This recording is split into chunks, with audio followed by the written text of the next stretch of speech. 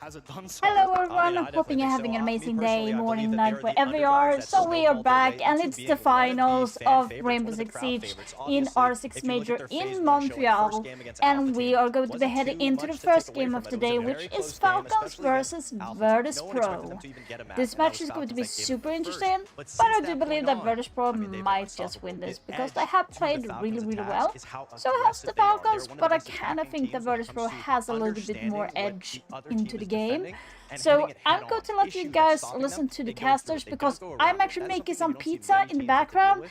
and we Falcons have a have been new dealing with oven that and I don't know immensely well. how to Every use good that desk freaking new needs some oven. So visuals. I I need to know check you've so I got don't something for burn me? the I food do. I mean, I have a quickly. clip that they did But that do listen against to the Dark Zero. They casters were actually or able to the completely analyst desk identify and they will where give you some Dark Zero's insight issues for the were. This is a round where game. they lose two So people let's immediately, see and instead of here. just slowing down and just trying to get picks back instantly, they just walk into back archives and go for a And there fast we Osa play, and that's go. what leads them Let's to see be able here. to win the round because they just focus on the objective. That Even was being down pretty a loud. 5-3 Okay, man be deficit, right back. they don't worry about it. And the fact that Dark Zero was able to let them twice jump over the balcony to save their lives and be able to play time was just a blunder from Dark Zero, but it was nothing short of a miracle from Falcons to be able to understand and recognize the hole in the play. And Dark Zero was caught off guard with how fast Falcons adapted to losing two people. They didn't sit there, they didn't dwell on the fact that they lost two opening picks trying to deal with the issue. They immediately counteracted, and that's what got them that round win. Now, every great team has a strong personality, but sometimes it has individual players that stand out. Yeah, I mean, I don't think you can talk about Falcons without mentioning Robbie. I mean, he's obviously been the best player at the event so far by a huge margin. He's currently plus 52 in the KD department. He's the #1 KD player at the tournament, the #1 rating player at the tournament, and he also is tied for the most amount of clutches at the tournament. So far, what can he do? I mean, I don't think there's necessarily a situation that he has put in that he is not successfully bringing his team an advantage, and he's been so immensely just a great player because he's come out of nowhere to be able to take from Falcons as a team that was that second seed in MENA to now claiming that first seed and showing up at the main stage. Well, like you said, coming out of nowhere, and this is his first debut, and he is leading the charge for the entire event. I mean, that goes to show there is no pressure on this kid's shoulders. The sky is endless for him, and to see what he can do against VP now, it's going to be very interesting. Yeah, and at this point, I think what's more important than just a quarterfinal is an incredible trophy. See it behind us there under the beautiful glistening light. That looks absolutely tremendous. We've been really fortunate to speak to Ubisoft about what they think of this masterpiece. I'm here with Nelson from Ubisoft to discuss this incredible piece of art. Now, I want to get your first impressions. What was the idea surrounding having Scopus as, really the trophy for this? So Scopus is the seasonal operator, and we like to, bring the new operators as a trophy every time. It's been a long time now that we do like Bust, and Scopus is very unique because it's composed of 3 different characters, and it was very, very challenging, to decide which character we will use and why and how. So we decided to use the 2 robots and to mix them as one piece. Now, it's huge. It's over 10 kilos. I want to get your kind of idea and thoughts on the process, because surely something like this would take a while. Yes, it takes a long time to create, and so we work with an agency that is called Julien and Gaël, and it's a French agency, and they are amazing. They are very, very, very talented.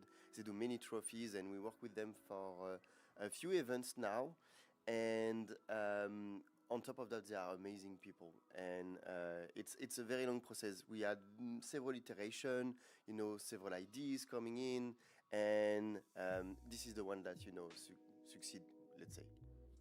And what's the significance behind having an operator interwoven into the trophy for such a big event?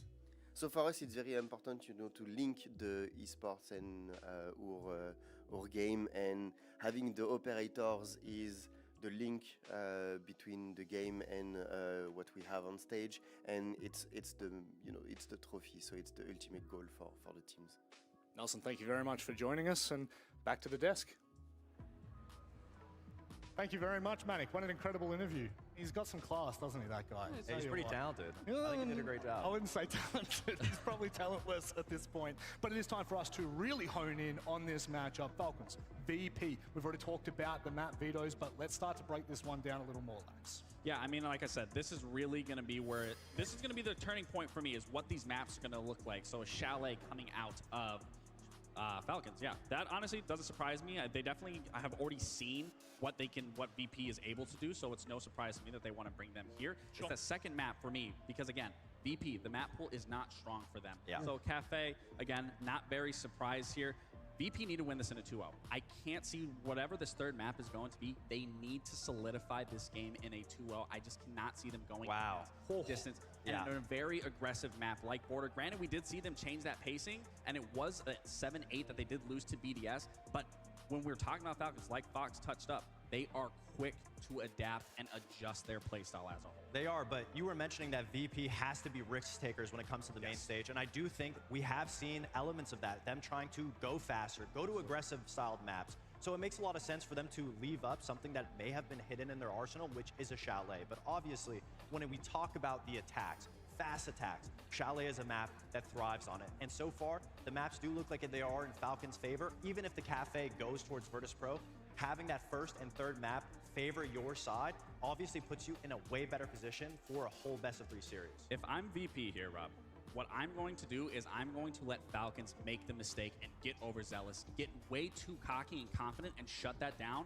And once I get that collapse on that opening pick, whatever that looks like, that is when I am going to put my foot on the gas. But if they cannot do that and Falcons just keep running away with every single round, especially in the opening pick department, specifically coming out of Robbie, again, this is not going to look good for VP. How realistic is it for them to be able to do that? Because we've seen time and time again from Falcons, they have been notorious this event for breaking the mold and completely catching teams. VP pretty much win a 2-0 or else it just won't work out, just because there's way too much adaptability when it comes to that map to be able to float around and find those opening picks. And if you can just go fast, get into the site, and take it from Virtus Pro, their rotation so far have been very slow.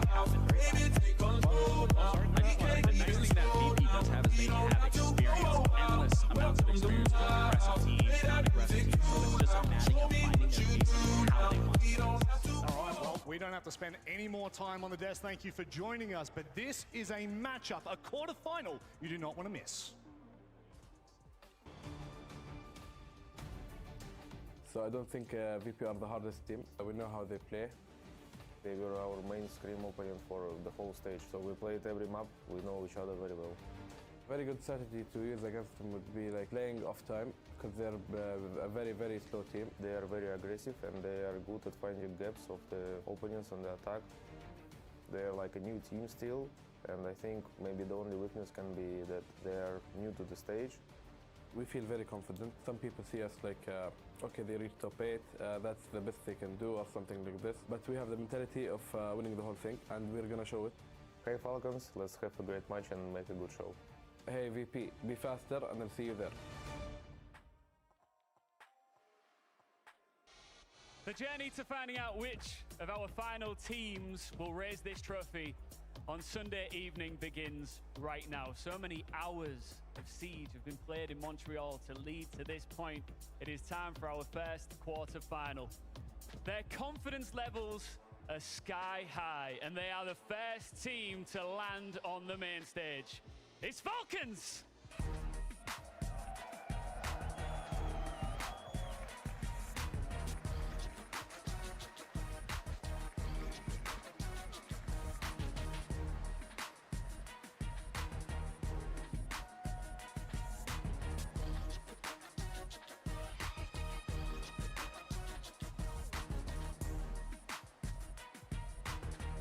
The second ever MENA team to make it to a major main stage. They do not want to let this journey end here. Their opponents are a group of grizzled veterans looking to clip some wings. It's VP!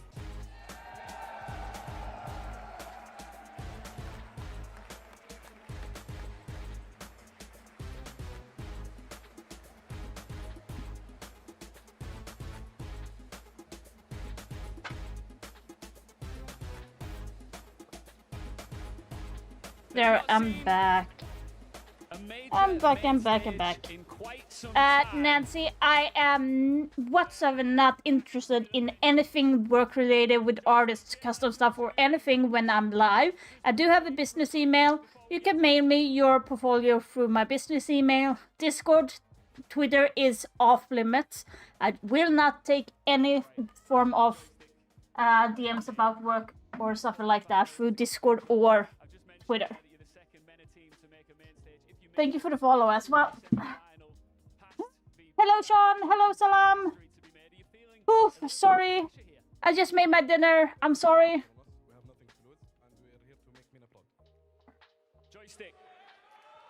So I made some pizza. I bought a frozen pizza. So this is some salami pizza with cheese, something simple, and some sauce that we have in Sweden called kebab sauce. So that's what I'm using.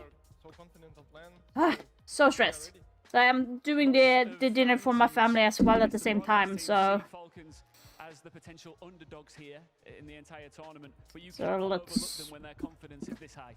Actually, we have like a lot of scrims versus them, so we know like their power. They're so strong, so I don't think they're underdogs. They're a pretty good team, so like we are still ready.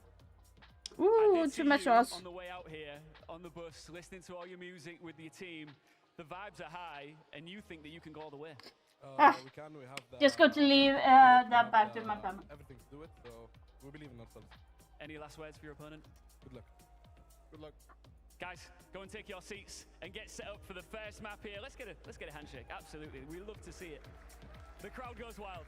All right, let's get into this first one with our casters. It's Gus and Xenox. Thank you very much, Ian, as we are here in Montreal. Quarterfinals begin, main stage begin now for MENA, for Falcons. They've been here before, not so much Falcons, but GK back in Atlanta. Can this Falcons roster, though, do one better?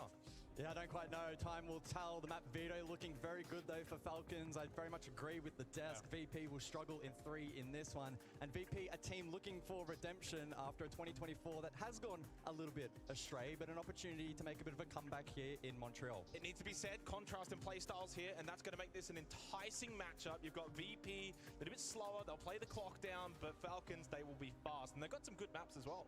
Yeah, absolutely. So operator bans are going to be... Now I can see it. Tools to VP try and take off the board. We know Falcons, as you mentioned, now I guess it. Aggressive in this matchup. And again, I guess if it does go as it did.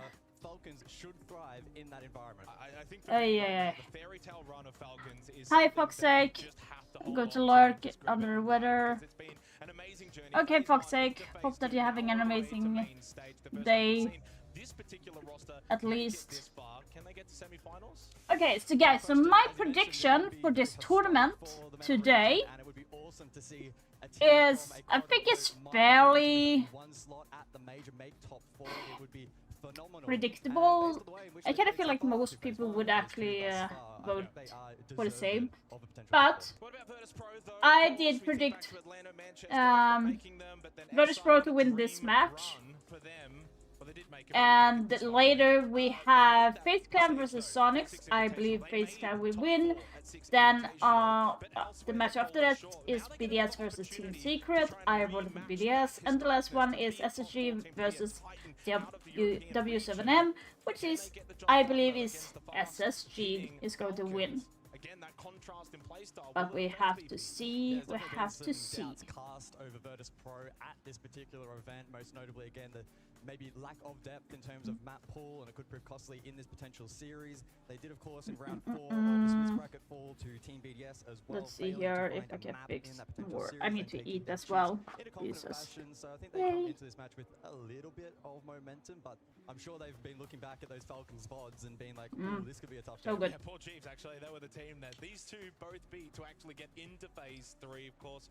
For Falcons and Virtus Pro, I think when you kind of look at this matchup, it feels like almost like old new in terms of the styles. I know we'll keep kind of talking about it throughout the course of this matchup, but Falcons breathe that new age siege into their playstyle, whereas for VP, are they holding on to a long lost legacy of playing down the clock, 20 seconds, not moving out, not over peaking? And while it works, will this new age siege counter it? Again, it's clash of the playstyles for this particular game, so we'll see if it is effective. There is the world in which VP can actually bait Falcons in with that aggression and punish them, but it can be tough. What about Robbie? Best player at the moment throughout the tournament. He's got 130 EPS, outstanding for Falcons, plus 53 KD, plus 13 on the entry, high survival rate, and a 74% cost. He has been, so far, the tournament MVP.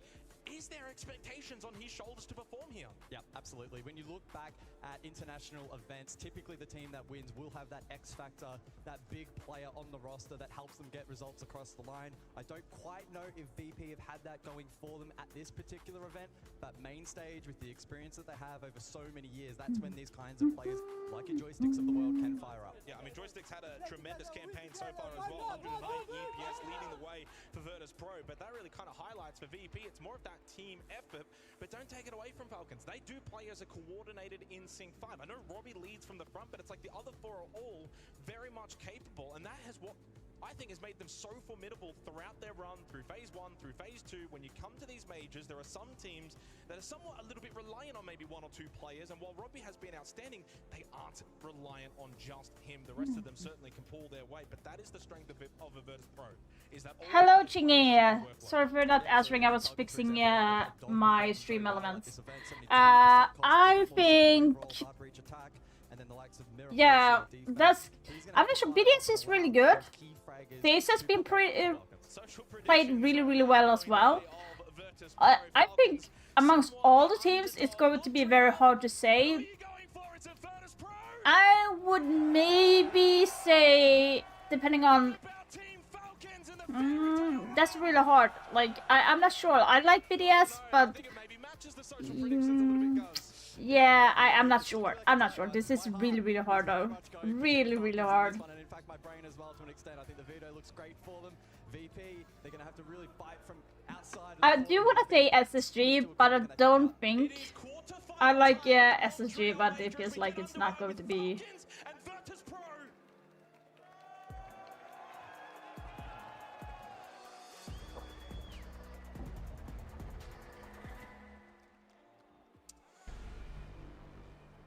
It's chilly in the arena and it's chilly in Chalet. Okay, Chalet, let's go. This quarterfinal best of 3. Falcons main stage for the first time as a roster, looking to do one better than their brothers back in Meta. GK in Atlanta made it this far but fell short of a semi-final appearance. For Virtus Pro, a sensational run at 6 Invitational but could not back this top one could be yeah, that's the thing. I can't pick one right now. It depends. After all of these games today, I think I might know better.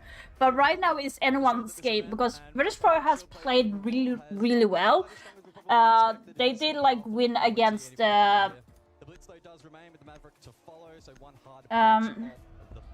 oops. Another expected defensive ban, and that will likely wrong. Let's see here. Unless the BP want to throw something different into the mix. They are so like Virtus Pro did win like against who am I thinking? Like yeah, the one against Space Station Gaming, which is really good team. Then you have also that they won against Sonics. So Virtus Pro, I would like to see Virtus Pro win, but they didn't have like necessarily the hardest competition because Sonics played really, really bad, and so did SSG in the beginning. Now they are waking up and playing way, way better now. And if you take FaZe Clan, they also won against SSG, so that's a free pass. The harder matches they had, let's see here, and FaZe Clan won against Virtus Pro, and they won. Yeah, this is going to be hard.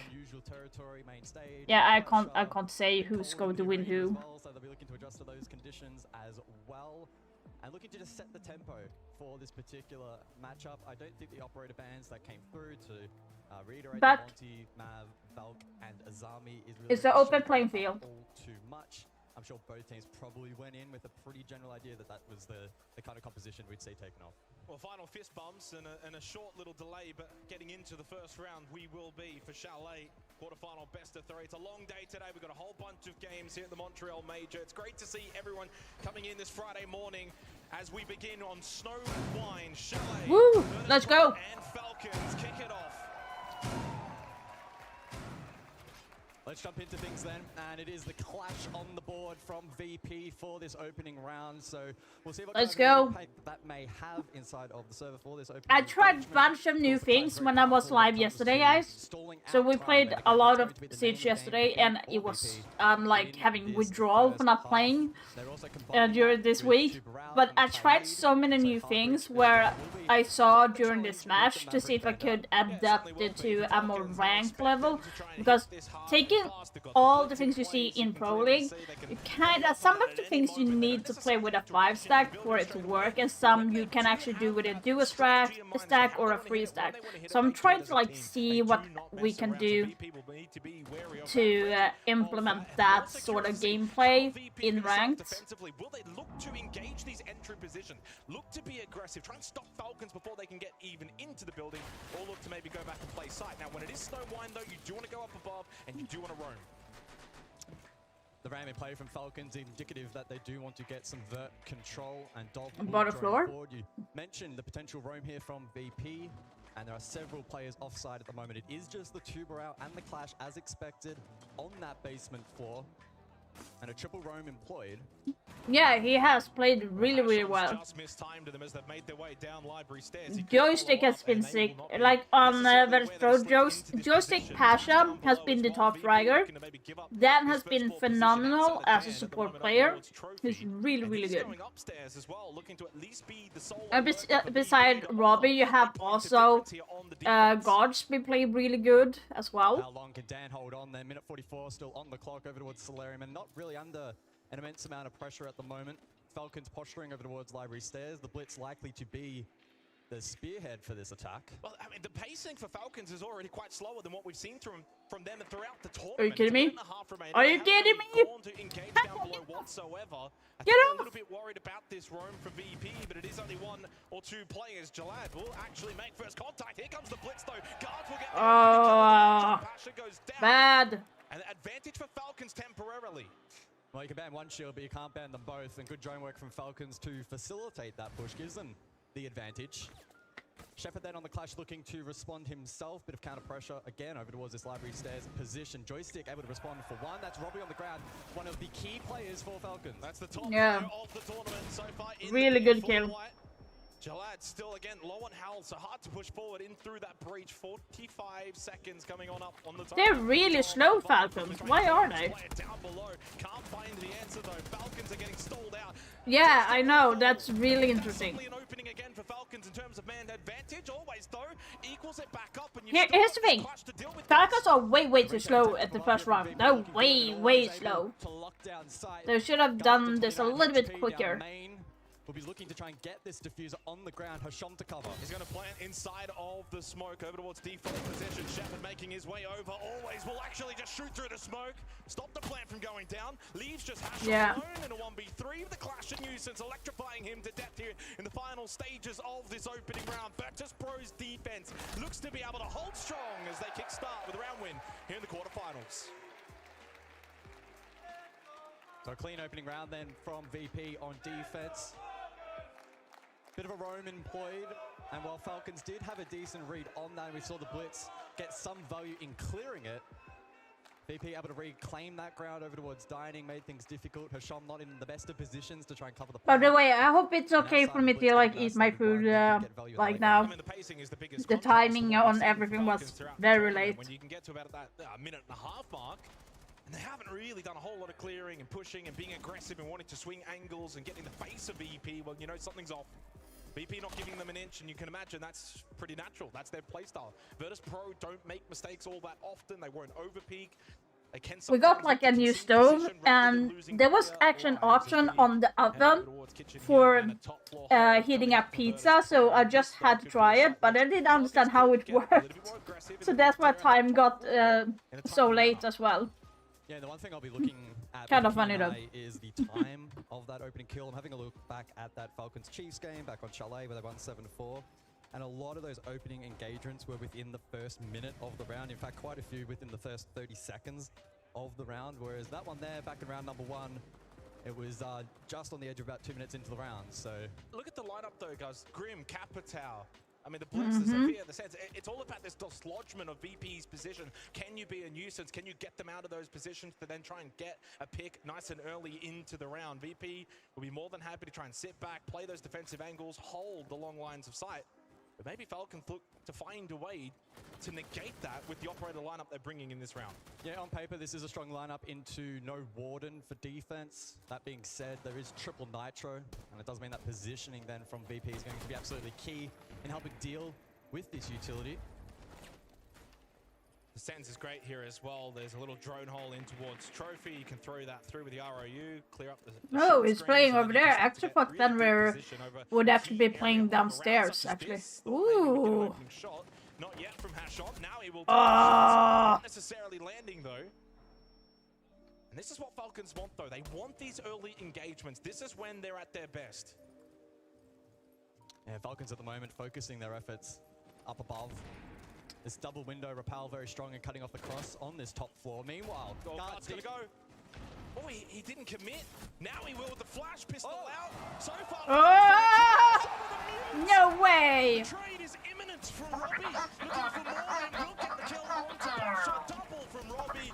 Trophy stairs control for Falcons, but tremendous drop from always. Joystick stands up to the occasion as well. And this is though the game plan that Falcons want. Position known. Joystick low on HP, needs to find at least one. Swings the corner, finds it, that's Robbie. So low on health for Joystick, but so cool, calm and collected to just fall back, play bathroom. There's a lot of time still remaining in this round. Knows Jalad is over towards the solar side of the map, so information at least on the one of the players. But again, the low HP for Joystick, his demise, and on the rappel, no good. Dov gets the kill against Dan, and Falcons on the board. And that's the chaotic brand of Siege that we are expecting more of in this best of three. There's a bit of a dodgy start with the Blitz. I got a little bit concerned there for Falcons, but able to recover. Robbie getting himself inside of the server as well with a good round. And the clear on that top floor, really clean from Falcons. VP identified that as a big win con. They were pretty eager to hold the top floor. As we look through the replays of this particular round, Joystick as well, putting up a good fight and a decent swing, but was low on HP. And then J-Lad able to combine. And a good round from Falcons. Already inside of the opening two rounds, you can clearly see the difference when they're finding the ability to play their own game style. Opening round, Virtus Pro, that fallback defense, force Falcons to clear sight late in the round, and that's not what Falcons want. Second round though, up above, lots of contest. Lots of time on the clock, and Falcons able to do their thing, and they find success 1-1. Now, Chalet, very attacker-sided so far at the major, so for Falcons, they will need to get the rounds on the board in this opening half, or VP will be in a very good position. Already one defensive round, you'll take that with the way things have started, but Falcons on the board, and they'll feel good after that round. Robbie as well, double kill towards Trophy Stairs, helping out the Blitz that did kind of struggle. Guards in the 1v1 against Always on the mute. Pretty classic setup then from VP on defense here for Bar with the extension up above, dual shields. Triple Jaegers as well to help against projectiles. And it does mean that Hashon will have a big role to play in this round with those Rotero drones. There is the mutant play as well though to compete with. So we'll see what Falcons elect to go for. Perhaps a little bit more direct. Did they go for the map clear office? Hello, Joshua. Sorry, I had to take the call. It was my brother.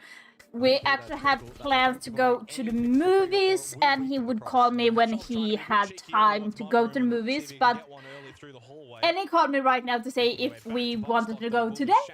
I'm like, and it was the movie Red 1 or Gladiator 2. We do want to watch both of them. So, and I'm like, no, I want to go to the movies. I said to him, I can't the entire weekend because I'm streaming R6.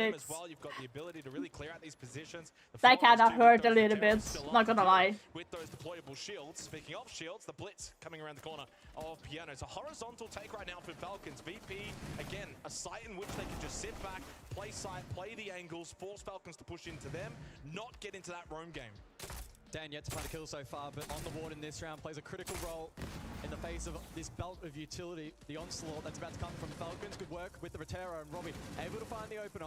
No, Robbie did good. Trade, though, it's gonna come through onto Oh. It's not one that you would like to lose, but only down at the moment too, though. More following for Falcons. Dan has to go big here, holding in the mezzanine, and he swings aggressively. Oh, no. For the very quick response, and a 1v2 now for Shepard Oh. down the hallway. Throws out a random nitrocell at the mezzanine, but not there. At the moment, Robbie looking for the pickup to get his blitz back up, and that is a handy teammate to get back into the round. 2v1 now, as Shepard has Oh used no, that that nitrocell, blitz. back and he plays Barstock. The Deathmark ineffective. Shepard inside of that mute jammer temporarily rotates over towards back of games, and the blitz to push forward. I would actually have kept my nitro in the pocket. So again, the blitz providing really good value for Falcons. Hotly contested round. The ability for Robbie to go back and get the pickup of the blitz, though, probably solidified it at that moment in a 2v1 with the shield up. They did really good, Falcons. Really Going to good. be difficult. 2-1 lead. Falcons 2 rounds in a row, and VP.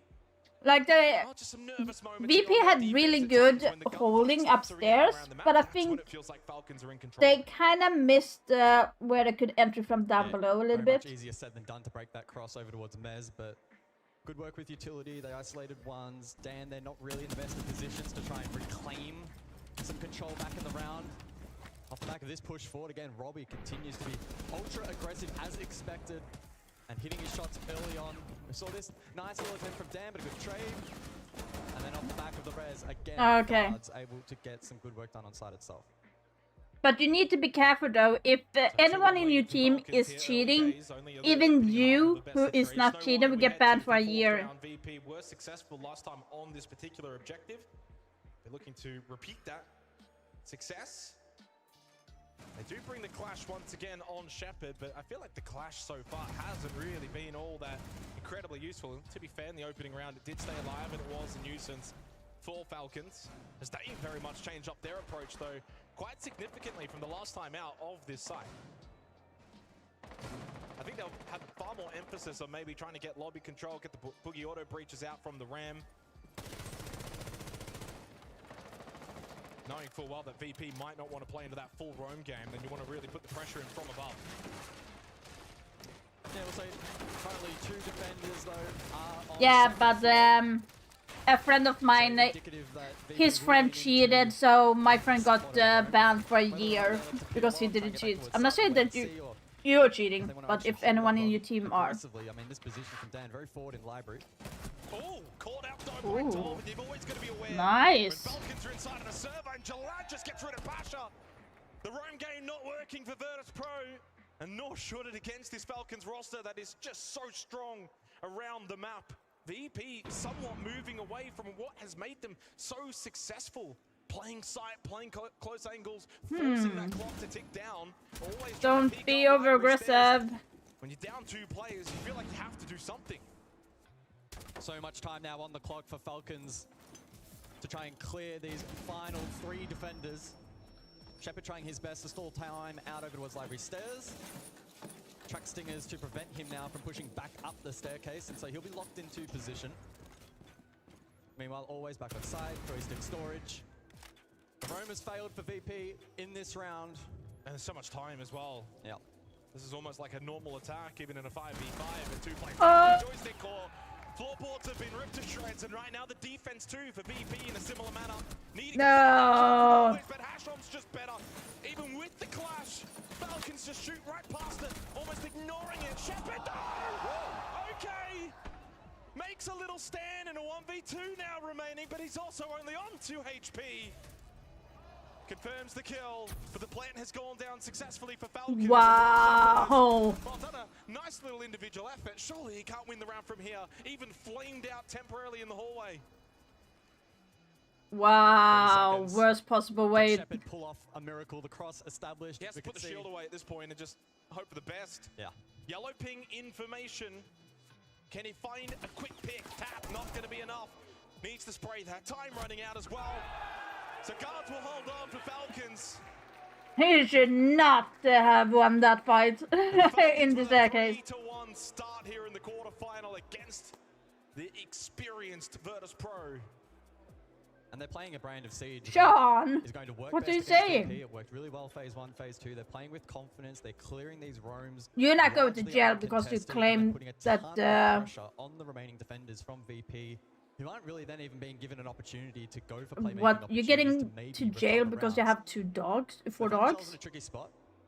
The Falcons during this tactical timeout, I'm sure they're discussing it, of just recomposing, doing more of the same. Don't do that, Sean. You're scaring me to And death. for VP, they now need to commit to a play style of either doubling down and tripling down on their efforts offside, or instead bunkering.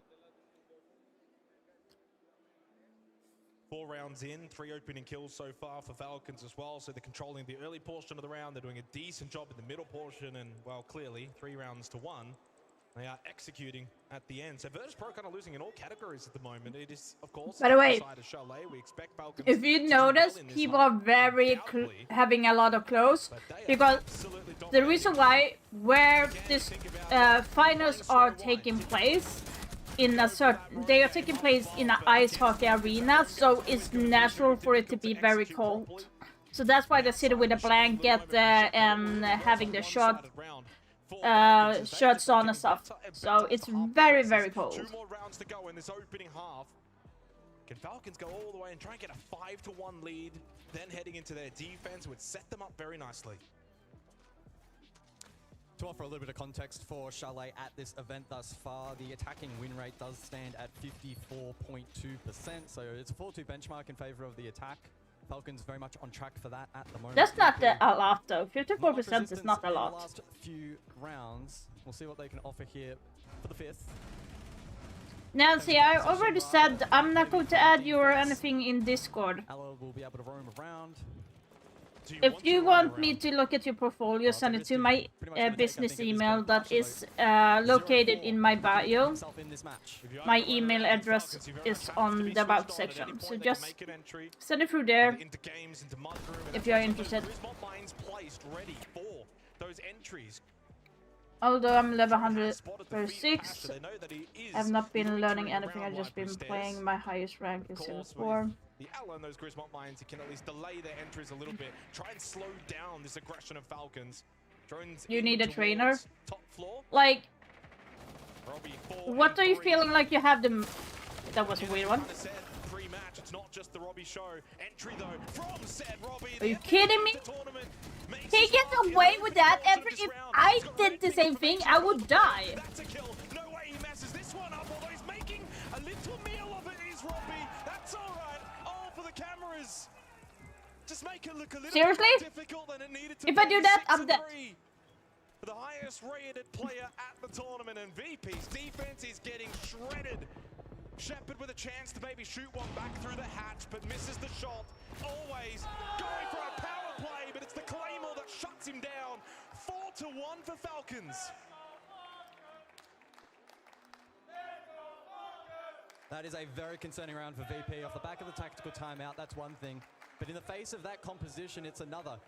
We did not see primary hard breach at all from Falcons, and the secondaries from the Ying were not used at any point in time during that round. They were able to just smash their way through the top What's four this clean. popping They up on the looked screen? really easy. The vertical control was not even needed in the end either. So any win con there for defense was basically gone in the first, 45 seconds of the action phase. So incredibly concerning for VP. Especially if the analyst desk is right, Jake. They're expecting, if this goes to a 3rd map, Falcons should be able to get it across the line. Well, the second rated player for Virtus.pro is Pasha. 105 EPS, +8 on the KD. He's actually +0 on entry, which is not bad necessarily. There's a lot of players that are negative at times, but right now he is 0 and 5. You're missing a big chunk of VP's power if Pasha's not firing. He can't get involved at the moment. Whereas on the flip side, when you look at Falcons, like everyone is performing to the expectations in this opening half. 1 round to go before we flip sides. Falcons Sam is bad, okay. I was thinking, why aren't they using Asami for mezzanine, but despite being rather dominated with a decent half on defense Chalet. oh, Yeah, if the numbers are anything to go by, a 4-2, very much salvageable for VP, but Falcons are playing with that energy and that intent that we saw. But what do you have with some issue with, Joshua? Is it your the aim, main stage, which is knowledge, a very promising sign for them. And it is a little chilly in here. so- call out? Well, yeah, they are bringing the heat though. It's warming up. They are bringing the heat inside of the server. Virtus Pro not dealing with it though. But again, if they can find a way to close out with a round win here, VP could put themselves back in a decent position, then going into their own attacking half. All the entry kills so far, bar one, have gone the way of Falcons through 5 rounds played. They're up 4-1 in that department along. Oh yeah, with the corresponding here's scoreboard. how I do my aim stream. I can Solar into tell you guys. Spectrum, So looking to just before they flip took away across the here, T doing Hunt, their due I diligence. did train on T Hunt, but you can do the same on map target training. So I would go 3 different modes. Like you don't have to change the mode in game, but I would go only have headshot only on. I would at the first round I would use my main gun, only have a headshot only. Go around with that. So we'll see if that has a negative impact. Um, And their ability to clear this utility. I'm trying not to focus on the game. It's so hard. Okay. At the moment, they're just being Target drill, patient. headshot only. I do three times around that area. Three times on target drill. So one I do with the SMG only, with the headshot. And then I go back in and do another round, and that is with a pistol. And on the last round I do it with my main weapon. When I've done those 3, I repeat those 3 steps, but I do that crouching. So I go around the map crouching and shooting. And the last one is proning. You can like skip, you don't need to do that. Like how many times are you going to be proning and shooting? But this is what I do usually when warming up. Oh. Well, that's certainly going to seal the round, you would imagine, now with only Dov remaining as the solo. And yes, he does find 2 kills, but no time. But yeah, it's definitely the best training for your aim. You have aim lab or go into target drill. For me, I feel like target drill is way better. Or if you go into shooting range in the game as well, like Rare occasions where that, the utility largely it's going to left standing sound for defense, very and then Falcons finding themselves in several unfavorable fights. normal answer, but you need to put in time to have your crosshair on the head, so to speak. But Falcons certainly showing some flashes of brilliance, more than a few. And if they can bring that kind of energy onto defense, VP could find it difficult. Sounds like a boring answer, but my head level increased a lot when I went into target drill in general. I just had headshots.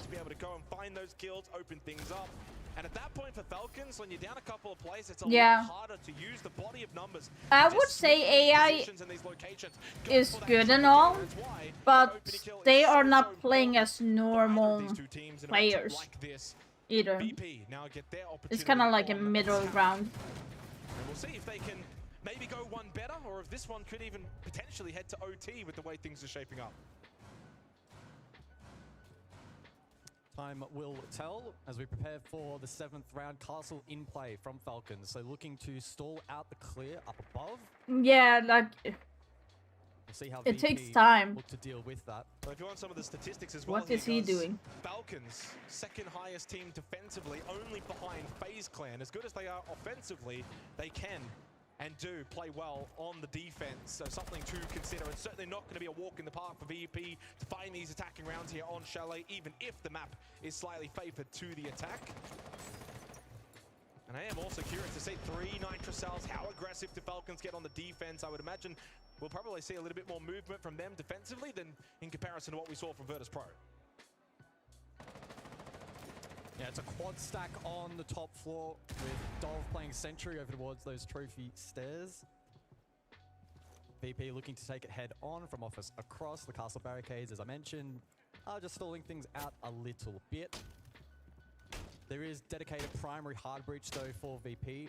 with the ace and the secondaries on the fuse. Fuse as well, the talking point always will be looking for vertical control to then... Yeah, that's why it's so important that you go in and do a headshot only target drill. If you do that enough time, you're going to have the automatic sense of aiming at that head level. Joystick with a flash in through Piano. Meanwhile, though, Office being opened up. I mean, also no roam or flank from Falcons. Oh, they're holding back at the moment. Fuse going off, and it's going to be Hashom to fall. Opening kill for Always, and Hashom on the floor as well. Great start offensively for Virtus Pro. Falcons, can they find a way to bite back? Guards playing down below, in sight. But Hashom now pretty much left on an island to just bleed out by himself. No saving him here. Jalad still over towards Piano. Just looking wow. to VP the position to just waltz on in. Top floor, get that full vert control. Of course, it is kitchen and dining. Joystick on the roam. The one thing VP is doing really well in this round is map control. Falcons not doing it either.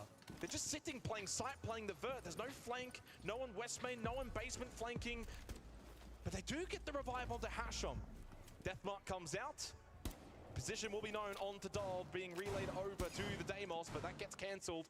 30 seconds left. Okay, Joshua. I was not that good of a tip, to be honest, but I do hope it will help. Falcons could be enough, that being said. Fights going the way of VP. And a 2 versus 4. Down to Guards and Dov. The two brothers, 15 seconds. Ooh. Great shot, headshot, drop down, Deathmark coming out. Kid got stopped. Guard with 10 seconds just has to deny the plant from going down. Dan is low, it doesn't matter. Pasha makes a welcome return for Virtus Pro, and they're on the board on the attack here in the second half. Super clean attack then, overall. Kick started off the back of the fuse, that clear into Office, very disruptive for Falcons. VP, though, identifying that they needed control again. That was interesting round, to say the least. Fights out. There was one last-ditch attempt from Falcons to recover the round, but not in the best of positions to do so. And yeah, really liking what we saw there from VP. I'm just going to put this away. And it just puts a little bit more pressure now back on Falcons. Yeah, it does a little bit, doesn't it? That's kind of what we were saying going into the second half, is that for Virtus Pro now, they get to go on the attack. They get to have the fun of attacking Chalet. And while Falcons certainly did a decent job to get that time down, considering the circumstances, losing a couple of players early on, Hashom had to get revived. They did have good vert control. Ultimately, though, the pressure from VP was enough. They got into sight. They were able to start trying to stick that plant down. Really good signs for Virtus Pro, I think, in that round. The map control that they were able to get as well, moving around the map. I didn't feel like Falcons did a good enough job there. Like, where are the flanks? No one roaming basement or west main trying to push in, keep the corridor control. Nothing towards the library side. I feel like Falcons as a team are at their best when they're moving around the map and they're trying to play that swing battle nice and fast, get the gunfights going. So it is bar then for round number 8, and we'll see what kind of play style Falcons I like to employ for this particular round. From the attack, we have the striker in play, so utility dump going to be arguably a big win con. Hashom, though, does find the first hit in the 8th round, and oddly enough, it is the striker off the board. Able to rotate away. So not the best of starts this time around for VP. We'll see how they fight. I'm back. Let's go. Now I don't have any food near me, so I can talk a lot now. Okay. Likely to try and get control up above Vert. But 4-3 right now to Falcons is very impressive. Very, very impressive. J-Lady Master Bedroom gets punished. Pasha on that solar repel gets a free kill. Yeah, I think this is better for Falcons, even if it is just 4v4. You've lost your lad. You want these fights, but falling back is the Pasha. Robbie. Somewhat getting tamed a little bit in terms of his survival rate, but he does still have 7 frags to his name. Pasha now from 0 and 5, now to 3 and 5. And he's starting to get involved with Virtus Pros. This match is really tightening up. Pasha the swing. The Malusi was left side. It could have been an easy kill to Robbie, but misses the shots altogether. But alas, they do Come on, Virtus Pro. Towards Piano. Good map control again for Virtus Pro. And so far looking very nice on their attacks. There was that small window of opportunity, though, for VP to gain an advantage, and it goes astray. We'll see if that proves costly as we slowly progress towards the final minute 15 Just of the double checking, round. so Top library stairs and a mirror window facing through mezzanine. I did not post that. Double window. Gosh dang it, I forgot to post something else. Ash charge in response from Pasha lands, and so Dom's position now compromised a little bit, but the Goyo utility as well. Good stall out. Offering good stall.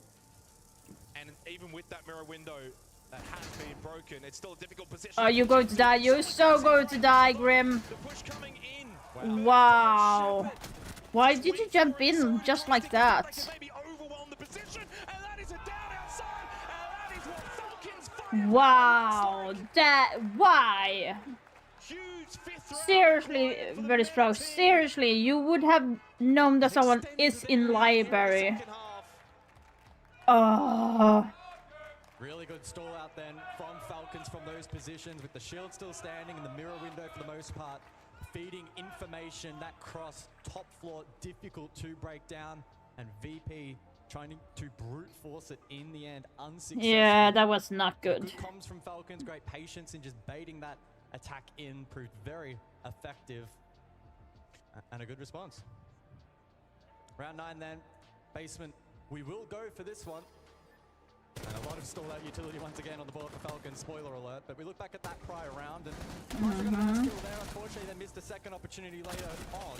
And did it punish VP a little bit? Perhaps. But the hold from Falcons was just too strong.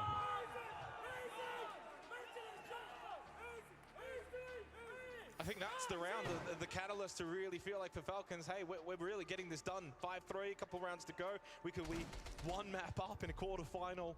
Already making main stage is a dream come true for these players from MENA. To then go to a semi-final would be something extraordinary. They've started really well here, and maybe a split peak from Oh, he missed every... He didn't hit a single that. Wow. VP can now make entry over towards the trophy. We're once again being met though, this time by Robbie. Not even top fragging anymore with Dov onto 9 kills. Really again highlighting that for Falcons, it's not just the Robbie show. Well, he's only got a 50% cost in this match so far, so he has been a little bit inconsistent, but Falcons not being overly reliant on him in this match, which is a positive sign. Falcons not wanting to give away much in the way of map control for free so far, contesting. Okay, so what Virtus Pro needs to be doing, they need to like drone out a little bit more properly to catch those that are off-site. Because when they jumped in on library there in the last round, they didn't have any information about the guy in the library. So it would have been better if they droned out that part to be extra cautious, so they did not, so I didn't have to worry about that later on. In the last round and the push over towards mezzanine. They can play that slow down if they want. Still one line scan available with the EE1D. Adrenal Surge is still all fully banked up. Along with the blitz, you can still go for a really good fast push later in the round. There's no wine, so it's all about just playing calculated, clear out the roamers. Gillette, though, has not been cleared. Never mind, he has. Joystick as he gets the opening kill for Virtus Pro here on their attack. My mic just went off the mic stand. Think about throwing bodies aside, but I'm talking for a ball right now. What? Ah, okay. Let's see it. I might be able to fix this. 4 versus 3, and Falcons now just thinking about looking to delay. Fireplace stairs up in flames with the Vulcan canister pop. How the fuck? How did this work? Stupid thing. Like, seriously? How? I'm just going to put the ball down here so you're going to hear me. With the shotgun, unable to net the pick. Dov looking to fight back aggressively to bring it back to a 3 versus 3. 30 seconds on the clock, and Falcons doing a pretty good job in withstanding this pressure. No nitro cells, 2 Zerto canisters. Guards could look to just throw that on the floor and just stop them from being able to run in quickly. There's not a lot of time remaining. Dov, contact towards storage. Yeah. 1 Adrenal Surge remaining from Dan on the Finker. Hasham, though, huge kill onto Always, and with little time remaining in the round, it's all evened up as the Blitz makes yes. Through blue hallway. That's how you do it. I fixed it. Now looking to stick the plan as they find the kill. Jesus Christ, I got so scared. Finds a huge kill. The plant is successful. Guards can't do anything about it. Yeah, when they are playing good, I did miss the entire thing. Back and forth we go here on Chalet. Into the 10th round with that was not fair. Stupid Mike. That was not fair. at all. Oh, that lead shrinks a little bit more. 1 round differential. That was not fair. To watch in the final minute, VP doing the right thing on paper and trying to get an advantage through vert. And Falcons Ooh, that was scary, guys. Not gonna lie, that was super scary. Come to that pressure in the end after Hasham was able to find that one. Eventually, they got something from vert, and then the blitz as well through blue offered a lot of value. Yay! On the plant attempt as well. Let's see here. And some hard smiles. So what Virtus Pro need is to capitalize and keep up the momentum to get back. But I seem to be a little bit stressed. Better in the early portion of the round. In the first half, it was really all 3 metrics being won by Falcons. VP is starting to get some semblance of control there, and even the late round executions now improving here in the second half. Lo and behold, of course, they're on attack. We get that, but Falcons don't need many more rounds. So for VP, they've still got to be very clean, execute very nicely on these attacks to keep that scoreboard ticking over. Falcons so close to that match point margin. Can they get there? 10th round, 5-4, as Virtus Pro make their way towards the building once again. So we will see the fuse employed once more. We saw that. So they are there. In clearing out the bandit juggle attempt from yeah. Hasham, so I would think they need to go from library, push in from that. Obviously, they're going to have someone on. Robbie as well, close by an office as well. Yeah, they're doing that. They're going through library. If they are to be played aggressively. But I need to be wary about the one that's playing downstairs in library. So that's one of the things that I had issue with last time. They did not drone out the last guy. On that Thatcher falls. Yeah, I mean, he was 0-5, then brought it back to 4-6, so he's starting to find the improvement, but he does fall early in this round. Lose the Thatcher. Don't think it's going to matter too much. But down a player now for VP. Let's just go with Fuse. In a round in which they do not without have shield. Advantage. Not since the second round has a team got the opening kill, but then gone on to lose the round. So it's been since round 3 to round 9. Oh, don't fall. Jesus Christ. You win the round. It's an intriguing metric to follow, but not one that is always accurate. And maybe a chance for VP to offset that trend. Joystick over towards the solar side, looking to open up the window here, but up close is Dolph on trophy stairs. 2 nitro cells available still for Falcons too on the defense, and up now a player. They don't have to do as much. They don't have to force as much. Time is really ticking, and they have not. Up close on the window, finds a nice kill. The second over the right side, but he can't find the angle. And Dando on the balcony does get one back, but they lose another. Hasham down over towards top library stairs, and Dan will fall to Jalad. This round falling apart for Virtus Pro, and only Shepard remains. Yeah. 1 versus 4. Hasham certainly could get brought back up, and I imagine he will very soon. They look very lost, VP, right now. They look very lost on this map. Not doing enough. And it's about to be 6-4 for Falcons, you would imagine. They are about to have 2 match point opportunities here. Yeah. To begin this quarterfinal best of 3. Shepard just trying as hard as he can, but Falcons had this one locked up. Yeah, like they are missing so much. It's a pretty good position to be in if you are Falcons now, close to taking this opening map. Really good read there from Falcons in the prior round, and whilst Robbie has been very exciting to watch at this event thus far, Dov not too far behind. He read into that rotate over towards Solar on the rappel, and in the face of a potential 6 flash dump, able to get aggressive and give his team the advantage. That's so nasty. There is that pick. 5 versus 3 from that position. Very difficult to lose. Hail Mary attempt from always, but a good trade again. Dog man of the hour. And Falcons now with an opportunity to win this first map. They did really well, Falcon. Well, they're saying easy. They're starting to pump themselves up. They're on a bit of a run. When we think about these majors, so many times historically teams can just go on a run. So many teams, you think back, Atlanta, I think VP needs to gather, like, do maybe a simpler take to attack instead of doing it too complicated. because they looked really lost. When they took over the library, they kind of stopped. People went towards the Solarium for some odd reason. I know taking Solarium is important as well, but focus maybe on one side. If you can just take over library and office side, you're good, because you can go underneath and open up the wall in dining.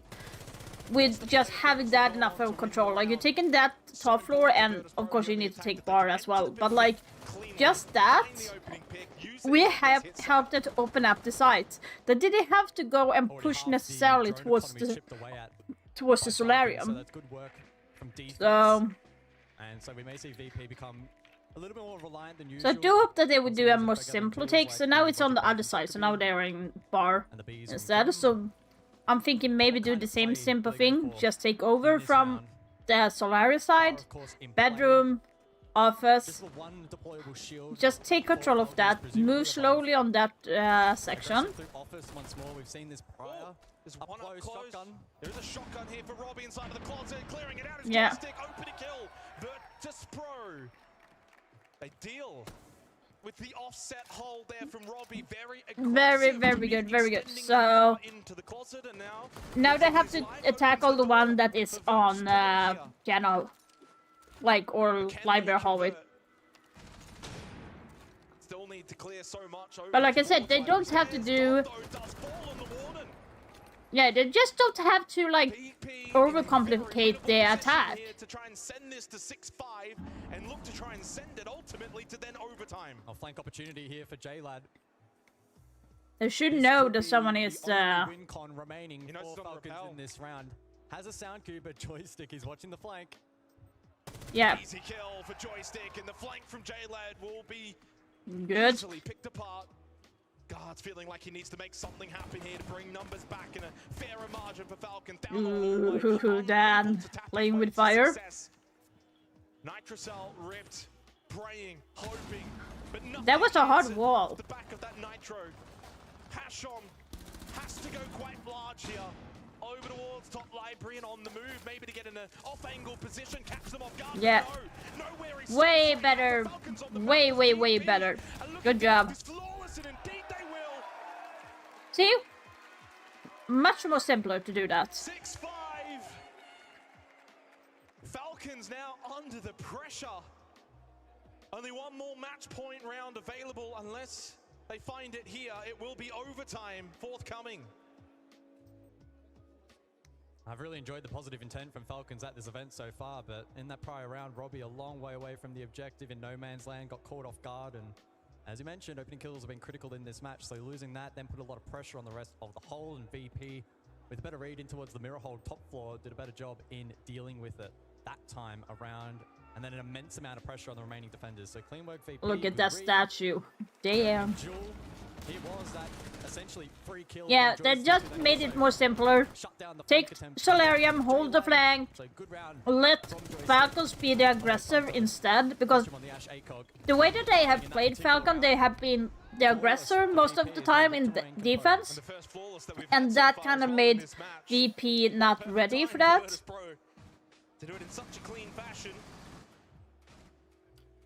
So now they are in wanting to confirm the downstairs. map there. Opening map. If they lose this map, Cafe is quite daunting. But VP hot on their heels. 3 Nitrocells available for Falcons in this round, and I do wonder if they'll change their mindset, look to play a little closer to site. They're on the same side. Or no, they are downstairs. They actually look like they were in bar, but. Credit to Virtus Pro being able to get those clean kills. Snowwine, certainly though a site in which does enable the roam game. And the EE1D coupled with the Deimos death mark onto J-Lad. Good information early on here for VP. Yeah, no mute on offer here from Falcons, so those death marks will be incredibly effective. What kind of... I'm guessing Mira is making a rotation in office, perhaps? Joystick sent in off the back of that information. Looking to obtain map control, early contact in through office. Yeah, Jalen Mira trying his best made to a peel whole... back towards site. Yeah, so they're Have been just wasting rather time. That's successful what so they do. far, So not they're cut off moving them, back to not site now. holding that rotation. And so for Falcons, they've been able to wither away about half the round rather successfully.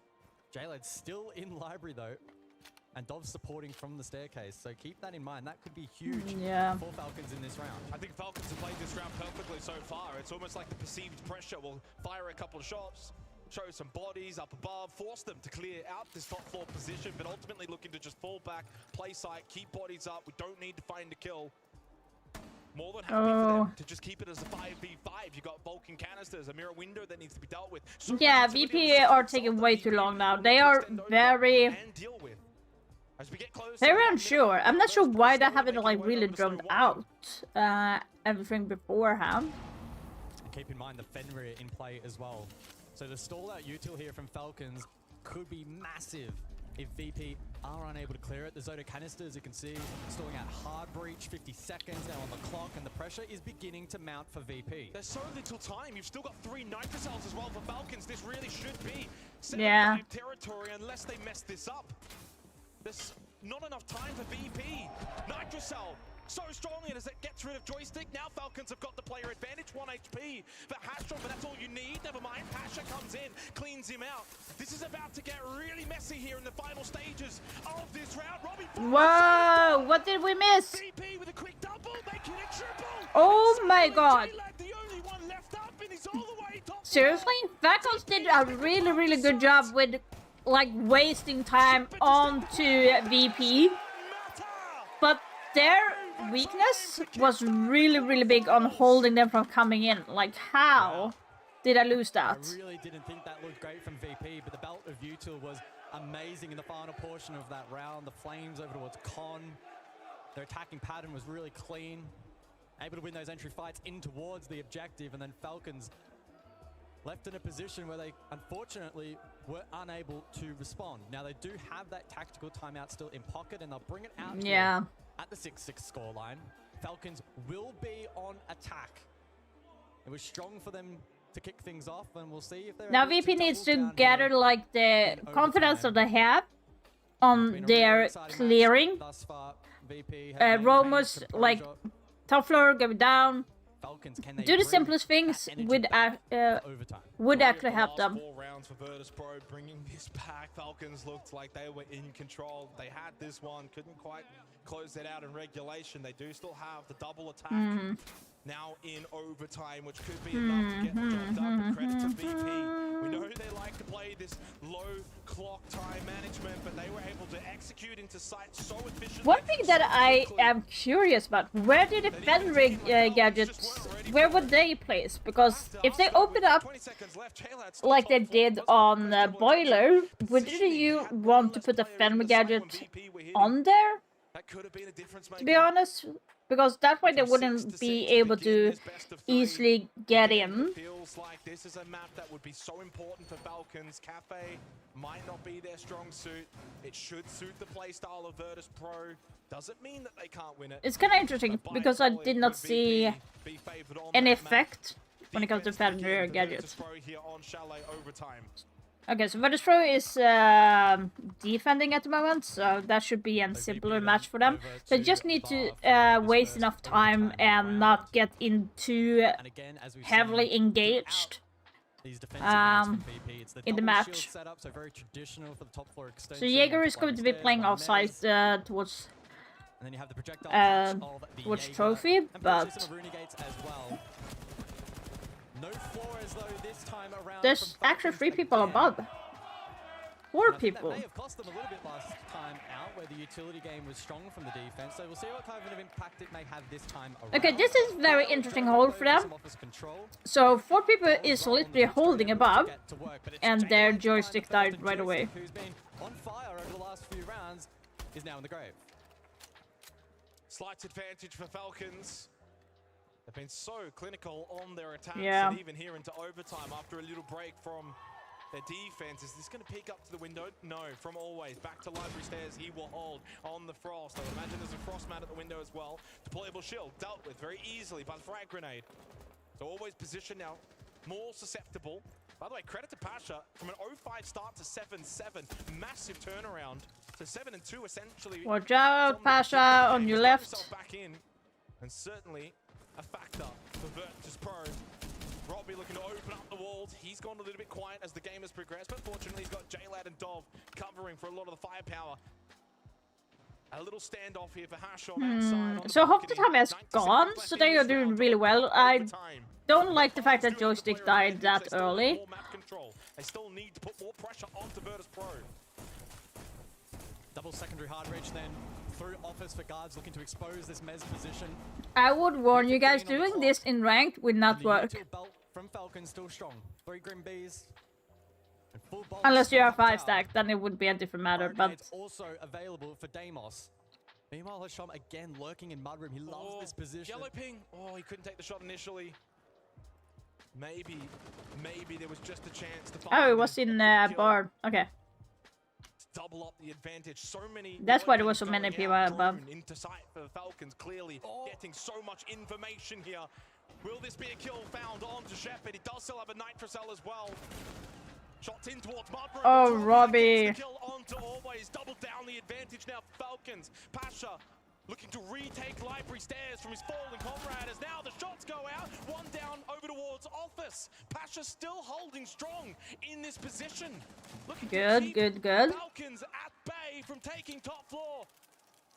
Meanwhile, Falcons now looking to go a little bit more direct towards the objective. Barstock still being held though, 10 seconds. Not a lot of time. In a red time we go. Oh, shot from Shepard. He keeps Barstock under control as Pasha makes his way down Library Stairs. Down around 180. It's Oh no! That was so good though, Pasha! That push was oh so clean. My god, that was such a good thing for a VP. Really good job there. Sitting and waiting. Was just unlucky there with the last connection. Opportunity to capitalize upon it until the dying seconds of the round, with VP looking up, putting down one hell of a final stand, but not enough. That was a hell of a fight Pasha did there. Strong from Falcons, and Robbie again looking also sharp. What a shot from Robbie. Yeah. I mean, credit to Pasha to be able to fall back and retake Library Stairs, keep that under control, clearly understanding. Yeah. We've still got one in Barstock. If we can keep them at bay, up above, it means they have to then rush. Nicely done from Hashom. And just like that, Falcons once again with map point, as they had in regulation, but BP, they go on to the attack to try and... Let's go, Virtus Pro, come on. Let's go. We need this, we need this. Attack has reigned supreme on this map so far. Can Falcons subvert expectation, close it out 8-6, or is there still some life left here on Chalet for VP to try and capitalize upon? Different site for the second OT round. We go to Dining. And this composition from Falcons has me excited. Hasham has been lurking a lot here at the major. And it's the Vigil Boss G in play.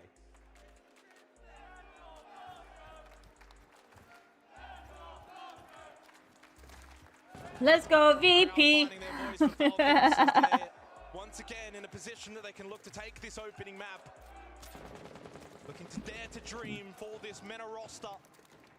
For a region that has never made top 4. They are oh so close as they've ever been before. BP though on their attacks looked just as good as Falcons, and this is going to be a very difficult round to judge. Deimos in play and a death mark early on to Dov, holding top position inside of Solar, and they are right next to each other on this rappel. Who's going to want to try and take the contact? I think they both happy to just fall off. But Dov is a little bit stuck. Does have Robbie in bedroom for cover. How much utility are VP willing to invest into this position? Deimos death mark below. They could send out Capital Bolts, Grim Bees. Even an air jab if they really wanted to triple down. Oh, but Joystick does find the kill. Nicely done from Joystick to play off of the depth mark. The pressure coming from VP's Deimos of Always has been converted into an opening kill. Now where's the Vigil going hide? They lose their top fragger. Robbie though equal to the measure. 5-4 in favor of VP. As that clock ticks Okay. down once again, though, VP is so good when there's little time remaining. So what can Falcons now do over the next 30 to 40 seconds to try and regain control? That's not going to be it, not at all. Pasha, massive kill, and suddenly he's Will got they a get positive it? from an 0-5 start to 9 and 8. And VP with the two-player advantage, more pressure. Shots onto Hashom, his health now falls as well. Jaylad's not sure where the pressure is coming from. Oh, That with the boss G, Pasha loses his life. Joystick though. Joystick ready. Oh, Gets rid of Robbie, and with this, you know where we're going. A 15th round will be yeah. on the opening map of this quarterfinal. There. By the way, guys, if you did not know, No vigil shenanigans here. did you know, guys, that it's been a couple of years, but they did have infinitive overtime, and that was the last time because it literally went to 24 rounds. Stolen by VP. That's how bad it was. I remember, like, it was when G2 played, I think it was against Team Empire at the time. Went to a lot of rounds. Back and forth, and everyone was so tired. Falcons need to win this opening map if that is to be the expectation. I mean, that's the thing, right? You can sit here with the storylines and the expectations and say, well, I feel like Falcons on border will be very strong. That's the deciding map. And if we get a Chalet win here, it doesn't even matter what happens on Cafe. But alas, on Cafe, VP should be favored. That will be their map. That should suit their playstyle. It will be very, very difficult for Falcons. It won't Yeah, be that's true. impossible, though. VP on Cafe is really, really good. It wouldn't be impossible I'm for VP just either. kind of worried that they are going to relax too much, where they're going to lose a lot of unnecessary rounds in Cafe. Map point opportunities lost. And they bring guards on the blitz. They But might now just wanna amp the up that defense tempo. is The on duck could be the finger. VP side, Do they so go for a this, fast hit? Maybe to be honest, VP won't be should ready for be a this. VP round. If they can just hold it. Again from VP. Could they go big window? Do they go direct? It's a big call to make in the It would 15th be round. huge. In a quarterfinal at a major to just send the blitz in, try and clear bar stock. They hold for now though. It looks like they're going to just go in because there's literally no one holding B at the moment, so that could be a very, very bad decision on VP side. Because you might as well have Nomad and Dokkaebi, like, Dokkaebi might be calling at, yeah. And they're gonna go for it. Guard straight in towards Bar. He's trying to clear out said Bar, but he's just taking shots. Never clear that backstall. Shepard. Yep. Beautiful positioning. And the frag grenade, well, it displaces his position. Doesn't find the kill. Pasha does. He doubles down. Yeah. And Virtus Pro are looking to steal this map of It was a good, it was a very good idea of Falcons, but they didn't drone enough to get the information. One last hope is in the hands of J-Lad and Dov. Diffuse is down in bar as well, which is not a good place. Joystick on the long angle. Yeah. Suddenly down to J-Lad, but surely VP from here will not. Congrats, squander VP. their opportunity Nicely that done. the Falcons have. One small misread from Falcons in that backstore position, completely unraveling their attack, and with it, more than likely the map. The follow-on from that, well, is it the series now in disrepute? A 1 versus 4. Makes his way down Library Hallway, should have a chance, and no chance, always. Yay, let's go. And EU, as they come back from seemingly the death to take Chalet away from Falcons. Virtus Pro, 1-0 here in the quarterfinal. Really, really good. It's a big map for VP. They sense it, they know it. This series now very much in their hands, but Cafe, not an impossibility from a Falcons who still looks strong so far. Well, I think Falcons will be kicking themselves. This is now where for them it's all about resetting mentally as quick as they possibly can. They've got another map coming up very shortly, and while Cafe certainly favored for Virtus Pro, Falcons can't be worried about that. They can't be worried about the fact that they had 4 opportunities. They just need to lock in and try to bounce back as we head over to the desk. Thank you very much, gentlemen. You've done that game proud.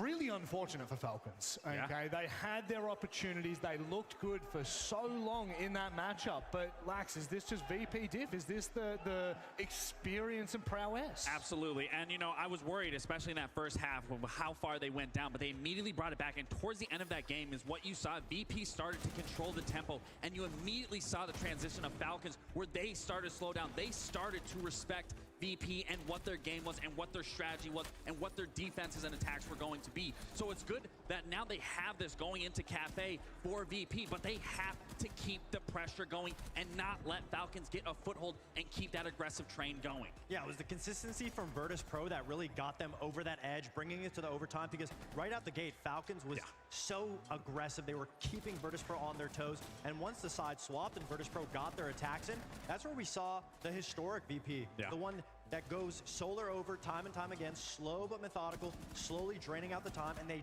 tried to consistently slow Falcons down, get that opening kill. And yes, Falcons did have a good amount of responses, but unfortunately, as time went on, they ran out of ideas. 12 of 15 rounds were decided by an opening pick. Not really, but obviously the conversion rate is extremely high.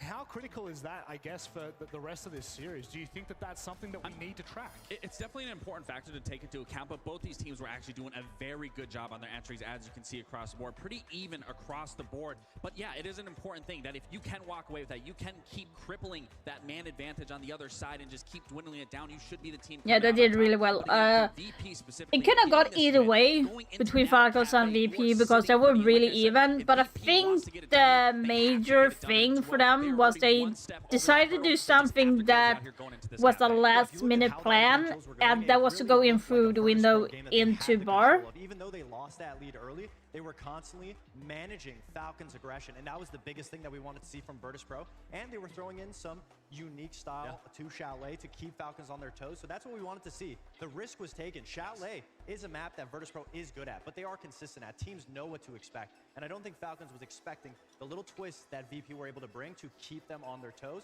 and that's why Falcons unfortunately just ran out of gas. VP keeping things unique, yes, but still Falcons had adaptations of their own. Yeah, I mean, that's one thing that I just wanted to touch on was how good Falcons was at reading Virtus Pro, because a region that we just don't see much of. I do agree on. Every time Falcons went for some type of an attack, they were just constantly, the next round, Falcons adapted directly to what the issue was and completely shut it down.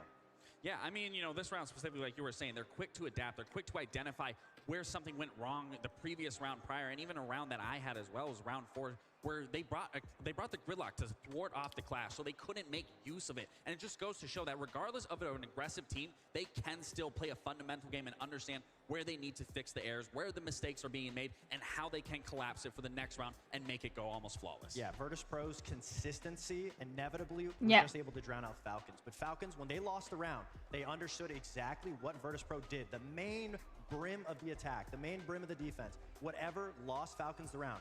The next one, they completely auto-corrected, they shut it down, and they made sure that they weren't creating that. Shepard on Blitz is annoying as hell. But Virtus Pro has been there so many times that once something got in their way, they just knew exactly what to pivot to, and it just showed that the experience is what got them that win. That's the problem at the end of the day. You've got two teams with polarizing playstyles, but also polarizing experiences. Hopefully, Falcons can bring it back after the break as we head to Cafe.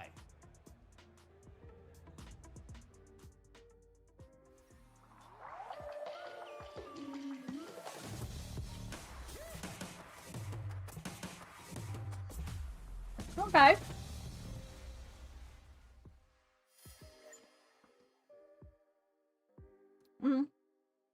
So they're going to be talking for a couple of minutes. Let's do this. I am in need to sell some couple of stuff. So let's go in take a look at the marketplace because I want to buy additional skin. So I need to sell a lot. So I have actually sold everything except for one.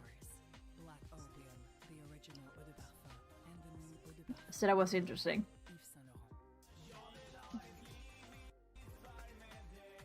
So let's see here. I'm not selling the black eyes. I'm not selling those either. Not those.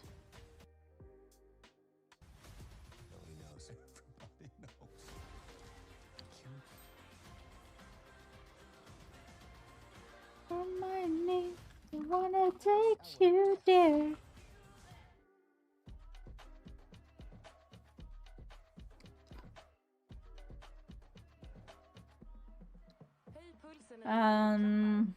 Let's see here. Stadium, 50 years of movement. Tickar tiden iväg? Oavsett hur din dag är. Not selling any of my charms.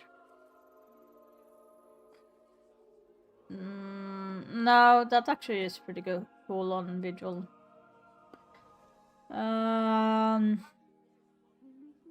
If you hear screaming in the background, that's my family because my husband and my son are playing around right now.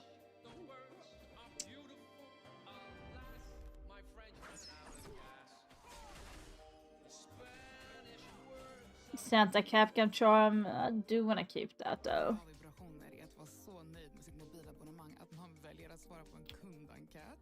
Huh.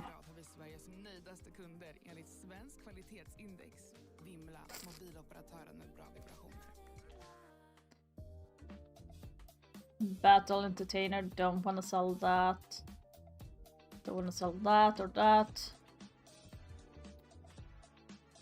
This is going to be hard. To be honest, I don't like that one, but sold for 20 is 40. Like, it doesn't give a lot.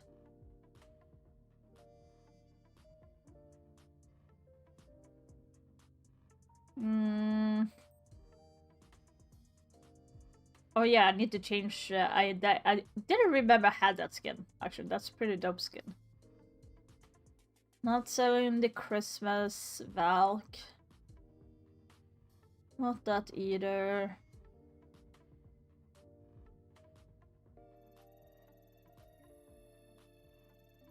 I remember the Pro League actually went into Italy a lot.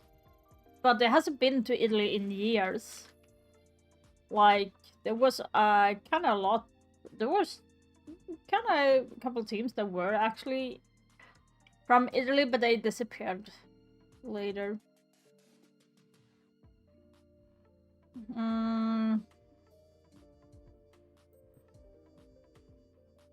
Well, I'm never going to have that though. My question is...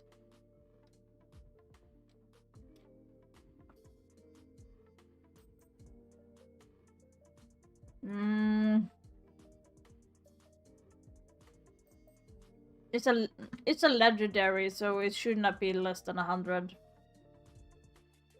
Otherwise, they are just trying to rip you off. Didn't remember that I had those skins actually. Hi, Dark. Yeah, it's going good. The first match out of 3 right now, so Virtus Pro is leading against Falcons, so they go in on the second map. So it's going quite good. Try to sell a couple of stuff right now while we wait between games. How is it going for you? I'm not selling that. I'm not selling that. It's kind of hard. Not selling that, not that. That's Wolfguard skin. Ah, Dead Space. I think I have that game.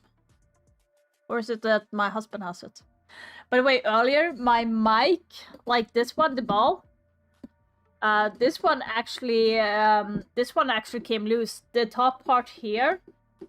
Oh, let's see here. The top part here, the metal one, actually came loose. So I was talking to chat while holding my mic in the hand. That was really, really bad.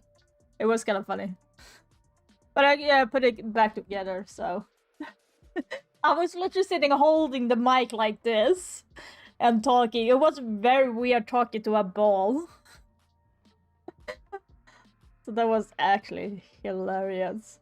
Okay, so we're selling this. If you want to crash test Dummy Dark, I'm selling it if you want it. Because I don't want to crash test Dummy, it's so freaking yellow.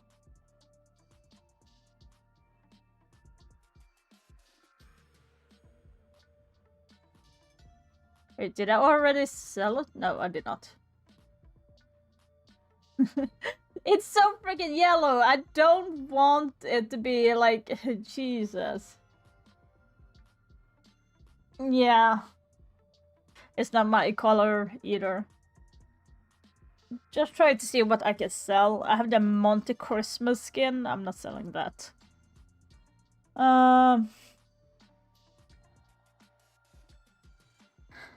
Blacksmith, headgear. Who's having that?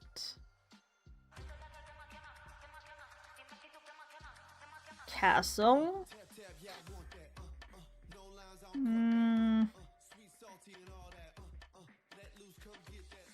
Not selling that. Definitely not selling that. That's Chimera. Not selling that.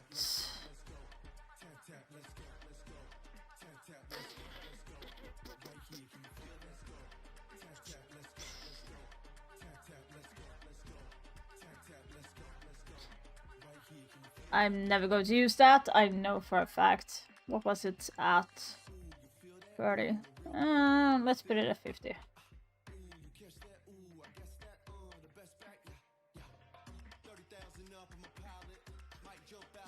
I want to buy the Dark Zero skin. That's what I'm after. Bet. Tap. Tap that level. Tap, let's go.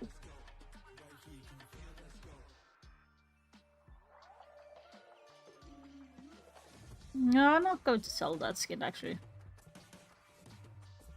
An underdog storyline that unfortunately may be coming to Rugged Ranger. in the quarterfinals. Falcons, they looked okay. They looked like they were really in the mix on Chalet and Bay. Okay, I actually mean Let's go with 110 for that one. Rounds. Unfortunately, they don't do it. Now their fate is decided on Cafe. Lax, I know both of these maps are. Look, let's see here. Kinda hate that you need to scroll down every single time. I actually like the SI22 skin. Like, they look very good. This is a good skin to get when you're watching a lot of the matches. So this is, they really put into the details on those skins. And we have the charm. 6 invitational VIP. That's me. Hehe.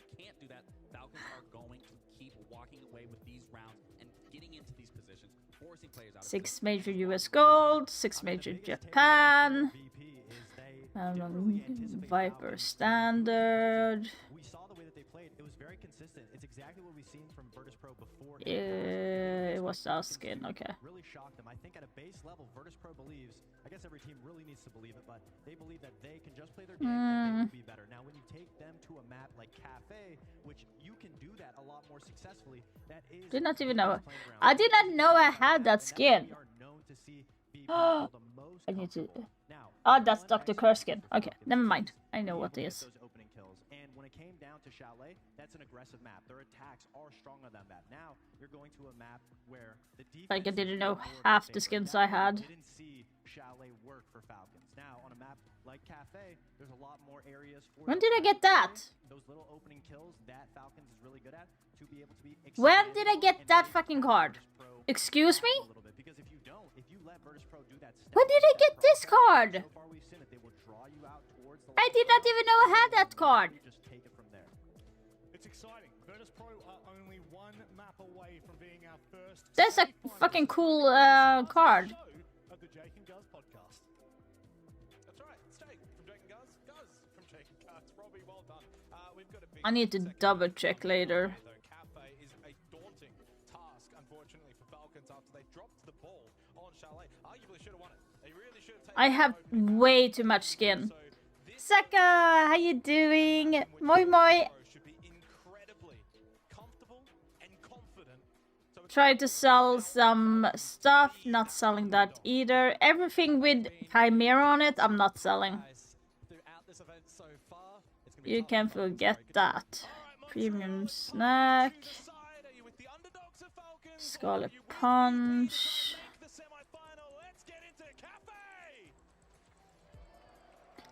Wow, the people do not seem engaged.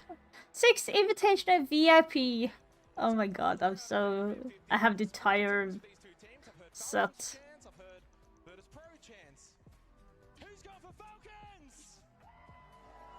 No, boo! Okay, what about Virtus Pro to take this map and book a place in the semi-finals?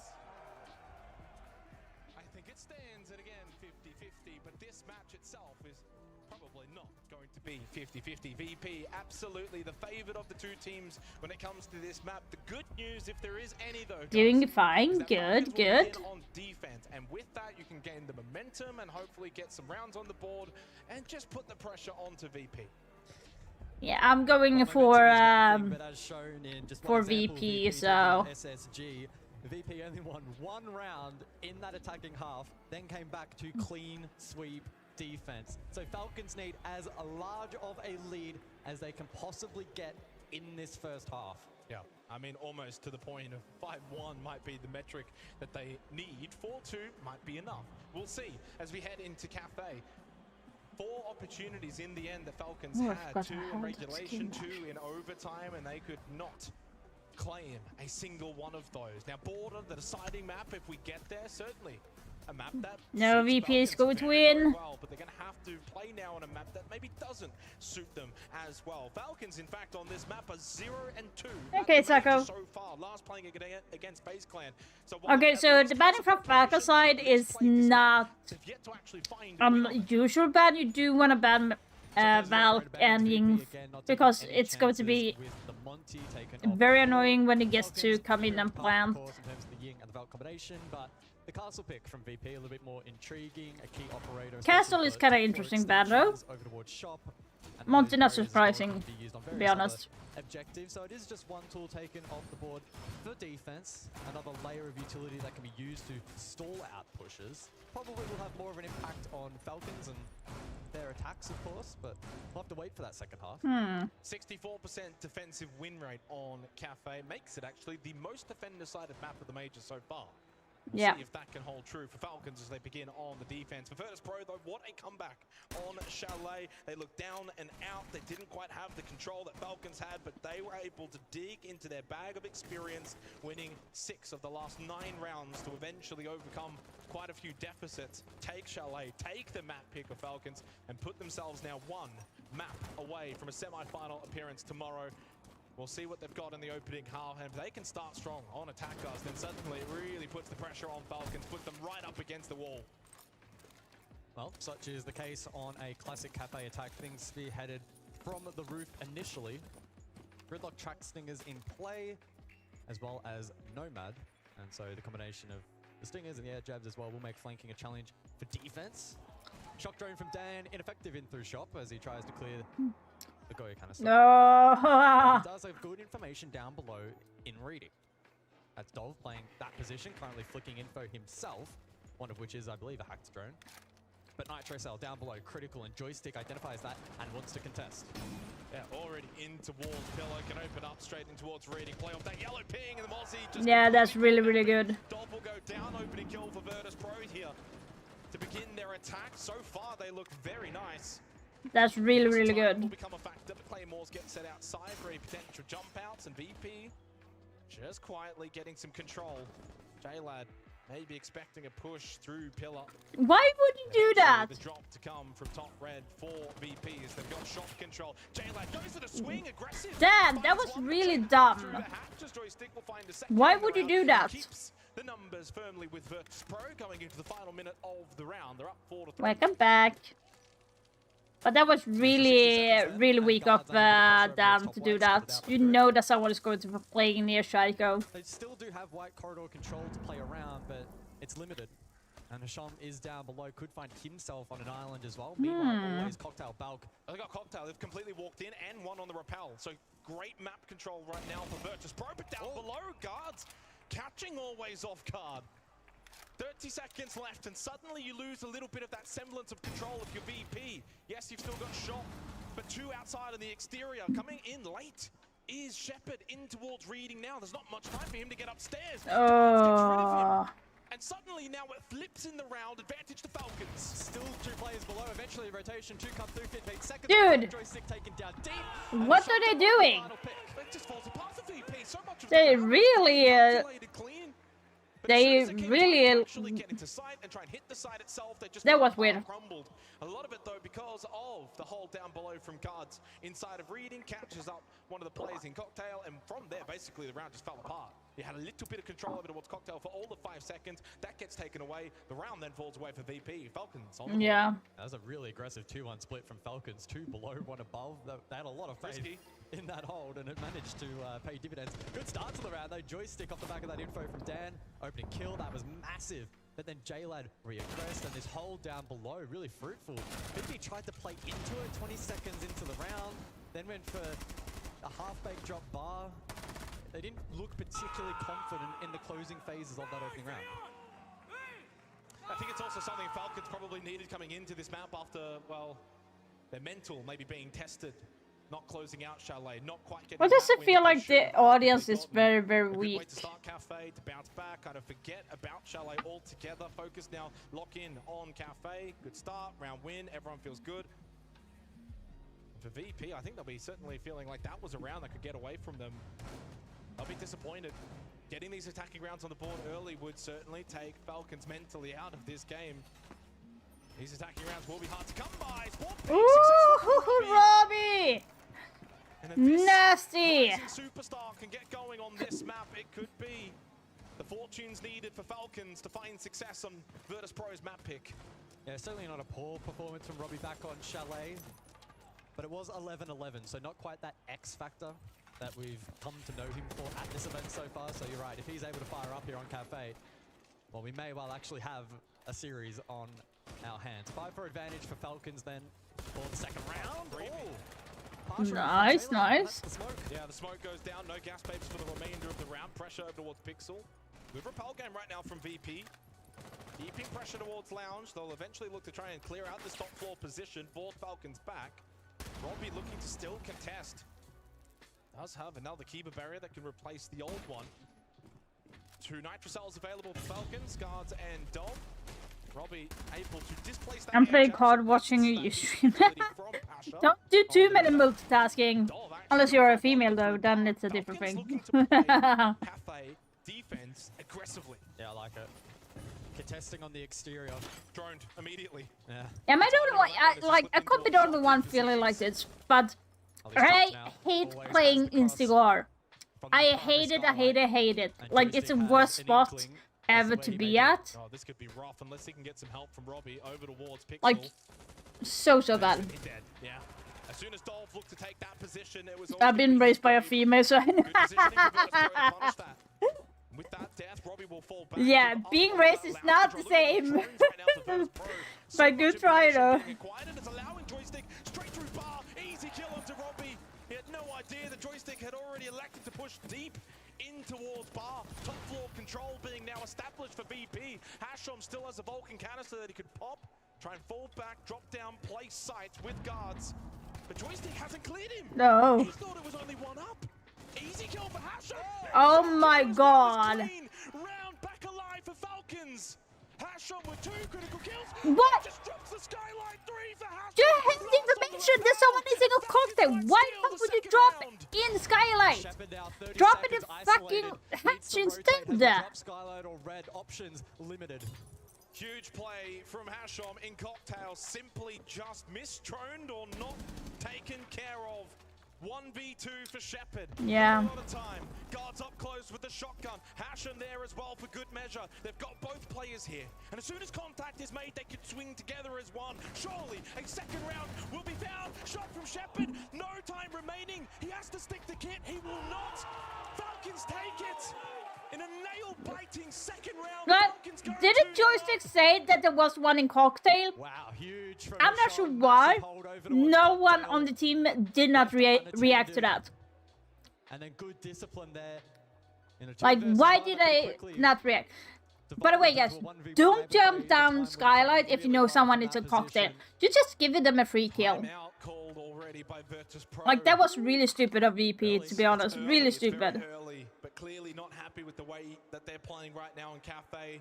They know that these attacking rounds will be required, at least 1 to 2 of them, certainly. And so give themselves enough time to adjust and try and find a couple over the next few rounds to put the pressure then back on I'm Falcons. quite disappointed with that, to be honest. The onus is on them to do well defensively. So they're not really changing too much in terms of the narrative being on defense Cafe. But these rounds have both been close. These rounds have both been winnable for VP, and maybe they just want to talk things out to solidify going into the final 4 rounds of this opening half. Kitchen coming up here in the 3rd round as we go back to the replays. And again, things were going pretty well for Virtus Pro. They were until they weren't. Joystick able to push forward. Ash, ACOG. Always a formidable combo, but then Hasham left unchecked. 2 massive kills. And despite the best effort here of Shepard with the cross established, he was unable to just land that secondary transfer. Gave an opportunity for Hasham to run away and win the round for Falcon. That was close, looking back actually from his perspective and how close that was to maybe find the kill, win the round, and maybe they wouldn't have even had to take that tactical timeout. Something to consider for the later stages of this map. VP have expended their tactical timeout already. If things start to get out of hand from here, they have no way to really control the pace outside of the server. 2-0 start for Falcons after losing their map pick of Chalet. Okay, so what VP needs to do is they're doing basically the same issue that they did on Chalet. They are assuming more than gathering information. So Joystick just assumed that it was only one guy up there, but based on the utility that I put up there, I'm not sure why Joystick would think there's only one up there, because the utility that I put there with the 2 mirror windows would suggest that there is actually more than one person upstairs. So I'm not sure if it maybe been like nerves or something in general. So here you see Joystick just entering with very little information. Timeout coming into the 3rd round. We know statistically that teams do perform coming out of these tactical timeouts. So a big 3rd round coming up here for both of these 2 teams. Falcons would love to just keep this momentum going. Oh, well that should have been a kill onto Robbie. It will be, no, surely yes, okay. Joystick. Oh, Joystick. A little bit unclean, but still the result that really he should have got, he does get. Opening kill for VP. Come on, Shepard. Time in 3 rounds, and now the blitzer Shepard moving forward, thinks about the pistol, puts it back temporarily. Dove over towards Bakery. They can't really help out here. No one can really help out here to deal with this blitz. Although Shepard's still very low, it's an intriguing little standoff here with Hasham. Pistol out, and they still can't find each other. No one can get rid of each other, and this might just be a stalemate as Hasham gets out. What the fuck? Joystick! Where the fuck did you go? Getting out of there is he said, insane. oh my god! Is that another key moment from him to help Falcons get another round across the line? Shepard's so That's so low now stupid. on HP, so keep that in mind for the late round. But there are no impacts left, and that may be enough to just give him a little bit more life. 60 seconds in the round, and Hasham now top red stairs. Everybody else on the objective. This is a free kill. Yeah, it's a free kill. His way down into red zone. Oh, drones him. Always do the due diligence when he pops the head, doesn't matter. Nice, Dan. Wins it. Gave the opportunity to Hasham.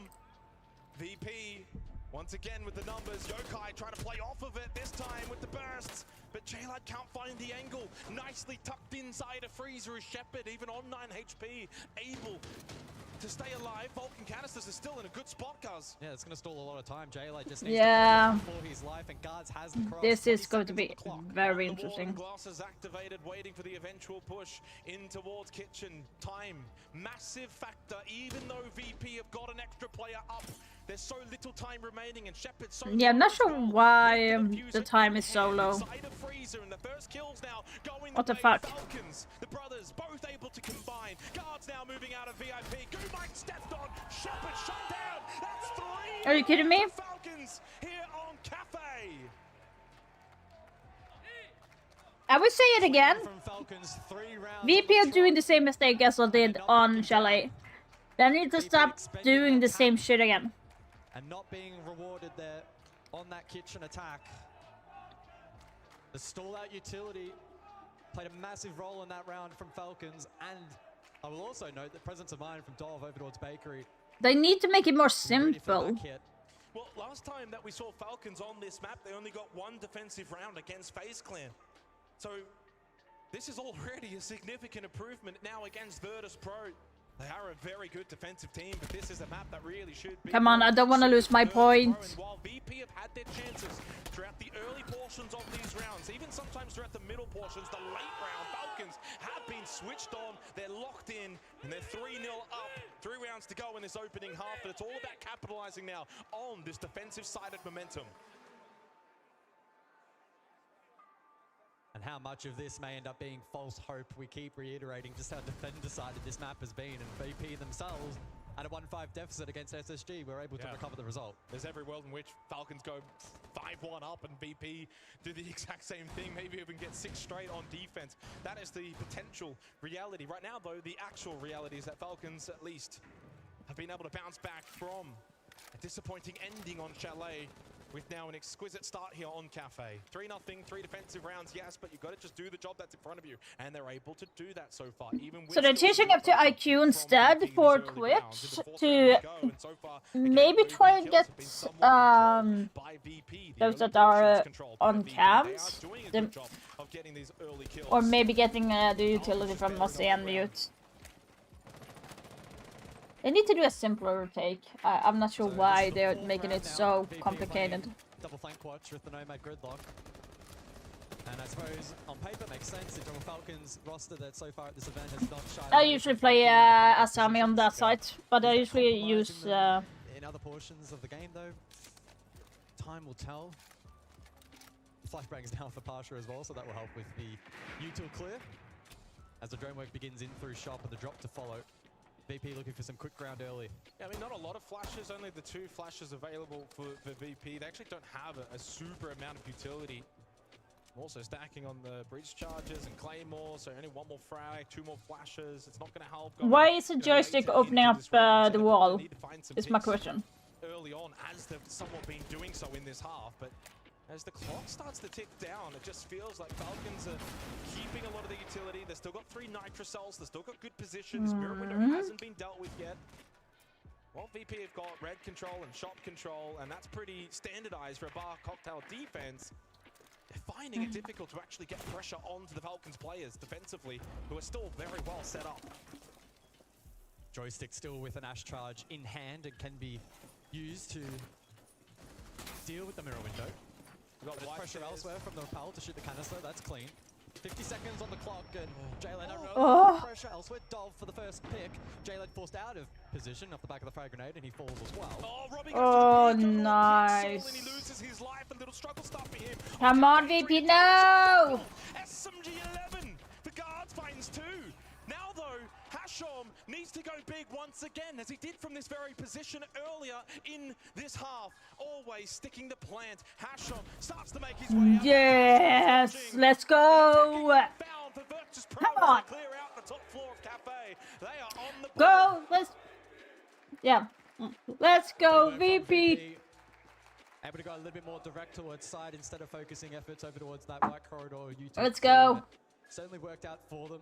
A couple of hero attempts there from Falcons. So I did put my prediction that VP would win. So with the coverage of Pasha, dismissing Hasham, who has been phenomenal throughout this map so far, but not a whole lot he could do from that position, isolated over towards Cocktail. Huh?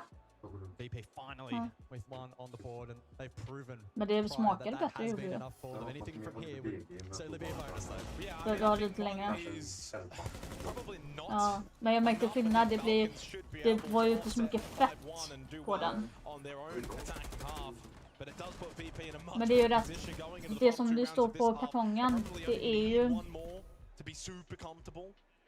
But one at least is on the board, which is quite redeeming considering it's been all Falcons to begin here on Cafe.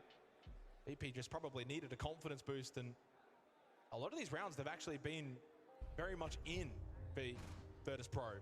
Now they finally get the reward for effort, because there's a couple of rounds prior that they probably felt they should have actually been able to win. The opening kills on this map though haven't quite been the same as Chalet. They're not translating, guys. 4 rounds through, only one has actually converted into a round win. So quite the contrast to the more open map of Chalet.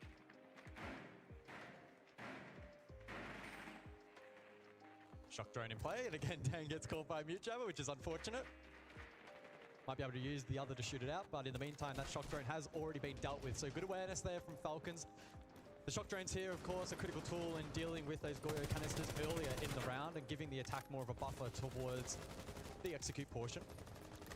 So a small little win for Falcons to kick things off.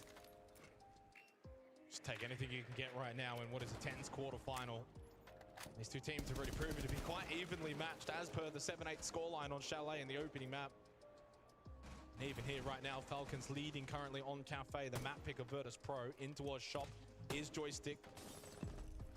Dov once again playing that cocktail position. Does have a nitrocell. So does Guards. Both playing very different positions though. Can Robbie get involved? 2 and 3 now. After a pretty decent start here on Cafe, he hasn't quite been able to win his battles. And certainly a lot of firepower that's missing right now for Falcons, as the mirror window will get dealt with by the breach charge. Ooh, a lot of pressure over towards Cocktail, but Falcons able to peel off, but Robbie will remain. Mirror window still up, and Joystick looking to clear. Does Robbie look to hold his ground up above, or will he elect to rotate? Oh, Court, that is just pushing out into the open from Robbie. Makes a critical error. He goes down, he's struggling a little bit on Cafe, but what a shot back from J-Lad. Okay, they needed a very swift response, and they find it. 4-4 going into the final minute. Another death mark going out from the Daemons of always. Now onto Hashom towards White Stairs. So 50 seconds then on the clock, the death mark to keep Hashom at bay. What kind of an impact may that have towards the late round? 40 seconds, and we'll see what VP elect to go for in terms of execute. Go your canister default, that's dealt with in a timely fashion. And the vertical control just forcing Falcons back. Keep in mind, both nitros already expended by the defense, but 3 smoke canisters still up, now 2. Yeah. 2 impacts remaining as well, still for Hashom. 20 seconds remaining in a 4v4. Another super crucial end of round here, where both teams could theoretically take it from here. Who can next find the kill? Who can take advantage? Through the gas bay runs Shepard straight deep in towards Reading. He will not plant default. He does get off it though. At the moment, there's little time. He can no longer get off it. He needs to stick to plan. Dov and Hashom, can they deny the plan? Hashom's all up above by himself. He cannot deny the plan. Virtus Pro may get back-to-back attacking round wins on Cafe. And after a strong start from Falcons, VP have got themselves into a very good position. Very fine margins in that previous round. It was the correct call for VP to go deep in the face of that utility. They almost got caught, then it almost got denied, but the coverage, especially from above on the vert, was really clean from VP. Just able to win out those fights, apply enough counter pressure onto the denial attempt from Falcons with that 2 rounds in the half, and they're in a really good position now. Well, dare I say, as we go into the final round of this half, it feels like it could maybe slip away from Falcons if they can't find a little bit of success in these more later stages of the rounds. Oh, credit to VP as they were just able to just hit sights so cleanly on their execution. 2 attacking rounds in a row has set them up very nicely now for an eventual second half on defense, where they will be very difficult to dislodge. Falcons must win this round, you would imagine, guys. They must find a 4th defensive round, or it will be incredibly difficult. They have shown strength though on Kitchen prior. We cast our minds back. It's where we saw the Blitz in play. And the Goyo was ultra effective alongside that Echo. Looking to deny the shield play and stall out time for the execute. So there's still an opportunity. There's still a lifeline in play for Falcons. But it's essentially do or die at this point. It would be remarkable if they are able to bring back a 3-3 scoreline. Jaylan, though, does get the first, and Joystick, who's been playing well so far, acknowledges the fact that was a clean shot. Falcons with the advantage. Yeah, but the advantage hasn't necessarily been all that impactful here on Cafe. Only twice has it converted into a round win. And they find a way to do so here in this. At the very least, you've got the advantage, not so much for the round win, but just having extra bodies on the defense. Your defense then is not spread so thin. 4 targets available on the Deimos of Dan to choose from for his death marks, who he wants to try and track down eventually with that Vendetta. And Joystick off the board is actually the top fragger for VP, so quite a lot of firepower now. Not going to be there for the later stages of this 6th round to close out the opening half. Right now for Falcons, it's really probably just play sight. Don't have to do too much, don't over-peak, don't over-aggress. Play sight, force VP to push into you when they don't have all of the numbers necessary to play that trade game. VP still with critical utility. They have breaching charges, Scullers and Key, secondary hard breach, so they can open up lines of sight down below. Good info right now here from Dov on the Yokai. Playing the Echo. He has been droned out though. Only 3 drones remaining as well, cuz something to keep in mind in terms of VP and their information game. It's not going to be as prevalent as previous rounds. They don't have that much drone information left. With a minute remaining, you've only got 3 drones. Okay, what did I miss? What did I miss? Can VP find something? What did I miss? Falcons not really presenting any opportunities for the attack to take. And again, Dov continuing to gain really good info for the potential back hit. This is nothing bakery, so it means you can kind of adjust your positioning on site. You're not going to be expecting that bakery hit. So much pressure so far from above. It means Freezer will be the drop. Freezer will be the play, and they should be ready for it, but nevertheless, guards will fall. That's the Warden dealt with. A couple of flashes now can certainly do some impactful plays for VP. Another one comes through from Dan. So from the 5-4, it becomes 3-4. Robbie up close, and he too can't win his battle. VP just dominating towards Freezer. Nade, bye-bye. Nicely done. Ooh. Dan all doing tremendous jobs, and Jaylan needs to find almost the ace, but Robbie with the Vulcan canister finds the kill. Dan searching for the kill with the death mark, chasing him down the Kiva barrier. He gets away, hiding inside a code check, and the time. Oh my god, are you serious? Time runs out for Virtus Pro as the kill was left. Are you serious? What the fuck? Kiva barrier. What a round. Falcons up 4-2. Wow, are you serious? That was too close for comfort, guys. Too close. That's why you always keep one in the How pocket. pivotal is a round and a moment such as that for the landscape of this series? Could that be a defining moment here? If that doesn't hype the team up, I don't know what doesn't going into the second half of Falcons. For VP, though, so close to finding that 3rd round, which could have been oh so devastating. So a 2-round lead for Falcons as we prepare for the second half. As proven though throughout the event, it may not be enough. What a shot. Yeah. On the drop through the soft wall. They did it so good. I mean, everything that could go wrong for Falcons went wrong until this moment right here. Even just 1 single second extra there, and that may have been a win for VP. 4-2 going into the second half here of our second map. Falcons lead at the moment, but for how long can they hold this lead or potentially extend it? Now going on to this attacking side. Again, Cafe, the most defender-sided map of the tournament. VP have found their 2 attacking rounds. They've done their job. Now they can kind of sit back on defense. Falcons need to be the ones to try and take a few attacking rounds to at least potentially get it to OT. Come on, VP, you got it. We don't need a 3rd round. We don't need a 3rd map. I don't need a 3rd map. I'm really keen to see what kind of value Dov can get here on the Bravo with the Clutch drones. You think about the utility and the lineup for the defense. Most notably, Fenrir and Capcan probably, and Aruni to a certain extent. Outside of default cameras as well. BPCs even, so it's a lot. Dov can get a lot done here. Proxies. This could be an operator that has so much impact outside of actually shooting a gun. With these I actually have drones Bravo being this able time, to that's hack interesting. So much utility. Sawyer Gate successfully taken as well, and already early on with the first Clutch drone success. He's just getting whatever he wants right now. Another BPC, another Sawyer Gate, cleaning up a lot of this utility. So far, decent start to the round for Falcons in terms of the utility battle. Drop down, top red, back. Oh, that was a very aggressive swing though from Dov. His guard wasn't even up. They're falling apart.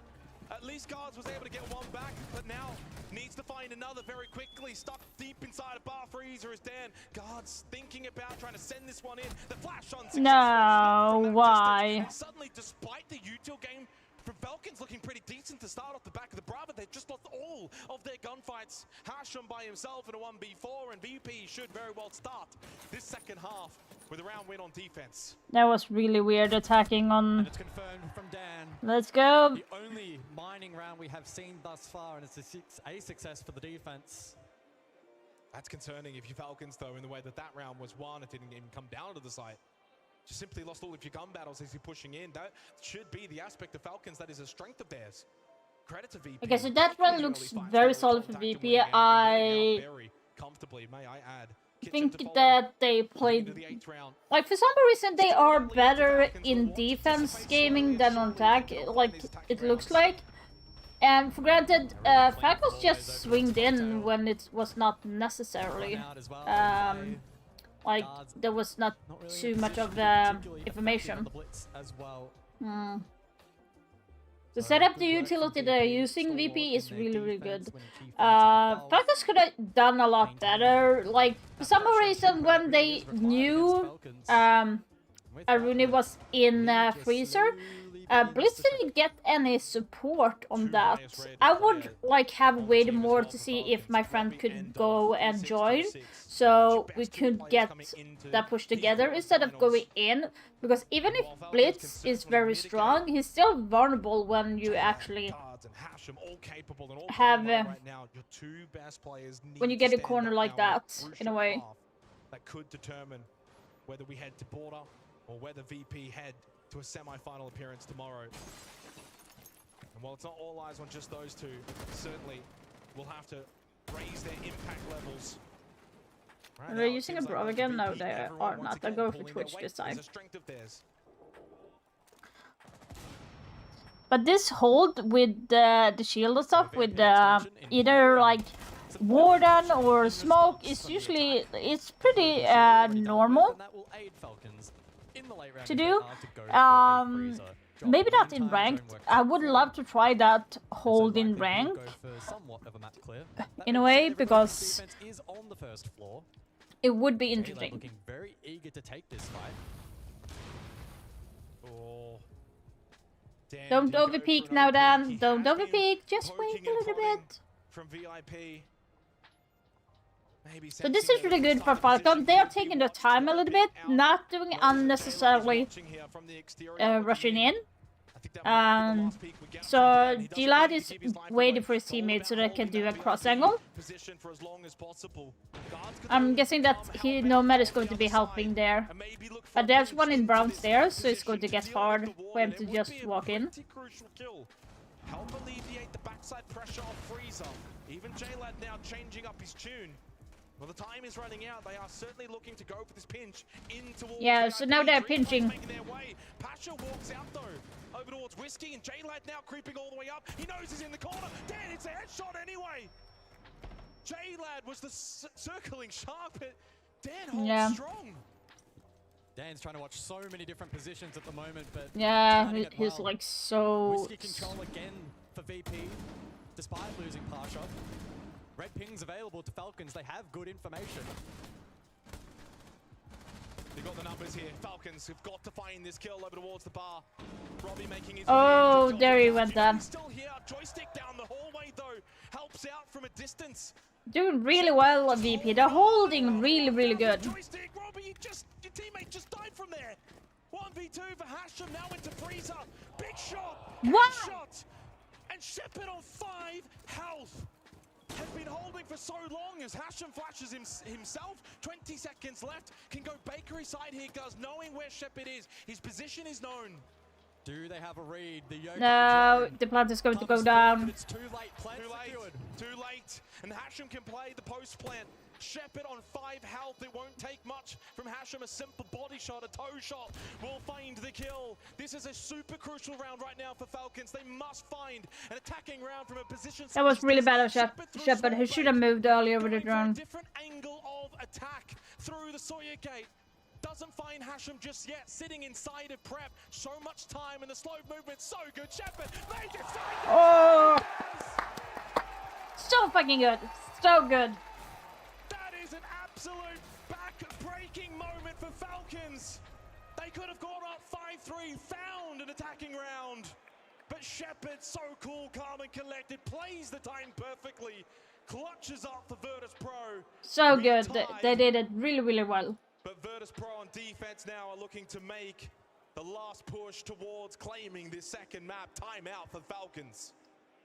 Yeah, that actually doesn't surprise me that they took time out, because they really need to reset their push to get more organized. I feel like when he was planting there and then he was hiding in prep, I just did not understand why he would stay in that corner, like crouched down.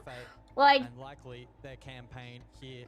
it would have been better for him to maybe be in a different position than there. Maybe on the other door, or he could gone towards behind the B-bomb, because he gotta have some information where he knew he was coming. Like, he should have heard that Echo went through that Runegate, because the Runegate makes sounds as well. This is supposed to be the strength of Falcons. Joystick finding a double, all the way from small bank through the hallway. Shepard just staying alive over towards Bar. If he dies earlier in the round, as he should have, we may not have been in this position. Cannot believe it, but for Falcons, they've had chances, so many chances. Back on Chalet and now even here on Cafe, but it feels like all these little 50-50 micro moments are going the way of Virtus Pro, that experience clearly shining through.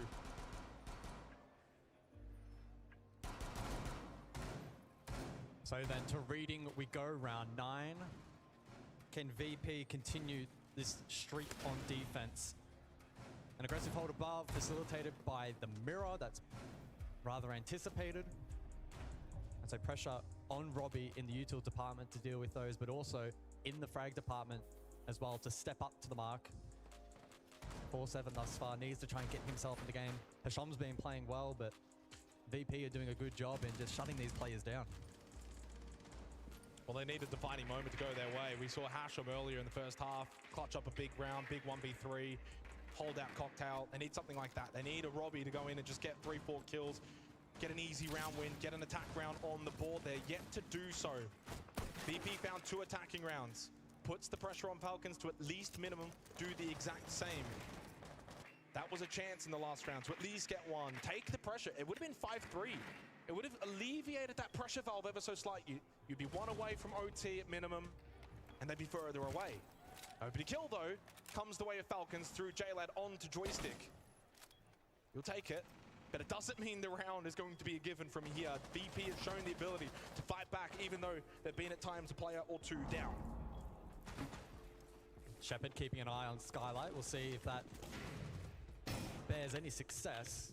As mentioned, Robbie tasked with dealing with the mirror windows and able to do so successfully. As Hasham will join the party on the roof.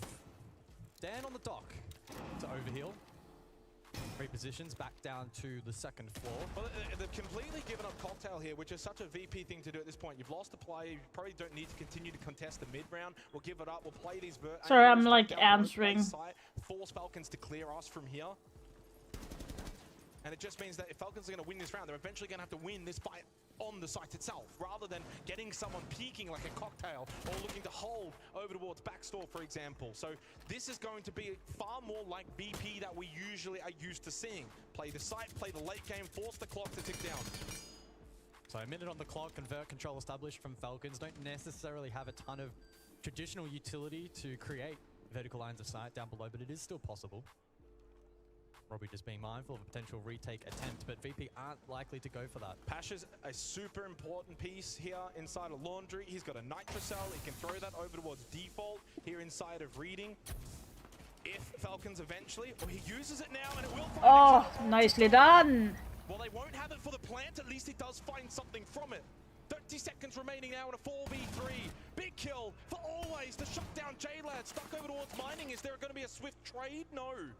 Position known and now a 3v3. And again, I'm such a mood to play, guys. I'm not gonna lie. Still one gas canister available as well for Shepard to try and deny inside of this smoke. No nitro.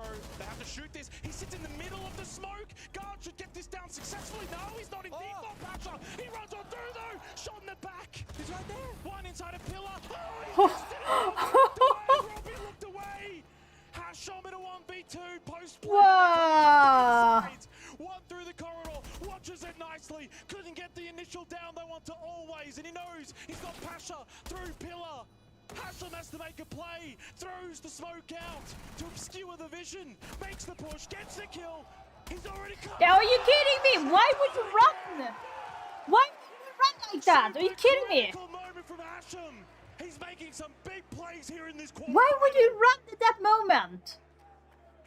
He has been phenomenal throughout this map so far, keeping Falcons head above water. Massive round to avoid the trade, then find the second. His position, I'm not sure what Mira was doing either. Why go that way? Rising to the pressure, and with that Falcons instead of going in through the door to Reading. At the start of the round, Falcons probably need a defining moment. And once again, the man who got the first one in the first half finds the second one here in the second half. Hasham with a big power play, Always changed the course of this round though with a free kill inside of Mining, and then that. This is why I don't like footholds sometimes as well. Robbie, this is so unfortunate. He's looked away right as the smoke dissipated.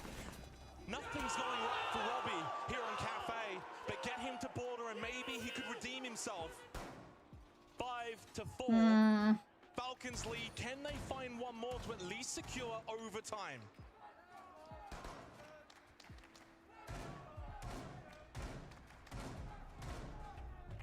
So it's Mining in play for round Okay,10. okay, We'll see okay. the extension up above once more with the What do we say?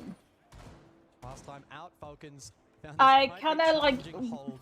I'm not sure why. It kind of rubs me the wrong way. Why would you take that way through, like Fireplace out to the hallway, push Laundry when you know he's going to be holding Laundry / rotation Laundry? This utility. And why did you have to run at the same time? They could have talked together and pushed at the same time. Give themselves a platform to play around. Yeah, I mean, to be fair, I thought that late round execute with the plan, the way that they did it inside of was Reading it was actually really nice, rather than looking for the smoke default to sit in the middle, and it worked out perfectly. That got them the plant down. That then put Hasham in a position where he could then clutch up in the 1v2, but they do need to find a little bit more cleanliness for Falcons here on their attacks. Dream thirds and an opening kill from Robbie, and Robbie finds a second! The superstar who's developing before our eyes finally wow. fold here on Cafe, and just like that, that's the Falcons we know and the firepower that they have. 3 kills inside 3 seconds, and this round could almost be done. Joystick and Shepard need to do something. Wow, VP are really struggling on Cafe for some more reason. We'll have 2 opportunities up 6-4. It's starting to feel like Falcons may actually be able to do it here on Cafe as we reach the midpoint of the round. Not over yet for VP. He's inside Reading, close right. Shepard loses the battle, and with that, VP surely lose the round. I love Joystick, he's a superstar, but even he surely can't clutch a 1v5 from here. Inside Mining, does start with 1, confirmed, 4 to go. And suddenly we hold our breaths, but not for long. 6-4, 2 map points for Falcons here on VP's map pick of Cafe. Because VP needs to take a timeout, unless they haven't done that yet. They had those 2 chances, and they couldn't close it out. Can they do They need to take a timeout right now, VP, if they have not done it yet. I hope for their sake they're able to. They, I think, deserve it very much so, being so competitive here on a map that is so strong for VP. To continually just chip away and find these rounds, find these opportunities and convert them has been very enjoyable to watch. 2-round lead. As we look back at the 10th round, That's a really flick. Really good. His campaign. And the rest of the team able to follow up. Good trading out at the end, or good pressure on the side itself. Falcons fired up and ready to close out this map. We'll see if they can do so.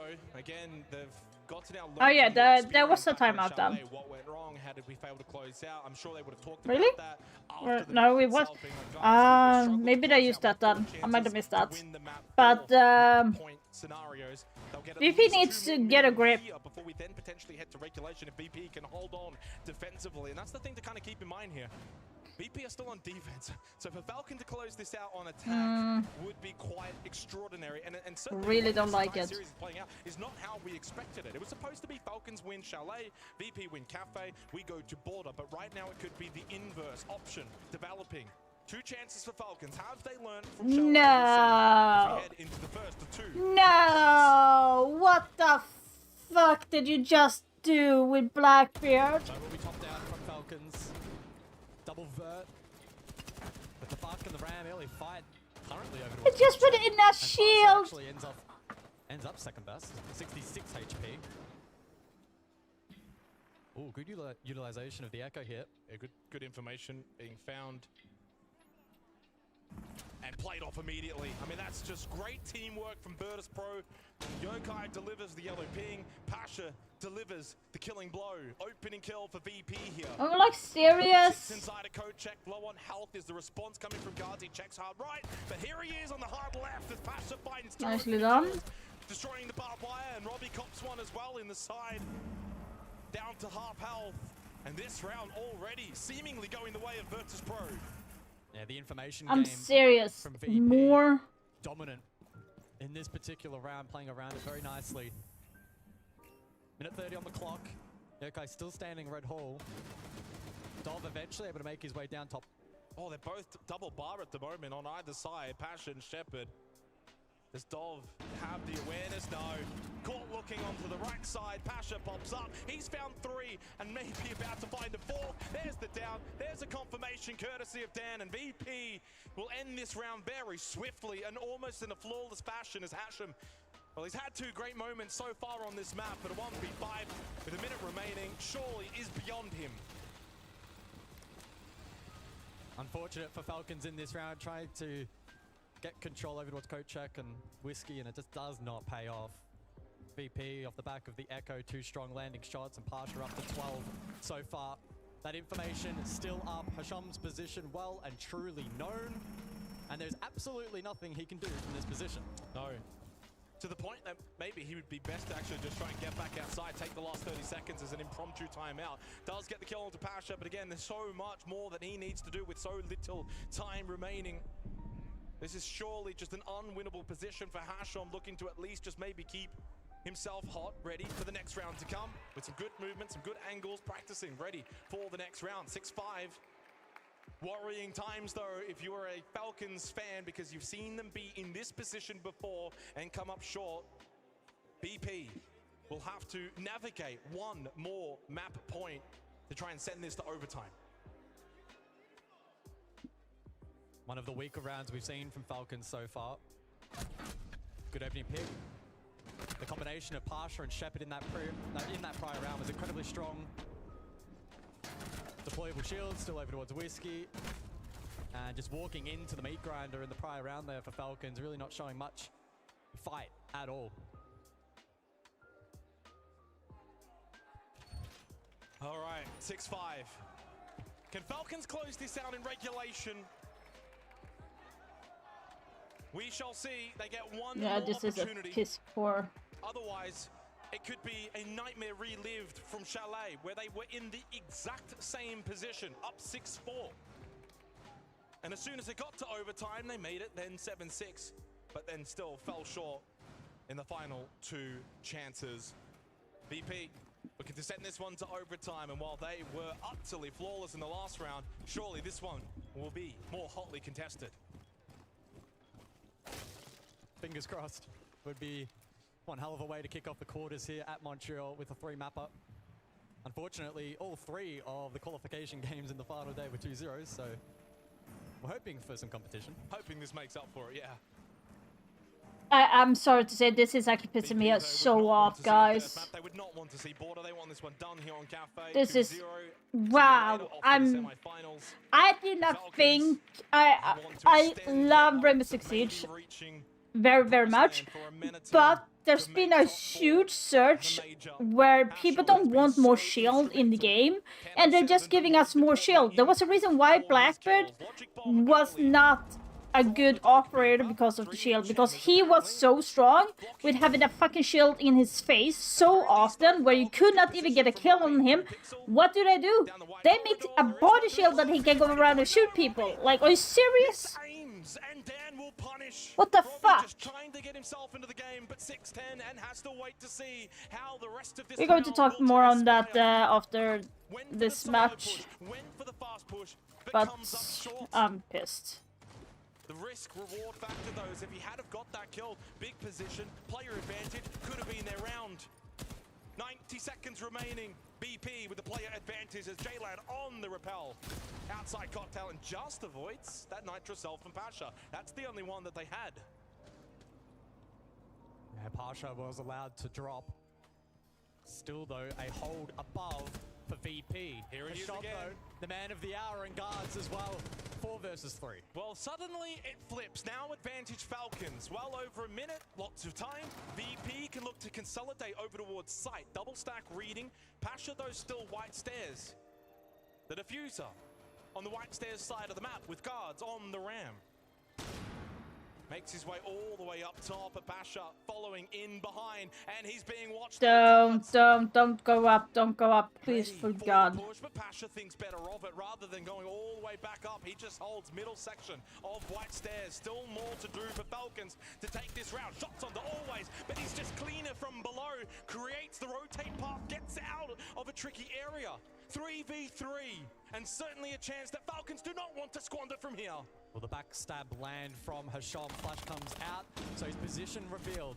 20 seconds on the clock. Guards needs to try and start going for this plant default. Couple of flashes still remaining for Hasham. He's got 2. J-Lab throws one out. Guard sticking to plant. Now inside a laundry. Joystick stops the plant. He cleans them up, and Pasha as well gets rid of J-Lad. Hasham in a 1v3 with no time remaining. Just do not present an opportunity, and he will not be able to grasp it. No time, no chance. It's overtime. Good job, VP. Good job. Good hold. Good peek. Really good decision of just kill and get out of there. There's no reason for you to be standing there after getting killed, because they will refry the moment you do.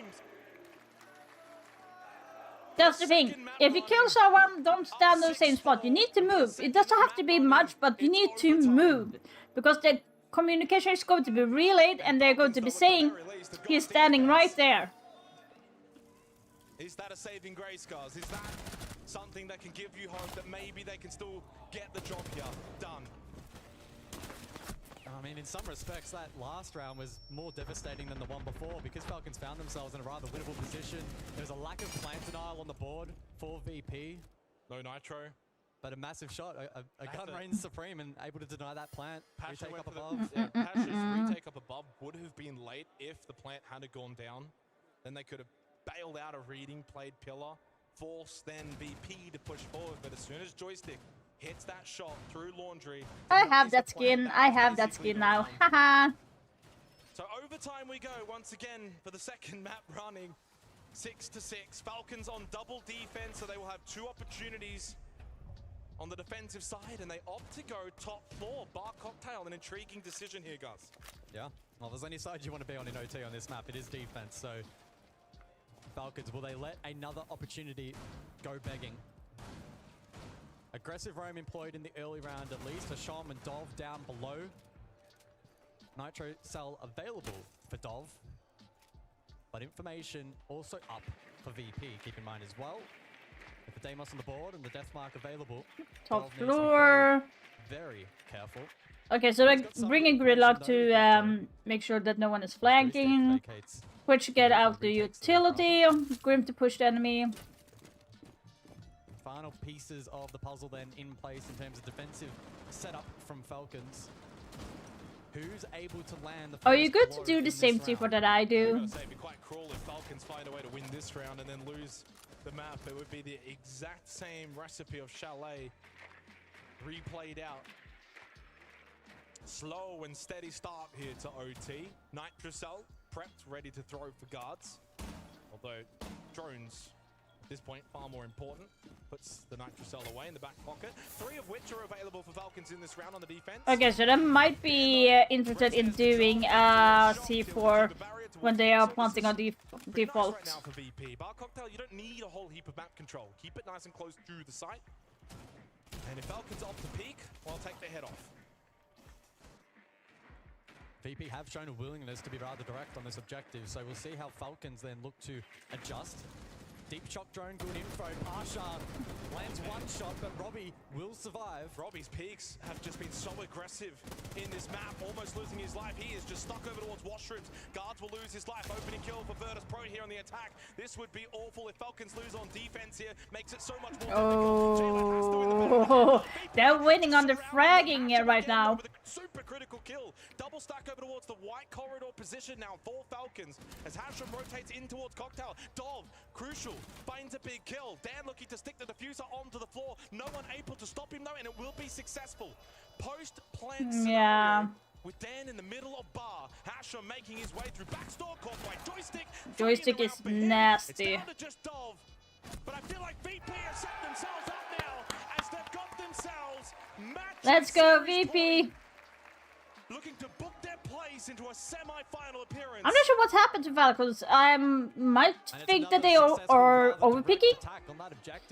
It feels like VP are really good in the fragging department. Like their aim is like literally on spot at the moment. But I also feel like Falcon is like overpicking. You saw where Robbie was peeking a lot in the bathroom. Kind of feel like he should not have peeked that wide. Maybe wait a little bit before going and like peek. And then the follow-up from Joystick, who's just been phenomenal here on Cafe. Well, it's right now devastating for Falcons considering the way this series has played out, but it really highlights the experience of Virtus Pro in these moments, in these big games, being here before on the main stage. They've got what it takes. The Falcons, their first time at this kind of level in a quarterfinal. Yeah, they did really well, Falcon, for being the first time. Really well. Like they are doing so good. 3 rounds in a row now to Virtus Pro to put them in a position where they can secure this map and this series and head on through to a semi-final appearance tomorrow. So Joystick is having 14 kills together with Pasha with 13. Dan is on 12, which is very high for him as well. So they are doing really well. To that level of form. Now the onus entirely on Falcons. I feel like they moved Dan from support to flex play more or less right now. And subvert expectations to send us to a 15th round for the second map in a row. Can they do it here on attack as well? Of all sides. Robbie's just having a bad time in Cafe.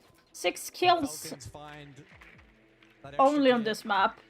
So that's actually quite little. Defended that twice in regulation.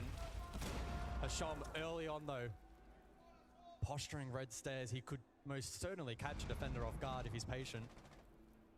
Yeah, he'll sit and wait. He needs to wait. Logic bomb rings out from Robbie's Dockerby as they answer the calls. Hasham will sit patiently. He's the one though, isn't it, on Cafe that is making a difference for Falcons. 12 and 8, the top frag for Falcons as Guards is getting ready. The blitz could be a difference maker. Dov deep in through reading. Good control can now be established up above for the Buck to deal with the floorboards on the skeleton key. And still with decent timing as well of your Falcons. Hatch opened up. No real pressure here from BP. Firmly playing that first floor for Kitchen. Yeah, I'm surprised that there's no roam presence, to be honest. I would at least hope that one was roaming to maybe get something from them, but... reception or for a potential VIP hit. They'll know that all these efforts from the attack are up above on the vert. Oh! Never mind, not all of them. Guards making his way in towards VIP with a bit of help from J-Lad. They actually get rid of the warden and clear out a very that was position. really well for Falcons. Thought that Falcons weren't going to go for this hit, but here it comes. 60 seconds on the clock. Now in towards Kocek left, and he might be able to get this kill. Oh, Shepard headshot! For White though! Oh. Losing his life, Robbie struggling as well. Are you kidding me? Falcons. Why? Play for Virtus Pro, and surely now it is lights out for Falcons. Down to J-Lad and Hashon, but a big kill with the Vendetta makes it a 2v3. Not done just yet. Joystick still low on health. 30 seconds, and they do have the diffuser. Vulcan canister pop deep into sight. One at the backside here, inside of Cooking. Always on the smoke, no more gas space. Dude, why are you there? It's winnable. Always! What the fuck? Hasham and J-Lad combined to clutch it up for Falcons. Deathmark goes out onto Pasha to find his location. He's up close. Vendetta's out. 12 seconds left. J-Lad though does have the diffuser. He knows where the other one is. Deep into Bakery. Looks to stick the plant. No impacts, no nitro, no chance. Surely Pasha doesn't get it. Oh my god! Got 1 point, guys! I got 1 point in my prediction. Let's go!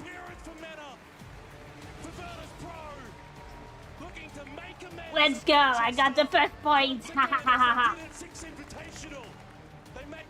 I get the first point!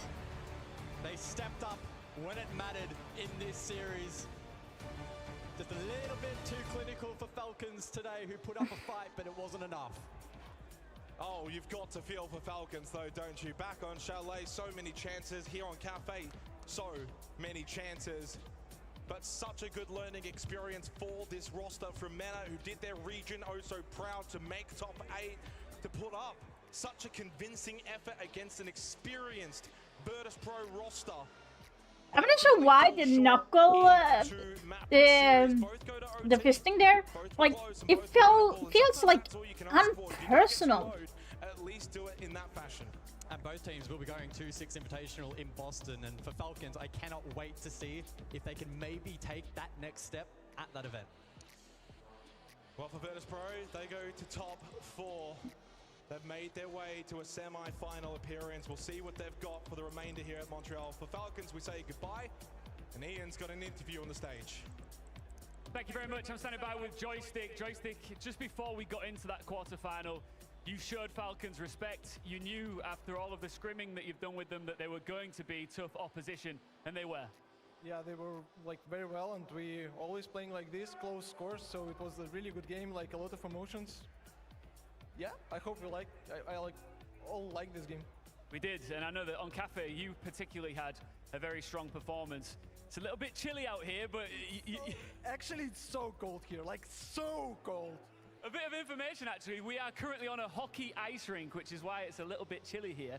But you are hot in the server. Are you feeling good about the way you're playing right now? Yeah, I feel in pretty good shape right now, and here's the thing. Like, for them to sitting in an ice hockey arena and playing is really bad for the players, because you want to have your hands warm, because if your fingers or hands are too cold, your motion will be very stiff and very hard to move. You know, when you're getting cold, you kind of feel yourself getting really tense on your fingers and wrist and everything. Being like that and playing is not a good combination, so it wouldn't be surprising that they might have some issue in that regards, but it's so freaking stupid. Like, it's so stupid that they did that, to be honest. So stupid. Especially the hand warmers, yeah. That's why they have it, and whoever in Blast thought like, hey, we're going to book this ice hockey arena are so fucking stupid. Like, here's the thing, if they didn't have enough warmth in the hands on playing this, they could actually get carpal tunnel, they could get a joint problem in the fingers and everything, because you kind of forcing your hands to move when they are cold, and that can actually do damaging on your fingers in a bad way, where you can't play after that. I'm not sure. They haven't said anything about that they couldn't find anything else. It's just, it was an ice hockey arena. I like it. It's so fucking stupid. That's why it's so cold for them. So everyone is sitting with a sweatshirt. Those that are in the desk are sitting with gloves on. Bit of a different Fox say he's on the desk with gloves on at the moment. So you can imagine how cold it is. I just don't get it. And that's where the experience comes in. It's so stupid. You are on the cusp of making. By the way, I'm going to show you guys. Seriously, I got so pissed off. So pissed off. I'm not even joking. Let me just take it out.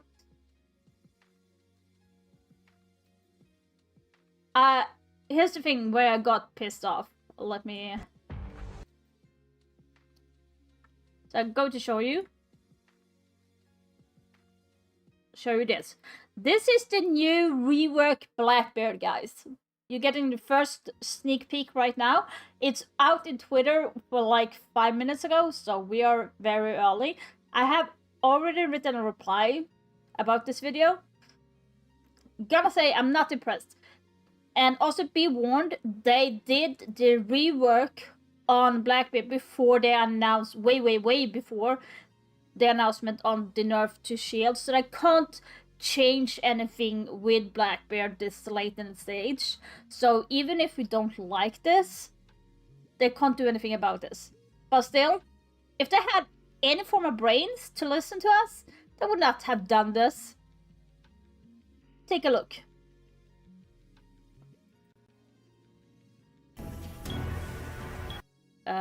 Why did it do that?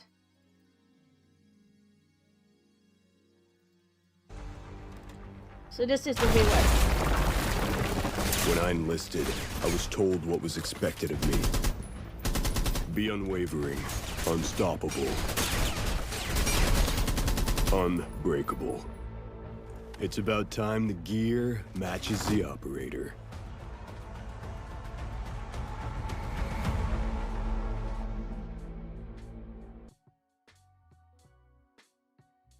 Yeah. This is the new Blackbeard.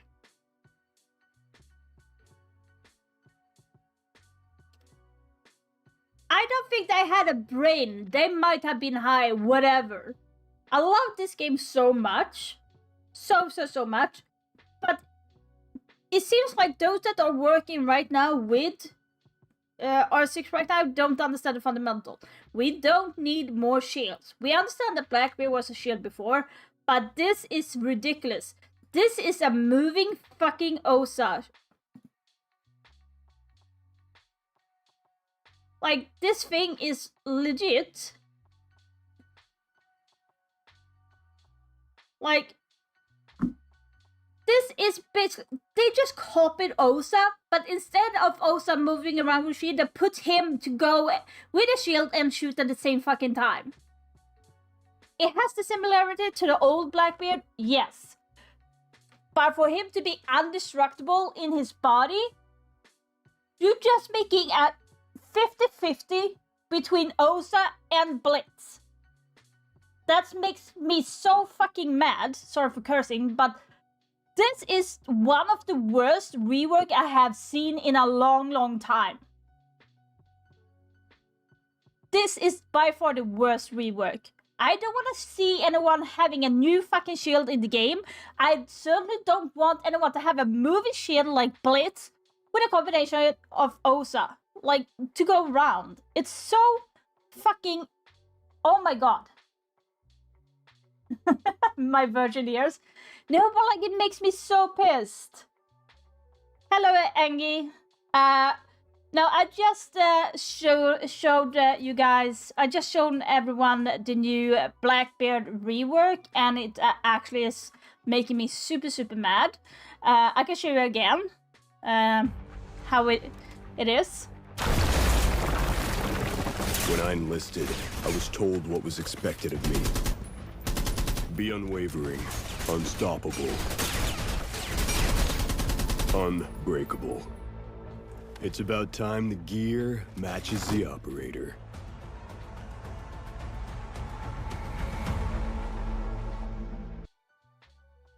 Yeah. So hence why I am very mad. Like I said, I love the game so much, but they just made a form of Blitz instead of going around with an pistol like Blitz is, this one is going around with a fucking AR. It's not going to work. Hence, this guy was already done a couple of months ago, before the whole shield nerf even began, so they could not do any changes. I understand that.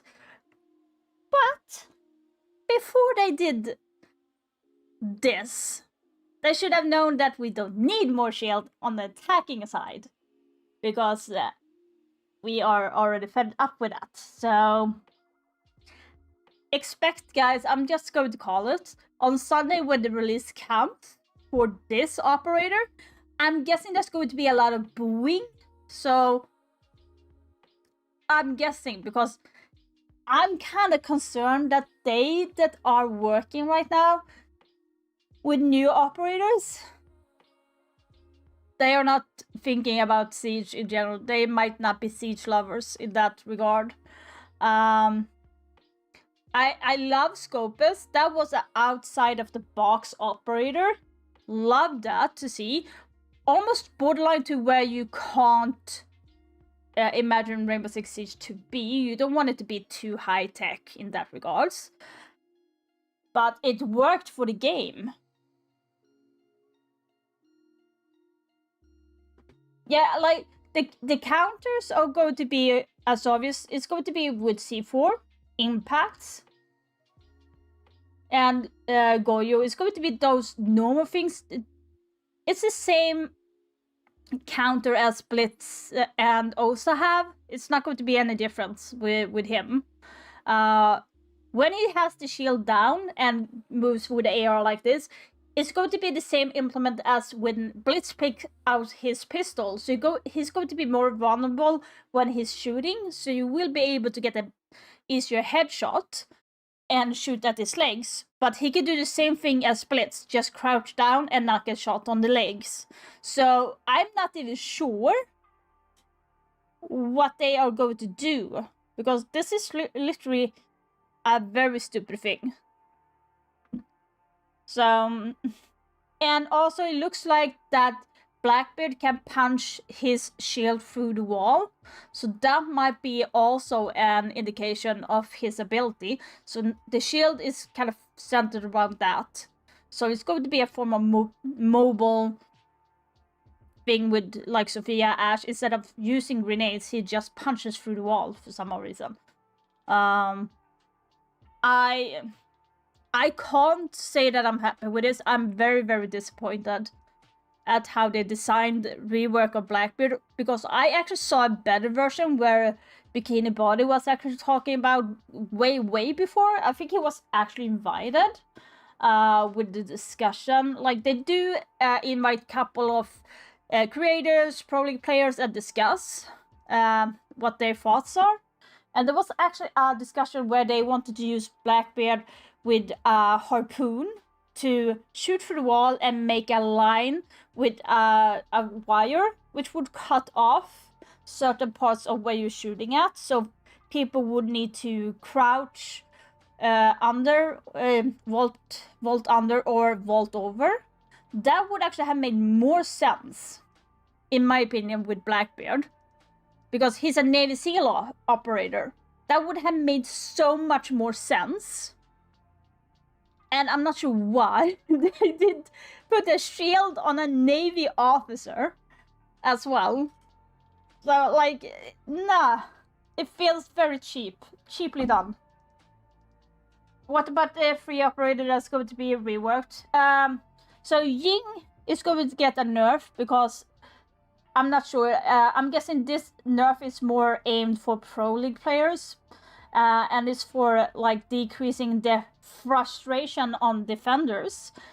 Ying is an operator where you get blind, so of course there's going to be frustrations. So not sure where they are going to do that. There's like, I think there's two ways about that they can go with it. Either they let her have less Candela. She has 4 at the moment, so maybe go down to 3 or 2 could help the situation. Or that Ying could actually be blinded as well. which would kind of defeat the purpose of using Ying, because she's supposed to be able to see a little bit. So that's kind of the two nerfs that I'm seeing right now. When it comes to Sense, they do want to buff her in some way where you can use her more strategically. Not sure what that implement is, unfortunately. They say more strategic. I'm guessing maybe you should be able to remote control the Sense gadget. That would actually be a very cool thing to do if you could remote control where it's supposed to go. That would be an interesting take. And the last one was Thunderbird. So Thunderbird is a little bit tricky because she is having more heals than Doc, but they are more widely spread. So she's not as good as Doc. They took away her C4 because she was used only for her C4. Then they took away the impact because they didn't want her to have more opportunity to do more rotation. But as you see, Doc, he has Bailey. If he can make rotations, why can't Thunderbird have it? When it comes to her gadgetry, I would say they need to lessen the cooldown a little bit. Or maybe take away the sound, because you can actually hear when someone is healing. So maybe take that away, could actually buffer in an unexpected way. Because this game is very, very much about sounds in the game. So that could be also a thing. So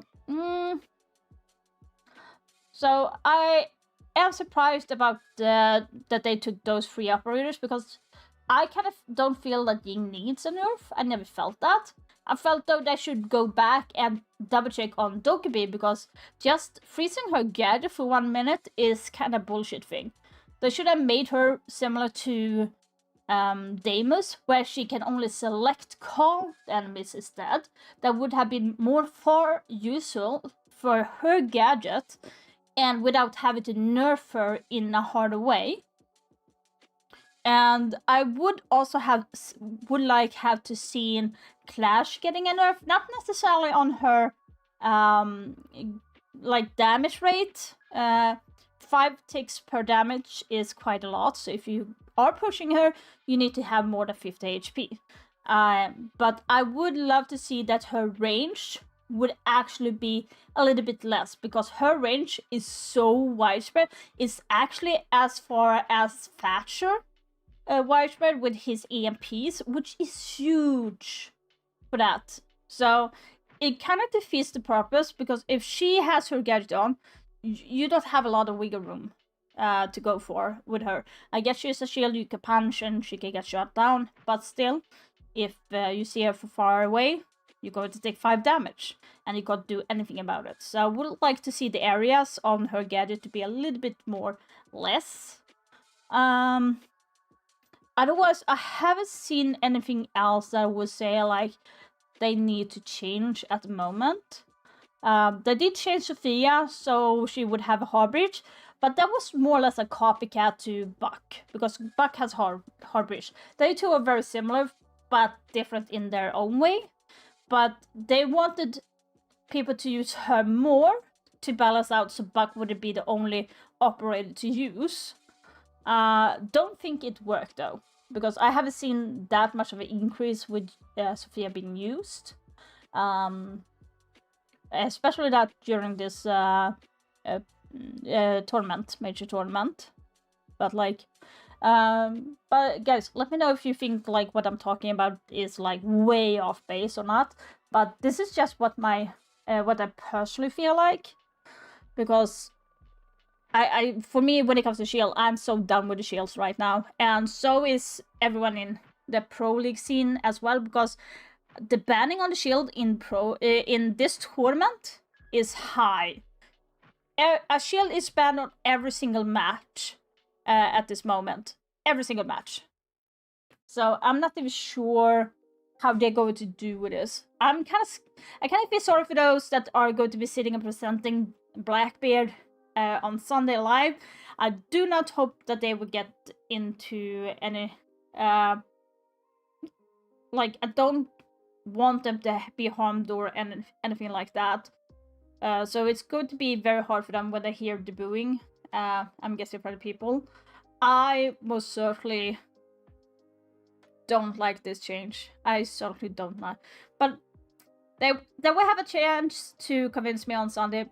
But based on this, I don't agree with this. Based on just this video alone, I am so done with it. I'm so done.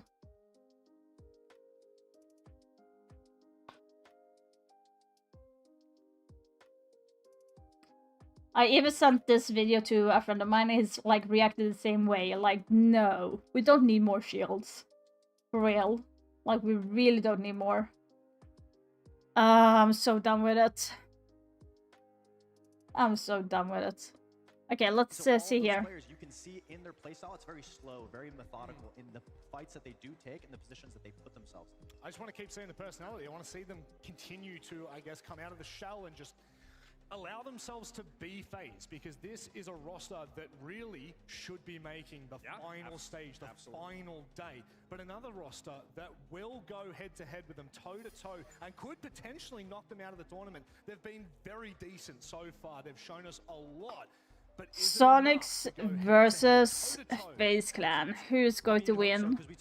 I did vote for FaZe Clan based on their performance. I feel like Sonics has been a little bit wish-washy with everything on this tournament, but they could definitely win. They could definitely win. Now they have Super coming back into the fray, being the coach of the team. They have so much structure, and we've been saying a lot about chessboard gameplay.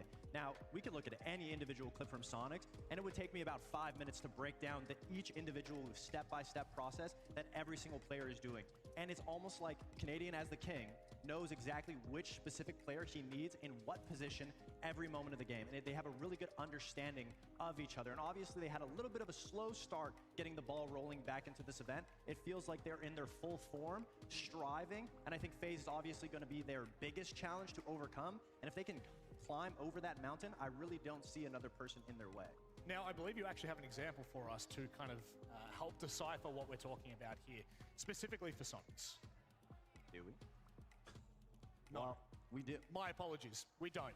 You actually want to talk about Surf. That's my bad. I mean, yeah. I mean, I think obviously if we're talking about Sonics, we have to specifically talk about Surf because he's been having a phenomenal showing. Besides EWC with Luminosity, this is his first time at a real major event. So obviously, huge kudos to him. He's constantly been in the scene, always on the lower end of brackets, obviously. No shade to him. Just the teams that he was a part of weren't utilizing him in the best way. And that's always been the talk of the town when it comes to Surf. He has so much potential. And if you can just tap into him and use him in the right ways, you're able to see a potential superstar come into fruition. Well, and the fact that he comes onto the Sonic roster where we've known Surf for a long time, he never had the experience, he never had the opportunity to play on such a well-refined team where now he finds himself in this position. And then let alone, the only time that we saw him in an international event was most recently at EWC, where they unfortunately got grouped as LG, joined Sonics, has a very successful stage, finds himself here, and then not only finds himself here, finds himself on the quarterfinals, and then he is the second highest rated player, considering all the players that are currently on this roster and the time frame that he had off to playing now compared to the rest. I mean, you got to feel good if you are Surf coming into this quarterfinal, knowing that you are the second highest rated player at this event. It just proves his worth, not only to himself, but to the rest of the league. Well, going up against some of the greatest players that we have in Siege at the moment as well, this now puts them in a prime position. But what are your thoughts on Sonic's map pool? I mean, I think their map pool is very scary just because they have the second amount of most maps played throughout the tournament. They've obviously played 7 out of the 9 maps. Falcons has played 8 out of the 9 maps. So they're almost there. Hopefully we'll be able to see them cross that threshold. But that's just what Sonics is known to be. They are so flexible on almost every single map. Obviously, if you just look at their win condition of the maps that they've been playing, I mean, there's not necessarily one map that's below the rest. They're so flexible, and I love Sonics because we've talked about it in the NAL. Whenever something goes wrong in a round, the next round, instant autocorrection. You can see the thought process of them changing up their play styles actively as you watch games go through. Lax, there is only one map here that is negative. That's it. Now, these are results all the way back till April. So this is we've got a massive pool here. Yeah, no, it's definitely a massive pool. And like I said, bringing on Troy, bringing on Surf, it definitely makes a huge difference in terms of just their flexibility and what they're able to do within these maps. And genuinely, whatever the maps end up coming out to be for either of these teams, it's really just going to be a battle of attrition. Who can be quick to adapt and understand how they want to go about this match and completely figure out one another. And that's what I expect it to be. This is two teams that have the exact same dynamic and style of play. So it's really going to go to the IGLs specifically to be really taking charge here and putting their key players in position to be able to get up in these rounds. Let's start to break it down a little bit. What are your thoughts? Where are we going for this one? I think when it comes to maps, obviously it's pretty much where FaZe wants to go because Sonics isn't too uncomfortable on whatever map that they like to play. So now the question for FaZe is, do we want to take on a team like Sonics with their shield play? Do we want to go shield for shield, go for the objectives, go for the plants? Or do they want to take the gunfight? I think if you're FaZe, you're obviously favoring more of the strategical lineup because so far, the hot hands have been on Sonic's side. That's something that FaZe has been slacking a little bit, but slacking is a strong word. They obviously went 3-0 in Phase 2. They're not slacking. But when it comes to the slaying ability that we're used to seeing from FaZe, I feel like it's died down a little bit just because I feel my head is so like exploded for all of this. Like I feel my head but dun, dun, dun, dun, dun, and everything. Like so many emotions is coming through. I did never think that I would have so much emotion when they brought the change on Blackbeard. I'm like, why? I don't want to be focusing on facing shields that much in a game. I want to have the fragging potential built in and also the tactical side still in the game. But if everyone is going to be playing a freaking shield in the game, the tactics is going to be lost. Because everyone is going to be hiding behind the shield and shooting at each other. So we don't need that. They could have just easily have brought back the recruit where everyone can play a recruit in a rank and go around with shields. That basically feels like the same but worse. And besides the cold that we feel in the air, Canadian is in his hometown. Everything is set up, the momentum, the build to get to this position. And I really do believe this is the start of the descent of Sonics' success. If they can climb over this mountain, the rest is just a giant snowball that's just going to smash through and claim that trophy. But obviously, FaZe is a difficult team to go up against, and they love crushing the spirits of North American teams. Well, there is that storyline, Lax, of teams beating FaZe and then going on to be either champions or at least in the grand final. And that's the thing, is FaZe has everything in their arsenal to win these events, but they choke it at the end, whether it's because nerves get to them, pressure gets to them. It's a hard thing when you're in that position, even from a former player, when you're in that winning position, when you know everything just can go as perfect as possible, it just doesn't for FaZe. But that's the thing, we aren't at a grand finals yet. So we don't necessarily need you to focus on that just yet, but it's still a hurdle that they have to get over with Sonics. But the one thing that FaZe does really well that Sonics, I can't say does down to a T just yet, as being a brand new team, is FaZe is so good at controlling the tempo of games. They are one of the best teams, if not the best, at quickly being able to adapt to another team's playstyle and being able to switch on a dime's notice of being able to switch an attack or a defense, whatever that looks like. So FaZe does have a lot in their arsenal that does give them a little leg up, but again, they are going to be tested here for sure. And a big player that you're going to look towards FaZe is Cyber. I feel like Cyber, up until this last year, has always been the monumental player getting those opening kills, but obviously because of how the meta shaped up, he's kind of pushed back. They need Vita King on that Monty to be able to gather information. There's not much flexibility on being the lurk currently in the meta, but Cyber's still holding true. But if we can see some big games, some big numbers come out from Cyber, that almost confirms FaZe's wins, because we've always talked about it. The way their team is comprised is 4 flex supports and then Cyber on the lurk, elsewhere on the map, always being that X factor, being annoying in the side of any team that they play, while the rest of the team is slowly setting up, slowly step by step, going for the execute, and you always have to worry about Cyber. Now, it can definitely get away from you if you aren't pinpointing exactly where he is. The meta does not favor lurk play, but if you see Cyber slaying out, getting a lot of kills, you know that FaZe is just steamrolling through their game. Now, there's been many comments of it so far. It's chilly in here. It's a little cold in here. Lax, coming from North America, you're kind of used to this, and obviously, you know, you've played in Boston, you've played in Montreal, you've played all around. FaZe at the moment, right? They would be used to the warmer weather. They'd be used to a different climate. How do you, I mean, does it impact you when you're playing? Yes and no. Once you get into the game, everything starts to come alive in your body. You start to feel more warm, your mental clarity's there, everything just starts to go through as the rounds progress. So I don't think the cold factor here is gonna, you know, interrupt anyone's play. I'm sure every single player there has hand warmers. That's pretty normal for the most part. But if you're letting your hands be the deciding factor of your success throughout this game, you probably shouldn't be here competing in quarterfinals. Very true. That's very true. Maybe it was a stupid question after all. Let's go ahead and start breaking down. Question. Look, I'm no one wants right to play with now. cold hands. No, no one does. Any gamer, no one wants to play with cold hands. No one does. But what we want is to find out what maps we're going to in a best-of-3 series. There's a lot on the line for both of these teams. One, maybe with a deeper map pool, but the other, boy, have they been here time and time again. Fox, what are your thoughts on our first map, Lair?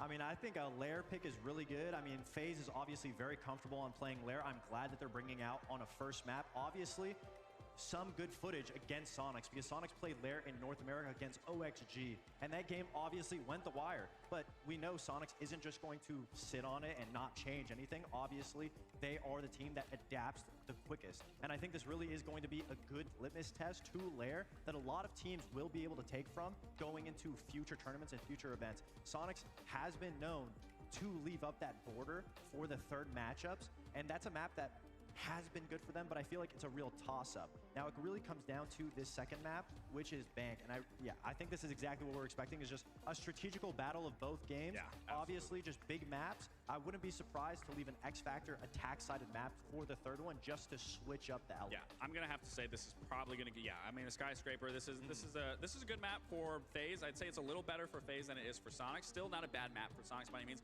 But I'm looking at this Bank specifically because when you think of Bank as a whole across regions, Bank is heavily favored in Brazil. So in terms of FaZe having a good serving sample of a region that understands Bank very well, they do have that. Obviously, this is Sonic's pick. They understand what they want to do and how they want to approach this map. So I do think both maps favor both teams here. It really is going to come down to that decider of Skyscraper and how either both of these maps do turn out for either side. Every single map is a defender-sided map. I'd expect to see a lot of shield play out of all of the maps, so I'm really interested to see if that Monty is going to be taken off the board, if the Blitz is going to be taken off the board, and what teams do to respond, especially on Bank, especially on Skyscraper. I don't know. I feel if I'm, just from watching both regions, I feel if I'm FaZe, I get rid of the Monty. Troy is such a pivotal piece on that Monty and setting his team up for success and just gaining that information. Blitz obviously can do that. Guys, I'm just going to go to the bathroom quickly. You don't show your body. If I missed anything, just let me know. Okay? Engagement. So if I'm FaZe, maybe I do ban that Monty and just get that out of the picture and deal with the Blitz how you want to deal with it. But ultimately, we're gonna have to see what that looks like when we get into the map. Yeah, if you just give Canadian the Monty and he's able to pinpoint his pieces, that's where you're going to find a scary position to be in if you're going up against Sonics. Because if he can just sit there, not have to worry about anything about dying, he can just focus on exactly who needs to go where. And so far, when we've seen that Monty left up, Sonics' success rate on attack wins skyrockets through the roof. Now, dulling it down, what is the win condition here for FaZe? I think the win condition comes down to how good they can be on attack, because obviously Bank is more favored in Brazil compared to North America. But when it comes down to their attacks, if they do get rid of that Monty or they don't, their attacks have to be quite different, because I'd imagine Sonics is going to be relying on stalling out FaZe early, utility, and having the gunplay behind it. So if FaZe tries to squeak away and get some kills back, that's where they shut it down. So I think Sonics is starting with a utility slow clear, and FaZe really has to be the team to spice up. And that's why I was highlighting Cyber so much, because if there's going to be an X Factor that can catch Sonics off guard, it'll be Cyber creeping through the angle. I was just going to say, on the Sonics defense, if they can just figure out and pinpoint where Cyber's trying to entry, where maybe Souls is trying to come into, that is going to put a stop right into FaZe's attacks right off the get-go. If they can just figure out and pinpoint where they need to be putting an extra man to maybe just play, you know, the man advantage in that situation. Obviously, if you're on a defense, if you can maintain a man advantage, you will always be coming out on top, especially if you can stall time with that, because you're going to be running into a defensive setup that is, you know, there's going to be tripwires there's going to be barbed wire, there's going to be all sorts of things that is going to stop that. So again, if Sonics can figure out that defensive side and figure out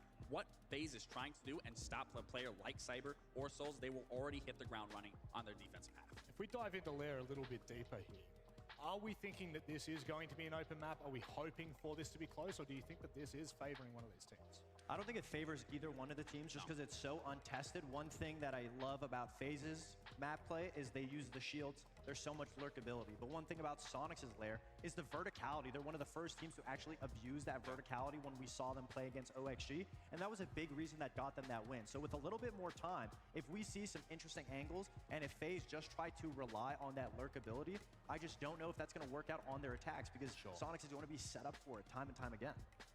Yeah, I mean, I don't want to regurgitate what you just said, but I think it's definitely something to note when you're going into this first matchup. But again, what it really comes down to me, again, is really the IGLs just really being able to pick apart each other's defenses, each other's attacks, and moving pieces around as much as possible. Because again, both these teams can switch on a dime. So as long as you're on a defense or an attacking side and you can make those adjustments in between the round, moving players around, finding an opening at any given moment, that is going to be the team that is going to be walking away with either one of these rounds or either one of these maps. When you look at Canadian and the impact that he's had on this roster now, and we start to open that kind of conversation up with, you know, you were saying before, it's more about having the individuals that Canadian can use at his disposal and kind of support the team in a way that really opens up maps.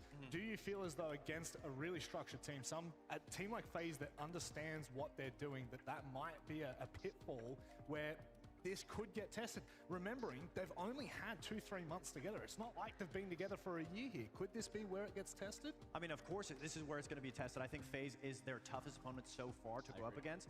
But you are right. I mean, as an IGL, if you have players that want to be molded into the position that you want to be, they will die for the cause just to get your vision through. I think at the end of the day, that's the best situation that you want to be in. And if everyone is still playing and listening to the IGL and focusing on what the goals will be, even if it doesn't go your way, sometimes it doesn't, you still have to be proud, because yes, they haven't had that much time. This is their first stage together as a team, and it's already a huge improvement from stage one. I think even with that said, and touching up on the IGLs, I think it is also going to come down to each individual player to be able to read situations and relay that information, not just solely relying on the IGL to pivot you in a position of you I just need to do this. The risk and the potential that something can be done or not be done in any given moment throughout this match. Well, this has the prospect to be a very close matchup. This is one that will go the distance. I'm sure of it.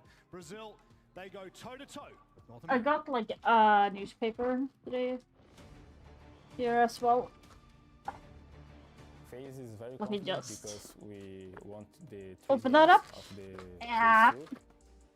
I'd say the strengths of our team is might be something very interesting here. Our strategy against Sonics will be to play our style, so I think we'll be a very strong team to play against. I think as long as we show up and play our game, I think we're capable of beating anyone. We're just playing to win, and simple as that. To FaZe, I'm excited to have my first official match against you guys in a very long time. Yeah. And let's have a good game. Hey Sonics, I like everything you've done in this competition does nothing for us, and we are going to win easy against you. Sorry, I am just admiring this unbelievable trophy. Welcome back to the Blast R6 Montreal Major. We are one quarterfinal down, 3 to go. Up next, it is Brazil versus North America. Are we ready for this one?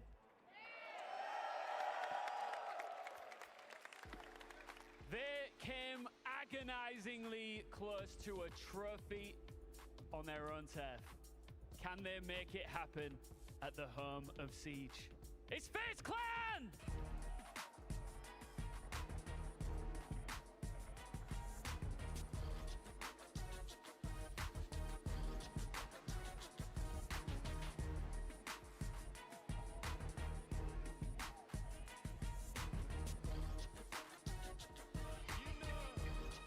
What these men are capable of, dangerous Brazilians. And some of their greatest rivals aren't even here. Is this their greatest chance yet?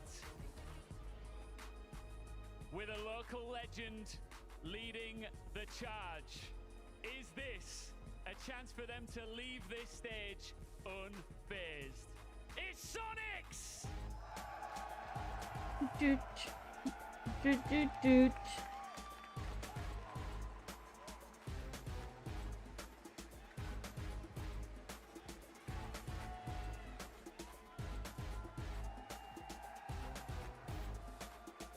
That man in the middle, Troy Canadian, every roster he has joined, pretty quickly he manages to guide them to some Siege silverware.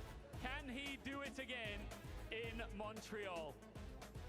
KDS, Do you see how many warm packs they have? brief conversation before we throw you into the first map. KDS, I'll come to you first. We all know how heartbreaking the 6th Invitational was. Ever since then, you have been looking to make amends and get your hands on some silverware. Is this your time in Montreal? Yeah, we started very well the tournament. We win all the matches, so I think we are very strong at this point in this tournament, and we are going to win. I hope so. Oh, I like the way he looked in your eye when he said that, Troy. How's it feel to be in Montreal? Feels great. Feels great. Always feels great here. It's home. It's home. It's cold too. Hockey arena. Like this is for me. Yeah. Well, you see, he likes it cold. I know that maybe not yourself. You prefer warmer weather. Do you think you can handle these conditions? Yeah. The last time we played in Manchester was very cold and we lost, but this time we had the hand harm, the hand thing. I've got to ask, you know, you've done many times what seems like the impossible. You go to a new team, you then go win a trophy. Do you think that you can do it again, Canadian? Is that something that is part of your destiny? I definitely believe in it. I wouldn't be playing still if I didn't think I could do it. So yeah, I definitely believe in myself. I believe in the guys that I'm playing with, and yeah, I'm just here to prove it, here to earn it. Any last words for your opponent here?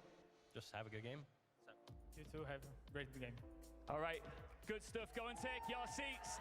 It would only be right if we had two wonderful Canadians calling the action for this one. Jesse, in Terror, take it away. Oh, thank you so very much, Ian. It's so good to be back in Montreal. The crowd right now was very loud for the VP and Falcons game. We're going to let them get their refreshments and get back in before we ask them to get loud yet again. But you've got two of the teams here right now that before we played a single map of the play-ins, if you talk to all the teams coming to this event, most of them at Sonics and FaZe Clan among the top 4 teams. And it's a bit of a shame that we have to see them in the quarterfinals, but both of these teams will have an opportunity to beat one of the best and then move on to the semifinals to prove that they rightly earned that spot amongst everybody's top of the predictions. Exactly, and I mean, those predictions weren't unfounded. The #1 team from Brazil versus the #1 team from North America. This is the battle that everybody's been wanting to see. There were expectations for both of these squads. You know that none of them want to see that quarterfinal exit. No, I mean, FaZe Clan, the very first team to make it into the playoffs, and they did so with relative ease. Sonic's path wasn't exactly as simple, and they were on the ropes for most of their matches, but boy, oh boy, the dominance they showed, especially when they got to the best of 3s, only proves that sometimes you don't need to be a BO1 team. Once you make it to the main stage, it's best of 3s and potentially a best of 5. Exactly. Technically, this is the #1 seed out of Swiss versus the #8. But I don't think anybody's looking at Sonics thinking, oh yeah, that's a #8 seed. They looked so good on the bottom half of that Swiss. FaZe Clan, they've yet to drop a single map. The entire tournament, they have been dominating. But Sonics, they're on a bounce back. These last couple of matches, and even their early losses were very close. They're looking red hot coming into playoffs. The person really to highlight on the side of Sonics has made his international debut. Surf is an exceptionally good player, 47 and 11 over his last 4 maps, holding the second best KD at the tournament. I don't know if you've seen the little chevron on the bottom of the screen. It's been going through some little fun factoids. The only players above and directly below him are both on Falcons, and they're no longer in this event. So Surf stands alone at the moment in terms of active players with KD, and he can only increase that today. But if there was ever a team that could dent that oh-so-shiny kill-death ratio that Surf has, it's FaZe Clan. You said it. The best team in Brazil, the best-looking team so far at this event as well through Stage 2. No, 100%. This is going to be the toughest match that Sonics have had to play. Surf is one of those guys who's been heating up later into the tournament. This will be Surf's first time playing in front of a crowd. I hope it doesn't get to him. Sorry, I'm dry on my lips. It looks weird, but I felt... Among social predictions, it felt so dry on my lips. Sorry. FaZe Clan winning the event. 65% to FaZe Clan. Wow. A Brazilian team doesn't get as many crowd cheers as a North American team. Color me shocked. Well, folks, friends and enemies, Friends and enemy. Clear, let's go. I am ready to write down some form of strat points that I want to use. FaZe Clan versus Sonic's map 1 of our BO3. This is FaZe Clan's pick, but it's a great map for both squads. This is the top North American team on Lair versus the top Brazilian team on Lair. Both have been running it quite a bit in their regional leagues. Sonics, you know they love a Dokkaebi ban. That will be expected here by FaZe Clan for our first choice. Ooh, but it's a Monty. Banning out an operator of Vitakings who he's very proficient at, that's a bit of a curveball. Now for FaZe Clan, Ying would be the comfort ban. I wouldn't even hate a Blitz ban, but they'll stay comfy with the Ying. FaZe Clan likes to ban Castle on Lair. Asami? I could see it to Will it ban Asami face? I'm thinking. Mira. They'll go for Mira instead. We'll probably be seeing that to Chonka later on this first. I want to see Asami on their side as well, but maybe a Fenrir ban. Because Asami, yeah. Of course it is. We get excited for the routine. True? It's quite nice. So operators are locked in.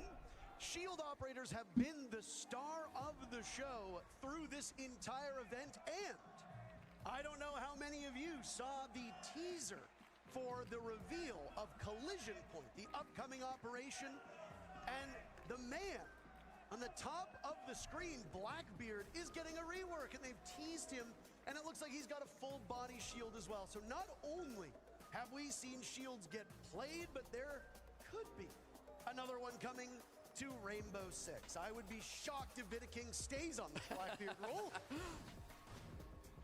It would be impressive if we saw Blackbeard the very first game, but I highly doubt that that will come out from FaZe Clan. Of course, repick available for the attackers. Sonic will choose to start on the top floor.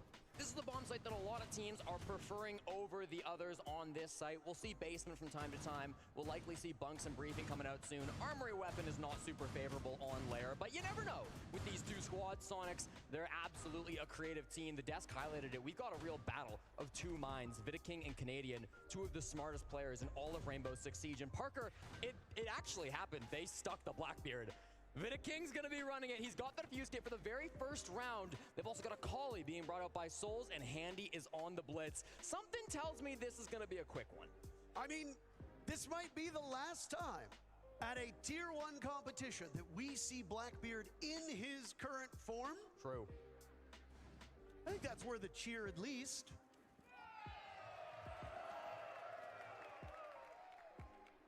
People really don't like Blackbeard. They really, really don't like Blackbeard. He's not an operator with a lot of upsides, I'll tell you that. Lowest pick rate of all the attackers at the event. Second lowest pick rate was Yana, as we talked about. Throughout the regional league, stage 2, of course. Yana being picked a little bit more so far at this event, but it is still rare. This is going to be an explosive jump in. Handy staring at this display window. He knows there's a player on the other side of it, and with the stim, they will jump on in. And there's the shield off to the races. Oh, a missed opportunity. First pick goes to Handy. He's got the sidearm out. Sonics answers back with 2 kills. 3 kills, in fact. Ambi, 2. Surf on the board early. Surf a second. 2 players from Sonics with all the kills, and it's all up to Vidaking peeking the windows. Can't imagine that a Blackbeard is going to be very good in this situation. And it's Rexon, the only player, rather, to get less than 1 kill in that round. Rexon. Blackbeard? 2 kills from Ambi. Rexon on the board. Nothing for Canadian Rexon. No, we focused on that blitz play, jumping in display. Obviously, that was the head of the spear for FaZe Clan, but they had another push that was walking up the mezzanine stairs, and that's where Ambi got the crucial 2K, managing to steal that man advantage and weighted heavily in favor of the Sonics. Good work from the young 18-year-old there on Mez stairs, and then the anti-blitz play once again. I was really surprised that FaZe Clan maybe didn't want to take out that blitz. Sonics are a team, they'll play both shields. They love their Monty, they love their blitz. In NAL, a lot of teams banned Monty against Canadian. He just ran the blitz, and he had a lot of success with it. FaZe Clan haven't quite been on that level. They love their Monty. Vidaking so good with that operator, but the blitz plays have been less successful for FaZe. That's something Sonics have read into. They realize that they may not be a simply better shield team, but they're definitely a deeper shield team. Canadian always tries to keep up with the meta, so it doesn't surprise anybody whatsoever that he would opt for the shield play. Yeah. Sonics have such good mechanical players on the team that it stands to reason you put the old guy on the shield because there have been some pronounced deficiencies with Troy's aim from time to time that we can make fun of. But he is currently the only player on the team who went negative through Swiss. I mean, hey, that's fine. That's what the support and IGLs are supposed to do. And we didn't just see that on Sonics, we saw that on an awful lot of teams. Yeah, maybe it is a bit abnormal on a team like FaZe Clan where their support players are typically more involved in the executes. And when they're defenders, they tend to play a more active style as well. So for FaZe Clan, a team that just plays their own style, Virtus Pro in the matchup earlier today, very similar, which was great when we saw them do battle against each other. But I would love a FaZe VP matchup. I would love a Sonics VP matchup, but I am unabashedly a Virtus Pro stan. We said goodbye to Falcons earlier today if you did not watch our very first match. And what a story they have been. A young team making roster moves, bringing in a player that was largely slept on in EU, who leads or who led this event in KD, as we talked about. That's Robbie. No longer around, but I'm sure this isn't the last we'll see of Falcons. They'll be at SI as well. So will Sonics and FaZe Clan. Of course, qualifying, locking those spots in earlier today, earlier this. That'd be a little bit slow FaZe right now, actually. They don't want to clear through the top floors. This has been very apparent to Sonics. Those roamers of Surf and Ambi are going to need to make their way back as soon as this site comes in, or try to play those vertical angles, which can be very strong on the basement bomb site of Lair. For FaZe Clan, they're taking their time with this. You know, they're using their Flores drones. They're trying to get a pick off before they push, but Sonics are not giving them much. Ambi decides to contest on stairs. Down he goes. He won't be able to impact this round the same way he did before, but as a Goyo, you've still got your canisters laid around the bomb site, or potentially off-site. There goes one of them. Canadian had lost to Yokai early on. What a play by Surf. He gets the ping at the last second. Down goes Souls through the soft wall. I don't know how many of those boogie drones the Ram of Souls was able to toss out. If he didn't get many out, that's a lot of soft destruction. That will be absent from this phase execute with 1 minute still left on the clock. Oh, they know exactly where Grixer's at. He's got to have some phenomenal play here in the last 60 seconds. They have an idea. Oh, they know. King's got the diffuser, by the way. So if he loses this 50-50 engagement, he's in trouble. Oh, no! Almost a missed opportunity on the Handy, but they come out ahead. FaZe Clan. Wow. With 2 kills, Canadian on the board. Says goodbye to KDS. Fire spreads. Canadian has to move out of his position. Both King and Handy so low on HP, it'll come down to Surf to clutch out. And he'll go for a rotate. He's outside. This is not an ideal set of circumstances as King gets the diffuser down. Surf in a really troubling spot. FaZe Clan will keep him at bay with another fire arrow. That's the last one used. As now Surf has time working against him. Knocked over by an air jab. Handy knows exactly where he is and follows up with the kills. That was an interesting jump out. The first pick and they pushed it all the way to the limit. No real opportunity for Sonics. You know, you said something in that execute, Parker. You said if King loses the 50-50. The thing you don't realize, King rarely loses those 50-50s. He's lost only 28 gunfights all event. That's the fewest out of anybody. In the meantime, he's picked up 44 kills, 44 and 28 KDR going through the Swiss phase. He's been phenomenal for FaZe Clan. The IGL, hard support, not always one you look to be finding those big frags. Typically, that's going to be more Handy. That's going to be more Cyber. But King has been phenomenal, having probably his best event here in Montreal. If he can continue to keep that up, if he continues to perform the way that FaZe Clan I'm not too well familiar with Lair, to be honest. So that's why if I'm not talking too much, it's mostly because I don't know the map that well, because it gets banned a lot, so I haven't had the opportunity to play as much as I hoped. But so far, like, but the setup and everything, it's looking kinda. He gets picked off by Handy. Excellent play from that utility. Now you may be wondering why Surf and Rex are cuddling inside the bomb site at the moment, but the reason for that, it's cold in here. It's cold in here, but they're also trying to hide their operator selections. They were both trying to dodge the drones. They're hoping that FaZe Clan won't bring utility to clear out the Zoto canister and Kaid combo that Sonics have brought for this defense. And what have they got? They've got an IQ, and they've got some nades, so they don't have no options, but they don't have any EMPs. They're going to need to be really good with these drones and or the nades. That was really good to stop the Zoto canisters on to Sonics. Get that wall open. The wall is so important on this bomb site. That's where most teams are going to enter from, and that's where they're going to try to push from. There's no Maverick, so it's going to be really awkward to get that angle opened up. An already defender-sided map will become even harder now for the attackers to execute on, or so we suspect. That Selma might have gone off. We don't know exactly what set of circumstances is in. No, It's frozen for now. Lair, by the way, sitting at 55% of all rounds won by the defenders. Most maps we have seen skewed towards the defenders. We can't grab it. For Sonics, starting on the favorable side, if they cannot win more than 3 rounds, that would be considered a loss just based on numbers. Now, obviously, those numbers don't always hold, but every single like when it comes to this map is very big. It's super big, so roaming around is very easy, and you get avoided pretty easily if you know where you're hiding in a way. So striking first, they almost find a second, and they will actually get it. Handy's patience is rewarded. And so far, the drone work from FaZe Clan. So they have lost 2 guys in Sonics right now. But now Surf got KDS, so it's looking pretty good for Sonics at the moment. It's looking good for FaZe, I mean. Well, it's looking good for Sonics as well, because it's 1 minute on board and they have nothing pushed in for just yet either. The wall is still closed as well. They've done a good job with the Tubarão and with the Kaid, but it doesn't matter if you can't win your gunfights. Canadian will quarterback this defense as FaZe outnumbers Sonics by 1. 2 of the 3 best offensive forces for Sonics are in the ground. Their best one just got buried. It's Souls with the shovel in hand. Now Canadian drops as well, and it's all up to Rexon. After a good first round, Sonics have not looked like themselves at all, getting picked apart by such a frenzy on attack. 1 pick for Rexon.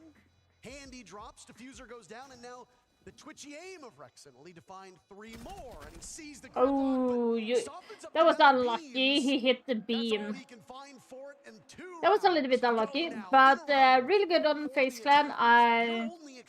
Like I said, I like Sonics in a way, but they have been playing really well, really bad throughout the tournament, in my opinion. You know, they're not worried so much about taking that top floor control. On the basement, they had a ram, but it was really a solo ram. It wasn't like the whole execute was going from top to bottom. Now we see on Bunk's briefing the exact same situation. They're not going all the way from top to bottom. They do clear out that top floor. They get control of green stairs, but they're not working vert very much. They're not actually pressuring these players. They're just using that as a jumping off point. They get a couple of kills top floor. They make sure that there's no defenders up there, but then they're going to push horizontally. They're going to come in through green. They're going to make sure that they can get those picks. And for the side of Sonics, they've tried to take those gunfights late without the man advantage, of course. It's going to be oh so difficult. Here we see the only soft breach coming out up above. Good play by the Gridlock in that final round. FaZe Clan now take the lead. Of course, this is their map pick. They're expected to be able to walk away with this. They're 2-1 so far in their history on Lara, beating Bebo, Keatstars, and W7M. They did have 1 loss to E1 in the regular season. That was a 7-2. If Sonics needs to, if Sonics can like take 1 round, it would be a huge for them, because they would get the momentum. In a quarterfinal BO3, they've got 2 other big wins under their belt. They're not so worried about that 1 game. I think they can write it off as a bad day. For the side of Sonics, I should say as well, this is a very good map for them. Sonics have never lost Slayer in their history. They've played it twice, beating OXG and SSG in the NAL this stage. But regardless, this is a good map for both teams. FaZe Clan would really love walking away with a strong first half. That E1 team, by the way, that looked head and shoulders above the E1 team that we saw at Manchester, yet still was not able to qualify for this major. Quite stunning that a weaker team made it. Top 3 in the region in Brazil back in stage 1. Stage 2, they make a couple changes. E1 looked like a better team, but I don't think anybody expected Black Dragons to make the run through the LCQs that they did. I think the team that was probably most surprised by it was Furia, the defending world champions who sat at home for the first time in God knows how long. They did qualify for SI through no real actions of their own, so at least they'll be there to defend their world championship. Well, through their actions in stage 1. Oh, I suppose so. Yes. But they qualified during this major because of other teams getting certain points. Exactly. But still, we've got... That's basically getting paid to sit at home. Is what it is.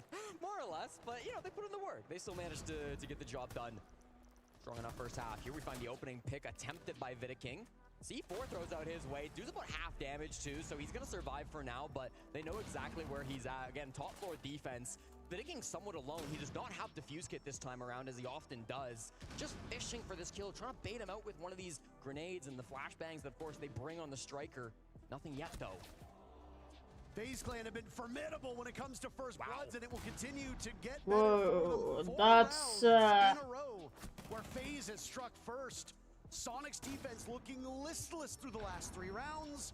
nice Canadian with aim and stairs. From the team in teal, Grixer is the last man standing. Why No is my- kills to his name just yet. 4 targets on the side of FaZe Clan, so he's got options. He'll find his first onto Cyber. Slow peeking. That small rotate, but a pre-fire from Handy around the door will net the final play. Yeah, I'm sticking with it. The way that FaZe Clan is playing right now is... Soul's a great couple of kills at the start of that round. Looks like he's going to be a timeout.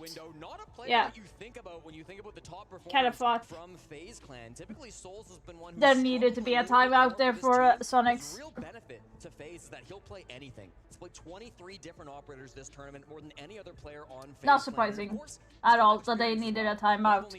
Sonics needed that timeout to regroup and also also to see how they can stop FaZe Clan. They are more or less winning by fragging out early. Troy Canadian, one of the most winningest players in all of Rainbow Six esports. We've talked endlessly about Troy moving onto the Sonics roster, not necessarily by choice, mind you. An altercation at an event this summer led to an untimely split from DZ and their long-standing captain. This will be Troy's 4th North American team as he goes all the way back to that Continuum and EG core, then to Space Station, over to Dark Zero, and now to Sonics. With the exception of Sonics, you know one thing all of those teams have in common? What? He won a championship with them. That he did. A world championship on the side of CTM. A world championship on SSG. A major championship on the side of Dark Zero. And you know what all 3 of those have in common? They were all won in North America. 2 in Montreal, 1 in Charlotte. And now here we are in Montreal again. There's certain teams and certain players that tend to level up when they come to Montreal. Yeah. Virtus Pro is one of those teams. G2 tend to be one of those teams. They did not get the memo this time. Canadian is another one of those players where just playing on home soil and getting to play in the cold comforts of Montreal seemed to do him well. Is it enough? Well, he's changed the culture on that team. Super also came in as coach. He walked them through that timeout. There is no shortage of advice that he can give this team through these rounds because FaZe winning 3 attacking rounds on layer, despite it being their map, is quite abnormal. Sonics, they'll have to tighten it up or they'll let this map get away from them because FaZe goes on to the better side in just a couple rounds. Yeah, now we'll test their adaptability. Can you pull it back after the tactical timeout? Canadian up here on the roam as he often is. He does have Ambi roaming with him on the first floor. Otherwise, the players on Sonics are all sitting down in the basement. FaZe Clan, they brought a very different lineup for their push this time. They've got the Damos, they've got the Lion, they've got operators that can push out these roamers and try to get picks in the early round. Rather than the last time where they pushed this site and they were very focused on going horizontal. Very little pressure up above. Still Souls on that ram, of course. Likely to be somewhat solo as he clears through, but perhaps we'll have the help of the Lion charges. Here comes the first one. It does track Surf in the site, but no kills coming off of that EE1D to start this round. One thing I'm going to be looking for on FaZe Clan is how effective their entry is. They've drawn first blood in all of these rounds. They haven't given up a lot of drones in the process as well. The drone economy is something that doesn't get mentioned all that frequently. But on a big map like Lair, the biggest in the map pool, you need to be proficient at roam clearing, especially when a lot of teams, Jesse, I don't like that my phone is being so bad. haven't even given up this position at all. Grixer taking down KDS. It means that for the first time on this map, Sonics will have an advantage early in the round. Yeah, that's big. Now can they convert this opening pick? Sonics, they have the best conversion rate of any team through the Swiss phase, so they're very good at capitalizing on these opening frags. Ambi hunting for more on the yellow stairs. They know exactly where he's at. He's worried about a pinch, but it's coming from below. It's Cyber. He equalizes it for. And he knew that Cyber was coming from that direction. He That's weird. saw and heard the flashbang. Yeah. Ambi was a little preoccupied with where somebody else might have been coming from. He was kind of mistaken. I don't know if that was a deliberate attempt from FaZe Clan to get him looking in another direction, but it works out all the same. I might actually be using RAM more here. I did use a lot of Fuse on this side, but maybe I should be trying RAM. Could actually work better. And he's still a walking gun. This is awkward for Canadian. The Lion Charge will pause him for just a moment, but he's hunting for these top floor players. Can he find souls on the RAM? Surf dies to Cyber, yet another kill from the Maverick. Oh, Grixer got one. Grixer now starting to get in the game after some pronounced struggles early on. Vidiking getting Oh, Canadian going to get him? Canadian! Oh, you almost... But they managed to find souls from above, and Canadian gets information from it as well. He's got the read on Vidiking. Grixer, a third kill through the round, and it's all up to Handy. Only a couple bullets will take out these remaining Sonics players, but he's got to get through the door frame first. Rexon on Diffuser. No. Canadian gets the job done while Rexon completes the objective. The timeout converts directly to a 1 round. Sonics still trail, but they're hoping desperately. I'm surprised that he didn't look more towards the right. They had to do it in the post plant, but it's that flank from Canadian combined with excellent anchor play coming out from Grixer that gets the job done. It's that coordination that almost any other player coming onto a team so fresh wouldn't have right off the bat. But Canadian deserves so much respect on this team. He commands it from his teammates. They can play so well together because they've all jumped in. My phone has been very annoyed. Post plant, the replant. Coming in was so strong. Canadian and Grixer getting the job done. I was a little worried for Canadian. Up top, he was sprinting. Souls, I think, heard him run through the hallway. I don't answer to those type of gunfight, message. Canadian got it done. Souls just couldn't quite hit their shot. And then the positioning was perfect for the final frag, of course. Getting it done here in Montreal. One more round would tie us at 3 going into the second half. I will remind the audience that the second half should be the exciting one. Sonics were the best attacking team through all of the tournament so far, but FaZe Clan were the best team on defense. So you know we're going to get a good siege in the second half. Not that the siege in the first half's been bad, but... It's like a Super Bowl matchup, right? He almost said something that he should not have said. Attacking in football, even though it is an often violent sport. Again, it's a little bit of a shame to see these two teams do battle in quarters, but that's how seeding works. It's also that Sonics just could not clear out early enough. They had to wait until the very final day to beat Team Liquid to make it here. And that was also another sad matchup, frankly. Yeah. I think both Liquid and Sonics could have very easily made an argument to make top 8. But with the way the Swiss system works, sometimes the best teams don't actually make it to the top 8. You could Yeah, that kind of happens. But if you're going up against the 8th best team, or you the 7th place team, you're not going to make it. Yeah, I mean, Sonics didn't make it easy on themselves either, losing their first 2 games in Swiss. They kind of only have themselves to blame. Very close matches, admittedly. For sure, but still losses, and that's all Swiss cares about. Now, of course, we're seeing another blitz play. This did not work from Handy last time. It got shut down by the Legion play of Grixer. Can it happen again? Technically in bathroom window, a little bit move over, and this time you might find an early pick. Ah! Oh my, almost misses the opportunity. Good thing KDS was there for backup 3. Very swift kills, make it 4. Damn! Is all but over. Grixer nowhere to go. Drop the hatch maybe? No, he tried, but you could tell Pablo was panicked in the corner. Ooh, that was a really nasty. The first half, but that was a nasty round. Like you'd think. FaZe Clan on attack on their own map. Yep. Managed to take 4 rounds. Well, we kind of expect that the FaZe Clan would actually win their map pick. It kind of goes that way most of the time. That the map that you pick is going to be a higher chance of winning. That's when you say, but okay, is all but guaranteed unless we see something really outside the norm.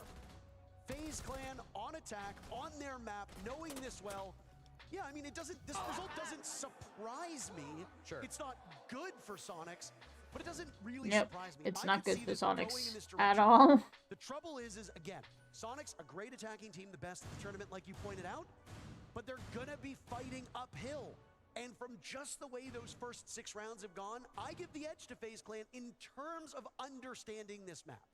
Something Laxing said on the desk is that this game's going to come down to how the IGLs of each team can break down the defense on the other side. And I think what FaZe Clan showed is that they can break down those defenses really well. The adaptation called by Vidaking. Oh yeah, the change side. I kind of noticed that. Work with the mezzanine player to get that pinch God, I onto was like, Andy. when are they Really good changing adaptation that we sides? saw from FaZe Clan. Now it's the job But of we saw Canadian. that now, He's gonna so. take the exact same tools. He wants the blitz, he wants the demos. They know what operators are strong on this site, and there's no disagreement between these two teams. But that's really what it comes down to, okay? How can you read these defenses? For Sonics, you don't necessarily have to win your first round or two. So like what the cats are saying is very accurate. I think that Sonics, they really need to be more ready. They know that they go with the blitz now, FaZe Clan. They know that blitz is going to be getting in first. They also need to like be aware of the droning that FaZe is doing, because they're droning out first and then attack is really good. It's very accurate as well. On the side of Sonics was that Vidaking was able to get a plant down on 3 occasions. 2 occasions he could So right now they are. before the plant could go down. If Sonics held on a little So when it comes to like FaZe being on defense instead, what they should be aware about when it comes to Sonics being on blitz and stuff is kinda the same. I don't think Canadian. I think Canadians can be a little bit more of a passive blitz than an aggressive blitz if you compare to how FaZe Clan was. They were more or less aggressive with it.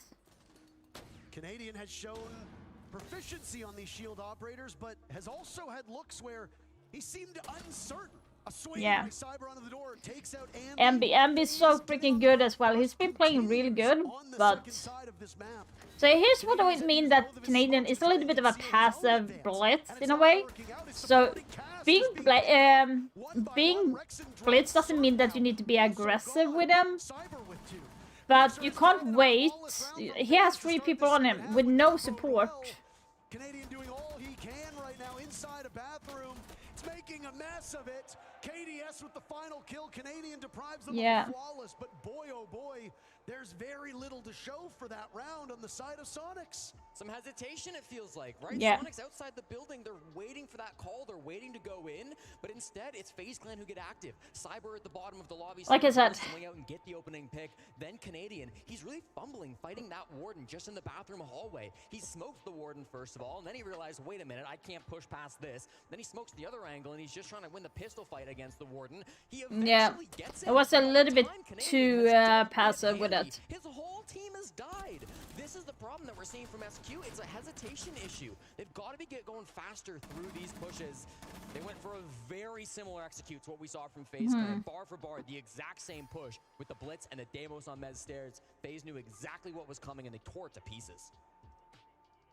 FaZe Clan have had a very tough march to this position as well. Yeah. When we talk about the struggles that teams have to get to the main stage, yeah, sometimes the Swiss system gives you an easy road. FaZe Clan did not have that. Their very first matchup was up against Space Station. That's a top 8 team that will be playing later today. FaZe beat them in a best of 1. Virtus Pro is their next matchup. A team that also made top 8, now made top 4 with their victory earlier. FaZe won that best of 1 as well. The only best of 3 that FaZe played was another top 8 team in the Falcons. FaZe won that 2-0. Okay. So what Sonics needs to do is to get more, like, Canadian needs to be more aggressive with blitz. He needs to take the step forward. And there again, pre-fire right onto blitz. He went aggressive in, but now he's backing out. Leaving Rexen alone in there was not a smart thing, but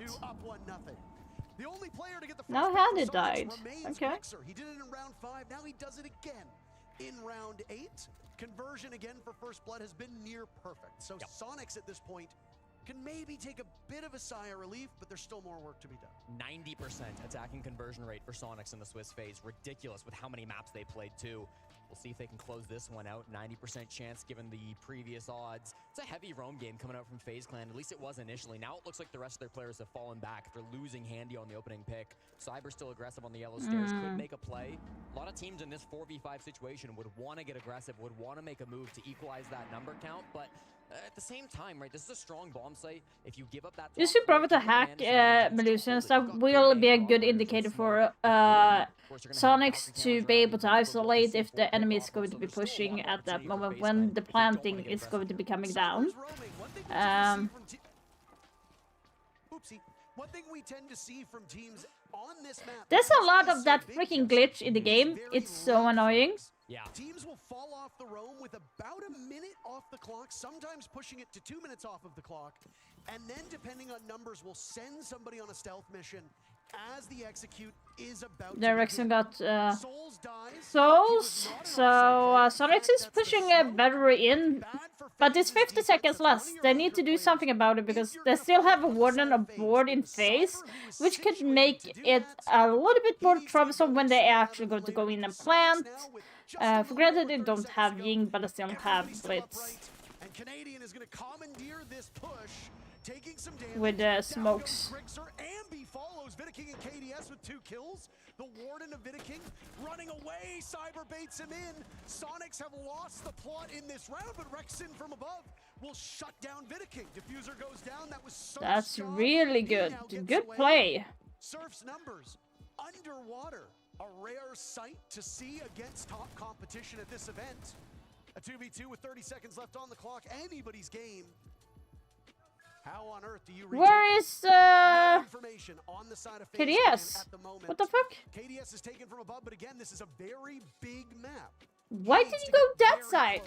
To these attackers, all the while the timer will continue to Pre-fire. the door, being watched intently. Why aren't you pre-firing? You shot the cab because you got called out for that. Pre-fire. On the side of Sonics.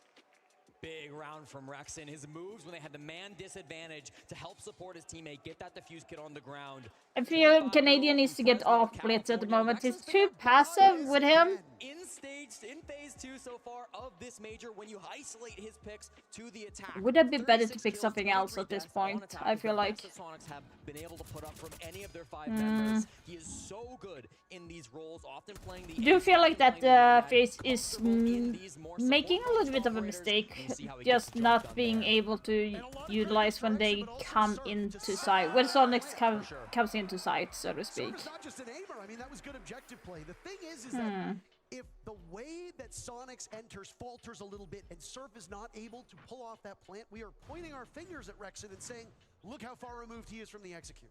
He's really not having much impact. He's upstairs, he's all alone, he's got nothing to show for it. Surf gets the plant down in an advantageous spot. Breach charges from Sonics were used to ensure that the avenues back to the bomb site by FaZe were able to be watched by Rexon. Those are great plays that were done earlier in the round for Sonics to set themselves up for a much easier post plant. And it's almost as if they knew what FaZe was going to do once that diffuser went down. Huge credit to Rexon there because it was also his set of breach charges that opened up those kill holes. He did a lot of it himself. It pays off. Sonics are still very much in this. They lose that round. It's a 6-2 scoreline for FaZe. That effectively ends this map. I don't think Sonics have it in them to come back. This is still obviously quite the walk, but it's a little bit easier to do. Certainly, they're starting to make their way up the mountain, but there's lots more to climb. Top floor is going to be the focus for Sonics at the start of this round. Of course, taking the top and then working vertically is very important on this bomb site. There's a lot of soft breaching. Yeah, I would actually have taken off Canadian from Blitz. He's too passive in a way, like. Those floorboards, so that's going to be the key focus. They're also going to work on the site wall. No wall denial coming out from FaZe other than the mute jammer, so that's going to be an easy wall to open up. Unlike when Sonics played this bomb site and they brought that two-brow, that Kaid. Worry about some of these roaming players, though. Look at Cyber. If he makes a bit of a flank, that could be a real devastating push. No player on the side of Sonics is in positive numbers at the moment. That is something that is abnormal for this team. Surf, and even Grixer, you could argue, should be in a position where their numbers are good. For Sonics, they're not great. They're not terrible.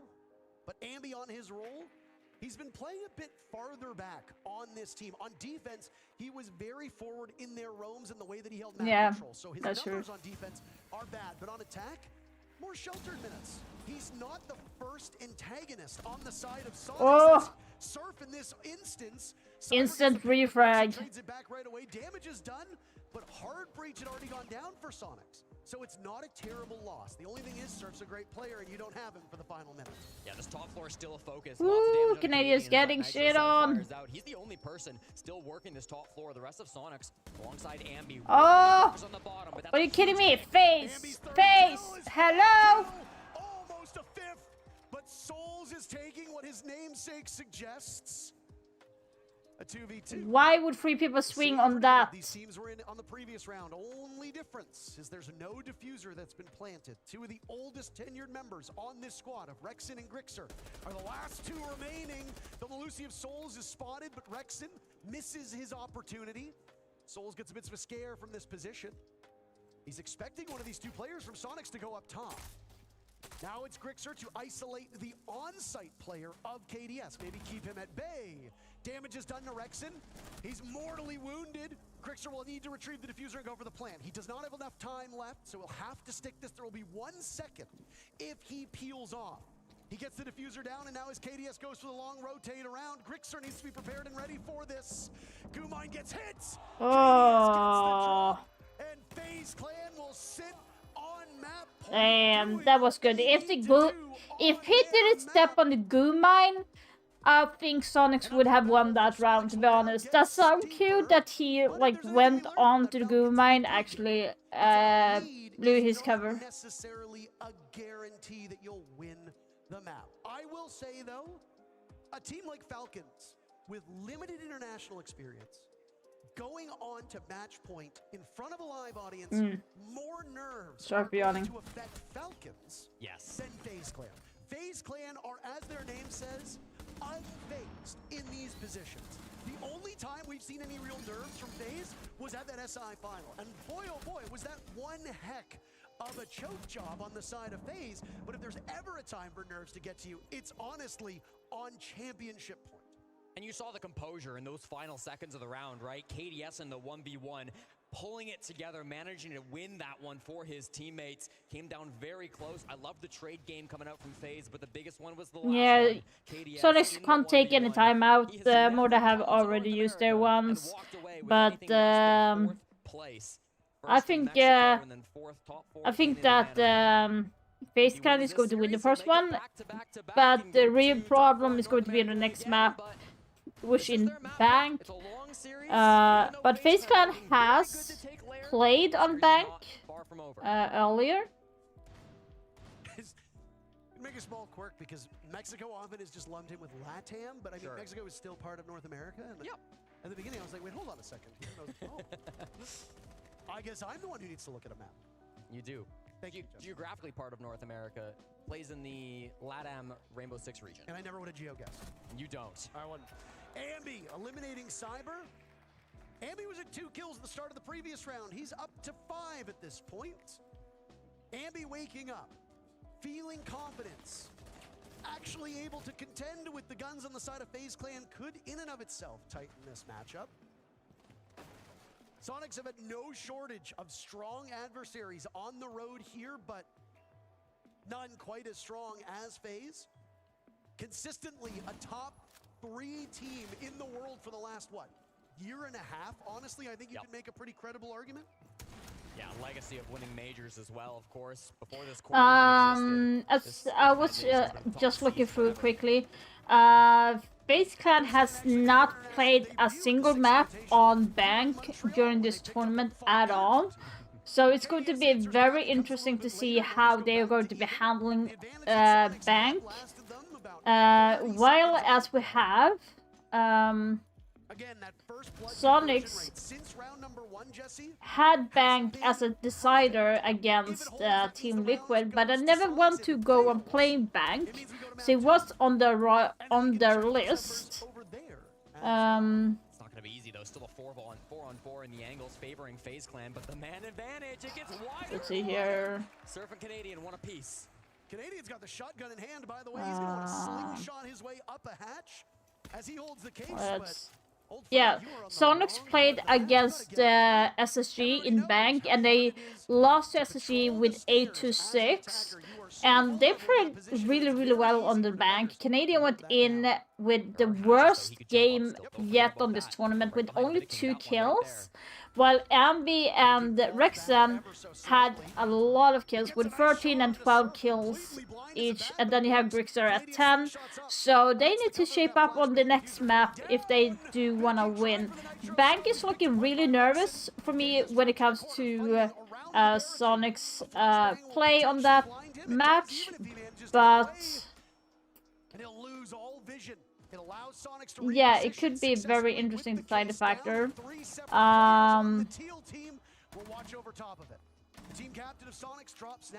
So far,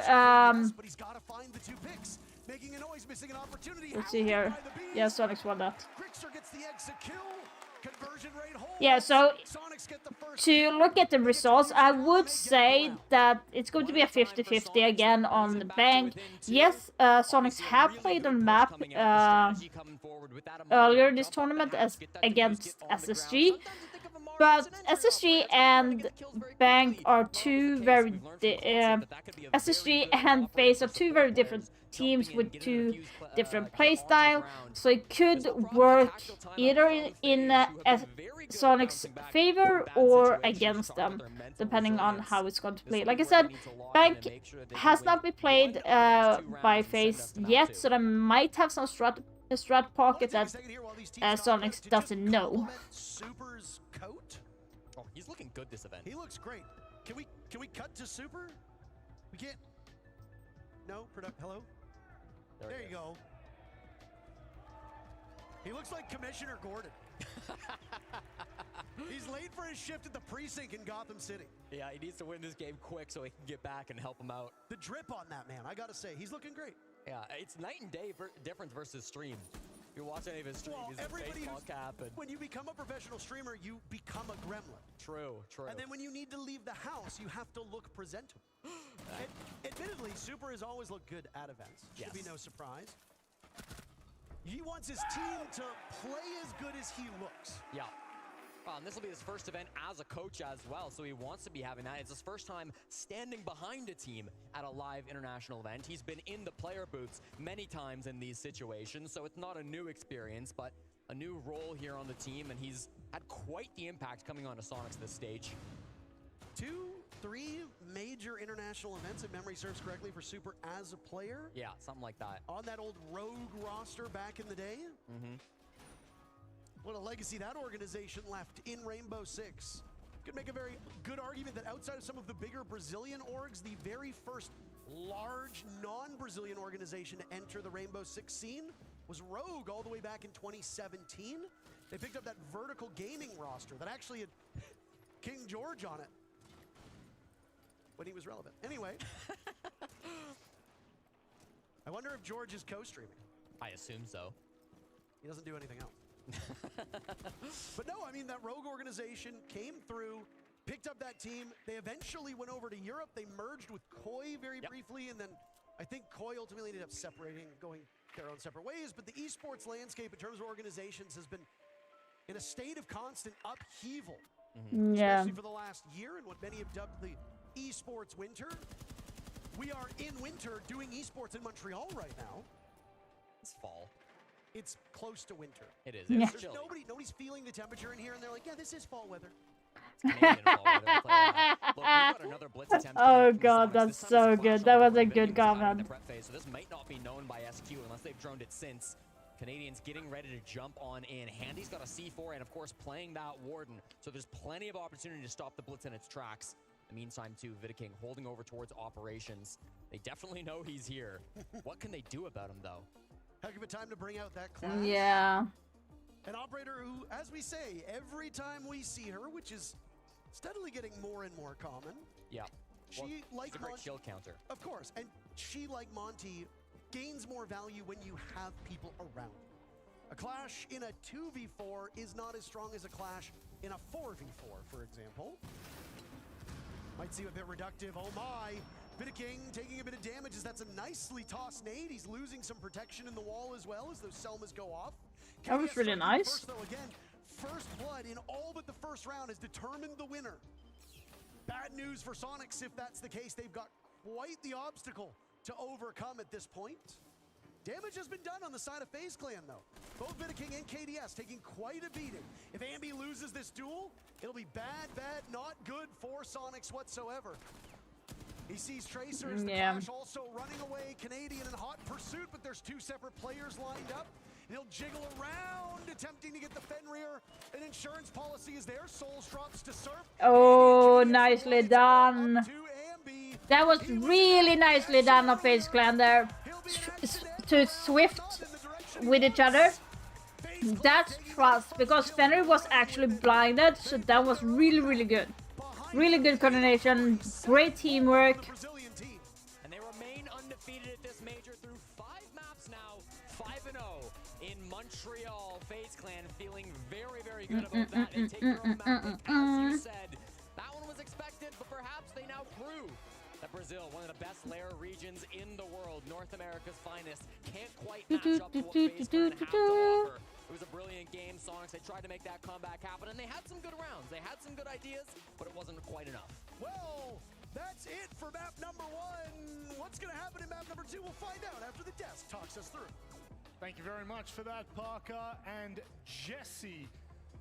Real disappointment for Sonics. There's no two ways about it. They were still in the game waxing, but this was FaZe dominated. You know, I think it goes to say with what I was talking about going into this match is FaZe does a really good job at controlling the tempo and how the game is going to play out. I mean, we saw that through and through throughout this entire match. Sure, it was a good effort for Sonics to try to bring it back, but when you're going against a team like FaZe and they know exactly what they want to do and will correct any mistake, especially, I mean, even them in that last round, bringing that clash to thwart off an attack, to thwart off a blitz. I mean, it just goes to show how fast FaZe really can adapt and bring something different to stop a move. Yeah, I mean, we said backstage, we didn't really think that was the Sonics that we expected to see. We talked a lot about the strength of their verticality, the utility, and we saw that out the gate, round 1.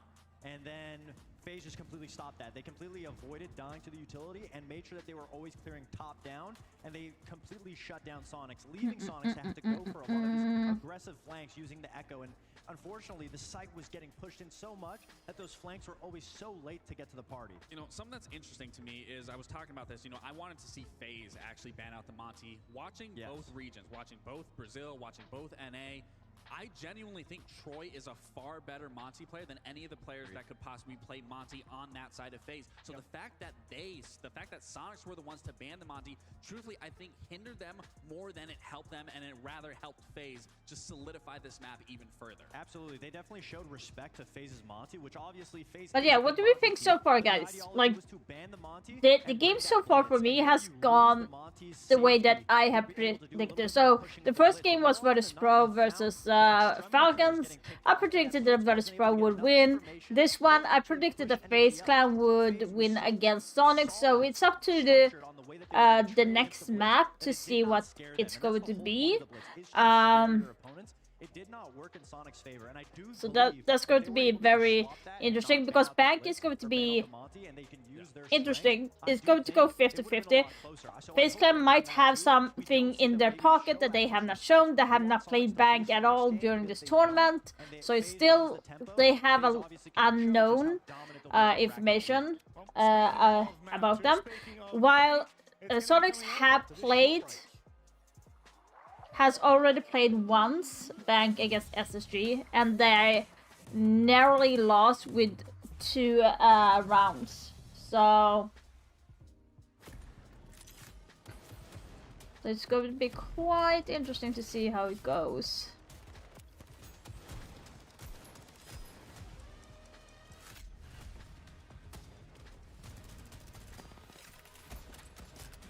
But I'm still quite upset about this shield on Blackbeard. I just don't get it.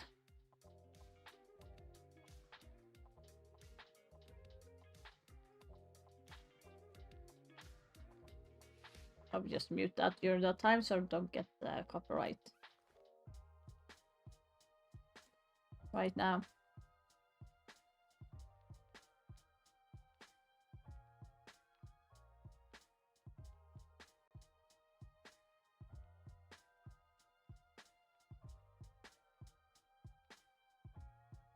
Have not sold anything yet. I'm kind of sad. I want to get something sold. Like, do we have something else that I can maybe sell instead? Maybe sorted from last sale high price? Could that be something? So... How come Void Edge was sold? It's mine 99 now. Damn. Why would... That doesn't make any sense. Purchase high to low.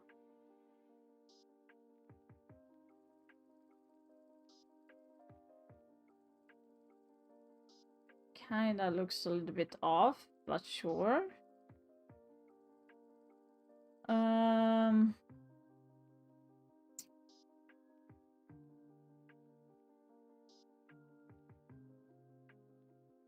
Like I said, there's still a lot of skins that I don't want to sell.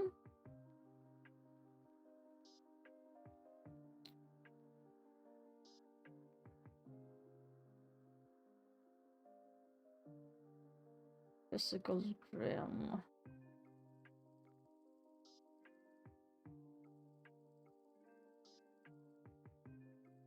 Some of the skins is what people want still. That's season 4. I kinda don't want to sell it.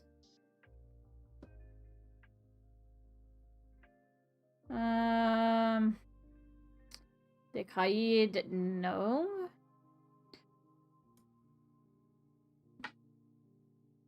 Like I'm not sure what people do want. Like the skins that I have that I want to get rid of, no one wants them, so.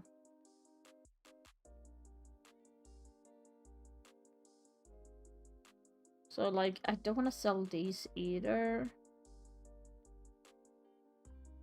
Don't want to say sell anything that I got from looking at the stream. They put out those two.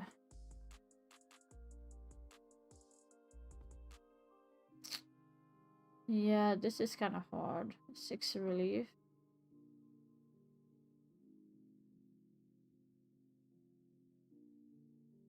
Maybe that one. I have to give it a couple days, maybe. Like, I'm not sure. I have the membership. What do you get? Buck Legendary Headgear, Castle Epic Bundle. Past memberships cosmetic.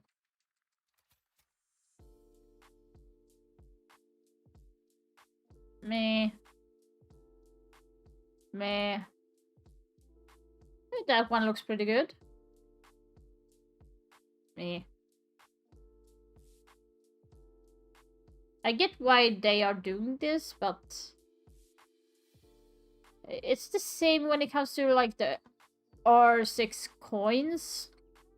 Like we got 5,000 R6 coins, but you can only buy a charm for that. And the skins on the R6 coin selection, it's way worse than the battle pass. So I'm not sure what they are trying to do.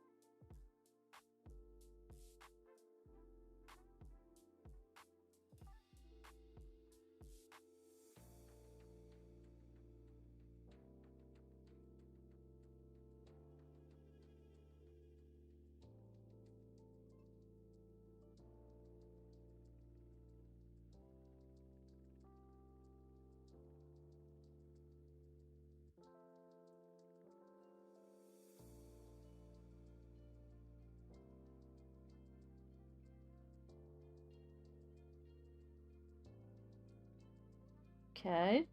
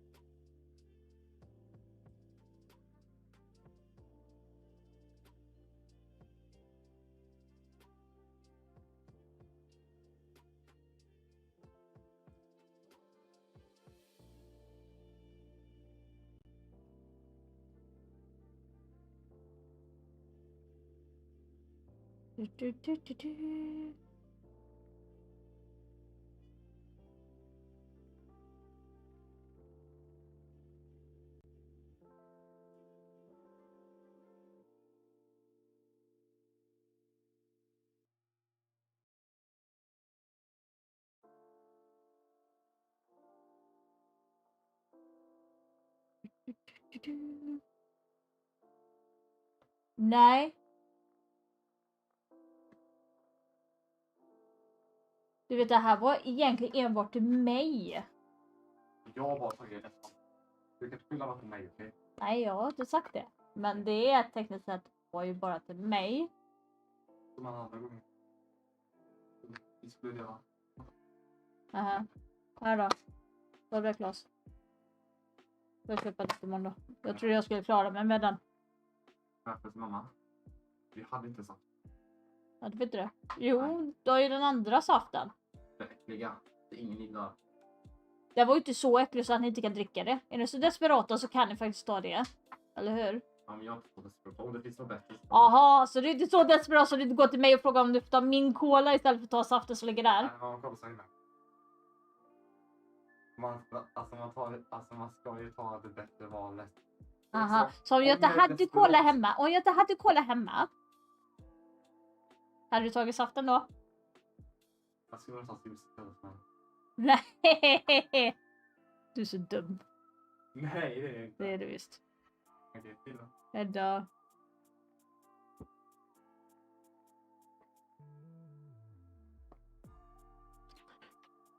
You see, I get nothing by myself at home. Nothing.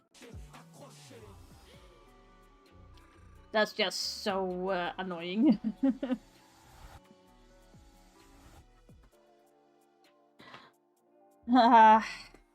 That's annoying. I kind of wanted to have that by myself, but no! I'm not gonna have anything by myself. Back to the Montreal Major.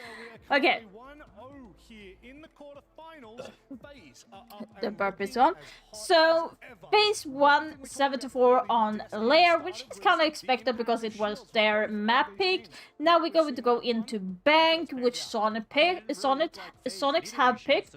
They did play this map earlier in the tournament against SSG, which they lost to 8-6 to favor of SSG. So will that be enough for Sonics to win this map? Since I have played it before, because FaZe Clan, we have the opportunity to analyze that match and come up with a counter strat on what they have. So will that be enough for Sonics to win the map, or will they lose? Because like I said, FaZe have not played this map. They might have some strats in their pocket that no one knows about, or a strategy that will work better against Sonics. So we're gonna see what they are going to say. Need SQ to play these C's that we have seen them throughout this stage. So I mean, throughout the playoffs, throughout everything so far, but we aren't seeing that now. I need them controlling the tempo. I need them controlling the pace and using their utility effectively, just like they did in those defensive rounds on Lair. Wait, why haven't? Ah, I did not put that on. Yes, I have brought my son to work today. I'm moving up in the world. Yeah, I mean, I'm a principal. I'm a principal now. Wow, we're doing well. We're doing well for ourselves here. I suppose if the casting career never works out, we have another job lined up for us. That'll be great. Thank you, Rob. Yeah, I mean, we might run a school into a ground. Rob looks like a gorilla that escaped its enclosure, so I mean, that's fine. Wow. Dangerous to have one of those in a school. Dangerous. If Rob listened to me speak, he'd be very upset right now. Wow. We asked ourselves during the playoffs, Jesse, would a North American team even make it to the main stage? Well, two of them ultimately did. If Bank doesn't go their way, we'll be saying goodbye to one of them very early in the day. The next match, if FaZe win this, then it's BDS versus Team Secret. So they are supposed to be playing at 11. So if this match is going as quick, they will be playing at 9 as early as BDS versus Team Secret. So that's 9, 10, 11. Once again, SQ now, what do you take out? Could be Dope, could be Habana, could be Ash. Wow, their schedule are really weird. Coming out. Gonna make Mira windows very strong now if Mira doesn't get banned. Sonic's likely banning a zombie here if they continue with their trends. Yes, they do. For FaZe Clan, we'd expect a Kaid to follow trends, but Fenrir. Okay, could be a Two-Brow, could be a Mira in response to that Ash ban as well.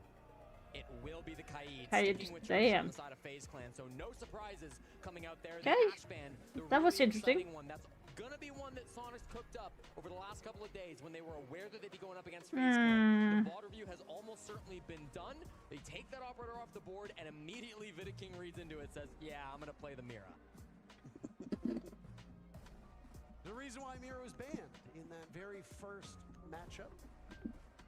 The desk did not want the Monty ban, by the way. They wanted to see how it would impact DZ's ability to play on attack, and, well, what were they all looking at for a second there? They all looked in our direction. Well, the camera's direction. I suppose Canadian is going to be moored on Blitz Island, as there's no Monty on the board for him to play the more conventional, and I guess you could argue stronger shield op. I will say, this Ash ban, I'm looking into a little bit more, Parker. This must be something either from the regional leagues that they're bringing out or from scrims. FaZe have only played Ash once. So broken. Entire Montreal Major, KDS ran it in a single round. They're usually a team who prefer running the Striker, for example. They prefer running the Twitch, the Finka. These are operators they like to run in their primary entry spot. Cyber likes to run a lot of IQ as well. So an interesting decision to ban Ash off the board, just given that FaZe Clan have rarely touched the operator through the entirety of this event. Now, I will say FaZe haven't played Bank at this event. So what I'm predicting is what happened is that Sonics have scrimmed FaZe on this map, maybe decided after scrimming that there was a really strong Ash play they want to take off the board. Maybe it's a strat-specific thing for Sonics, and they know they have a strategy coming up that's going to be really heavily countered by an Ash play, because it doesn't feel like it's comfort, right? This is not an operator that anybody on FaZe Clan relies on to get kills with, so it must be around the gadget. This mic is giving me the... It's so annoying. It's in the hands of Ram these days. Yeah, a lot of the time it is. Ram does have some use cases on this map of Bank. When you look at the bottom floor bomb site, Ram is not usually that strong because it's the top floor where the most soft destruction, at least that horizontal level of soft destruction. A technical pause before the match begins? Oh boy. That's not good. That's where those boogie drones are going to be able to chew through the floor, and they'll have direct impact on archives and tellers beneath it or over above open area. Ash's utility is great from afar. Let's see my predictions. From far enough away, as is Kali. Yep. Kali obviously we don't see all that frequently either, so if there's going to be a direct mirror counter, Ash is great for that. Mirror was banned out in map number 1, but was available and will be available here as we get things set up for map number 2. We were off to the races and then something happened. I don't know what happened. Now we are in a technical pause. Looks like they're getting it sorted out pretty quick here, so I wouldn't expect us to be paused too long. I can tell you that all 10 players are back in the lobby, so we should be going so far I have 15 points, which makes me land in platinum right now. Funny enough, Parker, the first time these two organizations ever so let's see here. 1, 2, 3, 4, 5, 6. hosted that event. I would land at 21. I would miss the battle pass for the prediction by 4 points. That actually hurts. That actually hurts like hell. But the point I'm making is that Sonics actually won that BO3 that they played all the way back. I missed my battle pass because of phase 2. I missed too many there. Top 8 to play on the main stage in DreamHack. Since that BO3, however, but it is kind of odd how my prediction. How come I didn't get any points for? Montreal had very different players. Super was a player at that point in like, time. So, with the more I should get points either way. I just don't get it. They went through. Here in Montreal. Sure should have gotten a point. Little piece of data that's very, very old that I need a second to look. I only got 3 points. Because it is a bit of a stretch. 3, 4. You're always coming in with the old facts, Parker. We should have gotten at least one. Yeah. You know, it is quite funny because I remember when Ambi Wait. How does this? As a player, so you get 12 years old? 1 point for team and team right bracket. So that makes it 2, 6. And now Ambi is a Saying that I have yes, 6, around a very long time. 7, 8, years ago, 9, 10, I casted my very first 11. in Sao Paulo, and a little bit over 7 years since I made my tier 1 debut myself. And yes, 11, have their lives watching this game, growing 12, up in this game, so of course I will have 13. the old facts because I was around when I was younger. Nice swing by Ambi. The former baby, now adult, with the very first kill, taking That's out so weird. Okay. Ambi's still 18 years old, Parker. It was right. I guess it was me who counted wrong. I wanted to have more points, but nothing I could do. Candy's inside of elevators, being rushed by a blitz, but he makes the drop, of course. But he's slow now. Safety of his teammates, holding the hatch. He knows he can get a kill if the blitz does drop in. There will be that angle. This is disgusting. What is this? Finding just a pixel if the peek comes in from garage, but nobody's testing him yet. I have seen this angle, I think once or twice, but it is so foul. Nobody is happy when they die at any point in time, but I'd be furious. This one goes back, I'll tell you that. Hunting for it now. They got drone intel down there in garage as well. Of course, 70 seconds now to make this execute work. The hard breaching's been sloppy. That'll happen when the mirror window is there and it gets popped and becomes a little bit awkward with the impacts and the nitros, but I think it should be opened up now for a plans. Here's the smoke play as well from the Glaz as Rexon makes his way through garage, hunting for this opening pick in the basement. He sees ahead and he will get the shot. Beautifully done. Handy stood no chance in that engagement. Still there, and another could be had for him as well. Soul's the very first kill for FaZe Clan Jesse. Rexon will push KDS off of this position. KDS re-aggressive. Yeah, that was... Even with all the information, FaZe unfazed. Diffuser going down, now the swing from the Mira. Ambi losing a lot of HP. Nitro Cell, it collects. Yeah, that was kind of bad on the Sonic side there. Should not... He should have tried to shoot the C4. He saw that, but he didn't do that. Over those openings, over the hatches, and now he's next one up. Grixer getting diffuser down. Ambi swings. He's done for. Yeah. Grixer gets off, taking matters into his own hands. KDS has made his way upstairs. No Yeah. chance whatsoever for Nicely good. Good. Let's tone up the volume. Brazilians go up 1-0. Great sight play coming in from Vidiking. That Nitro Cell winning them the round, and you got to think Ambi would like to have shot that Nitro Cell. It's not the easiest thing in the world. The pros make it look easy sometimes to catch those Nitros midair. Yeah, but that's what I'm saying. From a simple thing to get done. So just a couple of pixels making the difference. Felt like that glass play coming in through garage was so effective. Rexon really did a lot of damage, but only was able to take one with him. He wasted a lot of time, grabbed a lot of attention, but in the end, Bank Basement is all about the plant, and FaZe Clan know that better than anybody. I actually have my fun fact ready, by the way, Jesse. Fun fact. Usually I'm the fun fact guy, but I'm interested to hear what you got. I'm going to take your role for just a second. In SI 2018, FaZe Clan, just as right now, were talked about as the team to beat. They went perfect in scrims. They demolished teams on the way. Oh yeah. I remember that. And they ultimately lost to a team called Evil Geniuses, who had a player Yeah. on it named Troy Canadian. And it was on this map that FaZe Clan equalized the series. Now, they did go on to ultimately lose to EG in the quarters. But back then, it was first to 5. FaZe Clan defeated EG on bank 5-1. It was the first time that EG, as a core, had lost bank internationally. And it was against this team. Obviously, Yeah, completely remember different that. organization. It's not EG. The only player that was on that team is Canadian. The rest of that roster is retired at this point. Yeah. FaZe Clan as well had a completely different roster. So it's just one organization the same, but it feels like no matter where he goes, Canadian brings that EG history with him.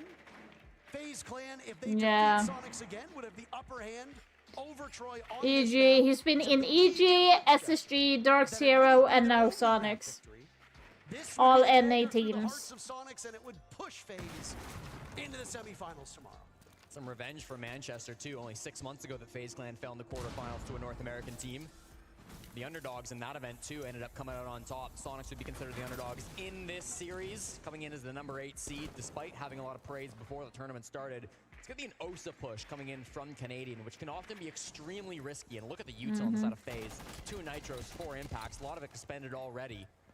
But they still have a lot of tools to try to work against this OSA push. The mirror windows being used by Vidaking. There are no counters being brought out other than the smokes from Sonics. No Warden, the only thing that might be able to see through that Ooh, why did you not think of that vid again? Yet again, it's not just Sonics, but it's Ambi. Striking first. He's already off to a better start. He was 2-7 at one point on layer.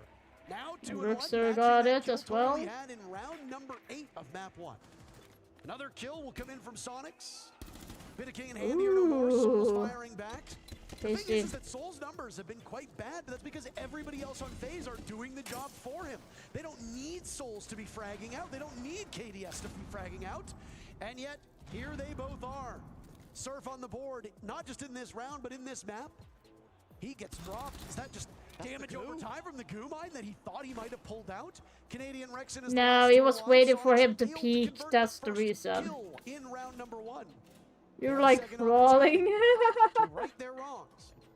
Canadian getting diffuser down. The talent shield had just been set out. Rexon looking deep into the bomb site, expecting to swing around. Far too many players for him to deal with, so he instead gets out of there. Canadian dies, and now it's all up to Rexon in the post plant.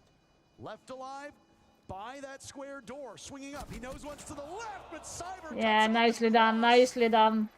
KDS had hopped on the diffuser, and he's I might have gone into stock and aim from there, see if I could get him, because he was like on the door. Yeah, just not the round that Sonics needed. An awkward start, to say the least. They start to get things going, but they lose a couple of picks. Ambi did find the first one, but then the goo mine shenanigans going on with Surf.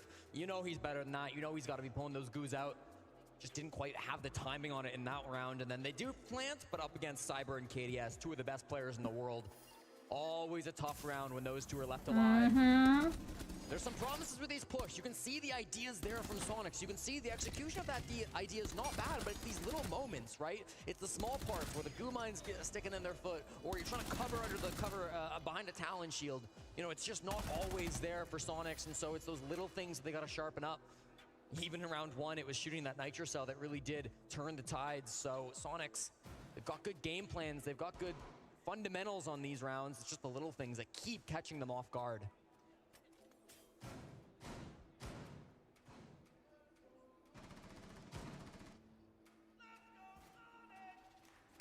I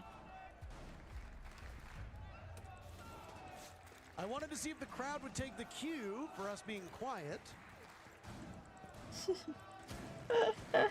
First chance of the night? I heard it. Let's go Falcons. Okay. Admittedly, we are in North America. I assume the crowd will cheer for the North American team.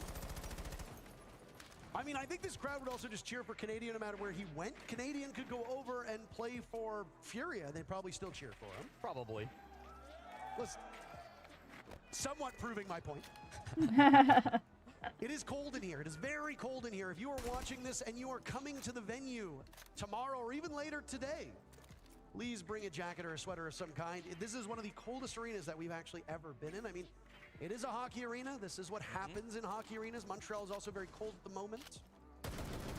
But there is actually an active arena right next to ours, which I assume is what keeps the temperature down. I was going to talk about Bank, by the way. It is one of the least played maps at this entire event. In fact, it is the third least played map. But as I want to do that, FaZe Clan are demolishing Sonics. 2 kills very quickly on Surf and Ambi on the wrong side of FaZe's aggression. Selma's going on that's Rixer, and interesting Rexer how wants to they find a small area to exploit as this Nook.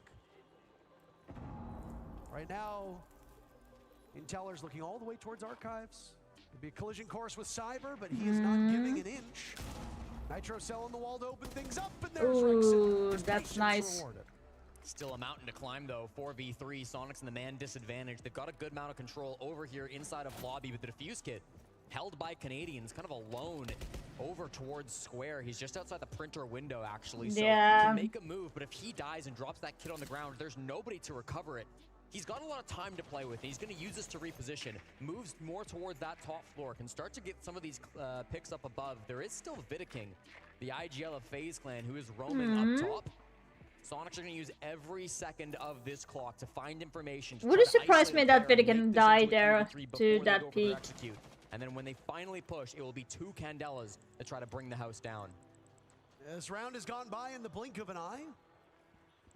Okay, who's spamming that shit? Advantage, and now they're going to do some damage to Rexon, but he wins the engagement against Handy. Sonics now putting numbers into a 3v3. Souls will die too. Vidiking and KDS is last alive, and there they go again. 2 very quick kills. FaZe pounce on Sonics and the sidearm to add insult to injury.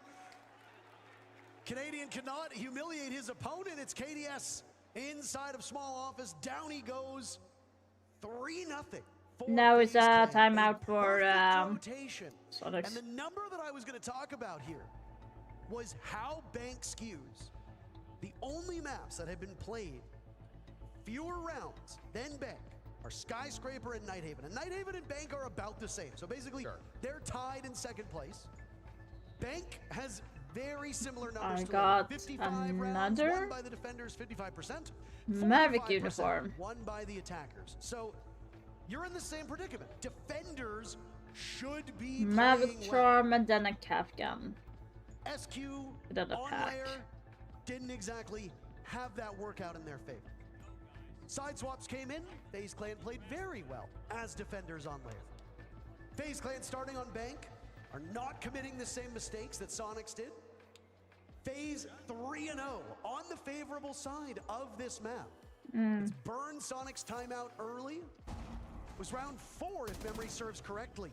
At the tail end of round 4, rather, that Sonics used their timeout on map number 1 on their own map. Wow! How did he miss that? Never bodes well for the team. No. How did he miss that? Something is going on with this Sonics team. I want to give credit to FaZe for how they're playing because they are playing as good as we expect. FaZe Clan have consistently looked like a cut above every single team that they've played so far. But they've not looked like gods. They've looked good, but still mortal. They now still people bleed. spamming this fucking Sonics emote look stuff. shaken. They don't look confident. Their entries seem quite limp. I don't know what it is with this team that has taken the stage, but this does not look like the Sonics team that when they had their backs against the wall just a couple days ago, pulverized their opponents. And Sonics had to know that FaZe would be coming out very strong on Bank. They chose this map with the full knowledge that FaZe Clan are 5-1 on Bank this season. Their last event, they did lose. That one loss was against BDS, and it was a 7-0 loss, so they've certainly gotten swept on this map before. They've had weak performances, but in general, FaZe Clan so solid here on Bank. Sonics, they played this map earlier in the tournament, losing to SSG, although it was an overtime 8-6 game. In that map, they played 7 attacks total. They won 3 of them. If they're going to match that, you have Handy going on Echo there, so it's going to be interesting. That is pretty miraculous. But again, it's going to be staying But more it's not going to be easy. on FaZe site, I'm Clan, guessing. Solid through defense so far, yet to lose even one round. Yeah. They will once again be holding onto this. The site is When downstairs. Sonics played this site against SSG earlier in the tournament, they won this site every time they attacked it. The heck of a streak to put on the line, Jesse. Overall numbers for 2 of the fraggers on the side of Sonics are not good at the moment. Ambi right now sitting at 7 and 13, Surf at 8 and 12 on their rolls. You need to be better than that. Ambi, to his credit, has chat played settings, better so far on bank than through chat most of that layer appearance. map. But it's not just a one-man show. We talk about this in the play-ins. Yeah. We talked about this There. in the playoffs. Thank God.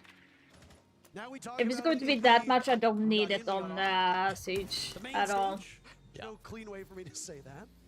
But if you have 1 or 2 players who fail to show up at this stage in an event, that is enough for you to lose just based on a player's ability, especially somebody like Surf, who in his 4 maps before coming to the main stage was 47 and 11. Today, he's 8 and 12 through 2 maps. Well, a map and a half. It's not going to get better. That's 8 and 13. He's blown sky high by KDS, who's yet to die. There's an IQ on the board. These Valkyrie cameras are staying up for way too long. Grixer's not been able to spot them out. That could line up a great C4 or a great angle Yeah. from FaZe Clan as they look to get aggressive and widen the man advantage. Now, It's we see like Grixer, he's missing. hunting for them, but there's still a really big one, an open area that he didn't find. This could be a disaster.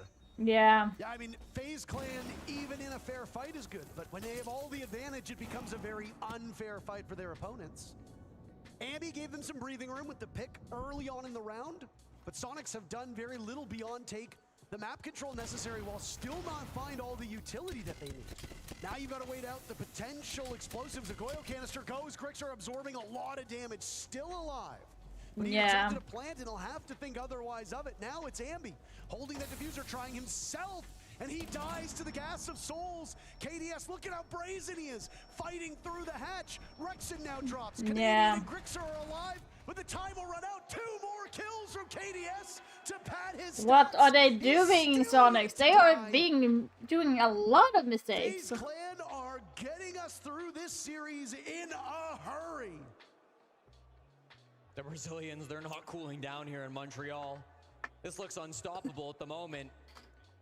For their credit, Brazilians don't seem to understand what cold is when they come to Montreal because I see them walking around in flip-flops and shorts. I understand that it is summer in Brazil right now, but the cold does not seem to get to them at all. And I don't remember that.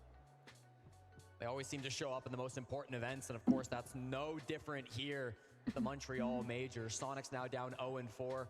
I want to credit Grixer. I think he did find that Valcam, but I mean, it didn't make the difference, right? At the end of the round, despite good drones, despite a good entry, That was right? up. Everything seemed to go the way of Sonics. They got everything they wanted at the start of that round, but FaZe Clan just have this ability to Oof, that's gotta hurt. Oh yeah. Did that so well. Some of the problems that creeped up on layer, it's that clock. It's stalling out a little bit. They went for that push with very little time on the clock. Grixer had to go for a plant, took a bunch of damage, then they had to scramble who had the fuse kit, and then Canadians pushing down main on Ying, and he doesn't manage to find much. You also can't take away from the fact that KDS has been perfect on those anchor positions. As you mentioned, yet to lose the gunfight. He's been on fire today. A big part of this team, he always is. The entry player for FaZe Clan has been so good in this tournament. They're second best after Cyber, but with the run that they've had, second best on FaZe Clan is still better than most teams first.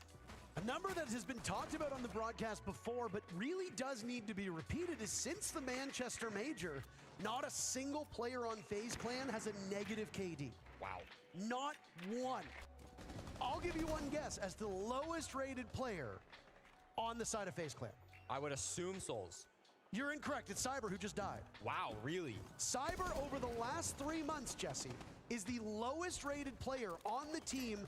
He still has a plus 11 KD and a plus 6 on entry.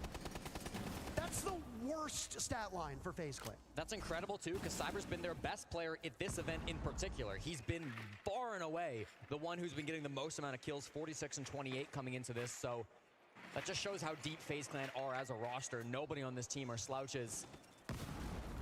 4-on-4 as a Flores goes down. That's going to be a big issue for Sonics. They lose a player. So a disconnect happens in our 5th round, as if they didn't already have a big enough disadvantage in this game. The adversity just keeps getting greater. What do you do here? I mean, you've got your 2 best weapons on the side of Sonics just really not coming through. Ambi's not even in the server anymore. Is that enough? Surf is 1-4. Ambi, imagine Ambi just walking off the stage. Doesn't seem like him. I don't think that would happen. No. But it's a terrible time for Surf to be having his worst international series to his name. Now, again, when you were a rookie, when you were a younger player coming into an international event, you were playing up against the steepest of opponents, and my oh my, things are just going from bad to worse for Sonics. Vidiking dies. Big pick from Grixer. Surf still out on Windows, waiting for the call in. Do they have information, though, as to that conference room? Do they have information into Janitor? They know if there are players in this position. One is retaken from lobby, and Surf is getting an awful beating up on that rappel, Jesse, but there's only 30 seconds left. 30 seconds for Sonics, who might have just got caught by KDS, who's about to go 12. Are you kidding? Surf swings on. Are you kidding me? The kill, KDS secures it.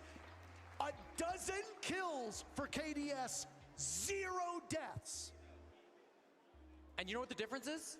He's the one making the moves. It's always Sonic standing still, waiting for something to happen, waiting for a swing, waiting for a call to be made, and then KDS says, I'll make the call, I'll make the play, I'll make the move. There's never any eyes on him. It always feels like FaZe Clan are controlling these engagements. They're the ones getting active. Even in that final 3v3, yes, KDS goes for a swing, but right before that, what happened? There's a guy in ATMs firing at the repelled players. I mean, this is really the difference in the matchup. FaZe Clan, through 5 rounds in a row, have been consistently controlling the pace of this game. Even when Sonics are droning and getting open aim picks, like we saw in round number 4, even when Sonics have that man advantage, it's still FaZe Clan who are hunting for those picks back. They're doing the work to make sure that they can regain that man advantage, and consistently, it just seems like it's working. Sonics, no answers through the first 5 rounds of Bank. Attack pause, maybe fortunate to get their heads back into the game in this one, Parker. Yeah, I genuinely don't know what's happening here. I mean, Super obviously is talking to both of the admins now on the stage. Ambi had disconnected at some point during that round. So I have to expect that that is the culprit. Of course.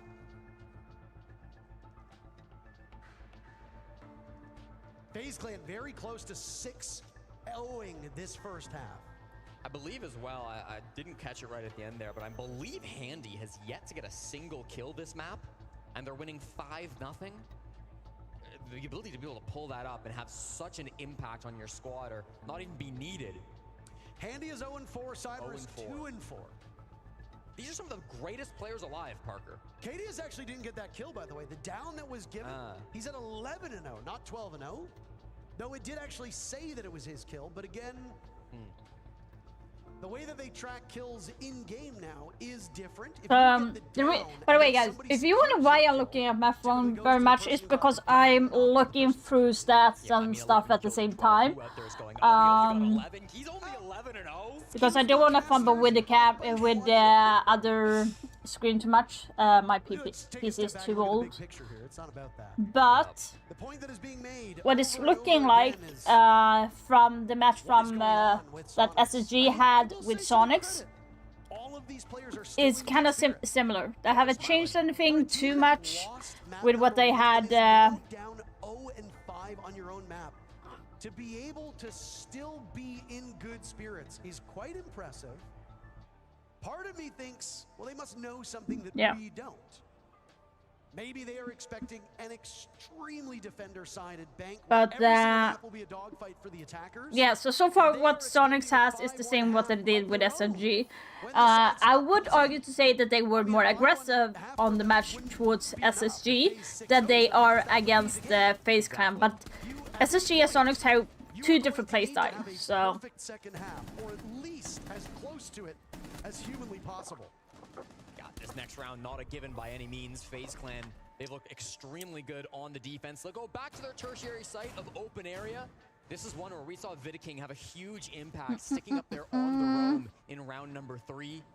Late, Sonics tried to clear that top floor. I believe it was Rexon that was starting to walk through the top floor and try to clear it out, but Vidiking avoided his pressure and then still had impact from up above. So watch out for Vidiking. If he keeps trying to roam up on the top floor, they certainly want to go aggressive. Cyber on the Boss G Vigil. You've got still Legion, Castle, operators that can absolutely get active in the early round. For Sonics, it's old reliable. Ying's back. Blitz is back. This is what they rely on. In order to try and be fair and balanced with these casts, I want to hype up what the other team is doing, but there so far hasn't been a lot of good from Sonics. Yeah. Up to this point. Yeah, it's been tough. You know what the funny stat is, though, Jesse? Sonics have got the opening pick in 4 of the 5 rounds. The only round where FaZe struck first was Vidiking back in round number 3. Beyond that, Ambi has every single opening pick for Sonics. He's getting in, he's making space for his team, he's getting a potentially crucial pick, and then the rest of the team through the mid-round are fumbling it. And that's actually a great thing to highlight, just the difference for Sonics right now versus their play in Swiss. They were the best team in all of Swiss at converting opening picks on the attack. 90% conversion on the attack in Swiss. Now there's 0 through 4 rounds that Ambi's gotten that opening pick. They're not doing anything with it. What about this round? Why do they keep bringing Blitz on this? It hasn't really worked for Sonics. They need to like do something else. Tucked away by the corner. Souls with that SMG-11 in hand. The fire rate will chew through anybody who dares disrupt this defense through that electrical door. Surf and Canadian are also very low on HP. Canadian has no opportunity to get back. 6 HP with a shield, and now he steps into Gumine, taking damage. That damage over time could even drop him. Terrible circumstances for Sonics. Yeah. They now shifted their focus upstairs. They wanted to rush, push into the bomb site, did not work. A good pivot from Sonics, but will it work out? Yeah, I mean, FaZe, they're giving up top floor. They know they don't need it. They've still got 2 players down in the basement. Vidiking on the surface. Yeah, it's like less than 1 minute left. Damage. If he goes for a flank, this is where they killed Rexon earlier on. Only thing is, Sonics opt to drop into the midst of the bomb site. Vidiking could be isolated. There goes the remainder of Sonics is out. Patrolling inside of Archives. It's got that boss G. So I was kind of right. So the next game is going to start around 9. Will drop him. Cyber doesn't need to be particularly good. The rest of the team is doing the work. Now the assault over towards the smoke. Crixer's there. Vidiking springing out. Cyber with 1 kill as well. Funny thing, guys, is I usually hide there when I'm playing ranked. Not just a flawless round, but a flawless half from FaZe. Sonics will have to do the same, or this is a 2-0 for the Brazilians. Vidiking played his first ever international match here in the city of Montreal. His first ever professional match, even at that. Picked up by FaZe Clan ahead of SI 2023. Came to Montreal and frankly, they didn't have the greatest of runs. That was a brand new FaZe Clan roster. It took a lot of criticism on social media, even for picking up Vidiking back in the day. That was a controversial move. A lot of people said that it was a bad move. Not many are saying that these days, as Vidiking has done so much for this roster. Done pretty much everything for them except win a trophy.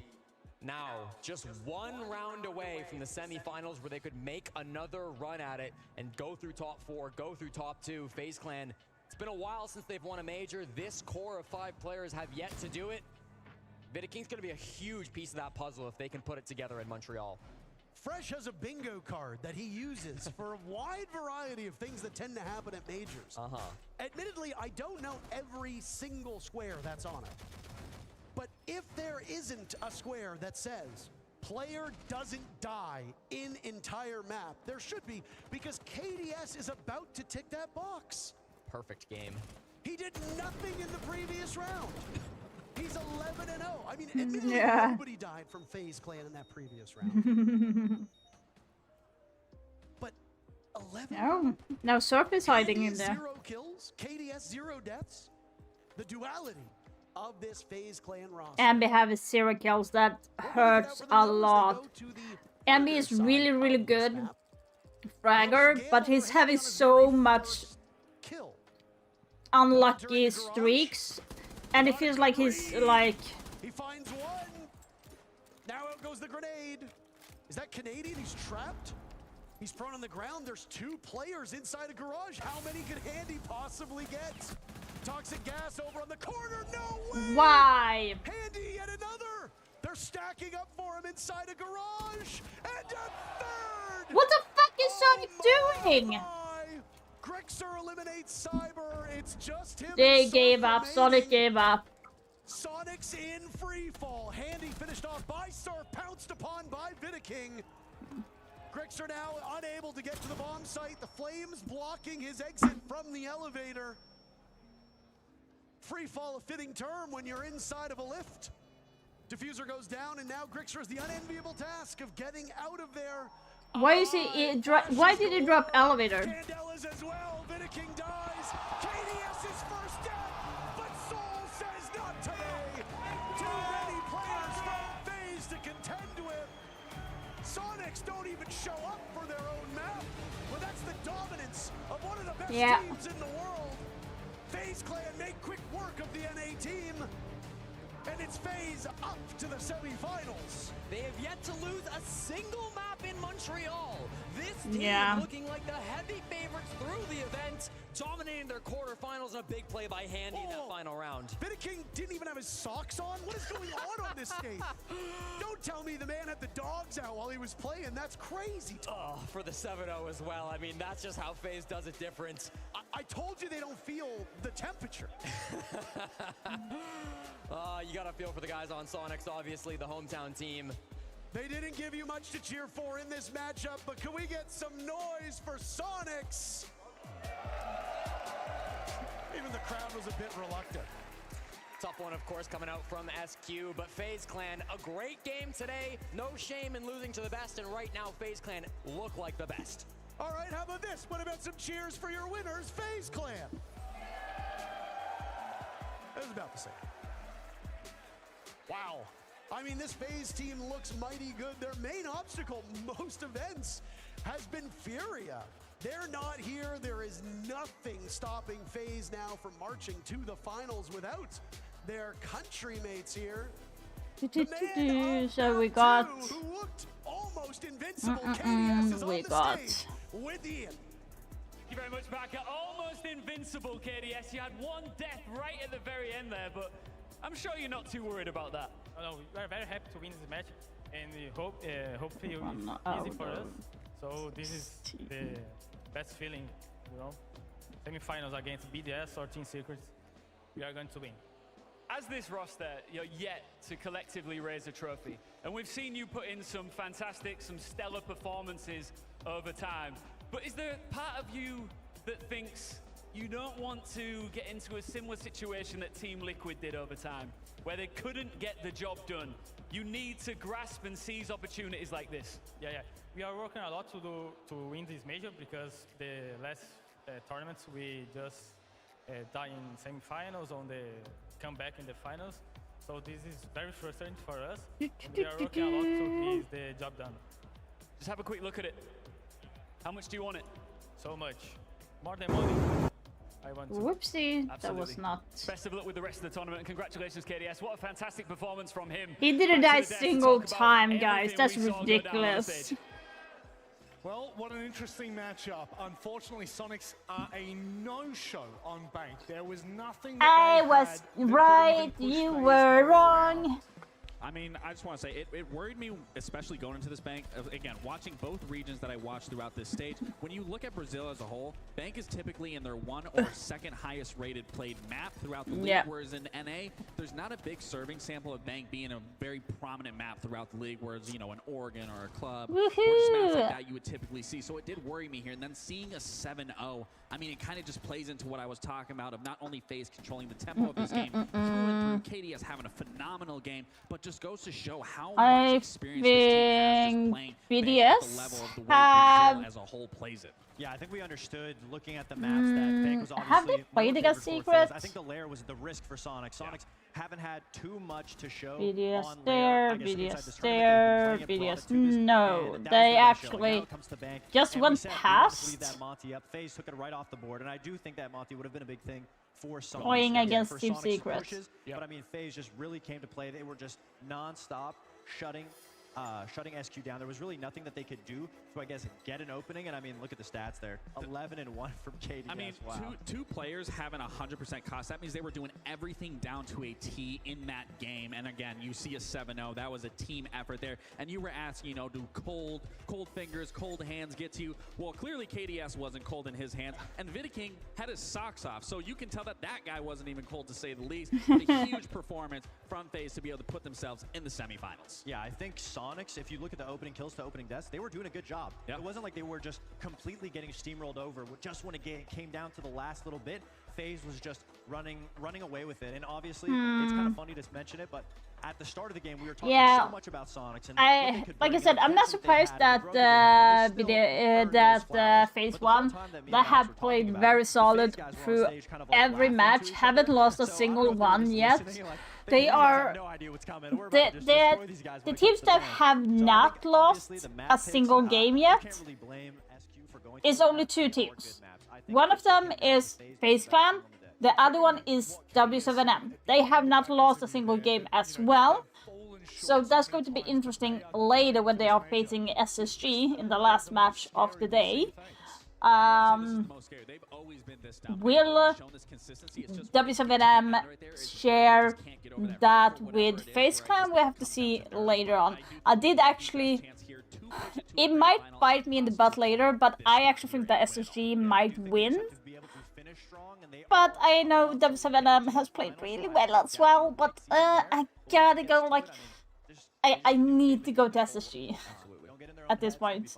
Alright, let's have a quick look at the bracket before you two gentlemen decide to leave me, because now you're on break. But I want to get your thoughts where the bracket's at the moment, Lax. I mean, we've got 2 more games to go. Who are FaZe and the second match, if BDS wins against Secret, then it's the match against FaZe Clan and BDS, which is going to be crazy. It's going to be super crazy.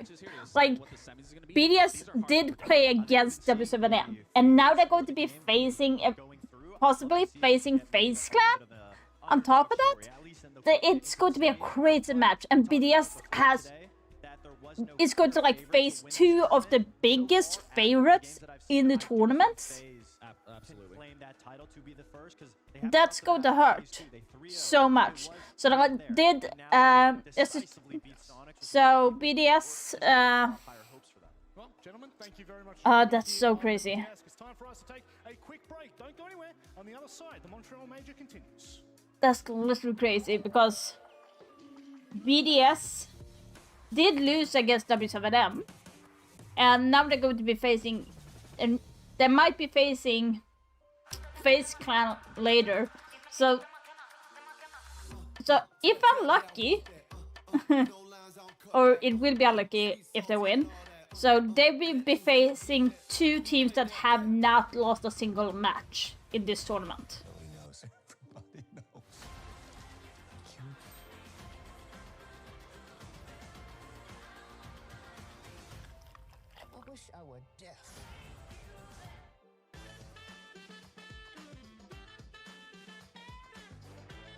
I need to watch Deadpool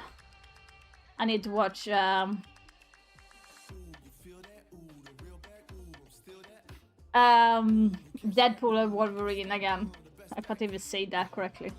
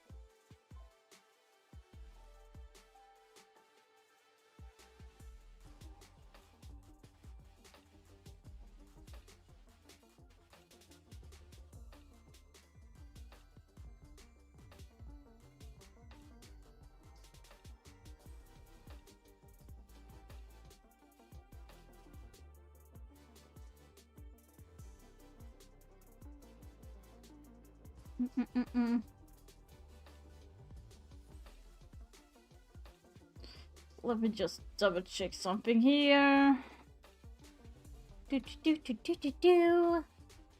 So the next game is going to be BDS versus Secret.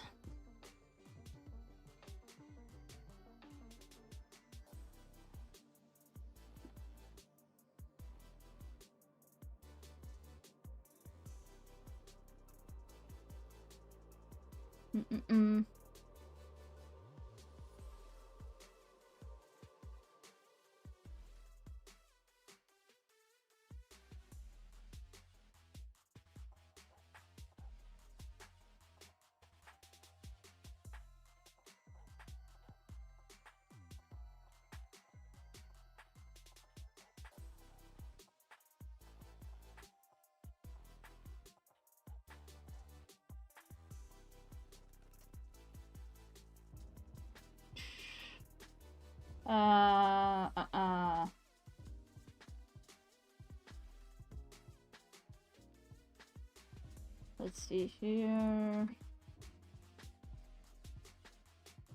Just looking through a couple of things quickly.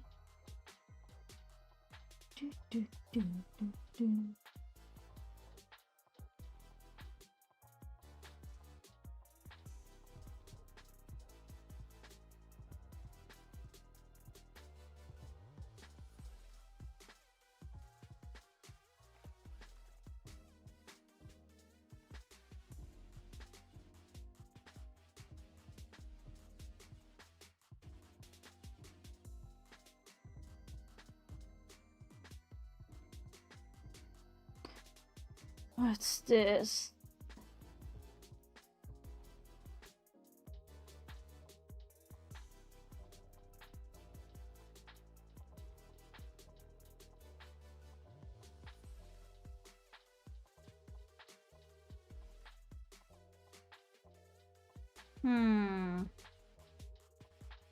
I do like that, but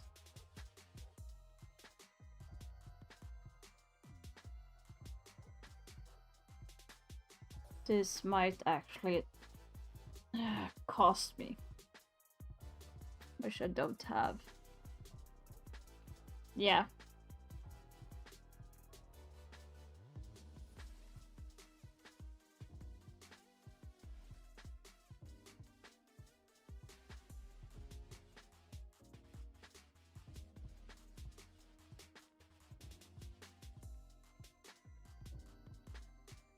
What does it mean, stuff for free?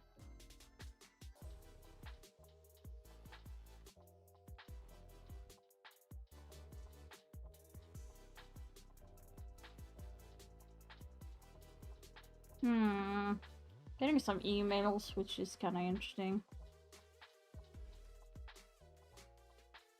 I have a charity project for you in good faith. Are you kidding me? Who would actually listen to that? The most glamorous invest of all.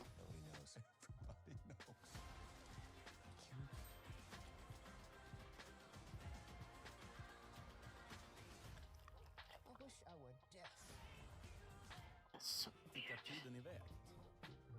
I'm getting so many weird emails lately, it's crazy.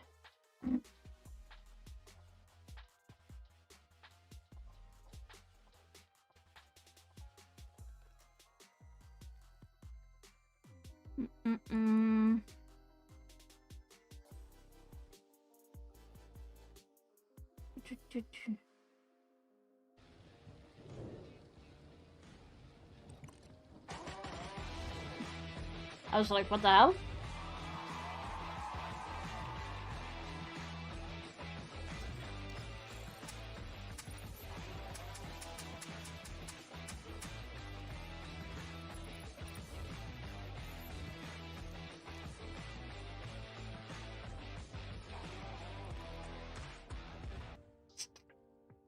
Okie dokie. Interesting, interesting.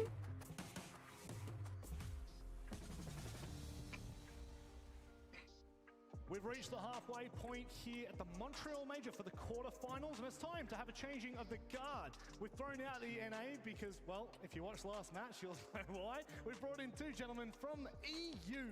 How are we both? Jack, it's been, we've never worked on the same desk together. No, we missed each other in Brazil, Rob, so this is the first time for us. And I do have to say, I've missed the memo of the black under the jacket. I've gone a bit more eccentric than you guys.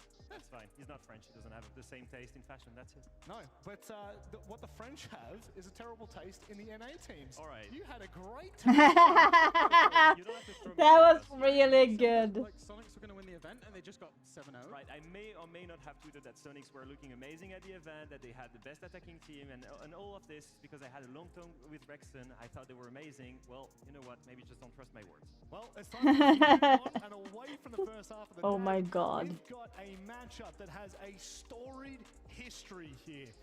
BDS take on Secret in the main Who's that stage. short guy? How old is he? Time and time again. He doesn't look like an 18-year-old. I think this is becoming This guy looks like he's 15. These guys look like they are 30, 40. For some of the biggest games inside of What happens if I refresh? Will we see a different name on this? Or do I have to like Yeah, rewrite got to be everything? Vegito's drop off, obviously, but Yeah, at the same I do. time, it's also Secret just Gosh stepping dang up. it. If you look at the timeline of where they've been facing together at every matchup this season, Let me just fix this. BDS but it never managed to beat them. The first time Secret managed to do it versus was during this stage 2, and one of the first things they said to us was, we finally found a solution. Secret. We brought double shields to control them, and it worked out, Jack. And it's getting closer and closer, and all the way to stage 2, to almost that European crown, it went to a single round missing. I was about to say, look at the importance of these matchups. We obviously saw them in Manchester. Oh yeah, I forgot. I forgot to post a video, so let's do that while we have them talk. So these matches that these teams are playing, they're facing each other a lot because the European, of course, they're getting on bigger and bigger stages every single time. Well, it's time for us to start deep diving into this one. Team Secret, they've had a very good run. They've looked pretty decent, but again, where do they match up? How do they come into this event? You know, Rob, I've had such high expectations for this lineup because I love it. I love their play style, I love the players, and I was expecting these guys to come in as the number 2 seed in Europe right now. And they most in one of the stages. And I was kind of disappointed because if you look at their run in phase 2, they go 8-7 versus Elevate against versus Scars, and they drop a map versus Falcons, and they just have this quick win 2-1 versus Liquid. They didn't really look dominant. I was expecting more from them, and I feel like if you look at their win conditions in Europe, what did we see from these guys? We saw incredible individual power. We saw incredible clutch potential. And we saw incredible initiator-operator abuse, right? The Blitz, the Monty, the Ducati. All of this, Jack, has disappeared during the major. Yeah, it absolutely has so far, and I think that's why we've seen Secret struggles. You know, if we look straight away at the initiator-operator abuse, we've not seen it at all. I think Secret have taken a step back and they've gone, we're known to be the shield team, we're known to be the cheesy team. Let's try and play more default. And I think they've taken that one step backwards, but it's maybe caused some rippling effects. I think had they have stuck with what they knew, they might have got to the same stage a little bit easier, but I think they're doing it so that they can raise their ceiling, can take two steps forward. But off the back of doing that, they don't have the clutch potential. They don't have the huge individuals. And if I want to bring up a head-to-head of the one player that really shows this, it would have to be Adrian, because he was literally a top player inside of Hammer in terms of stage 2. Yeah. And I hate to say it because number 6 inside of Europe, number 6th rated player, he is now the number 99 as of this morning rated player in the competition. That's out of 100. And that includes all teams at this competition.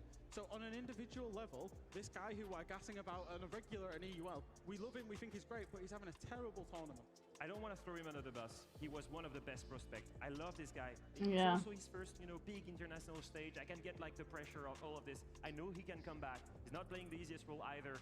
It's actually crazy that, he's switching. He used to be that close potential for these guys, and he's not anymore. If he has to step up, it's right now during the quarterfinals. Well, they are going head-to-head with BDS, a roster that has had their number on multiple occasions, Jack.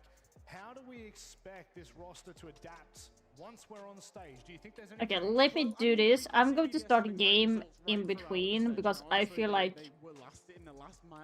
I'm going crazy right now. I'm more interested in seeing the teams, giving my own point of view. And I think when it comes to BDS, BDS is secret. I'm just waiting to see which map they're going to be picking. That's my... that's what I'm waiting for at the moment. No, I think Evan Likefak said in an interview during UL when we interviewed him, he goes and says we're playing at 50% of our level, and I think that level is quickly rising at this major. And one of the biggest reasons for this is I thought the ceiling that they had. Let's do this.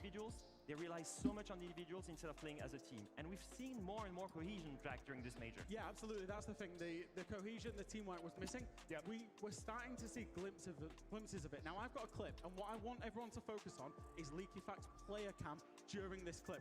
So Leakyfact's going to die below instantly. Look how much he's gapping. That is a shot call straight away for his team. 7-7 match point, hit archives. Because he was fighting somebody below, he died to somebody that dropped archives hatch, and Solotov has the cutoff from 9. Yeah, that's... I saw that. And this is the round that will get them over the line. By the way, guys, I'm posting the link for the video that I posted right now. So if you want to support me, do please click on that link to watch. The video is about 20 seconds long, so it will not take up too much of your time. Would be greatly appreciated. And the instant shot call. He had a round like this on Border, which they ended up winning. He had a very similar round on Chalet, which they ended up winning in 2 overtime games. 2 very, very close games. So he's starting to be that difference maker that we know that he can be. What is the restrictions here for BDS? What is the ceiling that they're trying to break through for this event? Do you think that there's an overarching theme? I think the real story for them is like they're a super team, right? And they're trying to make a super team roar. And you know how that works usually? It just doesn't. If you look at G2, you know, it just doesn't work.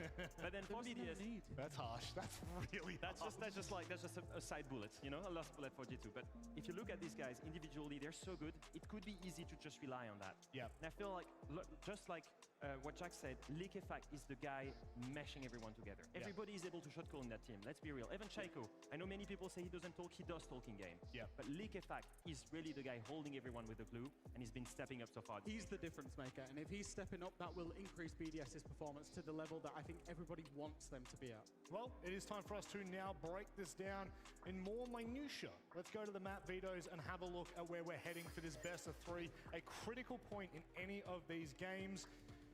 Wow. I mean, do you want to talk about the bans, or you want to wait for the map? Okay, I want to talk about the bans because I think it will say a lot about the pick. Please. The biggest thing I see here is that BDS left open their permaban in Lair, and Secret left open their permaban in Cafe. Yep. And if we move on to the picks, okay, so then we have BDS picking Cafe, the permaban of Secret. Yep. And then we move on to the next one. Cafe Lair. Picking the permaban of BDS. Ooh, Clubhouse? When have we seen Cafe out of Secret? Never. Border. Border. It's gonna be Border, right? It's gonna be Border. Both teams are going for the jugular. They're going for the throat of their opponent.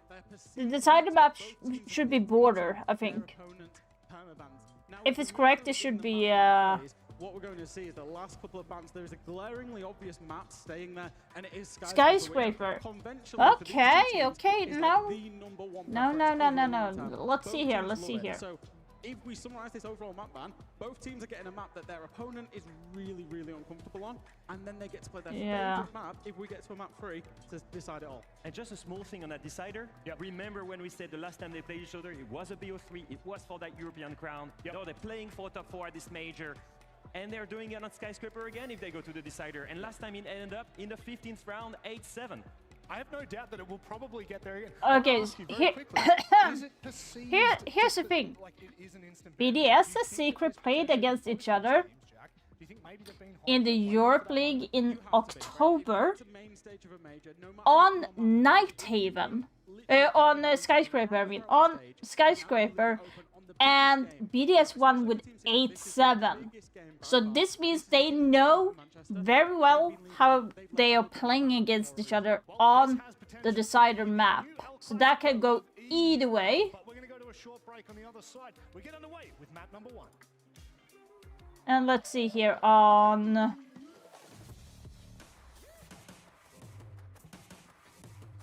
Let's see here when they played against.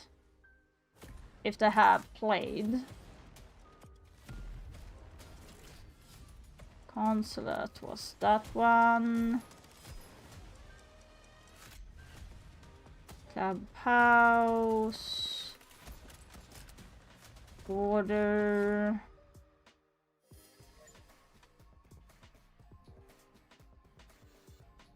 Yeah, so BDS haven't played any of the maps that is on board right now. Except for Skyscraper. Which they played against Team Secret in October on the EU League playoffs. And BDS won against Team Secret 2-1. Why not? Why? So that's going to be interesting. Let's see here.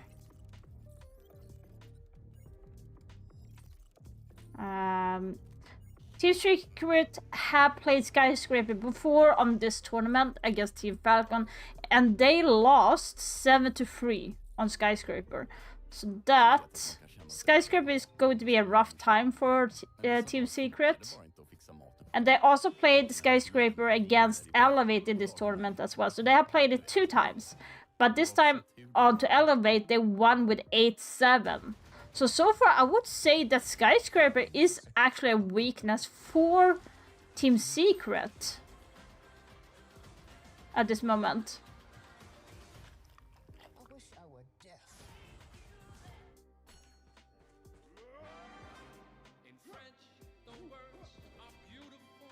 Alas, my French is out of gas.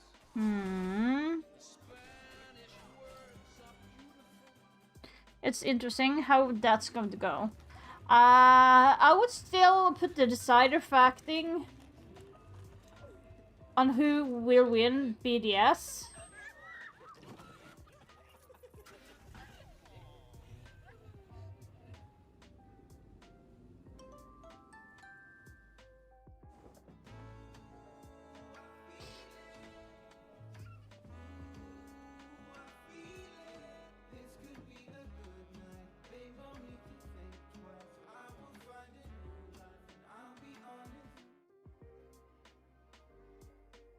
Yeah.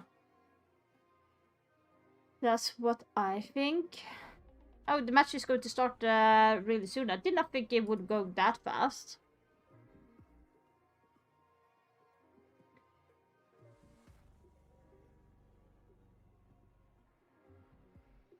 I wonder how long I have until my drops. 99% on Capcan. Oof, that's going to be done soon. Don't forget to pick up your drops that you can get from watching the stream on Rainbow Six Siege or any of the known names that are supporting for the drops. Unfortunately, I do not have the drops this time on my Twitch stream. Hopefully, maybe next time. But I do encourage you to still stick around and watch here. Maybe have the original stream up in the background so you can get the skins. I have not gotten anything sold yet from my stuff. Like, are they that bad? Playing wrong answers only. What is your name? Fabian. What is your job? I'm cooking. Who do you play for? G2. How many players are in a Siege team? I think 8. Name a sport with a ball. And what? A sport with a ball. I will say... Ooh, that's a good one. Ice hockey. Oh my god. Swim. You know. A defender gadget. A defense H. The H charge. Name a color. A color black. No. Technically, yeah, there's a debate about that. How did you get to the venue today? By car. And who's winning this event? I think it's G2. A lot of G2 in there, like it. For that incredible content. Wrong answers only if you couldn't figure that one out. But look, we do now hone in on this matchup in particular. That was kind of hilarious, not gonna lie. This is a big one. This is an exciting one, Jack. One that, again, has so much to it and so much importance on it as well, right? This is the opportunity to progress into the semi-final, the last event of the year, mind you, before we make it to Boston in 2025. There's a fair way between now and then. How do you feel Secret's going to approach this? Do you think they'll play more default? Well, this is the thing. We've seen them play default throughout the tournament, but we've seen them play cheesy ops and cheesy strats right throughout the stage too. So the million-dollar question for BDS is, do they prepare for Secret at this tournament, or do they prepare for the Secret that they know and love? And as such, that could affect all of their counter-analysis, all their preparation, some of their strategy, and Secret might, on a whim, just choose to play a completely different style. Because I think, like I said, they've taken one step backwards. This is where they can show that they've taken 2 steps forwards and change it between the rounds. And that's such a strong strategy, because the cheesy ops, that's something you can bring at any time in a match. But being good in your defaults, that takes a lot of time. If you look at their most played operators, Major, you have Nomad, you have Flores, utility-based operators that are made to be good when you're playing defaults. True. So these guys can just swap. They can go double shield, and the next round they can go default. And they've been showing It's this going to be level cafe. consistently from the stage to the major. Also That's going to be affects interesting. strategy. If we think back to stage 2, during the stage when Secret won against BDS, how did they do that? It was a double shield ban. But Secret aren't really utilizing the shields at this event so far. So BDS It sounds like they are going to do a shield ban Secret. I'm guessing that Ying or maybe Asami will get banned at some point, because Asami is one of the strongest defense operator at the moment. The shield meta better, I guess. And Ying is played a lot. Like I said, I think the nerfing on Ying that's coming up is only for the Pro League scene aimed. They are not thinking about how we feel in the rank position. Chasing Bride and Usus with the double shields, but it works so well for them. At the same time, I want to say with BDS, they've got so much talent on the team, such great individual players, such a great IGL in Liquefact. Then they are the most versatile team in the world right now with FaZe. So they could play that double shield really well, but Secret is the real master. I feel that regardless of the meta, obviously the meta plays a huge part, but I feel like the individual ceilings and the team collective ceiling on the side of BDS is so much higher than I think most teams in the world right now. So I think if BDS play to their full potential today, it's going to be very, very hard to stop them. That's always the defining factor, isn't it? Teams can be great in phase 1, phase 2, they can be great in their regular stage, but when they get to this stage, when they get to offline, once you've got the crowd in front of you that have been incredible, by the way, that's when they're really tested. That's when they get pushed to their limits. Adrian, unfortunately, hasn't had the greatest start to the Montreal Major. It could turn around, but Leo, you found yourself in a very similar position 5 years ago. Yeah, I was in these shoes 5 years ago, indeed. I was in Montreal 5 years ago, playing my first SI as a player. I was 18 years old, and we got first rounded. What a surprise. A shocker with my career. You also got stuck in an art gallery, right? Yeah, I got stuck. I got stuck in the studio there, and I had to drive in a blizzard with a Uber. That was crazy. But anyway, we were there. That was amazing, but I lost my skills. I was not good on stage. I was just not good. I was not performing individually. And I feel like Adrian is in the same shoes right now, but now he went and managed to go into quarterfinals. He's on stage. He's playing in front of a crowd. There's nothing to lose here, and VDS is the expected victor. So you can just release of the pressure, all of the pressure, play for fun. You were the guy that brought so many clutches to Secret this stage. You can do it again, for sure. I can speak a little bit to Adrian's attitude, Adrian's personality, because I know him like very, very well. And I think he's got the fortitude to be able to not even care what has happened so far in the tournament. He will now just look at this and go, right, we're here. This is like the first game. It doesn't matter how badly I've done, how as a team we've got here, and I will go out and I will put on my best performance today. I really do back that, knowing his personality, that he won't let those factors affect him. He won't let the fact that we've highlighted him going from, top of the, the player standings to the bottom. It won't even be a factor in his mind. Well, Team Secret, they may be the lesser preferred team in this matchup, but I'm telling you right now, you do not write them off. It's time for us to get underway with the EU Classico in Montreal.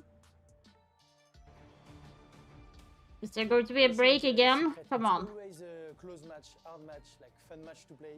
We're gonna focus mainly on ourselves and how we are gonna play against them. You want me to give our strategy? No. They always do good. Somehow they always find a way to bring back games or like come back. We have to be ready to win our game fight if you want to win the game. BDS's weakness might be focusing on one player and trying to get them angry. So hopefully we can abuse that. Watch out, BDS. You can't ban Blitz and Monty. Secrets, be ready to fight. You used to lose against us, and let's do it again. Oh yeah, I forgot. I do have the code from the R6 Major from 2022. I'm not sure if it's working though. Does the code still work after so long of time? Or does it like have an expiration date? On paper, it's time to prove it. It's BDS!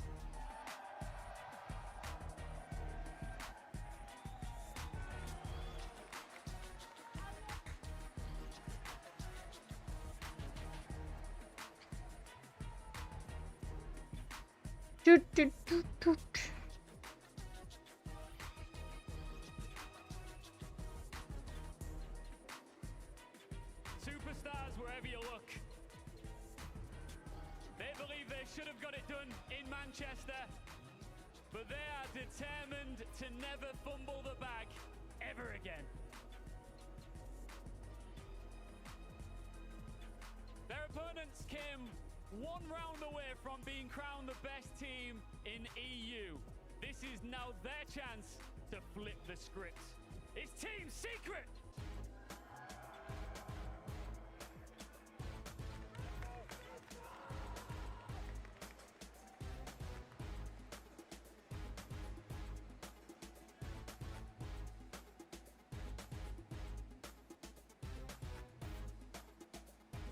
Tenacious, driven, and the man at the very end there, Virtue. The first time we've seen him on a main stage not wearing a G2 jersey in a long time, and he knows... I can see at least 2 guys in Secret that is actually working out at the gym. That's really good. If we can get Savage and Licky back up here on stage, we'll have a quick, brief conversation before you get into this crucial semi-final. Quarterfinal, sorry. Look, I know that you guys know each other very well. I could ask you plenty of questions, or I could just let you talk to each other before we get into it. What would you like to say to him, Licky Pack? Have fun. Have fun as well. I thought we were going to get something a little bit spicier than that, so now I'm going to ask you a question, Licky Pack. Manchester did not end the way you wanted it to. How much does that play on your mind, and how much does it drive you to never let that happen again? After seeing Biscos leave the trophy, we all look at each other and we're like, you see guys, we're never going to leave this again. So today we are going to win the match, tomorrow again, and on Sunday leave the trophy. Is there any part of you that wants to prove that you're the best team in EU, and you can do it here? I would be lying if I said no. But yeah, obviously, there's always eager to actually be the best team, but we need to beat the best to be the best. Absolutely. Okay, shake hands and get into position. It's hard to believe that one of these two great teams is going to end up just like Jake Paul will tonight, knocked out.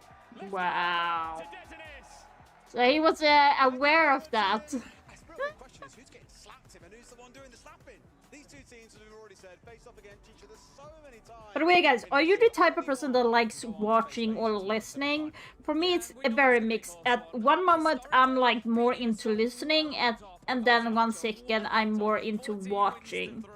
So, like, for me, it's kind of like 50-50 right now.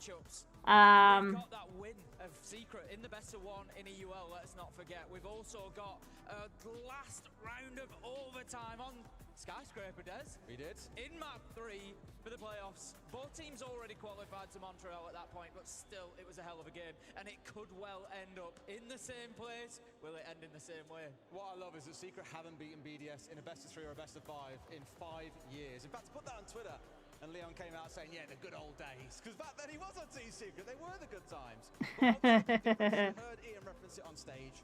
Virtue's on side. They've got a world champion in the back pocket now, and he's been having a great tournament. In fact, pretty much all the Secret have. There's got some questions at the minute about Adrian, one of the lowest rated players here at the tournament. I really want to see him step up. And to tell you the truth, Tim, if the live stage is where you finally find your form, what a place to find it. We've said it time and time again. Yeah.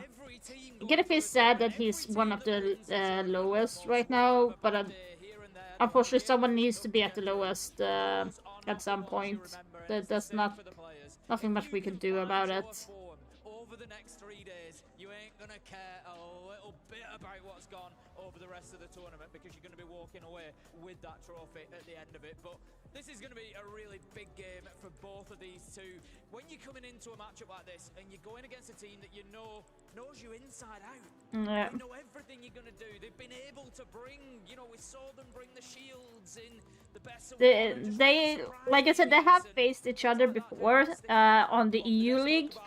And they have both of them have picked one map, which was Skyscraper. That one is the decider map, but the other two maps they have not played against.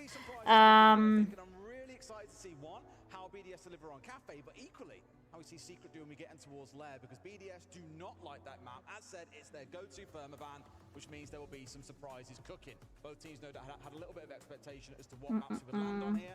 In fact, I think it was Savage this morning who was over in Demo and Ollie's chat on the Talk 6 podcast I do each morning, and he was saying, maybe we'll spice the bands up a little bit. I'd say this is about as spicy as you can get. Yeah, definitely. It was an unexpected set of bands, that much is for sure. I think we've got to look at BDS and their performance along the way as well. There's, you know, they've been pretty good, but I said it a couple of days ago, I'll say it again. I don't feel like we've seen BDS at more than maybe 70% so far this event. No. They've got the job done, and that's brilliant. You've ticked the boxes, but if they want to go on and win this thing, not just here today, but over the next couple of days, we have to see BDS at more than 70%. We looked across they need to be way more aggressive.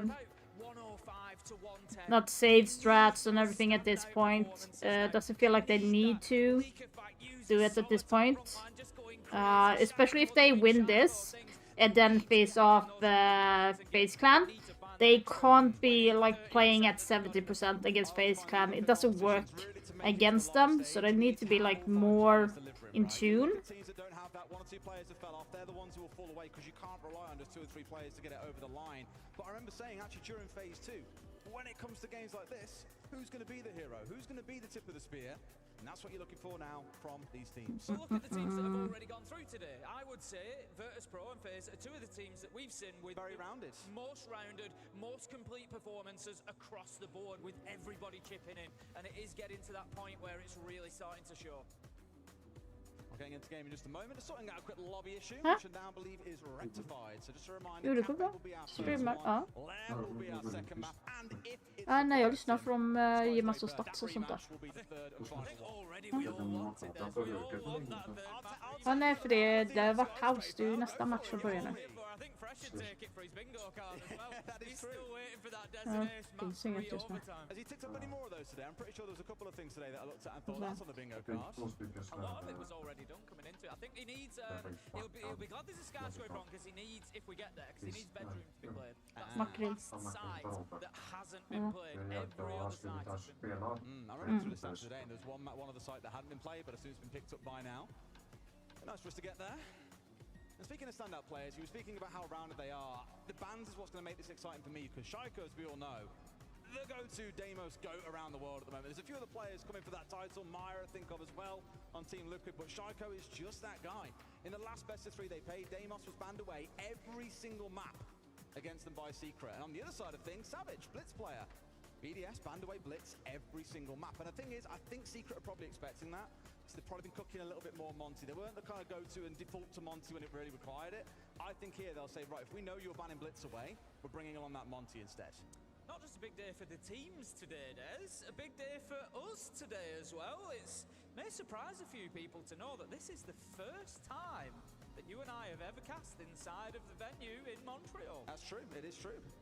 It just hasn't panned out like that. That's a lie. We did do it back technically. Did we do it back in 2020? No, we weren't in the venue. We were just crowd. for the group stages. We weren't. Oh, it was in the hotel. Yeah, good point. We did the group stages, and then we weren't in the venue. We didn't. We never cast at Plasbel. We were due to, of course, last year SI20. And then you had to make the stupid decision to get sick. And then I was sick. So this is our first time in front of an audience in a venue in Montreal, the home of. Certainly cannot complain. And look at that for the social vote, by the way. BDS. 4 in 5 people are backing them to win this one. No big surprise at all, but as said, Cafe's going to be that first map. We very rarely get to see either team on any of these two maps. So let's see how things throw down, Tim. Who comes out on top? BDS or Secret in map 1 of this best of 3. I think we're all hoping for a really close matchup between these two. And we're going to get it underway right now, Des.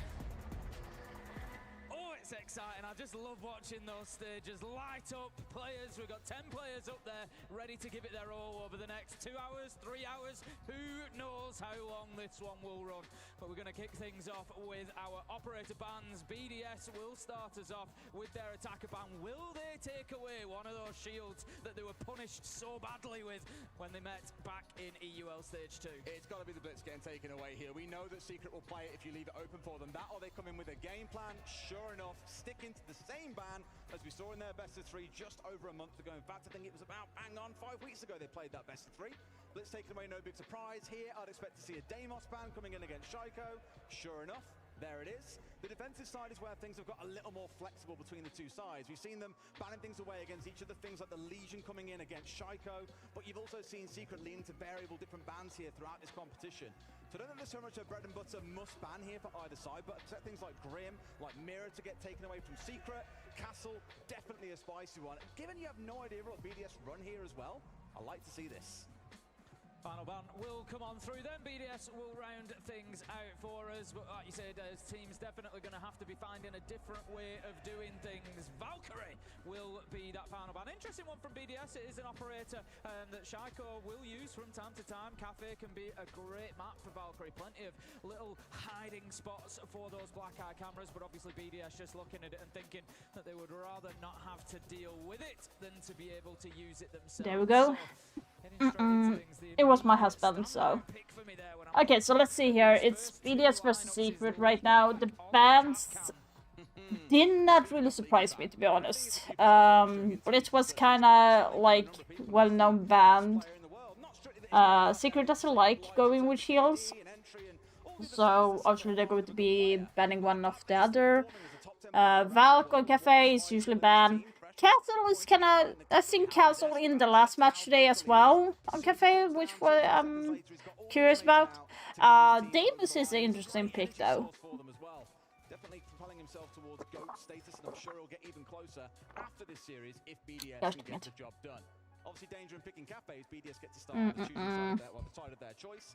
Naturally on Cafe, you're going to find yourself starting on the defense here, Tim. The Secret have got a rough 6 rounds to fight through first. Yeah, we've seen some really good BDS. Ooh, cap gun.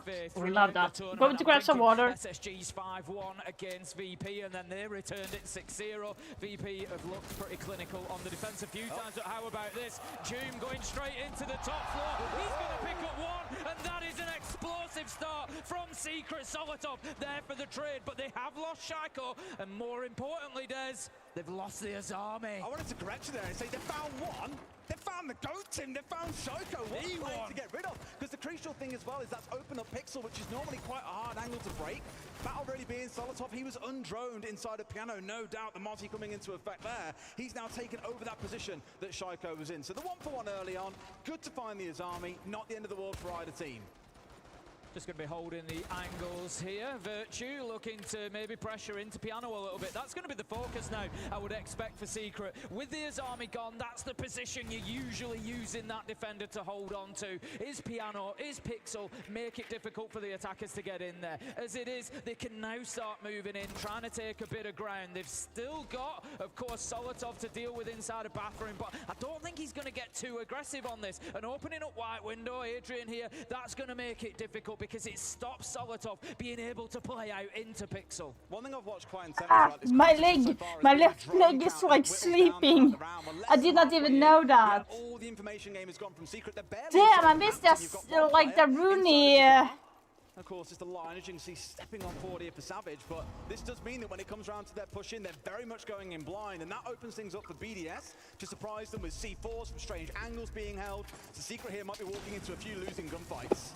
Very possibly. We see the Bees coming in, just trying to make it difficult for Leakyfact to keep his position. Oh, Leakyfact, come on. No difficulty for Leakyfact back as he manages to take Adrian down outside of the white window. Grube finds Brede, and Usus is there for the trade. BDS are doing so well on the trade game so far, Des. Every time Secret really to well. find a little way in, a little bit of space, BDS are there to slap them back down and find an answer. That's the main battle. They are so good. Playing so tightly together, and you can afford to play this way on BDS.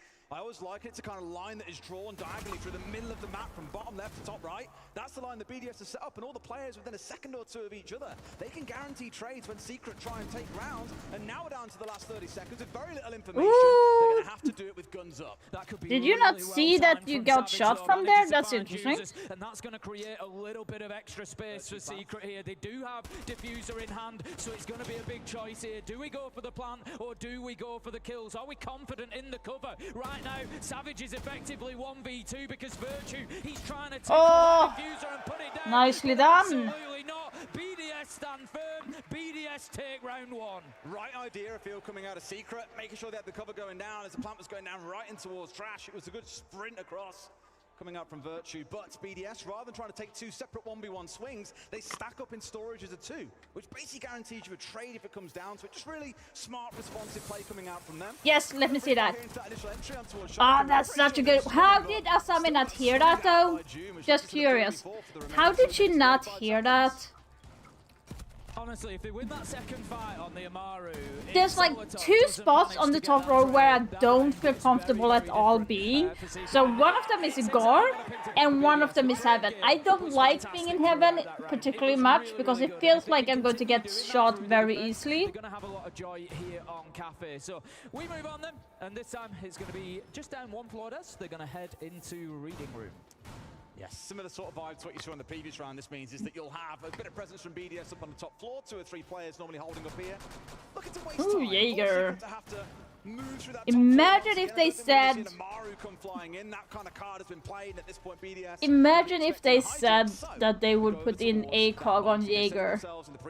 How many of you would actually be happy about that?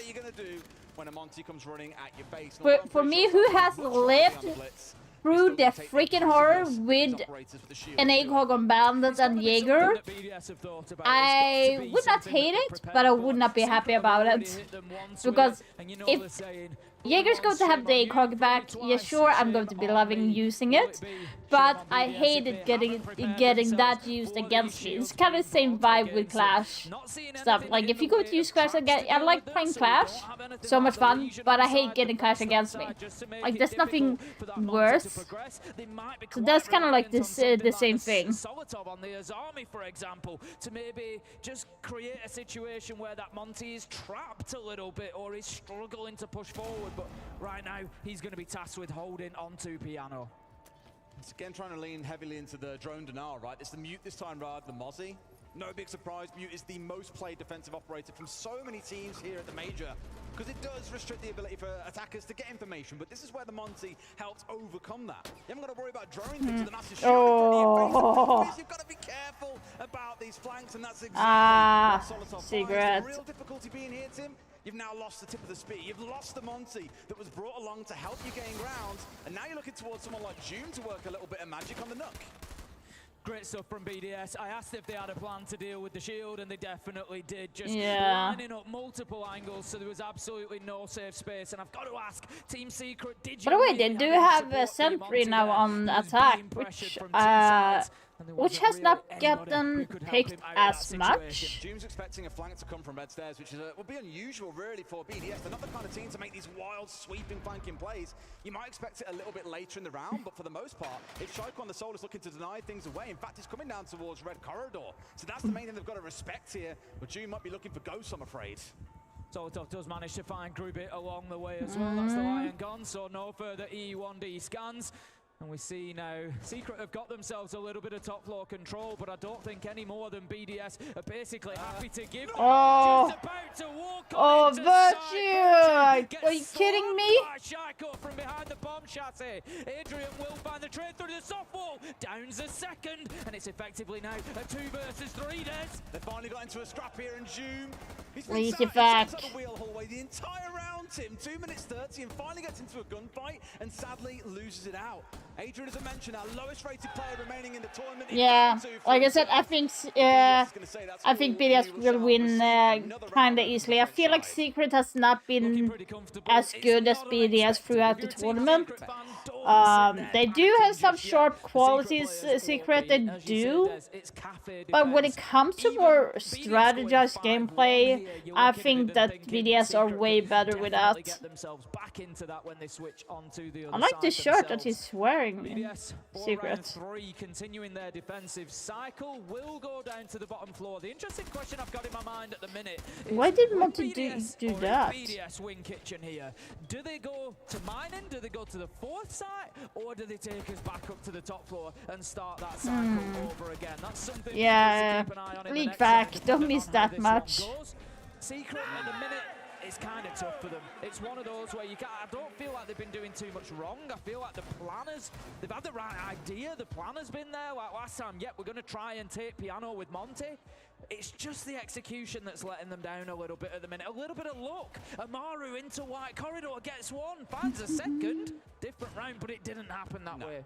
It's Secret.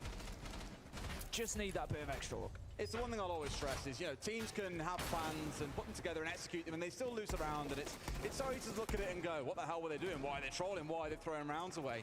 But at least so far, the ideas from Secret have been good. It's just the response from BDS has been better. And sure, Savage going down inside a Cigar, not ideal. That's 2 rounds in a row, really, where they haven't had drones inside a piano, and they paid the price to someone sat around the grandfather clock, getting a freebie onto a player, either as a trade or as the first kill.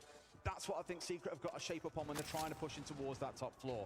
Down in the basement, though, we'll see how things shape up. And just worth noting, Tim, Cafe is a map. We've seen the most rounds played in this map across the tournament. It is our most defender leaning. So all you're saying there, a 4-2 half is very expected for defenders. I'm not sure I'm having some issue with that DMR on Buck. I'm not sure why. It's just rubbing me the wrong way when I'm using it. If we're going to see them get that 4-2 half they're looking for. A 4-2 half is, a very good outcome for Secret. Like I said, even a 5-1 won't really worry them too much. Don't get me wrong, they don't want to be going as far as 6-0. But as long as they can pick up this third choice site once out of the twice that we would expect to see it played, they won't be overly worried, I don't think, coming into that second half. Grube, he has been a standout player so far for Team Secret, and he's going to be looking to get himself going. He's only found 1 kill in the first 2 rounds, and Secret have, I won't say been reliant on him over the last couple of days, but the more that he can contribute, the better, because he really has been leading the way. Yeah, am I the only one thinking that open up that red stairs hall above is useless? Which is always the benchmark for me on this site. If by 1 minute and 30 remaining, you're starting to get things opened up vertically, you're in a good spot, and they have missed double. That's just going to be a second Electrocore, I have a feeling, or it's dug a little bit further down the shelf. They will actually keep it electrified off. In fact, they must have just missed it at the back wall. That is such a shame. Yeah, it's just been outside of the radius of the impact EMPs. But the problem is they don't have any other impact EMPs. They've now got to rely on getting a Twitch drone in there, and look at what's likely to happen to the Twitch drone. How? They haven't spotted it out! Adrian's got away with it! He goes in and takes out the electrical. You're a couple of seconds too late, Leaker. Wow. Siege on pacifist mode. No one's shooting at that. You must have heard it go on through, but although it's extended about 15 seconds of time that it's taken to get they're like, yeah, we don't need to worry about that hatch. Like, we are still going to win. They're thinking. I'm guessing that's what's happening. The next step of the plan is to drop that shield on into Freezer, but before they can do that, they've gone for it. I was going to say, before they can really do that, they need to worry about Bride in VIP, but they've skirted past him. They've just gone too quick, and Bride's impact is going to be limited at that point. Leakafak is down. However, Bride manages to find one onto Adrian, 4 versus 4, but the plant is going down, Des. Oh, don't you have a C? No, he doesn't have. And BDS have got the shutdowns they need. Secret again, right idea, but not winning the gunfight will cost them. Yeah. BDS up 3-0 on the defensive Cafe. I really thought good thinking of Secret to go in like that, but they just couldn't win the gunfights in that round. They really couldn't. They seem to have a really bad timing. Able to make a nuisance of himself, and they can't allow Bride across there. If the whole plan is to just shut him out in the cold, you got to keep him out in the cold, Des. You can't let him get into the fight like that. We can see Twister, he's going to pull the cord on that tack time out and try and see if he can have some sort of impact on the trajectory of this one at the minute, because as much as we say Cafe is defender-sided, it's more the manner of the rounds that BDS have been winning. They've been so confident so far. You have attack time after a couple of rounds. It's Yeah. normally because there's a car crash with communication, but here it's come after round 3. Or what you'd like to refer to as the first quarter of the game, because it played through 3 sites now. You'll see those same 3 sites played in rotation. You've had a chance to see each one as a coach here, Yeah. and you can step in and be right, here's where we're losing time, here's where we're making errors, here's where things can get better. The mind games that then come into it is on BDS's side. They're really unlikely to play exactly the same strat with exactly the same lineup again. So it's more the general things that you need to help the team figure out in between rounds when they go into games. The IGLs can step up and be like, right boys, here's the things that have got to change based on the information that we can see at the start of this round. BDS have looked dominant, not impossible to beat, but still extremely dominant. As you would expect with the scoreline, of course, but still an important point. BDS have got double the number of kills that Secret have got at the minute, 14-7, and they just have been more deadly in those key situations, like we saw there. The push comes on in, the plant's going down. Yeah, Secret are playing the objective, they're getting the plant down, but what are BDS doing? Kill, kill, kill, and they're just getting the numbers in their favour. The trade game has been fantastic from BDS. Rarely at the minute will you see a Secret kill that BDS don't quickly have an answer for, and that is something that Secret have got to figure out, because it is grinding them down at the minute. It is. Well, hopefully there's something cooking here as well. Savage, fingers crossed he ain't falling down too early in this round. It's what stung them last time round as they stepped in towards Cigar. What I do like about attacking this top floor, and Tim, please don't go off about top floor, I know you're not the biggest fan. What's nice about top floor is you haven't got to worry about a full map clear. Going in towards the basement, for example, you do have to do a full map clear, or attacking in towards the second sites, you've got to clear top floor and then worry about sites itself. Whereas here, you get Cigar, you get Piano, you get a backstab coming up towards White, for example, someone on the cocktail window, and you actually Okay, so they're bringing like Ying and Monty here, so 2 versus 2. Monty again, but Ying this time. Chaco, of course, this time Are they going to be forcing in on default? Where's Monty? Where's Monty? It means BDS, they won the round last time. This time they've got an Azami on top of everything else to be able to play around. Also, Solotov has dropped away. Keep an eye on him. He's in train at the minute. Nicely done. Got Hibana. Talking about that Nitro, it's actually Likafak who manages to find an explosive kill, taking down the Hibana. Okay, I was wondering where Monty was. Yeah. Secret completely unaware of Shaiko holding himself inside a washroom, and he gets the freest kill of the day on Monte. It's again that game of restricting away information. The Yeah, like I said, like I was about to say, they didn't drone the information in bathroom. They just put in Monty. The thing, Monty is not a free information operator that you just go in with. That's why you have drones. You need to drone out before you put Monty in, especially when he has the diffuser. And now a player inside a bathroom that they just were not aware of. They're being bitten, Tim, by information denial. This map can be quite bottlenecky, and they're really feeling the pain of it. I said coming into this game so far, BDS have only felt like they've maybe been at sort of 70% here in the tournament. They've had some decent performances, they've got games won, but it feels like they've got so much more to offer. We've seen it from these players time after time. If it goes like this, I'm afraid on what Secret are going to do in Lair. For granted, Lair is Secret's pick, so they have a strat that they are going. BDS have avoided Lair like the plague. They don't want to play Lair at all. So my question is that going to be a bait switch for BDS, that they really have a strat, but they don't want to play it at all because they want to save it for the finals? Could be. Or they just don't want to bother with that map at all because they feel like they don't have enough control of the map. It's going to be interesting to see when I get into Lair at least. Like, it's looking now in Cafe, it's very one-sided for BDS on defense. But we gotta remember the defense side is higher in percentage by 54%. Not a lot, but it's still a difference maker. So if you get all of your defensive side, then you're very good off when you're coming into the attacking side. Because then we have to focus less on winning the attacking as much as we would do in defense. Oh, he just saw the drone. He just peeks out a wide door and takes down Groovy just like that. That's the butt gone as well. That's a lot of that. Oh, that rude. He's gonna take the head off of Doom and Secret. They're in all sorts of trouble, Des. The information net again fails in the most painful part being they had a What are they doing? That's the second kill this round that they've got for free, and there is no response from Secret, making it 5 versus 1. Yeah, absolutely crumbling here. Yeah.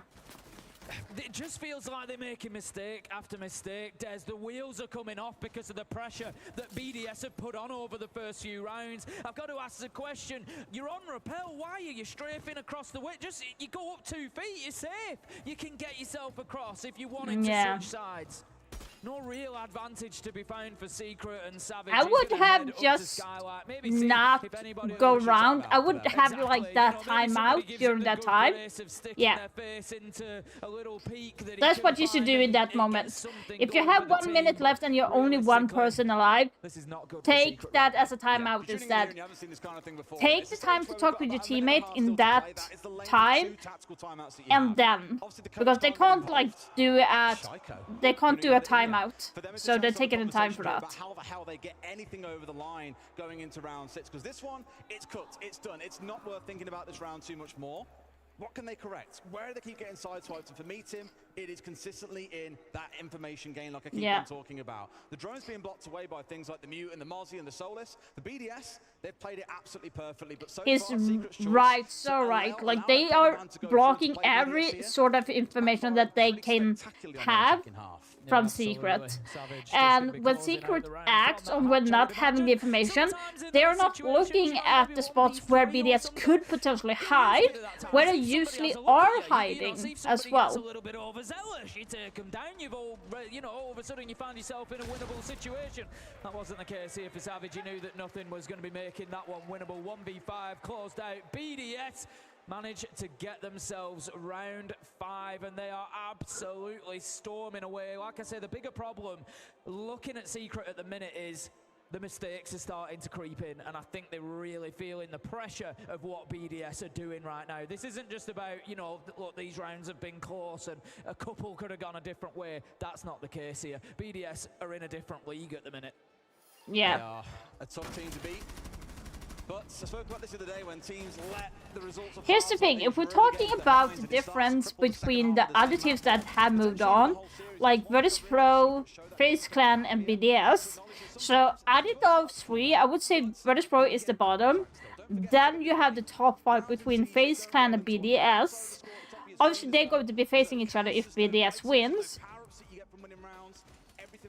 And I would say, based on what we have seen, I would say that FaZe Clan have the more easier matchup than BDS. BDS did face like W7M, which is in the same prospect as FaZe Clan. Haven't lost a single game, had the most easier. Like, BDS was the only hard team that W7M faced, and BDS have faced a little more harder teams, but they have still won with kind of half ease, like it's 2-1. They have mostly won on the best of 3. So I kind of feel like between FaZe and BDS, I would maybe say BDS is more, because it might be that you have that FaZe Clan might be reading them a little bit wrong later on. I'm not sure. Oh, are you kidding me? Manages to stop the bleeding though, and Secret are back in this, Des. Groovy and Juba, the 2 players that we were speaking about before this series that I really want to see step up and shine. They're the 2 most successful entry players for this team, and whilst it's not entries, it was kills they were starting to find. I just wish they'd slow down once they got coat control. That was a great spot to have so early in the round, but they carried on trying to capitalize on a bit of chaos, and BDS recomposed themselves and got the trade. And like that, all of the good work they've done in the first 60 seconds is gone. Virtue's pushing right on into side here, but you just don't feel he doesn't have any support. Got the cover that he needs to be able to prevent the pressure coming in, but he manages to drop his shield and find a man. All of a sudden, it's 1v1, 1v2.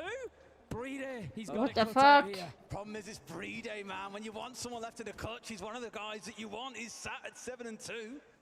A quiet tournament at points, no doubt. But when you need him most, he tends to shine and stand up to the occasion. Problem is, he's got a Monty to deal with, Tim. This is one of the most horrible situations to be in. That Monty gets up in your face. There is very little you can do whilst all the information bleeds against you. Even worse when this diffuser goes down. Stepping his way forward towards Prep. Right idea, but come Ooh. Groovy gets the kill. Okay. And like That round, I would say, good job, Secret, but they were lucky. Secret was so lucky because they lost more than half the people in the first minute.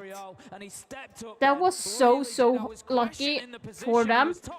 BDS kind of were a little bit too aggressive, but it could be like they are feeling too much, pushing their like a little bit too much because they're in the lead. But I think that would actually push them back a little bit, BDS, if they can hold. And we'll see if Secret will get a push up with their energy so they could win. Like here, like I'm not sure why you needed to do that.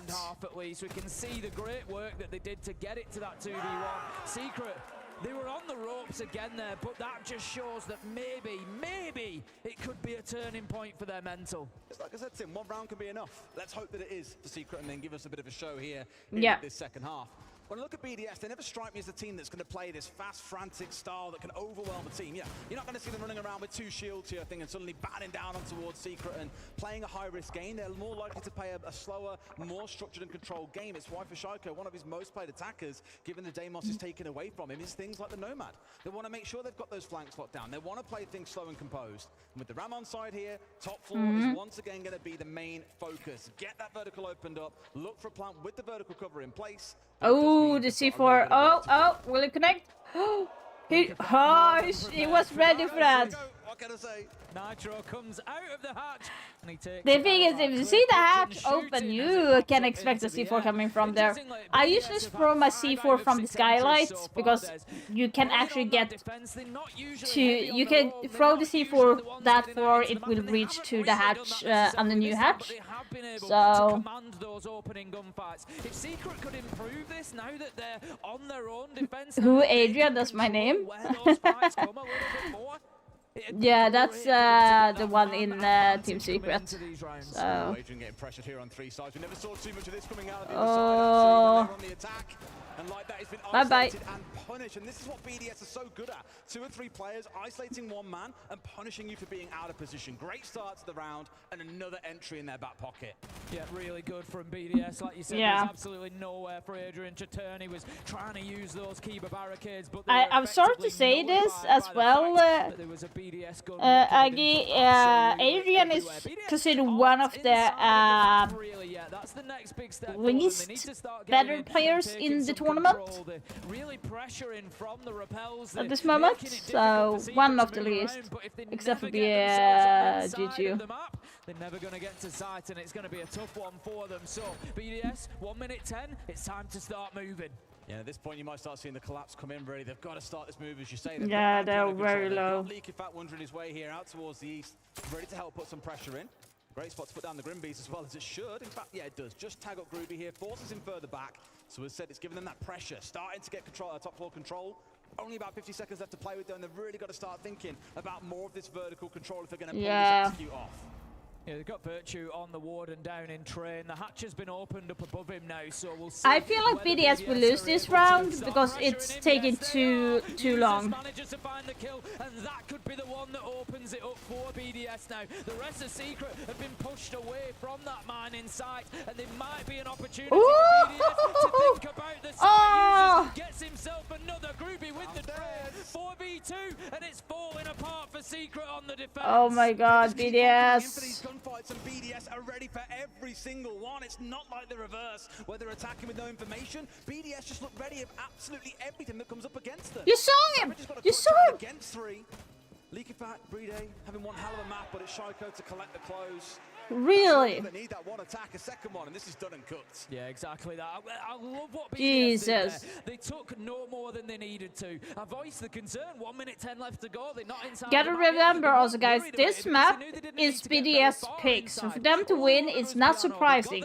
The problem is going to be Lair, because Lair, BDS have not played a Lair a single time on this tournament. They have always spanned it on every single match. They don't want to play that. The question is going to be, did they do the banning for that to save it in their pocket as a potential map to take out in the finals?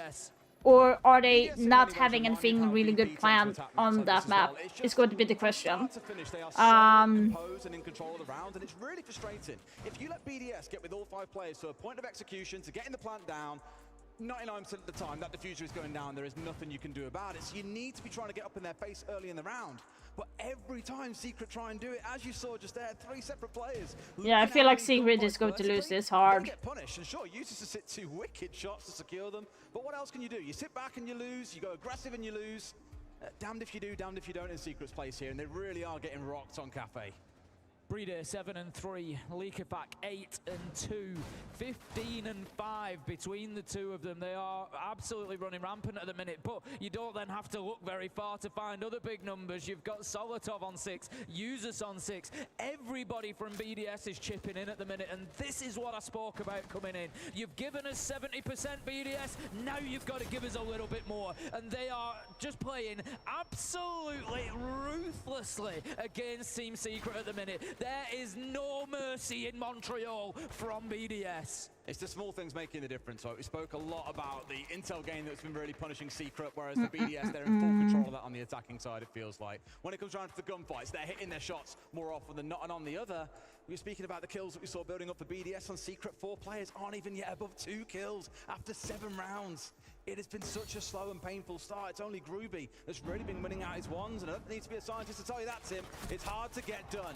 Jump out comes on through. Jude's got 2 there. How often do you see a jump out like that, Tim? He's really given himself and the team a good way into this round. They've got a 4 versus 3. It's honestly the sort of play that Secret at this point just have to roll the dice with. They have to take a chance. They have to try and get something going. And Secret did right there. It was really good. The most important thing nowadays, of course, obviously with the scoreline 6-1, is that they go on and win this round. They've done the hard work. They've got themselves the advantage. Deal with the Monty now, make things difficult for BDS and close the round out.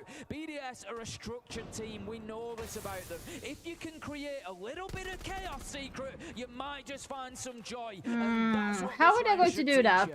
They're looking a little bit stuck here and unsure on how to proceed. Yeah. You know you got a smoke inside of VIP, who of course you can see is blocking things out to stop the entrance in towards Freezer. They're trying to find a way through. You've got 1 player looking for the backstab out towards the other side. Of course, it's none other than Shaiko, but he's really got to win that bakery fight to start putting pressure on site itself. A big part of the problem is that BDS have lost the Grim. So how do they challenge into VIP? They can't really restrict that player anymore. If they could have sent the Grim Bees in there, then maybe they're able to swing him. They're able to clear that position. But right now, Virtue is pretty safe and locked in inside of VIP. He can start using those toxic babes to prevent a push into Freezer. Leakerback has managed to get himself in there. Breeder is in from the opposite side. So right now, BDS building a little bit of a pinch, and they might just be able to start finding some kills, Des. When they've done that, they've found 2 here. Shaiko's down to 1 HP, which is so unfortunate. Whoa! Savage takes him onto the belt. Wow, the Pokeball. Secret, they do hold on, but my God, for a second there, it really looked like BDS might get that one. Yeah, that was like really messy though. Okay, like I said, Leakerback he did exactly what Secret did to get inside of Freezer. He just took the sprint across, and Virtue wasn't ready for it, couldn't make the challenge. So then you've got Leakerback working from Freezer, you've got Breeder on the Monty working in from Prep, and all of a sudden Secret was struggling. They were floundering inside a side, and BDS took advantage of it. But what I like from Secret, they dug deep, they managed to steady the ship, and they got themselves back into the fight, got the kills they needed, they secure their 2nd round. Lots more work to be done though, Des. You talk about bouncing out of bed in the morning, but you are basically bouncing on this board. I feel like I'm on a trampoline. Someone's got to bounce back on the side of Secret. Still 4 more rounds to find. If they want to keep this one going, and fair to say, with one going the way of BDS and that last one being dangerously close, it is still a long way to the top. Speaking of top, finding ourselves moving upwards here in towards Fireplace and Reading. Same story we spoke about so many times, Tim. Top floor control is a big one, and likely look for a plant just inside of Reading door to the north, up towards Snowside and towards Brown Stairs. But that means getting cocktail control. It means getting control of Piano. And we've seen where Secret have tried to hold off there already with the Azami before. BDS crushed it excellently. It's more about the pace and the slowdown here that you'll see Secret looking for. And hopefully this time round, not be giving away 2 or 3 players trying to challenge those reverse vertical angles. There is absolutely a world where Secret can get themselves back into this realistically. Groovy and Virtue now starting to find their pace a little bit. Doom getting involved. They just need that next round or two. If this gets to kind of 6-4, you start looking at it and saying that it becomes a lot more doable. But right now, it's a case of focusing on 1 round at a time. Shaiko on the Nomad, of course, with the Deimos being banned out.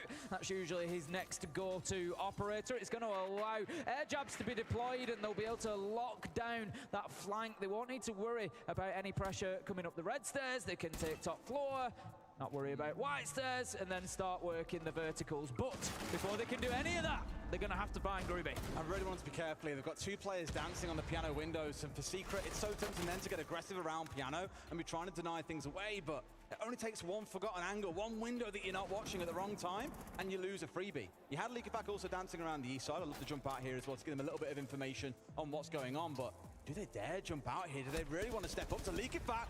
And yes, they do. I thought he hit him then, but no, it was the Claymore. Adrian falling down. You might get the intel of the player, but clearly missed the Claymore. For a second, I really thought Leakyback had hit the shot there. I thought that is absolutely, at that point, one more? At that point, just switch it off. But Leakyback, he knows that there's one on the white window. Just going to take that Akiba barricade out immediately. Out goes another. Nah. They will manage to find him. Savage takes down Leakyback 4v4, but again, BDS alert. They've got the answers. They take him down on his way back in.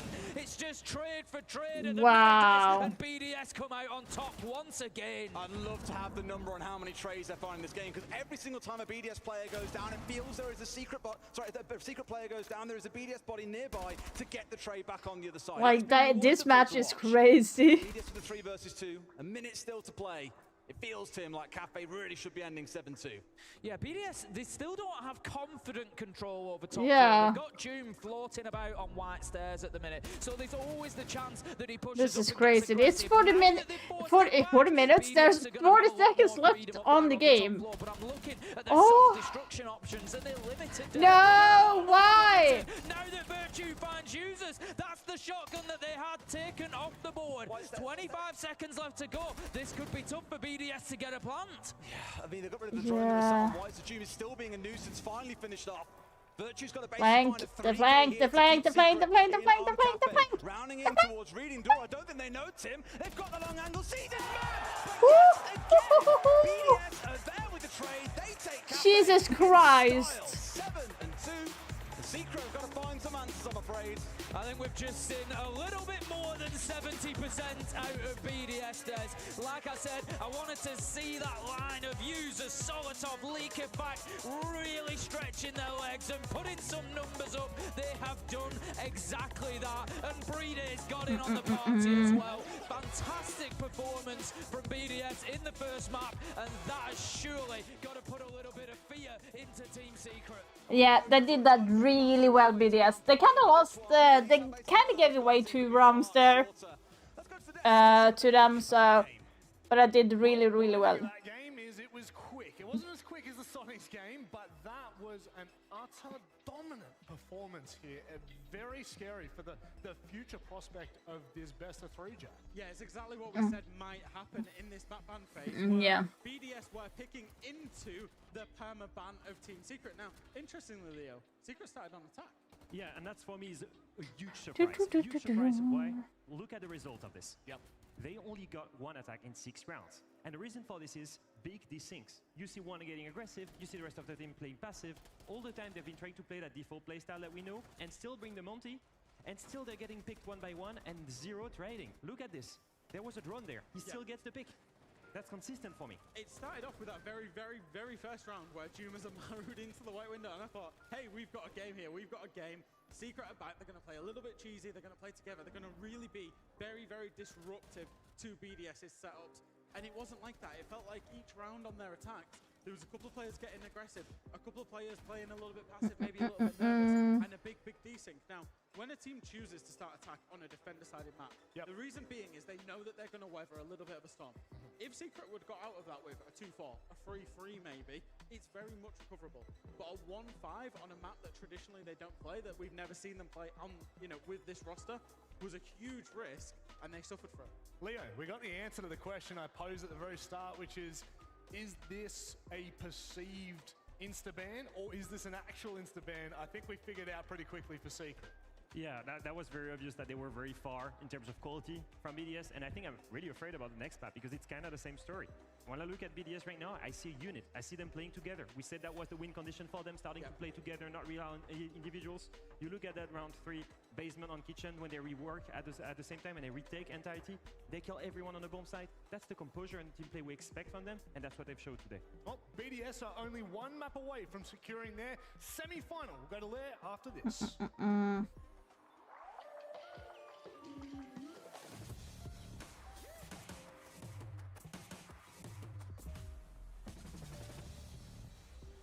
Yeah.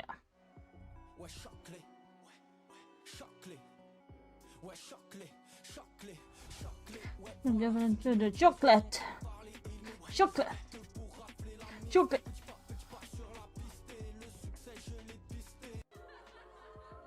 And we got some Swedish commercial.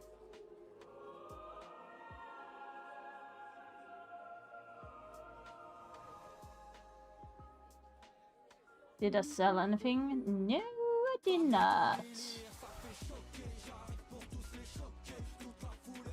Yeah, looks like I'm not going to be able to sell anything.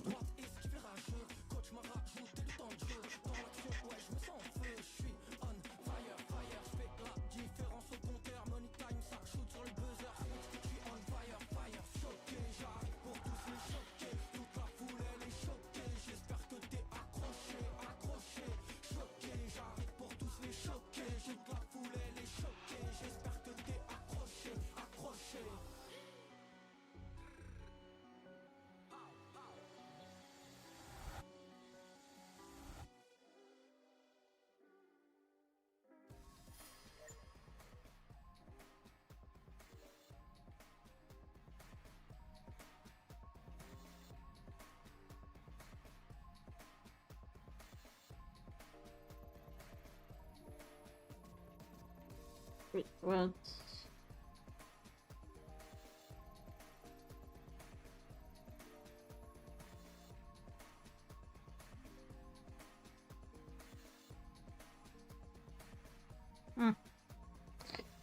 By the way, guys, if you are watching, you should definitely check out my Twitter channel, because I post every single day, everything from game, streaming, Rainbow Six Siege, all the works. Post every single day, as I said, and I'm nearing 1,000 followers over there as well. We are currently at 976 followers. If you want to support me in any way, then you should definitely hop over at Twitter and give it a follow so you can stay updated for future information about streams, giveaways, and much more. And yeah. We've got 4 legends of the gaming world here to compete in real-life challenges to win this LEGO Gamer Trophy. We're gonna enter the LEGO Sonic the Hedgehog universe in a game that I'm gonna call Speedy Little LEGO Hedgehog Boy. Here we go. There is something about LEGO Sonic that just brings out the most competitive side of me. So we're trying to sabotage this run? Probably the slowest person here. Acting not like a spiky blue hedgehog. I'm not sure about that commercial.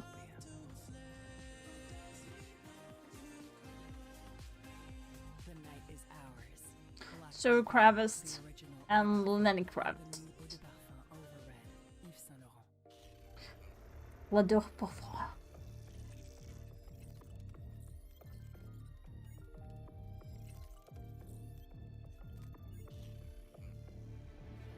Nobody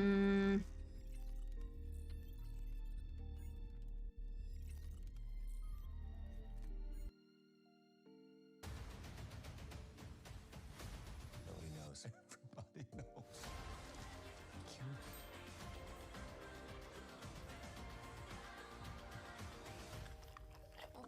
our death.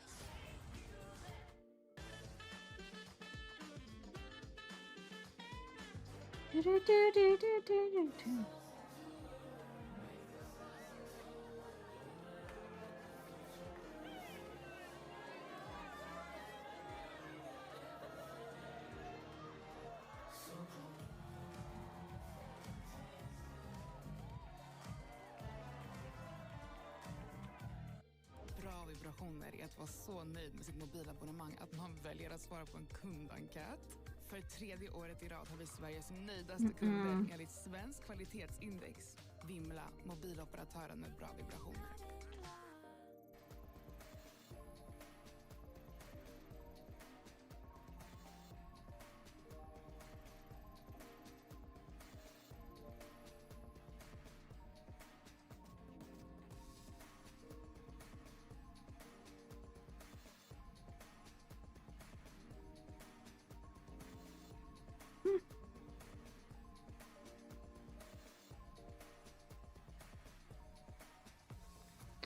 So the game is going to start in 3 minutes. So far the game has been very one-sided. BDS took control very early in the game. They took 4-5 rounds. They scratch that. They took the first half of the match, winning all of them. So the entire time that we were on defense, they won. Then they started to lose 2 rounds in the second half when the Team Secret was going into defense, which is kind of expected because Cafe is more defender-sided than attacker-sided. But it would be too tough for Secret to be able to win this map because BDS still had very good control of the game, just having a little bad luck with the first 2 rounds and secured on the 3rd round with 7-2. Now, the next map is going to be Lair, and BDS have not played Lair during this tournament at all, and they have been banning this map for the entire tournament as well. The question is going to be, did they save this map for a secret matchup, maybe in the final to use, or did they just deem that this map is not for them and just decided to ban it? That's going to be the question that's going to be coming up right in a minute or so. And this map is actually Team Secret's map to Lair. So if Secret want to win on Lair, then better bring out something more, because BDS are very good at refragging. Every time someone dies, there's someone that's going to be refragging every single time. And Team Secret need to be doing the same way, especially when it comes to defense. And Lair is kind of a little bit more defender-sided, I think, in my part. But I think it's pretty 50-50 when it comes to both attacking and defending on this map. This map is kind of like an underdog map. It's really good. It's really, really big. Has a lot of floors, a lot of ways to go around the map. I think they have about 4 staircases where you can rotate around. So, and also a lot of hatches as well. So for defenders to roam about, it's going to be harder for the attacker to find them if they decide to roam as well. So do hope that the match is going to bring something more than it did on Cafe. For me, I'm going to be holding my hope for BDS, because that would give me an additional point on to the prediction. Right now we're sitting on 16 points out of 31 possible points in this prediction, and I think I'm doing a pretty good job. It's halfway through, so yeah, let's see how this game is going to be. The match is going to be starting. The match is not going to be starting, but the analyst desk is going to be coming back and giving their side of information as well. And I think they do know a little bit more than me. After the commercial, of course.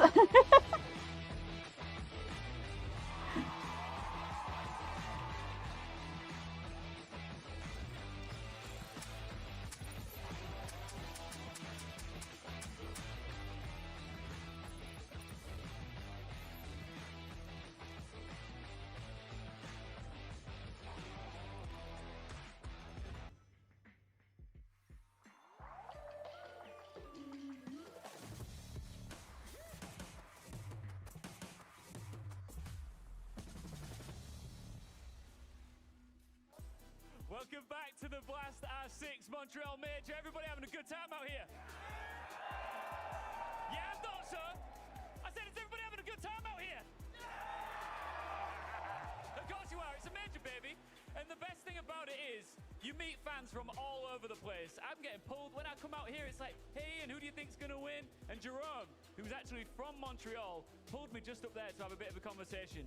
And you are having the time of your life. Just tell us your story about how you made it to your first ever major. So I think I've been watching the game since around 2017, 2018, during the Penta, like, G2 dominance era. And, you know, life's been going pretty bad a bit. And then now I finally got my life together, got a job and everything. And finally decided to come to the major. And it's a great event, really competitive. Seeing a lot of 7-5s, 8-6s, a lot of close games since Swiss. And it's been a really fun time, fun environment. Got to meet a ton of pros. It's great. I love the major. So Jerome, you hit your first paycheck and the first thing you did was buy tickets to the major. Of course. Come on, guys, give it up for Jerome. I love it. So I've got to ask you, who do you think's going to win this thing and who do you want to win the thing? It can be two different things, right? Of course. I think FaZe is gonna win, but the team I really want to win is probably Secret, just because Jake's there. I love Virtue since he's been on G2. Big fan, Virtue, if you can hear me. But he's locked in. I know he's locked in. He's always locked in. He's always serious. But I think FaZe Clan's gonna win. All right, good stuff. The real winner here is Jerome. One more time for this wonderful human being to the right of me. Thank you very much. Go enjoy the rest of the major. When Ian was in Swedish major, I was sitting in the stage. I was actually like, it was BDS versus Sonics that I watched the game, sitting in the audience, and everyone was like, he asked like which I was like rooting for who, so he said like Team BDS. Wow, like big crowd. I was like, oh shoot, there's no one rooting for Sonics. Oh my god. And I liked Sonics because I had Goddess, who was the former coach of Sonics. She just stepped down before this major, where she was one of the first competitive Siege player, one among them to say the least. Amazing good player. So, and I was like, yeah, I want to cheer for her. So I was basically the only one cheering for Sonics. You like heard only me in the arena, and it was like true believer right over there. And it was so hilarious. I'm like, oh shoot. And I'm sitting here like a middle-aged woman wooing for a team. With everyone that is probably younger than me, most of them, and I'm the only one cheering for Sonics at that point. That was so hilarious. So hilarious. At the time, sorry, Sonics did play a little bit better than they did today at that time. But it was so much fun. Let me tell you, I'm 100% convinced they have the top layer. When we spoke to them in EUL, we asked, it was Eagle Mees and I think it was Bruday in a duo interview when they was out there at bootcamp. Yeah. And we said, guys, are you going to bring Lair out? Do you play Lair? And Eagle Mees went, oh, we might bring out at some point. He's like, actually, no, it's our permaban. And he was trying to give the teams the eyes, you know. So we feel that BDS will play Lair. Obviously, they did have the tournament in the summer that they ended up playing that maybe hindered a little bit of development on that. So they've waited to see who's the best team on Lair. They've allowed everyone else to look at it. And then they've built up their own Lair, unbeknown to us, because we've not seen them on Lair. It's the first time they play it. And then they bring it out, like you say, when it matters. Yep. They don't want to have to gamble on a round 15 skyscraper to get them through this fixture. They want to get it done in 2. Absolutely. Well, every great quarterfinal needs broadcasters. Unfortunately, we don't have the funding for that, so we've got Des and Ace. Why am I taking shots? I get it for me. It was cheap shots. I'm saying screw you, Rob, but hey, here we go. Onwards in March, map 2, Lair awaits. Unfortunately, I don't think we're going to see the host of Lair. Deimos coming through once again. Yeah, I am 82 to 6 to 18. Oh my god, yeah. 3% increase towards their side. Totally understandable, Tim, given how things have played out so far. Yeah, I think given what we've seen, you know, out of that first map, you're going to be looking at it thinking this is potentially a problem. So the only question now is, can Secret fight their way back into this one? It's BDS versus Team Secret. It's map 2, and we could well have another semi-finalist at the end of this one.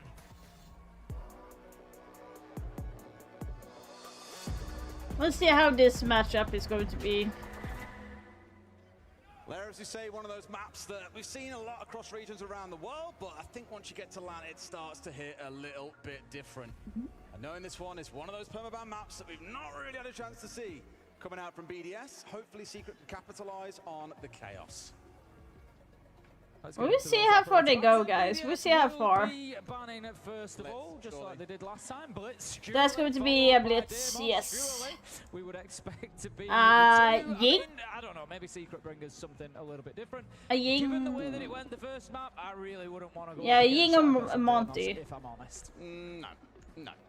Equally terrifying as you've seen him play. Davis, okay, they're doing the same. Okay. So this is going to be Asami. And the next one is going to be... I don't remember who they did last time. Smoke. Okay.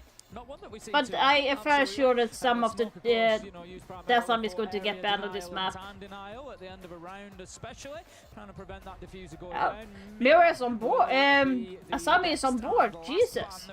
Mira is really strong on top floor, by the way. Ridiculous strong on top floor. So they BDS banned Smoke and Blitz. So that's kind of interesting. Just make attacking things there. Ooh, Clash was up here. Okay. They seem to have a good plan in order.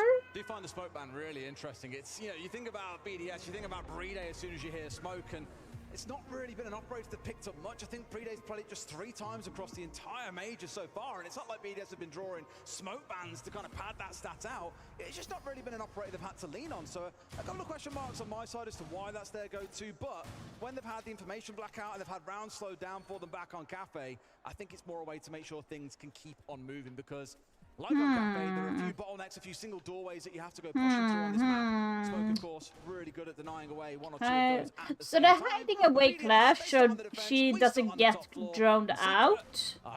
So that's the thing.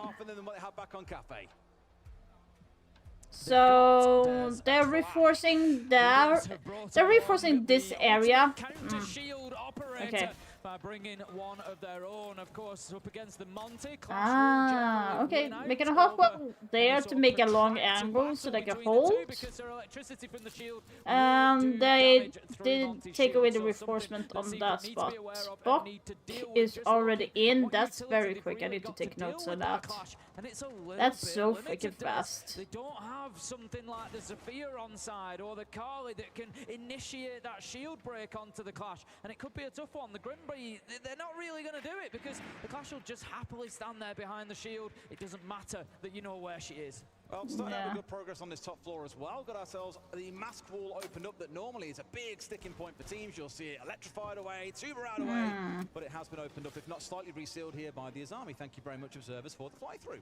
The other side of it is a little bit harder to open up. The small room where Monty is going on the right side, usually there is a rotation there from other teams who have played this, but they barricaded that entirely, like that wall, the door, so now they don't want anything to go through there, but Formet is going to be opening either way, so... They've got open what they need, and now it's about not losing players to silly things. Yeah, the next step is going to be dealing with that Clash, and I like this attempt of getting underneath with the book, but you're going to have to get closer to the feet of that shield operator if you want any opportunity. I wonder how they are going to be doing this. But by at least opening up the floor, it might just prevent him being that operator that wants to push forward onto there. But as soon as he does once and realizes there's nobody underneath to shoot him, he won't mind.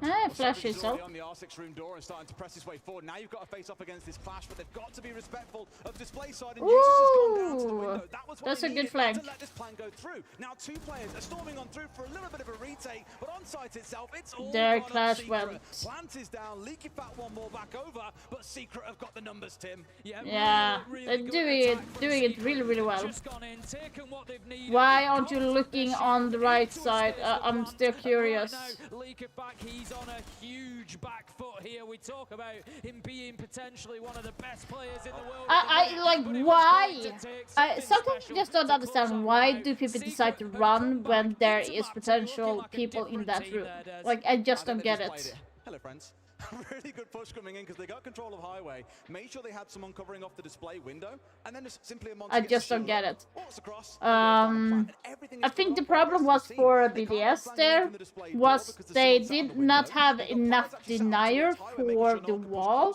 They basically let Monty and them take control of the small room. Normally, from other teams, they would make a rotation and hold that area. That way they would choke hold the long angle and make a more of a bottleneck for the enemy team, because that will force the enemy to jump in through the window that is on the right side of the hallway outside of the small room. What I'm looking for. And that would make it harder for the enemy to push, because then you have like the hold from the hallway towards the window, then you have choke hold towards the hallway where Monty was coming from. So that's why you kind of make the rotation in that small room, so you can having a closer watch and potentially go and kill them when they're pushing. But they did not have that as well.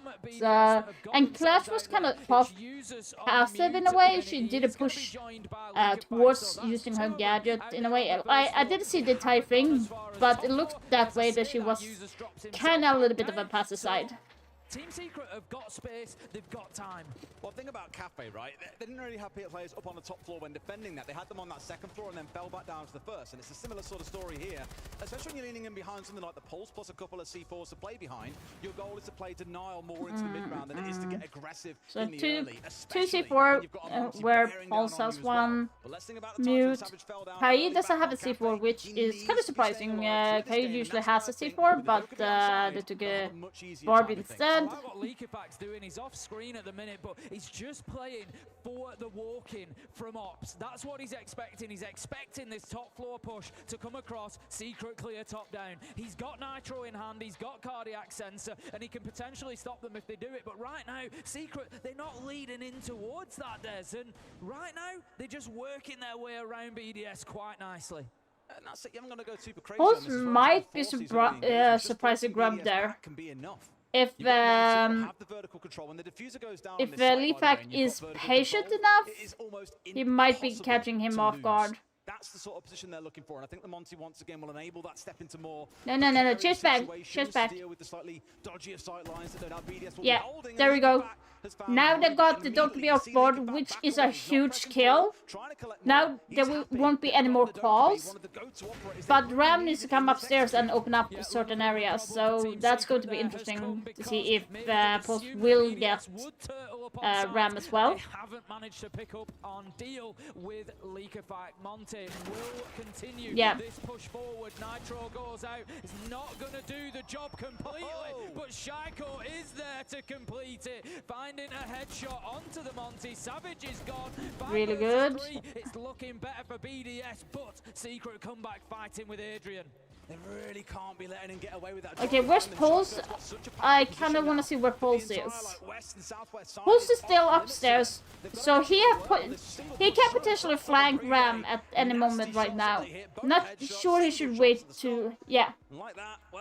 Ram is above, so Pulse can just go and take him. The real question is, if you're Secret in that situation, how do you do anything about that? Adrian's watching the angle. Shaco's going to pick up that final kill, but Adrian, before his death, is there watching the angle. And Solotov just swings across and headshots him. There's nothing that you can do about that if you're going to be beaten so quickly by these BDS players. So, not a bad start for BDS. Secret with a great top floor attack. BDS come back with a great bottom floor defense. I love the way that they used Leak Effect to prevent that top floor walking, but then he was able to keep himself around range and just make it difficult for Secret to get confidently into that mid floor. Got a great opener. Nice aim. Built from there. For me, it was Shaiko again, just getting that drop in behind them. Like, you should never be able to get in that position where you have no idea that he's there. Like, sure, you're not looking in towards things like Nomad or Gridlock to keep those flanks safe, but you've got to know that your Monty is sort of the linchpin of your defense, of your attack, sorry. You've got to be protecting him, whether it's flank drones, having someone sat on them. They've been bitten a couple of times by this. Think about the free kill they got onto Groovy from bottom white back on Cafe despite a drone watching. It's not that Secret haven't got drones in the right place at the right times. It's more that no one's watching them or they're simply not communicating quickly enough. And BDS are punishing them hard for that. Now we go up to that second floor, so not as much map to cover, but you've still got to fight your way through this top floor, get the verticals opened up, and then start thinking about your execute. Yeah, definitely a lot of work for Secret to do. They didn't really play too much of the map last time. The limit to the verticality that they opened up was inside of reception. You feel like they're going to need a little bit more, although of course this time there is a little external wall that leads into sight. There is pressure. Okay, so I go with Monty again. They took Bravo this time. They're going to be looking for the breaches. This is a great way. Even if Bravo might be really good because you can take the Mute Jammer, Bandit, and Valk at that point. The Valk would actually be more useful to get away. Ooh. What was that? We're actually using my wife. I need to know where you put her cameras. Looks like it was walking on in and forcing BDS away from the top floor. Yeah, that mass wall being opened up gives you so much threat itself across the center rooms on this top floor, which make it very difficult for BDS to be able to play in there, especially when a Monty can just walk up on you like this, as you'll see him often come to do. I was like, what? I did not do that.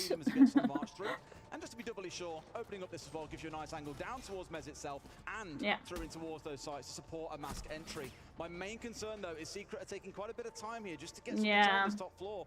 BDS, well, not exactly being moved. You still got Leakafak and Yuzus dancing around up here. Yeah. No, they're pretty settled at the minute, BDS, but Secret, it's all about now softening up the site, clearing out utility, recognizing where everybody is, and formulating a game plan as to how you get on in and where that diffuser is going to be going. And now he just jumped out. Leakafak. Got to get this top floor confidently under their control. We've still got the Monty moving. Oh! Not going to be caught by the Nitro. Damn. It does help Secret out a little bit. It gives some verticals down into sight. A nice attempt there to catch the Monty, but he double backed on himself, so gets away with that, taking a single scratch from the C4.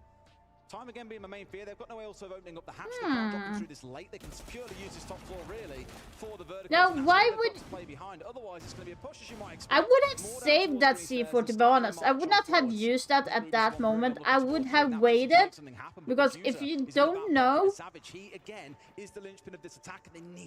if someone is going to be near, then don't use the C4. The nanobots called on in from the Finker just to give a little bit of a boost to the HP.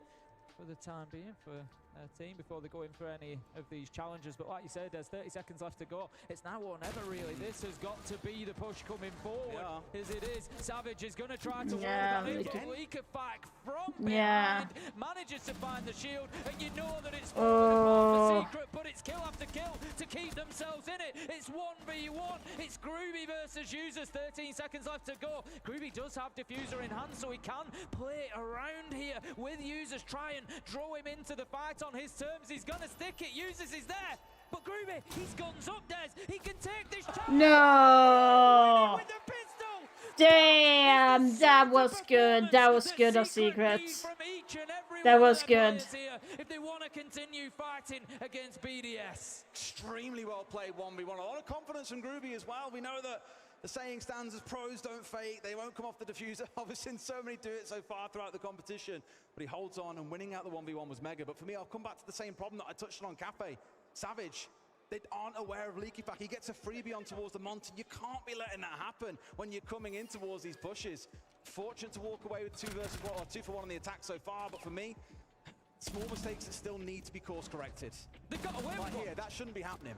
Realistically, they've got away with one. You know, that's how we've got to look at it. Groovy 1v1. Don't get me wrong, not taking anything away from him. He's done a great job. Gets the diffuser down, finds the final kill, but they can't be letting it get to that 1v1 when they've got a Monty that's able to push on in. They can't be losing the shields that easily. BDS so far have stood up very well to the shield pushers. They've effectively got 3 more rounds to do that, and it could be the last 3 rounds of this match that they have to deal with the shields, because if they get the win here on Lair, of course, there will be no more rounds for Team Secret to bring them, but we will see how we go. We're going to go ahead up to the top floor once again. It's going to be BDS. Really nice attack from Secret last time around.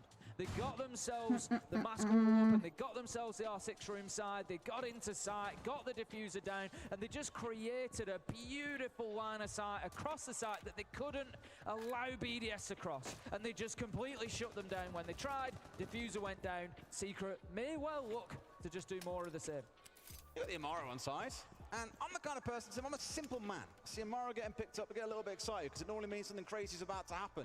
We saw it happen last time around here. A little bit of a different story. Trying to open it at exactly the same time the wall's coming in. Candelas are out, so it's a big combo. And Juice showing up, stepped in and brought down the Demon King Shadow himself. That's a great start. The Azami gone, but the bandit trick could be important. Pride managed to take down one exothermic. The second has now detonated. Mask wall is open, but it puts a little bit more pressure on Virtue here on the ace. He's now essential if they want to push that opposite side, because he's the only hard breach option realistically left. They've got the gadgets on the Ying, but it's not going to give you a method of getting into sight, really. It's much more of a line of sight. You can go through there, but you get stuck in the animation, so they will want those Selmas breaching that wall. What I do like from Secret here, you think back on Cafe a couple of times, they'd find the entry and keep on trying to move forward with that information and pay the price for it. Here they've got rid of Shaiko, they've got Ops, really little cute play by the way, coming out with the Amaro and the Ying in tandem, and immediately they've kind of paused. Right, back on drones, where are these last few players? They're not giving away lives needlessly, and that is a really good evolution for Z for them here on left. Almost. Savage almost lost his life on the push on through. Bride's inside, but very much pinned down. They know exactly where he is. 3 kills, and Secret Nicely done, Secret. Beautiful attack from Secret there. Got Virtue into the position they needed him. Opened up that wall. Now, this is what I was afraid of. Like I said, did BDS have some secret strat for Lair? It doesn't look like it at all, because Secret reads them really, really well. The same page. So well. So much so that it forces the tactical time out of BDS. It might force BDS into a third map, and that's kind of not where we want to be, because it's going to be so equal on that map if you go by the stats. Along the way, but I think when they say go, whether it's a small micro play or the ending round execute, they are moving as one team. And I think for BDS, you can kind of see why Lair's a permaban. They look a little bit lost as to what's going on. They don't know what to expect coming out of the other side, and they're paying the price. Being down 3-1 on the defensive side of Lair is a bit of a stinger. It's our 4th highest defensive win rate over stage 2 in the major so far. So I think they're expecting themselves to really have 2 or 3 rounds in the bank at this point. Instead, it's the reverse scoreline, and BDS have got to find an answer. Otherwise, they're in for a very rough rest of this map. What a great response from Need Team to Secret. Let's not take that push away out from them. some 7-2 on Cafe, and it wasn't even really very competitive. BDS were, you know, well on there he top. is. I know that guy. We do. Hey, Alex. And then we come in here, and all of a sudden, Secret have dug deep. Whatever has been said in that break between maps, whatever has been said by Twister between Cafe and coming in here to Lair, it's really doing the job. We questioned BDS, of course, not a map we've seen them play. It's kind of felt that maybe they'd been covering it up, maybe they'd been hiding it, wanting to bring it out. And we've got to see them on the attack yet, but right now, Secret's certainly showing that they have a better command of Lair. You hear so many pro teams talking about the size of the map pool, saying, oh, you know, 9 is a lot of maps to be able to prep and be good at. We'd rather it come down to 7. We're like, nope, let's find a map or 2 that you struggle at, because it shows that even gods can bleed. Again, BDS, as Ian said during their intro today, best team in the world on paper. You come to a map like Lair and you show them up a little bit and show that maybe they aren't quite infallible and there's something you can prove against them. Secret are doing just that. Immediately, the thing that I clocked though with BDS has changed after that tack timeout. The Tubarão and the Kai pairing coming together here. They want to shut Secret out here, keep them slowed down, keep them guessing and run that clock closer towards 0. For me, it's keeping an eye on Savage. He's been picked off so many times on this Monty in the mid-round. They really want to make sure, as we saw back in their first top floor attack, that he can be so effective for them in the execute. So let's keep him alive into the late round and not see him falling down to the French side. Team Secret this time looking to get themselves into warehouse pretty quickly. They've got that external wall breached, and that's the position of Savage on the Monty, looking to get aggressive. Just looking across the side of BDS as well, all down in the basement level. There are no roamers out in the map this time that Team Secret need to worry about. So again, Team Secret, they need to recognize that quickly, go in and start those verticals. They are going to have a little bit more freedom this time than they maybe did last time. Leakafak, he was able to hit them on that mid-floor. He was able to do some damage. They need to win. They need to win on defense, otherwise they're going to have some issue later on. To be able to have any impact in the first half of this round. Looking at things so far, it's also the build-up in confidence, I think, from Secret. They're finding 3 of our 4 entries so far. We've had a couple of 3Ks coming out from Virtue and Doom. Groovy won his 1 versus 1. It's fair to say they're online, they're hitting their shots, they're winning out these clutch situations that simply was not a thing back on Cafe. We expected it coming into the series when we saw the ban phase as well, knowing that we were going to either team's permaban. It was always going to be spicy. Solotov picked off by Groovy to start things off here. And immediately Shaiko's forced back, at least this round, Tim. They've got an idea on where Shaiko is. Wow. At least they know so he can't stab him in the back, and he does a 1 versus 1 against a Monty. What on earth is that? It doesn't always matter if you know where Shaiko is, it's whether you can do anything about it. That is usually the question, and the answer there was no, they could not. 3 versus 4, and Team Secret, what was starting out to be a really great round, have allowed themselves again to be punished from that backstab. Doom does eventually now get Come on, can you guys hold it? Come on. Oh dear. He picks up Leakafak 2 versus 2, and again, Team Secret have been able to fight their way back into this one. Not buckets of time to play with, and as I mentioned, you've got Come on. Side, you've got Goo Mines to run through, a C4 still in back pocket. I feel like BDS have got all the right tools here to get this one done, but you never know when it comes down to these 1v1 gunfights, right? Sort of idea for Doom. Off towards his right-hand side is one player. Not that right-hand side, mate. The next one across. Plan is going down here. He's got to win it, but no. Users collects it out. Back on side. Can Virtue, with all his experience, win this 1 versus 1? Why did the side of Users have a C4? Yes! Finds his man. And Users wins out the 1v1. BDS.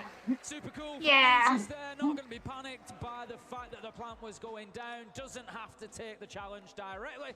Just sends over the explosives to do the job. And BDS keep themselves fighting in this one.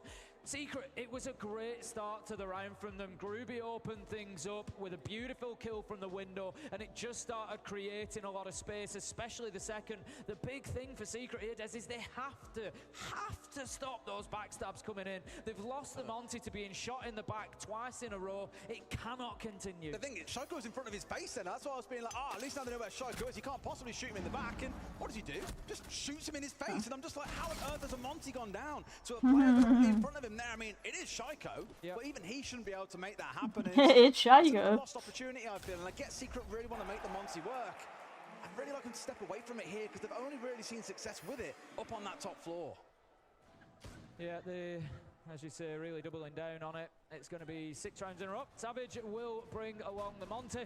Let's see whether Secret can get that final little bit of value that they need out of him or not. They're going to be wanting to take this 4-2. If they can do, looking at the defensive. What can they do? What can they do? Expect too much out Hello, of Foxake. to get themselves onto the attack. So yeah, it's going fairly well. I have guessed 2 right so far, so the matches has not been like even. It's been just 2-0 games so far.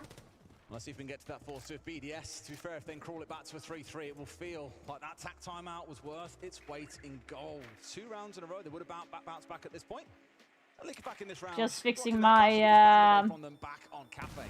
Always love seeing Castle being brought along on the defensive side. I think it can really at least until those Castle barricades are taken out by these Flores Roteros, as you can see, raining on through. Opens up on maps like Border, really interesting angles for defenders to be able to use, safe havens of passage to my videos that I'm posting. Plays out, for example, here though, I think more intended to impede the side of Secret, but so far their answer to it has been pretty good. Again, Secret just continuing to sweep through the map, try and get themselves that Just control try to that they want. fix my videos quickly here so I don't have to do that tomorrow. And they can start their vertical work before too long at all. That's going to be the next step for them. And you can hear the boogie drones are going off. Come that on. work does begin, and they can start putting that little bit of pressure from ops down on into sight. Is that classic battle of how much ground are you willing to give up as BDS versus how much Yeah, so Virtus Pro and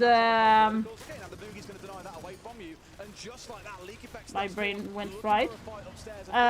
FaZe Clan went through, so you want to give up here, keep that HP or your lives on side versus how much do you want to contest. Still 75 seconds to play here. I was correct. The match that might fuck me over is the W7M versus SSG. I did pick SSG for winning that game. Holding himself off to one side of the map here near green stairs. So that's kind of feeling that Solotov is going to play a bit of a spoiler here again. Secret, if they're unaware, they're going to get hit with a backstab. They're going to get hit on the flank, and it is something that they definitely need to be improving. For the time being, Savage has been able to make a little bit of progress. Just trying to get a bit more aggressive now. 38 seconds left to go. Going in towards site. Groovy takes down users. Solotov needs to start. I feel like BDS have more problem with this map. That's the question. Well, straight into this back corner here with the plant now going down. He's got that cross this time with the Monty and the smokes coming out, and no one to stop them. Leaky back those coming on the cross. What? Adrian, what are you doing? For basically the entire round, protects his planter, and that is another well-executed round coming out from Secret. That one, Tim, reminded me a lot of round where everything was so well put together, and BDS were basically sat on their hands Jesus! and did not have a response. Yeah, that was really good. It was clinical from Secret, to be honest. They were confident that they'd just lock down. What they're doing is they're locking down the lines of sight that they need to be able to create safe spaces. Yeah, then get your diffuser in, put it down on the ground, and nobody can interfere. That was can't get across that wow. Solotov, like I say, BDS, they tried to keep him just out by green stairs, keep him off the radar to be able to have that late flank. But really, all it did was leave BDS a man short through the round because he had no impact. As he tried to come back, he's rotated, been cut off, and that was that. So Secret 4-2 half, they get themselves onto defense. Round 7 is going to be super telling here, Des, because are BDS going to come in and just be absolute demons on the attack of Leia, or are Secret going to be able to just get this lockdown? All caught by our observer, I'll give it to them. Savage here is hiding. You might wonder, well, why is he lying down behind a desk? It's hopeful that the drones coming in from the attackers wouldn't spot him out. They don't bring along something to help deal with the electrification. He can be a real bugger to try and deal with. But I think they've realized that it's a thing now on side. Nothing really in the line you look at and say, oh, that's there to deal with it. Unless it's micro EMPs, of which there are. So BDS need to get their grip together, because like the way they are playing right now is the same way that Secret played in Cafe. Very disconnected in a way. Like they don't know how to counteract the strats in the map. BDS are having some issue with that. Clear out the floorboards beneath Savage's feet. Nice. And make it difficult for him to stay there. That was a real small detail, but as impacting away, the Rotero does keep a barrier up. The battle really being Sharko's still got 3 more that he can play behind, but it's going to waste more time. I'm not sure why he decided to put that floor storm in front of him. He could have just popped it behind instead. I did not get my pack. I read that many other people did not either. What do you mean? You pack on stream? You don't get it from watching from me, in case you did not know. Like, this way I don't have a title said like that you get any drops from here. You have to watch someone that is having that. There was only a select few creators this time that would be able to give drops. But it's not going to matter as Savage takes down Solotov, and this is looking round by round more and more a team secret map. They look solid on the defensive layer. There's nothing that BDS have been able to do. I have gotten my packs without any issues, so I'm not sure. The thing is, they've tried to force 3 or 4 players up a single set of stairs, and when there's a clash on the other side holding you at bay, it's always going to sting. They've just basically danced around the shield and picked up 2 or 3 kills, Doom being the main assailant in that situation. For BDS, it's starting to look a bit ropey, Tim. They've got a 2 versus 5, and after this round, Well, that'll be the scoreline at the top of your screen. 5-2 to Secret, and it feels like map 3 then begins to become a conversation. Well, anybody who's familiar with EUL, of course, will remember that matchup between these two. It went to round 15 of Skyscraper in the playoff final of Stage 2, and it was a hell of a game. And I think when we saw Skyscraper picked up as the decider, No, don't let go, don't let go! Anywhere would have been looking at this, hoping that they would get the chance to see it. They can't deal with the clash. This is horrible. They are punished as Leakerback taken down by Adrian. Very little now that users can do. He's just waiting for that challenge to come around the corner. 30 seconds left. Manages to find but again, they are lost BDS right now. Things beautifully as a team. We've seen those Skyscraper is going to get worse, guys, because BDS and Secret have played against each other on Skyscraper last time in October. So this is like less than a month ago that they played in the EU League against each other on Skyscraper, and BDS won with 8-6 on that. It was super close. Really good stuff, and as mentioned, it was a bit of a battle to try and get anything done. Great play from Dream up towards Highway, and this is that boxing in around that top north stairs that I was on about, that then made things really start to sing for the team. That's a beautiful one tap from Adrian as well. But if anything, BDS would need to not go and play in Skyscraper. We're seeing why Cafe and Lair with the perma bans for both of these teams. Yes. I think that is fair. Struggling is the best way of describing it. You know, you look at it and having never seen BDS play Lair, you think, you know, maybe they've been holding on to it.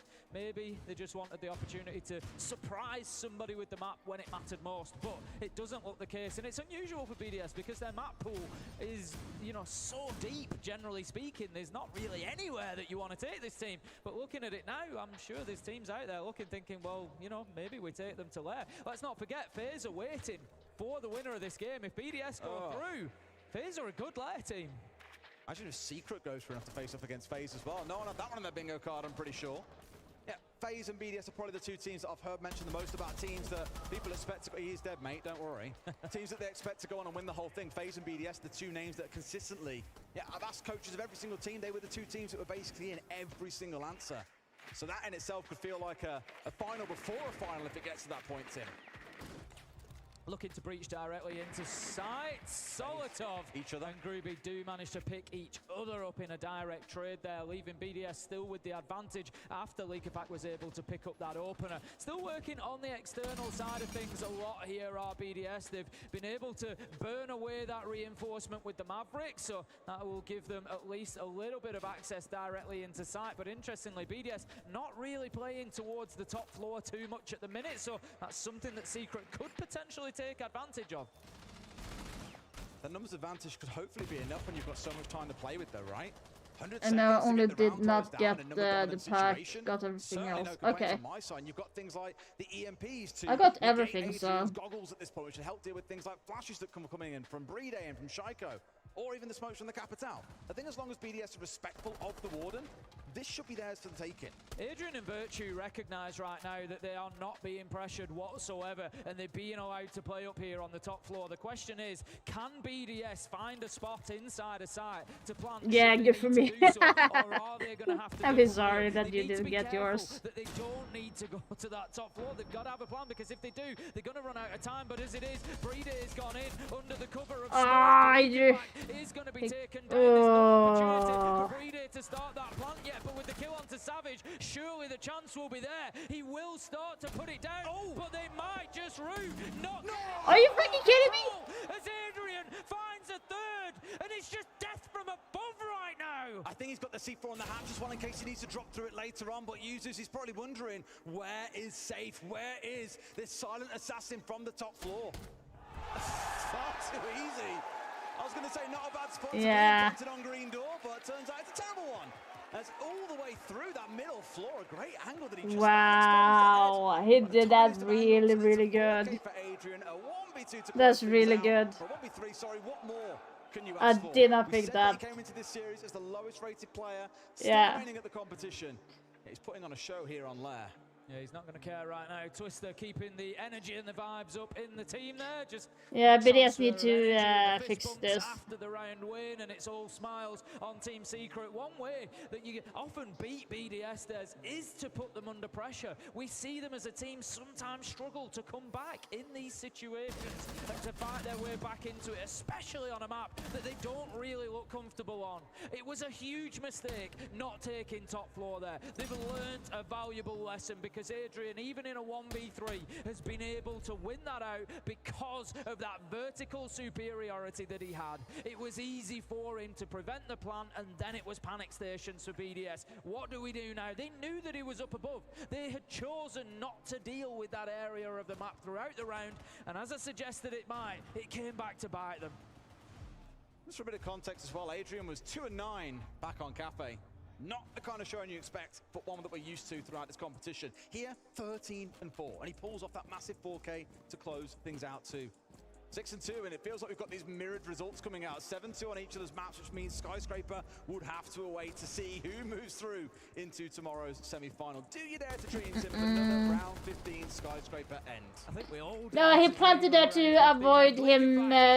He planted there so he could avoid getting shot from above. He thought that Adrian was still on the top floor. But he would, if he had used his brain a little bit, he heard him use the C4. He would have actually fought a little bit harder about maybe. They want to get this done quickly and move on. Keep the pressure on BDS going into Skyscraper. Don't let them build back into this game. I like the respect from Shaiko here, because Virtuo's used that chance of him stepping in and shooting out the gadgets above the doorway as his invitation to step a little bit further forward. He really wants to take this close range engagement with that Titan killer of a shotgun, ready to go for a battle, but Shaiko is giving him absolutely nothing. Elsewhere, the rest of his team are getting focused on towards the east side of the map. Really a classic thing where Shaiko is the solo backstabber by himself while the rest are getting started. And at this point, they're starting to move form forward, but I'd love to see them wait until the second phone call. I do want to see the last match, but I'm not sure how far I would be able to watch that, because that would actually be. It would be if BDS. By the looks of it, it looks like BDS is going to lose this. So they will not be done. The next map will not start until midnight, which is still 2.5 hours earlier than expected. So, but still midnight, and they go and play. They would be done like 3 in the morning, and I don't think I can like be up for that. But I so want to see SSG and W7M play as well. Manages to find one, make it 2. Adrian cuts down users elsewhere, but has now got a huge job. It was 1v3 last round. It's 1v5 effectively this one. He's brought it back to a 1v4, but surely he cannot make it happen. And he Nicely done, BDS. Come on. If they win, if BDS can take this back, then we start. It doesn't even matter. Like, I think if BDS wins this, the next match will be about just before midnight, no matter how we do it. So that he's dragging in all this attention, all this time from the enemy team, which enables I've been live for 7 hours, so. Players are so easily distracted, and even when he's worked through all that, he still finds. Yeah, I want BDS to win as well. I want to have this right. About the game as well. Keeps his team in it at least a bit longer, but there's still 3 rounds in a row. But the way that BDS is playing, they are. You can kind of see that BDS are not used to playing layer, because there is. Like, they are still, like, unsure, if that's the right word. They are playing layer really well with the strats that they have, but they are keeping it nice and simple, not too over the top, with how they are playing. I feel like the attacking side is working more better for BDS than defending, because on defense they had absolutely horrible time on when they were on defense. There's no denial been brought along by the defenders this time, and the Maverick will I'm a trooper, yeah. of any breaching they want to do. I actually ate pizza. I did get a new stove, so on my stove on the oven there is actually an option for the oven to be that you could turn for the pizza if you wanted to make pizza. So my oven would turn into a pizza oven. Then I have a grill option, so where it will spin inside the oven. And I also have air fryer option in the oven. It's a very modern modern stove. Back away a little bit, and there we go. We see the drone following in as well, straight away, just to try and see exactly what's going on the opposite side of there. Stupid glitch. That is the second glitch I've seen today on the tournament. Yeah, and Adrian's in his classic rat spot as well, dug by display window, just daring someone to come anywhere near it. He kind of is that the preventer of the backstab, because you've got this sort of triangle that gets set up then, the ops wall being one spot, the display window being another, and then 3 players that are free to protect up towards highway around the north. Mask then becomes kind of a threat you've got to be mindful of, but this is where things like Virtue being on that clash brings so much into the team, because you can slow things down, you can react to the moves that are coming out of BDS. I do feel like Secret are quite well composed here. BDS just over half the round still to play with. They just don't know BDS right now what they're doing. For BDS, there's nobody anywhere else in the map. Yeah, me neither. I don't even know. You can add.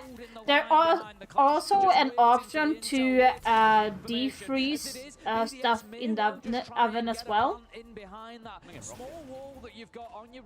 Like the apartment is old as shit. Like nothing has been changed almost since the 70s.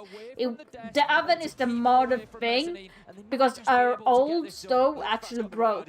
So that's why we got a really new one. But the oven is less than half the size. Great bit of team play coming out from Secret, and a drop over the top of that as well. Another kill comes in. BDS at least on top, Tim, for now. Yes, definite opportunity here to find a bit of space and put this diffuser down. That's exactly what Solotov's going to do. He's moved his way in through the breach they created from mezzanine users. Manages to find Savage. BDS on the cover. There we go. As Shaiko finds Grubit. 4 versus 1. Diffuser down. Virtue, he's got it all to do. He's taking down. Nicely done. And Shaiko closes it out. A great round, a great top floor attack from BDS. They've really won. But yes, you actually have an option in the oven to defrost stuff, so I'm not even sure. Yeah, Secret is doing a timeout. That was not unexpected. Yeah, I feel like that when Clash went down was a mistake, to be honest. Immediately telling the team to go for their execute. They've got site control, and there was nothing that Secret could do. So a risk to try and force onto Leaky Pack. They pay the price for it. Still got to hold on for 2 more rounds though here, BDS, for us to get to overtime. This tactile from Secret may well just prove to be the secret source that they need to hold on. I think come on, BDS. Start worrying a little bit if you're Team Secret though. You know, you were 6-2 up, you had 4 opportunities, you now got 2 left. It's not the end of the world, but BDS are coming back at you. And that's the bigger point. That jump over the top rope effectively, down into reception, just really split things open. It broke the defense of Team Secret. Had they been able to return those players up to the top floor, then maybe they hold on, maybe they prevent that plan going down. But this here, just straight over, getting involved, it was exactly what BDS needed. It was the catalyst for the round, and Solotov took his chance as soon as it was there. 2 kills have gone down, the clash isn't coming back. We're straight in for the plant, and BDS right on top of it. And Team Secret, they are, as I suggested they might, going to move on to another site. It's great discipline to know, and the clash was not going to be back in position, so they take the site. Really clever stuff. Now attack timeout's coming on through. This is where you hope to see some of these mistakes getting cleaned up a little bit. From Secret, again, it was more of a gamble than strictly a mistake, one that ultimately did not pay off for them. Start things off again on that second floor. Means that top floor, the 3rd floor, will be where they start themselves off. It's going to be about the vertical play again. We already saw Secret win here earlier on. Can BDS get things over the line? That's also worth remembering. You're trying to build up this win streak on the attacking side. It gives full agency to the defenders to choose where to play their defensive rounds. Secret can just keep on rotating through. It's not going to bother them too much. That backhand seems a little bit lackluster. Yeah, I'd agree with you. I think at that point it starts creeping into your mind that, you know, maybe BDS are a little better on layer than you had experienced so far. For the time being, it's going to be up to the rooftop for users, opening a couple of barricades on his way and just softening things up for a potential top floor entry from BDS. I always love seeing Leaky back on the Nook. So dangerous. Don't really get it often. I mean, you get it more often now than you used to, but changes that came in not too long ago definitely bringing Nook back into the limelight somewhat. Far from our most picked operator, but in very niche situations, phenomenal. And just like that, Fenrir is gone. They've now got the risk of what's going on laterally as a player, not too far across from us, lurking around somewhere, giving us a No, I haven't gotten the Dark Zero skin yet. I'm trying to sell skins so I could get it, but it seems like no one is buying the skins that I have put out for the market. Go to double check if anyone has. Sit and watch these for a second, and then Groovy Let's goes see for a here. and gets taken down. So unfortunate start for Team Secret, but Leakifak and BDS definitely get themselves off on the right foot. As it is, Savage No is one now has going to be tasked with bought holding on anything to from that me. top floor. A little bit of support from Adrian as well, as we can Not see yet. the bullets just I'm being sprayed missing straight from the 1,000 so far. just hitting the shield of Breeder. He's going to eat them up all day. And that's really all he's here to do, is to communicate across where these shots are coming from, what the sight lines are showing, and hopefully get kills back the other way. But no, Suzy's falling down here. A great headshot from Savage. Finding out to his man. And now we see the shields really coming into their own. I think Breeday's realised, actually, I'm getting quite attacked here as I'm trying to go in for the execute, and ain't going to be able to get away with it. Adrian is down on the deck, so for now, at least, it's kind of a 3 versus 4 breaking out. But Virtue getting one back, falling down. Things are balancing out. Are you kidding me? What are they doing? It almost looks certain at this point that Team Secret are going to find their way. Oh, it's going to be a fucking third map. Oh my god. Decider. If anybody can do it, Des, we know that Shaiko's capable of it. 1v3, he just needs to find that first kill, that one that gets him rolling. He drops down, looking to move through the mid-floor into sight. But the diffuser is upstairs. To his left at the minute, Breeder. Adrian is going to be confirmed, but Shaiko gets spotted out on the cam, moves through. Surely the challenge will come soon. It does. They can't find him. He gets one. Surely they don't let him. 1v3. It becomes a 1v1. 10 seconds left to go. Can they find him by this point? Surely, assume you just hide yourself away. You haven't got to expose anything. Shaiko in for the drop, going to try and get the diffuser down here. We've already seen a razor-type 1v1 breakout before. No! That was so close! There for Secret. Skyscraper to decide who goes up against FaZe tomorrow. For just a moment there, I really believed Huh? that Shaiko might keep Lair going. It was so close. What do you mean 1500? You feel if he had more time on the clock, No, he knew that he was going to shoot him. He got pinged out. So it didn't matter. very confident Lair on top of BDS and takers. But wait, what do you mean that you lost 5,000 channel points? What do you mean? Absolutely nuclear. However, Secret, they just had that edge when it counted. Let's go to the desk to break. Oh, you mean you betted on who would win? Okay. An unbelievable bounce back from Secret here now. It ties us up 1-1 in the series. Yeah, and I honestly Ah. wasn't expecting that. We were setting it up saying that BDS, it was that they've hit all stage. I think, they put in an open Yes. performance. But I So my prediction was actually right. BDS did not have anything special on Lair at all. So that map is bad because BDS can't. it was shields, it was faster, it was plant focus, and the most important thing that they got right on Yeah, so BDS did not have anything special on Lair.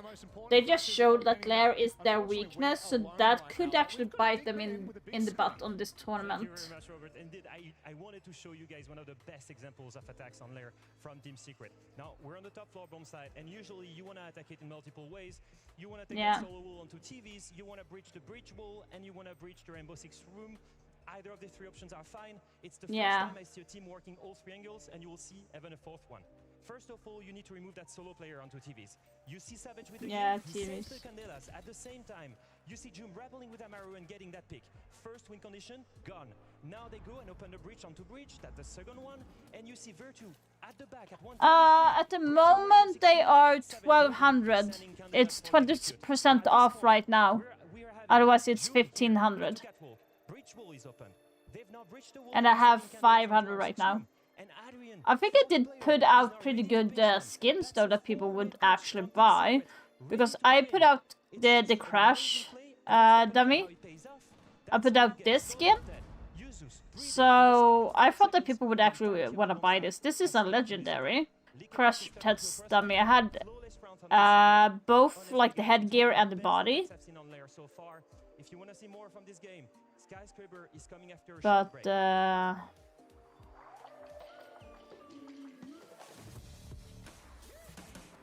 maybe I have to check for something else.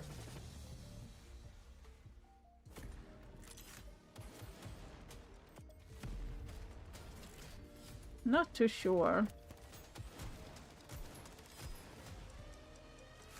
There's a lot of skin stats are sold at 10 and I don't like it.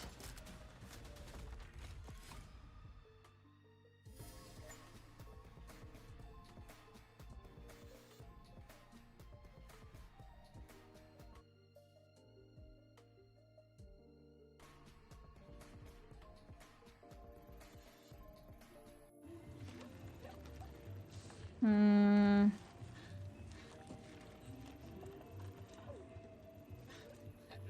Ten.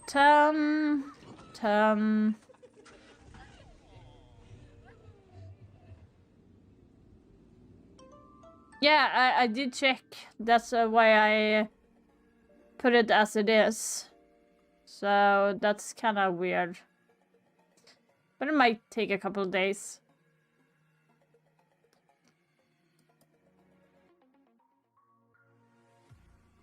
Let's see if I have something else that I don't want. But I think that's going to be... Yeah.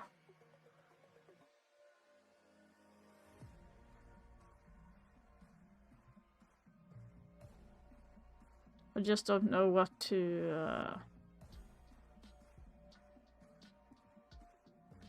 I thought about selling this one. Because I don't like this one. But it's going for 15 in this one. And it has, since last the high percent has increased by 100%.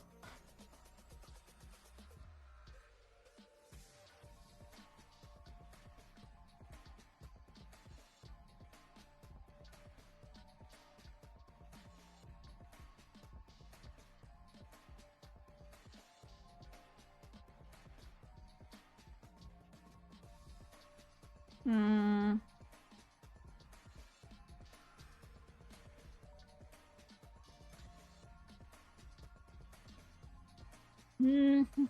Just don't know.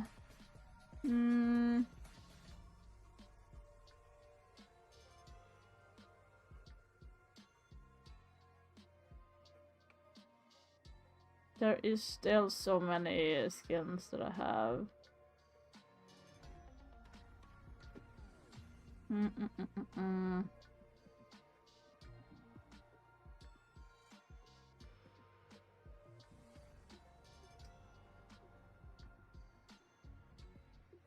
Not selling that. Skullrain is from... This I'm not selling, this skin. Because this is Skullrain. This is season 3 on the first year. So, not selling that.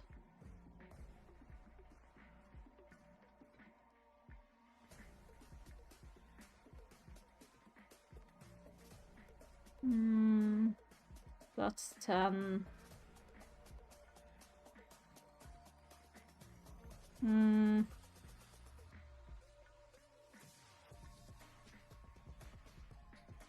Let's see here. Oil spill. Oh my god, I got that so many times.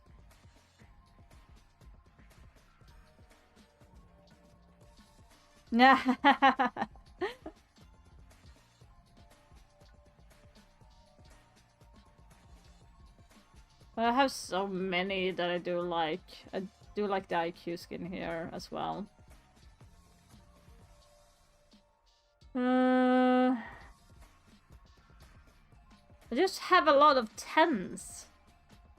This went for 1 million? 50 to a million? Are you kidding me? I'm not selling that. Some of the skins I will not sell because they are like limited edition to that game mode. So you have like Chimera, you have also the Ragdolls. They're like specifically to that game mode, and they have like Ragdolls was the only game mode that had one season. Rainbow Siege event has come back multiple times, but I still don't wanna sell it.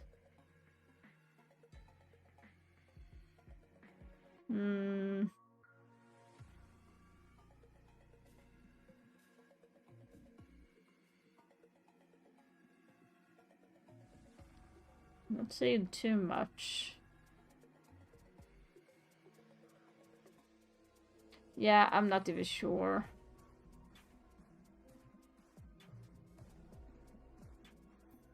So like this one I will not sell. This is one of the kind. So you can see here the value is still pretty high on this. So I never say go and sell that.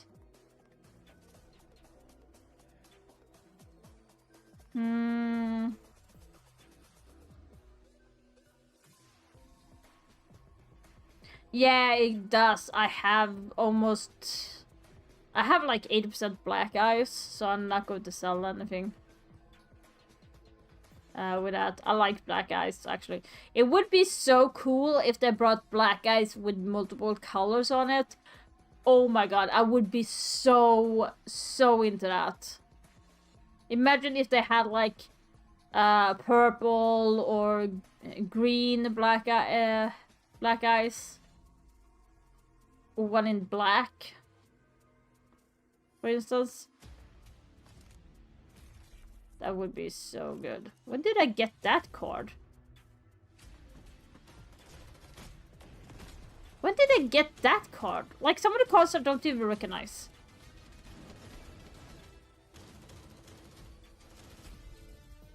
By the way, did you see how Blackbeard is going to be looking? I went full-on blown anger mode earlier about that. No, the new Blackbeard. Tell you what, we have just seen. Have you seen it? Exactly what we wanted. We have now gone to a third map. It's taken us so long. We sat here before we went to this map, and we pointed out The one that was released today. Did you see that? It was released like 2 hours ago. Stepped up to the plate. Yeah, he started today as the 99th rated player, but he got a huge 1v3 inside of that last map. And I did say, I know his personality well. I know that he has the ability to be able to get the big clutches, to have the big impact inside of the round. I wrote the comment like, this is so stupid. Okay, I do give Rainbow the benefit of that because they worked with this design before all the shield hate thing came about.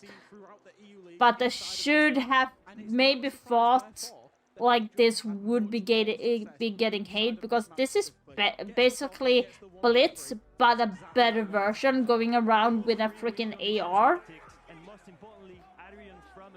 Like, that's so stupid.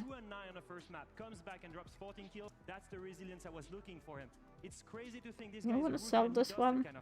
It just tells you how much potential he has. Yeah, he has now reached a different level, which they're going to have to bring. Secret now, this is a huge opportunity for them to not only beat BDS. You saw it on TikTok, okay. Yeah, but I was so mad earlier. Woo. Like, the thing that I am kind of concerned about, and I kind of feel sorry for the people, but when they are showcasing that, those that are on the stage tomorrow showcasing Blackbeard, I'm afraid they will get a lot of boos, and it's not like hated towards the towards those people that are presenting, but it's for the whole project. Yeah, basically Blizzard steroids. And I think if you look stylistically how these two teams play. Skyscraper can be quite, I would say, set piece, quite cheesy if you want to hit the sights directly on this map, whereas BDS might play it a little bit more conventionally, but they'll feel much more familiar in terms of Skyscraper, in terms of playing together, than they did on Lair. So I would expect an increased performance from BDS, but also Secret to be at their very best as well. Well, let's get underway. This quarterfinal has Flatlined. reached the distance. We're going to a third map. It's Skyscraper, BDS, and Secret take on each other, and it's Dez and Ace to run you through the action.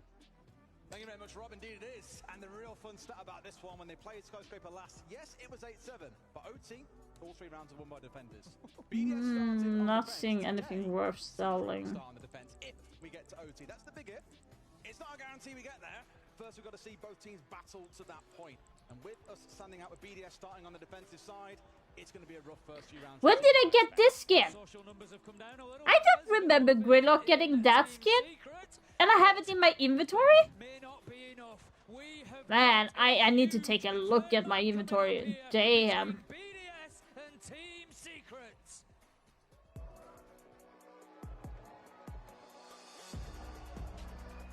Yeah, like, to be honest, I would have expected more like the harpoon thing that I was talking about from Blackbeard, because he's a Navy SEAL officer. That falls into the category with a harpoon.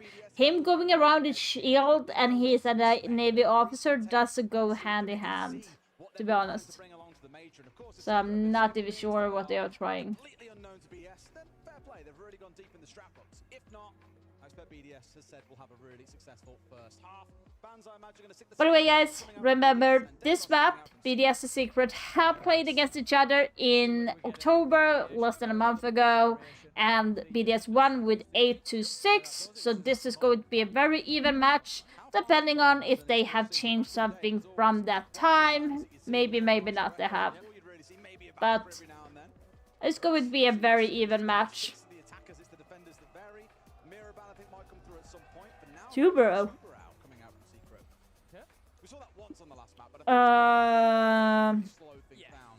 Clash?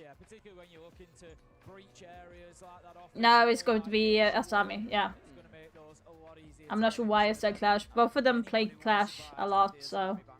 Same bands coming out of BDS as the last time these two teams played this map, back on the 8th of October. Yeah. Secret have changed things up, at least on the defensive side. That Tuberau band taking the place of Legion, that I think we all know Shaiko is one of his, his go-to main defender is Legion. Yeah. So we'll draw the occasional ban away. Here, though, he may be a little bit more unleashed with it.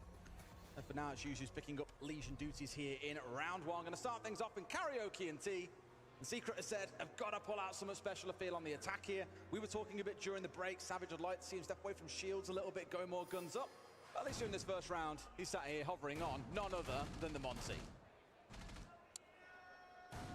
They have to get more value out of that shield and out of Savage. So far, 8 kills across both maps and a little bit quiet. They need to be, it could be a difference maker for Team Secret if they can get him into the game more. It's not to say necessarily take him off the Monty, but if you're gonna keep bringing it, you gotta get more joy with it. With So on Layer, it was so easily dealt with by BDS quite a few times, and it wasn't really creating the space that they wanted, I don't think, in those instances where they were using it. So we'll see where the Monty's going to come. Anytime that I see a Monty in an attacking lineup on Skyscraper for Karaoke T, I think we're going to have some attention towards the top of Black Stairs, try and get in there with the shield, bully your way through and create a bit of space. But the rest of the lineup, the Dokkaebi particularly, the Nomad, maybe suggests a bit of an office-sided push across, try and get into Geisha. No, it's been very quiet about the Battle Pass, unfortunately.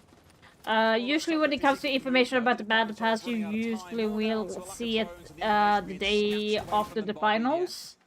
Skyscraper not the most popular map for many reasons, not just in rank, but of course in pro play as well. It's one of our least played maps, but it's definitely down there in terms of pick rate. And I think a lot of it comes down to the fact that it's very bottlenecky. I spoke about this with Kappa. By the way, if I'm looking tired, it's because I'm taking, with this, at the time of the evening, I usually take my meds. So it will make me a little bit more sleepy, so hence why I usually don't stream past a certain time, because I get very sleepy, don't talk as much, so that's the reason why. Ooh, what the fuck? What are they doing?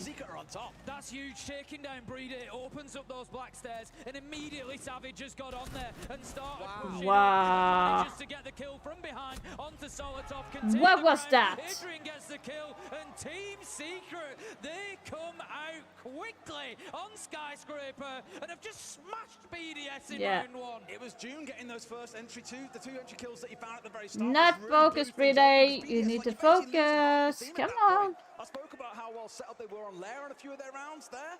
It didn't matter. And what Secret did fantastically off the back of that was understand that that is now go time. Doom gets Breeder, Savage is straight up those black stairs, manages to get Solotov in the back because he's having to challenge onto balcony. Secret just completely overwhelmed BDS and just washed over the top of him inside of 20 seconds. Which is exactly what we heard Leo talking about during the break as well. When he got on the telestrator, he was saying, look, this 3 or 4 point push that these guys are bringing out, it's so hard to deal with. And I don't really know how Jim has got in a spot where he's on Sushi Bar getting 2 kills inside a barbecue kitchen, but that's exactly what he found. Now we go out towards the east. Yeah, Shaco is not happy. Relocating from being out around karaoke and tea, and instead moving out towards display and offense. It's really interesting for me to see how BDS do over the next couple of rounds, Des, because I said it in the last map on Lair, and I'll say it again. Sometimes I feel BDS don't always respond fantastically well to being put under pressure like this. Getting behind on score, it can get a little bit quiet in the team. They need somebody, they need a leaker fight, barking at them, bringing them back up, getting that energy into the team. Timing of a tactical timeout could be really important for BDS here if things start getting away from them. I spoke about it back at the start of the series, but they remind me of VP a lot in that there's a very composed style of gameplay that they like to bring out and overwhelm teams with, smother them out. Don't give them a chance to get too crazy. I'm going to stream tomorrow and Sunday. Tomorrow we start around the usual time, 6 p.m. and Sunday is a normal time. So as well, so at least that's going to be good, at least, so it's going to be the normal time on the weekend. Then I will have to see, I might take Monday off because I do need to record a lot for the new season to talk about the to make a video about the new season, but I also need a rest day because streaming this many hours for like I did this week, I need to be careful so I don't get sick. Still in and around the area on the Valkyrie could have an impact here. Team Secret need to be aware of his positioning. Such a different style of play compared to the previous round. Yes, the Legion is tucked into his left, and do they know? I'm not 100% sure they do. Shaiko tries to get away, and in fact does do it, but it's uses to punish Savage yet again. The shield is being picked off too early in the round. Yeah. Yeah, it's just not really working for Team Secret at the minute. The rounds they're winning are on the back of kills that come after that point. Shaiko manages to hit a nice nitro onto Virtue. 4 versus 3. Adrian picks up Breeder though, and Team Secret now are the ones that seem to have answers. But there's one question that they cannot find an answer to, Des. And in this round, it's the question of Shaiko. What do you do about a Valkyrie that's just roaming around at will? Valkyrie's good. Kill after kill. That's why I like Valkyrie. Really right, like he ran in front of the Monty and forced him to drop his shield, and that's when Yuzu's got the kill back onto him. Has secured a second inside of Terrace to guarantee it's a safe place to be able to rotate back towards site. Has done so much with just 2 kills in the round, but it does take a team to get anything really moving here. And to be fair, Yuzu's right place, right time has taken all the bites out of this attack. And Secret, 20 seconds are on the clock here. I don't think they get this one over the line. Yeah, it's perfectly timed for BDS to get themselves the first round on the board as well. I said they don't always respond fantastically well to finding themselves behind on score. That's not going to be the case now. They're going to level things up almost certainly. Are they at 1-1? Solotov manages to find Grube, and that cements it as he picks up the second. And that's BDS leveling things up, and you feel like that's the sort of thing they need as a team, Des.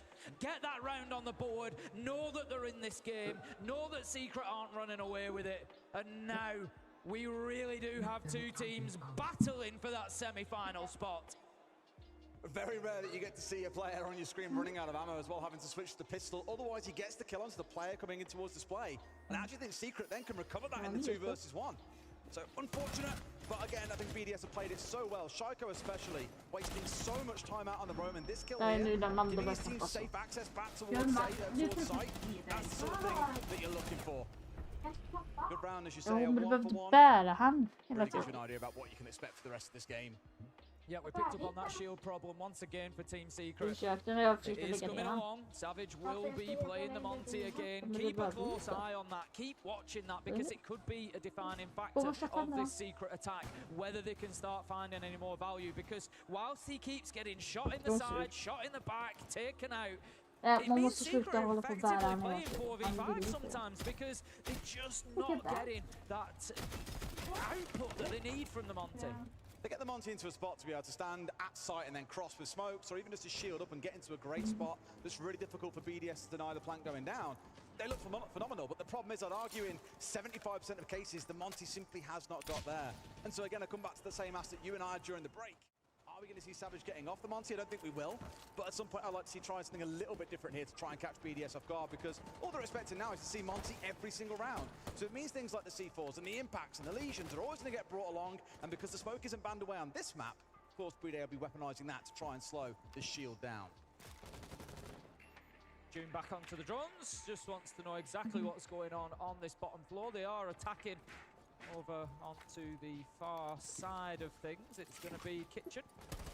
They're looking to get themselves on into, but they're going to need to still pay attention to Black Stairs. We've got Brede on the smoke in that position once again. They were able to deal with it really well last time with that early aggression from June, but they haven't had any such joy in the first minute. I think it was Nuts that we saw her had Nuts play on Black Stairs, right? Where he had Capital Firebolts down on top of him, had a player inside really the side actually supporting him through the vertical, and they collected like 3 kills from the attackers trying to push around Black. It was unbelievable. So Brede being you only see his tail now, so you need to force him away if you're going to make this push work. Yeah, Team Secret just seem to be on a little bit of a pause at the minute, waiting for the first piece to fall. June is going to be working across that top floor. Leakerback gets into position, does get seen. Det är tekniskt sett en match till som ska gå efter det här. Men jag kommer inte sitta förbi det. Jag vet inte bara för att det är en match. Yeah, still Shaiko's found one. The C4 on towards Adrian. It's a Thatcher going down rather than the Monty. And look at that, another down coming on through. And like you're saying, you can't be letting this happen. At least one coming back the other way. Up on the deck at this point, but it's a numbers advantage for BDS, a 4 versus 3. Shield still on side for Secret. 60 seconds to play, it's not bad. But now you've got to worry constantly about the threat of this side stab from Leakyfack. Yeah, they just weren't able, that Secret, to find that aggression, to move on in. And I think it was because BDS had that backup. They had that further line behind them that was able to hold. And Leakyfack then able to make life difficult and get that it job stinks. done. 3 versus 4. Secret my cat is so cute. Be looking to get a breach on. He's turning 17 soon as well. Straight through into sight, maybe open things up a little bit. Groovy, he's going to open things up by taking down Shaiko. 3 versus 3. Leakerback on low health for users, finding a nitro onto the player above. Groovy taken down, and BDS look like they will secure round 3. 10 seconds left to go, and Virtue nicely done. Nicely done. Okay, focus on the game and less on my cute cat. It's like sleeping next to you. Like, if I change to this, you will be able to see him. And like sitting very comfortably right now. That's why I direct the camera so you can actually see him when he's sleeping from time to time. But you can't see it when I'm on this camera.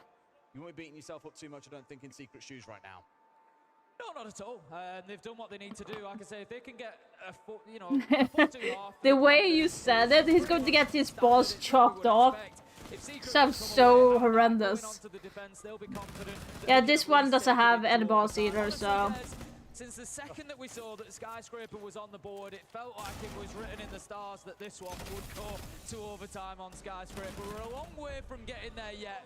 but you can just feel it brewing. We've watched a lot of Siege. We've seen this happen a lot of times over and over. And this one just feels like it's heading Nah, it's not in for only him. one It was direction. ages ago. Maybe. But yeah, 2017, but he looks younger than he should, actually. As I remarked earlier, Secret have played this map a couple of times at the major. BDS have got tape they can go back and look at, whereas for Oh, that's interesting. You're putting a bandit on that wall to prevent that. Not many teams do that, actually. into this game, BDS will have that information advantage, and Secret will struggle to keep up. But my God, do I hope I'm proven wrong. Savage on the shield once again. Let's keep a close eye on that Monty through this round and see how much of an impact it can have. For the time being, the Ying of Adrian will open up Geisha wall and So they're doing the Ying combo again. So I'm guessing Ying is going to like toss in. They are going to focus on the Geisha side with Ying. To make sure that they've got Hatch, that they've got the vertical angles down into sight. BDS are not going to give that up without a fight. They might as well lose a couple of lives over it because they know it could be catastrophic if they don't. Cheeky little run out from the Legion of Leak out there, I think it was, on towards Geisha balcony. Oh. It's enabled users to find Adrian though. That's the Ying gone, Tim. What an operator to lose at this point. Because you really want those smokes. Those That was a good pick. That was a good pick. It not being online means the Savage now is under a lot of threat as well. Working his way through Terrace and up towards Drum. Not top black and not in through Geisha. Definitely a bit of risk. Has now got at least a Twitch coming in behind him as well for a little bit of support. But I just worry that we're going to find another situation where Savage is finding himself punished by the players that are now starting to surround him a bit. Has got to be so careful about where he steps here. Yeah, it feels like BDS are starting to run away with things at the minute. That's 3 entries in a row for them. And they don't know. Do they know? They don't know. No, they don't know Liquifax to his right. As soon as he pushes forward there, it's going to be getting shot in the back once again. But Liquifax does have to drop away. So that's something for Secret, whether they know it. Might be able to flank there, actually. If he's doing it really well, Liquifax will be able to flank. Into that difficult spot. Will continue now with his push towards top floor. Knows that there's one inside of sight. He's just going to walk on in here, Des. Just trying to make sure. Wait, is that bandit? He doesn't have a C4? Why would you not give bandit a C4? That feels so stupid. Not that it matters, because Secret have got 2 follow-up kills on the back of it. The last 2 here, 1 top black, 1 inside of sight. This is a great spot to be in, and they've said go kill. Shaiko's in the box, and now he's underground. I'm not sure what they are doing. That loses so much ground. And that is absolutely perfectly timed for them. Savage more effective on that shield this time. Didn't overextend where Liquifax would have been a serious problem for him. Instead, forced Liquifax to have to drop. So many issues. Yeah, that was hard to watch. Like, really nice from Secret to build in behind that. Not sure what they were doing. It was 3-3 halves, right? And guess where Secret won their first 2 attacks? It was on I'm still curious why they took off a C4 for Barb. Like, I get the Barb is meant to slow down the enemy, but the way that Secret is playing slowly, I would opt to get the C4. And I see so many of the players, sometimes I wonder why they are not pre-aiming and going down. I always pre-aim at, like, I never have my back. I never turn sideways. I always aim walking down. If I know, otherwise, unless I know it's a free area to go. But they had the information that someone is in Geisha. Why would you run through the small stairs with your back turned? It's so stupid. Tried to take that and move across. There was never any real pressure, I don't think, that came into BDS on site. They were fairly comfortable through a lot of it.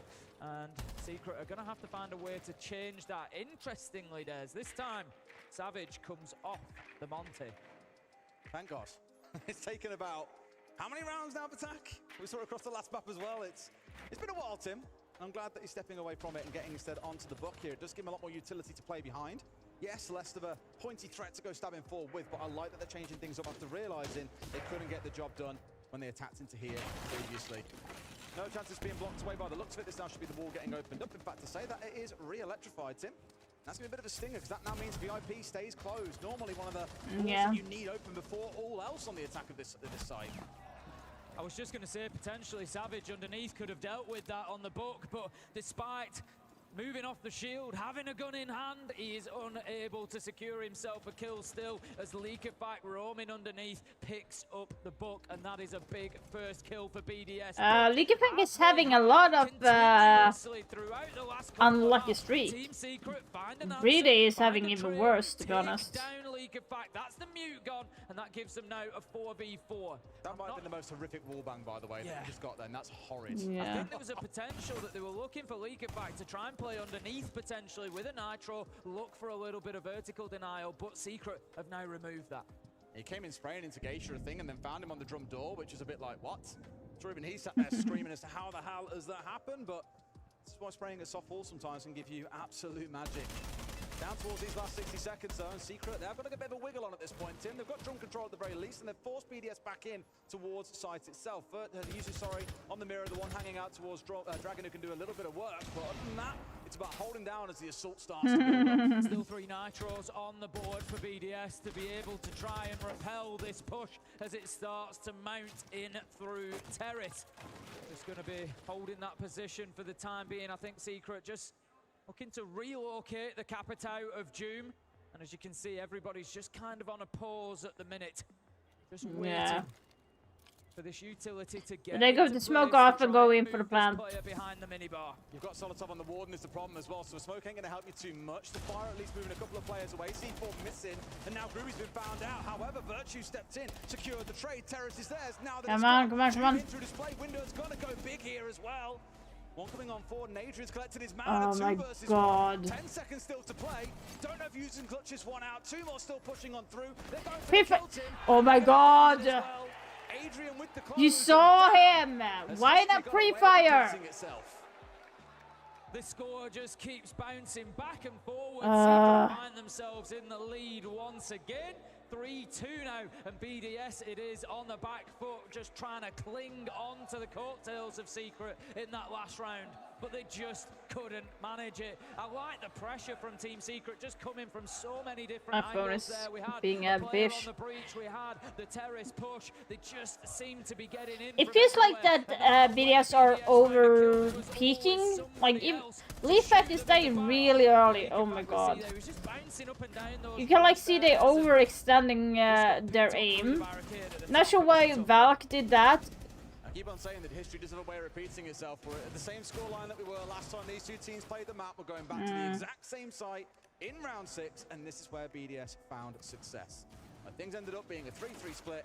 Do we deviate or do we stay the same? Looks like we're going to have the Monty being brought along once again from Savage, which I don't hate. Last time attacking in towards this site, it wasn't the most successful for them. If you recall, he had to push him blind. It was just 2 versus 3 and really a little bit ahead of the rest of his team. They paid the price for it in the end, but we've also got the Ying and the Amaro on side. And Tim, think about what I said about Amaro earlier. It can lead to some spicy moments, even if not strictly for the execute itself. So this is going to be the last attacking round for Secret before they change up.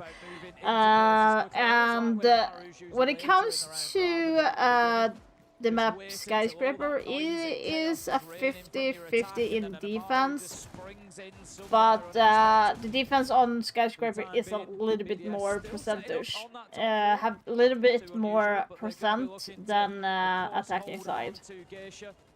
So Kitchen and Barbecue. The shield is back in action as Savage didn't have too much impact on the book, so they've decided they will get the Monte back on course. And Team Secret, pretty much as expected, straight away, Geisha wall opened up, try to mount the pressure on towards there, try and secure that hatch for their own use. Looking towards Savage, he's always the one to watch out for because he's on the Monty and he's got the diffuser. He's all the way out towards display window, sat droning for his team right now. Literally the other side of the map and on the wrong floor. So there's still a lot of coverage for him to work his way through here, and with a couple of players, I believe it's Yuzus and Solotov holding up on the second floor, we can still be under a little bit of threat. But what are we cooking here, June? It's feeling about flying in towards side, maybe causing a little I think it's going to die to Fenrir. There is a bit of space there. I think him. they are. Goes into bottom black stairs. I don't think there's anybody really in a position. I was going to say Brede has actually just moved in there now, and so he's going to have to be the one to deal with the Amaru here again. There. The shield is just sold for free. Shaiko takes down Adrian. Doom does manage to get Brede as he goes in on the Amaru straight up those stairs, and they're looking to sweep across this top floor now, but BDS know it's coming. Their guns up, they're ready and waiting. They were so relying on that flash being enough, but they pay the price. Here comes the run out as well. Likafak almost finding his man. Just narrowly missing by a matter of pixels. Yeah. The 4 versus 3. There's still Candela's online, but Solotov, that may well seal the deal unless we see a massive clutch out of Doom and Virtue. Yeah, I would expect so. Moves on in, manages to get one. 2v2 as Virtue gets one elsewhere. He's playing really well, Doom. Really well. 40 seconds they're holding on, but what a great grip they've got as Users manages to take down one. Whoa! Good. At the end, but Solotov is there for the trade. I would say maybe FaZe will win because they are playing way better than BDS at the moment. Finishes 3-3. Oh boy. It really is building towards that same story. But so did Virtus Pro as well. They played really well. Right idea from Virtue and Doom, just couldn't quite get it over the finish line. And in games like this, you'll see it across the rest of the weekend going into our final quarterfinal, the next 2 semis, and of course the grand final. It really does come down to very small differences to see which way rounds go. Is someone trading me out? Did they get seen on a drone? Has the Monty been caught out yet again? Yes is the answer, by the way. Savage, I think, unfortunately, relying a bit too much on the utility there to make sure he could walk in for free, and they paid the price for it. Now we get to switch over, and BDS get to show us their attacking chops here on Skyscraper. Secret moving over to the defense. You feel like this first 2 rounds, round 7, round 8, are going to be critical to Team Secret here. They need to hold on to at least one of them. It's the big test. Can you hold on to Karaoke Tea? Can you hold on to Office Exhibition? If they can grab both of them, you start looking at it thinking, this is winnable in regulation for them. This could be a 4-2 half and a 7-5 win overall. So BDS, they need to ensure that they don't let things get away from them. Interesting use of the utility there from Secret. They've actually played a mirror window out towards Office and Exhibition, so it would suggest that there's going to be a reasonable attempt at an extended hold from them. Savage is still over that side. I think Ruby's on his way back to join him, but BDS could well see this use of utility over there and think, maybe we go direct to site and avoid it, but right now they are stacking up on that side and continuing with the push. I think it's often because you also only really see one effective mirror window coming in towards the defense over towards Karaoke and T-side, and that normally is on towards I would actually agree with Ace. Maybe we should avoid office side and push from black stairs instead. It's out towards that extended side. It is to try and slow things down that little bit more. Oh my god, you gotta stop dying so early. On that side at this point, Secret is still spread around the map and have really got the run of the place. Now the Grim is gone. It's going to be harder for them. Say, time to sit down, kids. Come on. Likafak's going to make his way back up house stairs. Don't think there's anyone there to challenge him at the minute. Brede manages to pick up Doom, level things out 4 versus 4 now. That just steadies the ship a little bit for BDS and just prevents them getting too far behind here in terms of man count. 1 minute 30 left in the round, and BDS have got a little bit of freedom now. They've got a little bit of space to start working across this top floor. Likafak has almost pushed up into drum now. They could do with a little bit of pressure on Geisha potentially, just to try and give them that space to continue moving forward. I'm keeping an eye on that second phone call in the back pocket of Likafak here as well. Yeah. We keep on speaking about how effective Dokkaebi is, and sure enough, here it comes. That should be the go sign for them to start moving on forward. No mute on side to suppress these as well. They'll ring out for the full duration unless cancelled or put away. BDS love Dokkaebi. 3 different players having the top 3 operators because it helps them take so much ground so quickly. Yeah. Here in the final 60, they've now got no information left. It's about pushing in and winning those fights. A second C4 kill in the round connects. Yes. This is it. It's kind of time to brute force this push for BDS. Just go in and try to take and win gunfights. But Savage, he manages to find Shaiko, and this is getting difficult. The last 2 left alive. No, it's BDS versus Secret. They're going to be able to open up the side wall into T. But Oh yeah, it's still going on. Yeah. This is the last match. As they get cut down, it's Adrian stepping onto T-door. 1v3. Brede manages to get one. 19 seconds and 2 kills to find. He keeps searching, seeking. He knows that they're inside a site. but there's very little that Brede can do about this. He needs to win the 1v1 into the far kill, but won't even get that. Ah. So Savage being tucked in, you know that he's there, that's all well and good, but if you don't know where the second player is, So you're gonna swing annoying. as soon as you get anywhere nearby. Great round from Secret, as mentioned, 2 C4 kills, no real response from the side of BDS. They traded out the second one. BDS are playing sloppy at the moment, very sloppy. Try to force themselves into side without like pushing them out of sight. Managed to clear that extension, but just it wasn't enough. They got themselves stuck across that middle line of Shrine and Drum. They Yeah, never really really, I just don't know. just caused them a headache. They couldn't get past that next block of getting into Like, side. So if you know that they have C4s, why? particularly important. Round 7 goes the way And the droning is way less than they are before. They are sloppy now, BDS. Well, it was actually it started out a similar way last time round, where Secret took round 7. So 4-3, again, a scoreline that we have seen. If you're really trying to follow the script here, BDS actually go on to win the next 2 rounds, and then you can start having a conversation about how close the game really is going to be. Yeah. But again, really impressive that first defensive round from Secret. I think that just shows that they've come in ready for this too. BDS, I won't quite say looked lost, but definitely didn't have the teeth that I've seen them have in previous attacks. Into the action. Yeah, this is crazy. Office and exhibition, Team Secret. This match is crazy. Side to the last round, pretty much as we would expect. Like, that says, if they're going to follow the script, BDS should be winning 2 rounds. This is interesting. They open up the foothold there and then do a mirror on minibar. The winner of this map continues on through to the semi-final. The loser will be going home. Their race will be run. Adrian. He's going to be positioned out. Yeah, they are doing a lot of mistakes right now, BDS. I'm not sure why they are. Keep that VIP wall closed, but there's a fear of Leakback is going to make that very difficult, nigh on impossible for him to do. They'll try and trick this one out. You can find yourself getting killed from below if you're not too careful, and that's what Adrian has got to be conscious of. Sure enough, EMP comes on through. And no trick, no way. I mean, he's trying to reverse, get the kill actually back onto the side, but that's really smart of BDS. That was really good. Open. We've seen teams do this before. The Bandit, rather than run and trick the wall, actually goes to the gunfight instead, and we've seen a couple picked up. And it's a great way to remove a player for free and say, yeah, you want a wall? We've got rid of your Zofia. It's a brilliant start to a round, but in this case, enough caution being shown by Leakfat to not give his life away for free. Yeah, BDS are doing well here.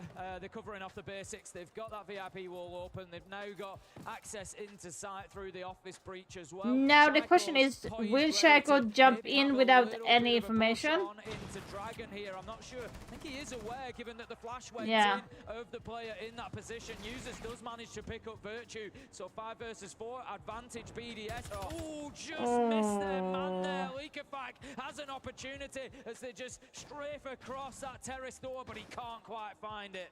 Yeah. Now June's dug in, that's the frustration. In fact, he's crossed back over again. It's worth stressing. Leakafat thinks he's inside of sight. It could be a freebie here if June plays his cards right. BDS are just waiting for that moment where potentially they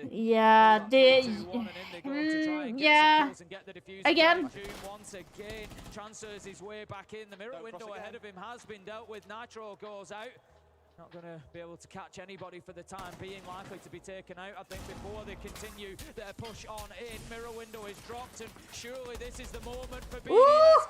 Solotov picks up Adrian. It's go time. Solotov with another. Nicely done. They arrive on the attack, and this one continues as close as it has so far. Brede is going to get the plant down, and BDS almost certain to close this. Come on, yes, now we're talking. That was way better. Yeah. So well done. That was so well done. The backstab factor and getting 2 is certainly one way to open things up. But even Groovy was stuck out towards Karaoke. He couldn't pull back in because we have players watching inside a terrace and one watching on Shrine window. The other 2 players just come forcing their way through. So much better. A plant goes down and there is nothing that you can do about it. So stifling, and this is why when I think about teams like BDS and Virtus Pro to come back to them again, the most success you can find. So now the question is, will BDS be able to do the same in the next round? Because it's been back and forth. Like BDS wins 1 round, then Secret wins 1 round. So if this is correct now, the BDS should win 1 more, and then Secret would actually be taking it back. sends a message to Team So Secret because, like I said, the third choice sides we have to are see. not enough for BDS. They need to be finding at least one of those top floor sites that they can win on, and they've now sent the message that they have done. This is going to be a round where Secret decide to go for that third choice. It's going to be Kitchen Barbecue that they look to hold on to. BDS, if they can get this win, you start looking towards the potential of overtime, because it's going to make it very difficult for Secret to find them four. It is, and I think now we bring down the shields, and the Dokkaebi still on side once again with the Grim. Also stacking up a lot of tools on side here. Yeah. To make an I feel like sometimes I feel like the Pro League players are overthinking the strats sometimes. Adrian sat there back on Cafe. A solo man and 3 players suddenly descended on him. He had no chance of getting out there. He's going to jump out the window. He's going to jump out the window. Just got to try and find a way to upset BDS. C4s have worked pretty well, I'd say, so far. It wouldn't surprise me if users die. It's been dying first in a lot of the rounds. Looks like it's going to be a pretty brute force attempt to take Geisha here. Just send Breeder in on the Yeah. shield. Interesting to see if they can maybe get that bit of extra value, but Doom takes him straight Why? down. I told you there would be a... Secret as Adrian's out of the window, but BDS, they managed to find a couple themselves. I told you there would be a jump out. An absolute flurry of kills early in the round. Caesars with Secret. Seriously? C3 versus 2. I could see that from a mile away. This extension onto the top floor gives you that vertical control. Secret has still got Like, it at this point. you need to put the claymore on both the windows. You can't do it on one. Needs to find a couple of kills up here, but again, if only it was that easy. Secret have played out these round end scenarios so well today. Leakyfat might find one on the cross here. He's moving his way towards main stairs too. So far, no one picked down. And let's not forget, BDS have got a lot of time to work with here. If they can sync up and start getting in a spot to take 2 versus 1s, they can still come out on top. Jaco taking some damage there, but like you say, they managed to combine, they managed to put Virtue in a difficult position. Leakyfat picks him up 2 Come versus on. 2, and an age of time left on the clock. BDS, they've got everything they need realistically to be able to turn this, except that diffuser, and that's something that they need to consider, and that right now is what Secret. Yeah, come on. Work together, work together. Oh my God, Jesus Christ. Like, are you serious? Yeah, Leafak, you should be nervous. I want to know who's writing the scripts, Tim. I don't think they went back in and edited the scoreline from last time. It was 5-4. So, last time they played. this was right. We are mirroring it. BDS won 2 rounds in a row now. Secret is going to be taking the next one, according to him. Yeah, like I said, BDS was making way too much careless mistake. Like, I called from the beginning someone was going to be jumping out the window. There was no claymore on that window. There's 2 spots where enemy always jump out from. It's going to be a 50-50 split. Yeah, one or the window further away. Like, it's the safest way to jump out and get a kill, because no one will be able to refrag. It's so stupid. I'm interested to see, last time BDS tried to go in to office an exhibition, sweep their way across and work that way. They didn't get Geisha, they didn't pressure Black Stairs, they didn't have anybody karaoke window, they didn't have anybody over on that side to apply pressure, and Secret were able to stand up to the attack really well. So the question for me is, this time, BDS, do you learn from that? Do you come away and do you make sure that you're pressuring directly onto site?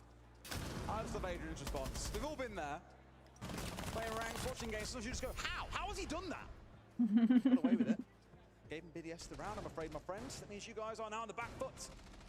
Attack timeout complete, and we get to step in for, you're right, Tim, karaoke and tea. It's exactly where we went back last time around as well. Again, I really feel like someone has not stepped in and updated the previous script. It is scary how 1-for-1 is. I couldn't tell you how many kills each player had at this point, but I'm sure if I did, it would also match up as well. Let's see who's going to be getting the kills in round 10 then. Come on, BDS, come on, you can do it. Of copying what happened last time these 2 teams met on Skyscraper. If BDS can get Come this right on. and send themselves onto map point, onto So what series BDS needs to do, they need to do this, learn from the mistake. Put 2 claymores on that fucking window now. If you're going to do the same, put 2 claymores on each window. from that office exhibition side, but I asked, would they challenge more directly onto site? Would they try to give Secret multiple angles of pressure to have to worry about? The fact that Breeder... There's no window, there's no claymore on that window again. That yes, BDS will look to pressure more directly onto side. They had a castle barricade in the terrace window here to let Groovy play around terrace, and now that's gone. He's going to have to be so fearful of that window.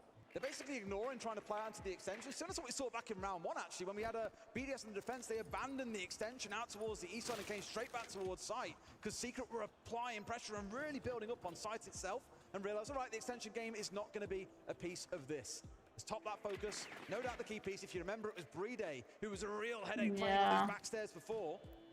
Couldn't quite clear him off. We got a freebie onto the shield player of Savage. And now it's Adrian who's sat in those exact shoes. That could be interesting. Not on the smoke. A little bit tentative from BDS here, not wanting to over-aggress or move in too quickly. Yeah, don't jump in. You should have drummed that out, right? Secret happy enough for the time being as well to just hold their angles and let this time tick by. Breeder is positioned with the Monty on Black Stars. They are ready to go in, but the first challenge comes. Solitaire Ruby manages to pick up the opener. 5 versus 4, and it starts to clear out Geisha. Leakify onto Doom, and BDS, they're starting to find their feet on Skyscraper. They're starting to move with a little bit more purpose. That's what we're talking about. Come on, BDS, come on. Secret in round 10, the diffuser is going down, and there is very little that Virtue can do. Nicely done. That's what we're talking about. Way better. I mentioned that it was way better attack. Last time they played, but it was with the flawless round. They were very narrowly away BDS there from securing one of themselves. They're writing their own fairy tale. They're up 6-4. Secret a little forlorn. The tack timeout not doing anything for them. Have got to hold on for 2 rounds to send us. Come on, BDS. Gonna be where they take us for round 11. This shot, by the way, was nice. So lovely. Ruby had been sat on terrace the whole time, just waiting for them to come pushing on through. And for a second, I thought Leakify had gone in blind, but no. Solitov just watching, knowing that Groovy was nearby, and they get the free punish. Even the attempted flank coming down from Shrine side got punished by BDS. They were just aware of absolutely everything happening in that round. Great stuff. And I do worry now that Secret, backs against the wall, may not be able to get this done. We've got some yes, it's Tom and Co. Our resident chanters, any major? I wouldn't expect, no, we would be disappointed with any less, I think. Secret is a mix. We love it. Sounds wrong to say a mix, but opted not to bring it. Still got that Dokkaebi again. I'll speak about this until the cows come home. They love this operator. It's why I was kind of surprised actually back on our first map we didn't see it brought along. Instead it was Lion that was getting brought along for a few of those rounds. They just gain so much ground when they have the Dokkaebi on side and really know how to punish teams with that operator. Even post-nerf, it doesn't matter. They tended to use them later into the round anyway to gain ground when they needed them to unlock it, stop themselves from getting a little bit stuck. So with that, alongside Choker locking down ground that they take, Solitov is having a great time on the Ash, continues on that operator as well. Good question. I don't know, actually. Already got the intel on the claw. Second one will be deployed, but it's already dealt with. Well played from BDS there to get that wall open. They might find themselves, no, I was going to say, it might just be in time for the second Selma detonation to be denied at least, but it wasn't. So BDS have the full walk. So they are mixed. So it's from Savage is from Portugal. Yume is from Germany, Adrian and Gruber are from Poland, and Virtue is from Australia. So it's a mixed team, but the office on Team Secret is located in Europe. So For now, most of Secret are So actually they're scattered the to mixed-up high team. winds. They're So all around the map, so Portugal, it's trying to get Germany, much BDS. Poland, If and BDS really Australia. realise 4 players are off site, they could smash site. Yeah, the Dockerby call has come in, so I wondered if that was going to be the case at that point, whether it was just a little bit of an opportunity for BDS to start pushing forward and taking some ground, but they haven't really followed in behind it. There's 1 player on site. If they get the read on the drone here and know what's going on, they could smash it and have to force Secret into a retake. Drone, BDS, drone! They've still got the 1 phone call in the back pocket of the Dokkaebi as well if they do try and come for a retake. Drone. I don't know if BDS have really read into it yet or fancy taking that gamble. You've got players now in closer proximity as they've come down from Shrine in towards Dragon. You've got June now playing inside of Terrace. They are starting to bring that support back towards site, which is good. Yeah, you kind of feel that the opportunity has passed them by. BDS look to move up house stairs, do get 1, but Virtue and Doom, they manage to offset the damage. 4 versus 3. Users with a late trade. Come on. BDS might just be taking this away. 2v2. Secret, Come on. They keep on fighting. They keep on finding Come a way on. to keep themselves in this stairs. Oh, Doom onto Users 1v1 now. It's all about this close here. They have to win this one out. Leakifak praises the GOAT, one of the greatest in the world at the moment. Not just as an IGL, but a gunner against Doom. Has had a wonderful tournament. The spray narrowly misses, but the time is working against Leakifak. There's 10 seconds on the clock. Relocates himself. Doom dancing around here and giving him absolutely nothing. The clock's going to work. No, he's not He's got back. no idea where he is. Off Right. towards his right-hand side. He knows and won't find it. So close. Secures the 1v1. And Secret, that heart keeps on beating. So close for BDS. Just 1 kill. There's 1 kill away from that semi-final, but it would not come. Gosh It was damn played it. absolutely brilliantly there by Secret. I could see that Leafback was hesitating a lot. He was hesitating. Had no option to put the diffuser down on the ground, to go and collect it, to do anything other than to try and chase that last man down. And he just couldn't get it done. He couldn't find the shots when it came down to it. BDS then still have 1 more chance. It's 6-5. Secret need to find another round to keep themselves in this. This is ridiculous. This is ridiculous. Just honestly, just give me overtime. Just give me overtime. Yeah, but they, like, obviously they do have good aim, but you gotta understand also that they are at a live stage. Nerves is going to be there. There's so many yelling, so many sounds, mental pressure and everything. So, of course, they're going to have moments where they are missing having very bad gun. If they get served to us, could be pretty exhausting. Not just for the players, for us as well. Last round they played So, out really aggressive on the I extension think Secret, that's the and reason why they BDS didn't really miss play a into lot it. They did try and play it as over well, to the because side it himself. Didn't hit it at the time gets when Virtue was the only too player around. too much. Yeah, you can see Leakifak, he was so nervous, he didn't know which gun he wanted to go, if he would go for the DMR or the SMG.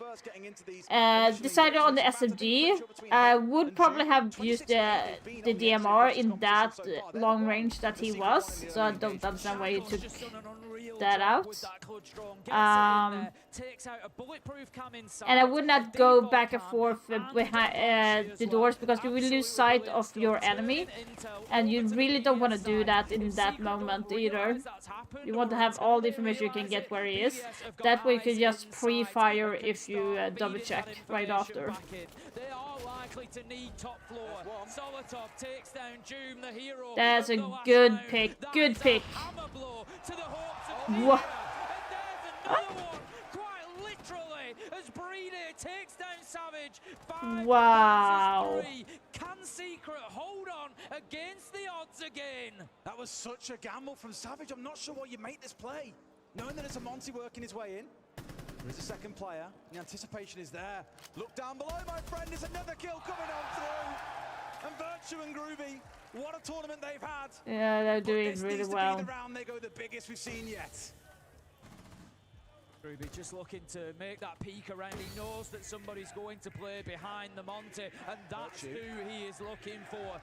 But right now, Virtue and Groovy, they hold the hope of the whole of Team Secret on their shoulders. Gives away his position as he sprays at the Monty, considers dropping, but won't go for it. He knows that there's one underneath. He knows it would be death.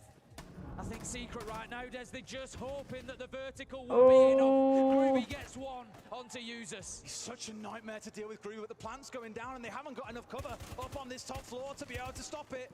This gets completed and I'm pretty sure this one's done. A 3-second kill. BDS a single kill away and Groovy. He's got Come on, BDS. 25 seconds, Tim. No one's managed to pull off this kind of play before, I'm pretty sure. Down he drops on towards main stairs. The Monty staring him down. Yes! Finally! With FaZe in the semi-finals. What a performance from BDS when it was needed more. Secret through there, Solotov through there, and Yum also through. Yes, GG. I got 3 points. I've been guessing every match right so far. Take a second for Secret as well. That was one hell of a series we've had. A dominant map aside and a very, very close final one. Didn't take OT. The 7-5, certainly nothing to scoff at. A great game between both, and one I will happily watch many times over in the future. Yeah, it was another classic to add to the list. We came That was saying, crazy. BDS versus Secret, and it was an argument definitely for that fact because that was crazy. Jesus Christ. And they both played a part in what has been a fantastic game here. And honestly, I think will probably be one of the best knockout games that we see for a good while. Oh, I agree. The fact that it's gone to round 12 in the final and third map tells you the story. Of course, in quite a lot of 2-0s throughout the tournament so far. But no complaints about things being a little bit closer. That in itself tomorrow, though, BDS versus FaZe. Oh, what a game. Oh, tomorrow is going to be crazy. BDS versus FaZe Clan tomorrow. Thank you very much. Yes, I am indeed joined by Licky Pack. I can sense and it's the first match of the day tomorrow. FaZe Clan versus BDS. What an amazing game. Can't breathe. We did like slow start. Only Cafe was really good. After we feel like on Lair it was an easy game. We got Karma, I guess, losing Lair, and after starting Sky really slow and winning 4 attacks on Sky. Oh my god. I mean, it was a phenomenal series to watch, but to be in it, it was deadly, and at times I bet you thought that it could be over. Yeah, but like, oh my god, I need to calm down a bit. No, Secret play really well. We expect them to play like this, and they did a really good performance. I feel like just on gunfight today we were better. I think a lot of fans are still expecting to see the best BDS. We haven't seen the best BDS at this major yet. What will bring that version of you to the forefront? I think more we're going to play, more we're going to win, and more we're going to be confident. Also, people expect BDS to win trio, like 3-0 on best of 3. No, that's not possible, guys. The team against us want to beat us the most. Every team, if they have a team on mind, it's us. So, of course, all the matches are there. That's all I hear. In the semi-finals, it's almost a grand final for the spectators. It's going to be tough. Yeah, FaZe is a really good team, always doing good performance on a major. So we again expect to have a really hard match. All right, see you tomorrow. Congratulations. Thank you very much. Before we talk through everything that just went down and look ahead to our final quarterfinal of this Friday, we've got a special message from Ubisoft. The fucking black, are you kidding me? I'm going to see the chat. Let's see what the chat is saying. What was expected of me. Be unwavering, unstoppable. Unbreakable. It's about time the gear matches the operator. Hell nah, bro. Oh my god. No, hell nah. No way. How about no, Black. What? Well, Blackbeard. Oh hell nah. What the? Oh my god, Blackbeard. No way. That was. It was touted as one Alan, there's so much hate on Blackbeard. Yeah, we said this was gonna be close. We Get the hell out. These two teams to be the top 2 in Europe. We say it's gonna be oh my god, there's so many that's writing no in chat, guys. They're really against the shield on Blackbeard. Stories that BDS get it done. Obviously, the only time Secret got it done was in that best of 1, where they caught BDS off with, you know, the double shields on border map that BDS aren't usually comfortable with. And I think we were setting ourselves up, weren't we, in this best of 3, and we said both teams should win their map picks. Yep. They did. Oh When my we get to god. a skyscraper, both teams absolutely love this map for different reasons. We saw Secret attack it pretty well. They got Okay, I'm not sure why it did that, but... Oh, that was not what I was supposed to do. But, why did I...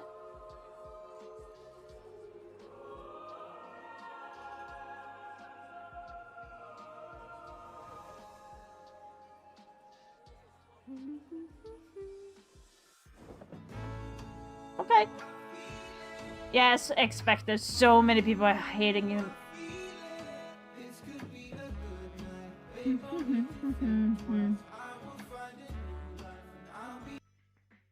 Let's just pause that. But seriously, that didn't surprise me at all. Not a millisecond.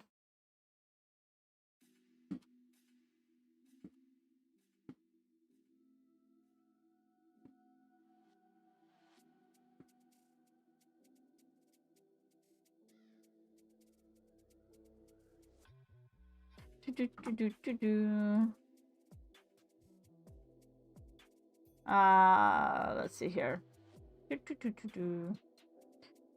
But yeah, so unfortunately, guys, I will not be able to stream the last game because it's going to be way late. It's past midnight, and I can't stay up more than that. Because I do want to have some energy to stay up late tomorrow. So we are going to see how the match is going to be. So tomorrow, FaZe Clan and BDS are going to be facing each other. And the time is going to be 18:45 tomorrow p.m. is the first match going to be starting. The second match will get to start around 10 p.m. And Virtus Pro is going to be facing either Space Station Gaming or W7M. We have to see it tomorrow. But that's what it's looking like right now. You might stay up, yeah. I can't, I'm too tired. Like I said, I take my meds, so it's like really hard for me to focus at the moment.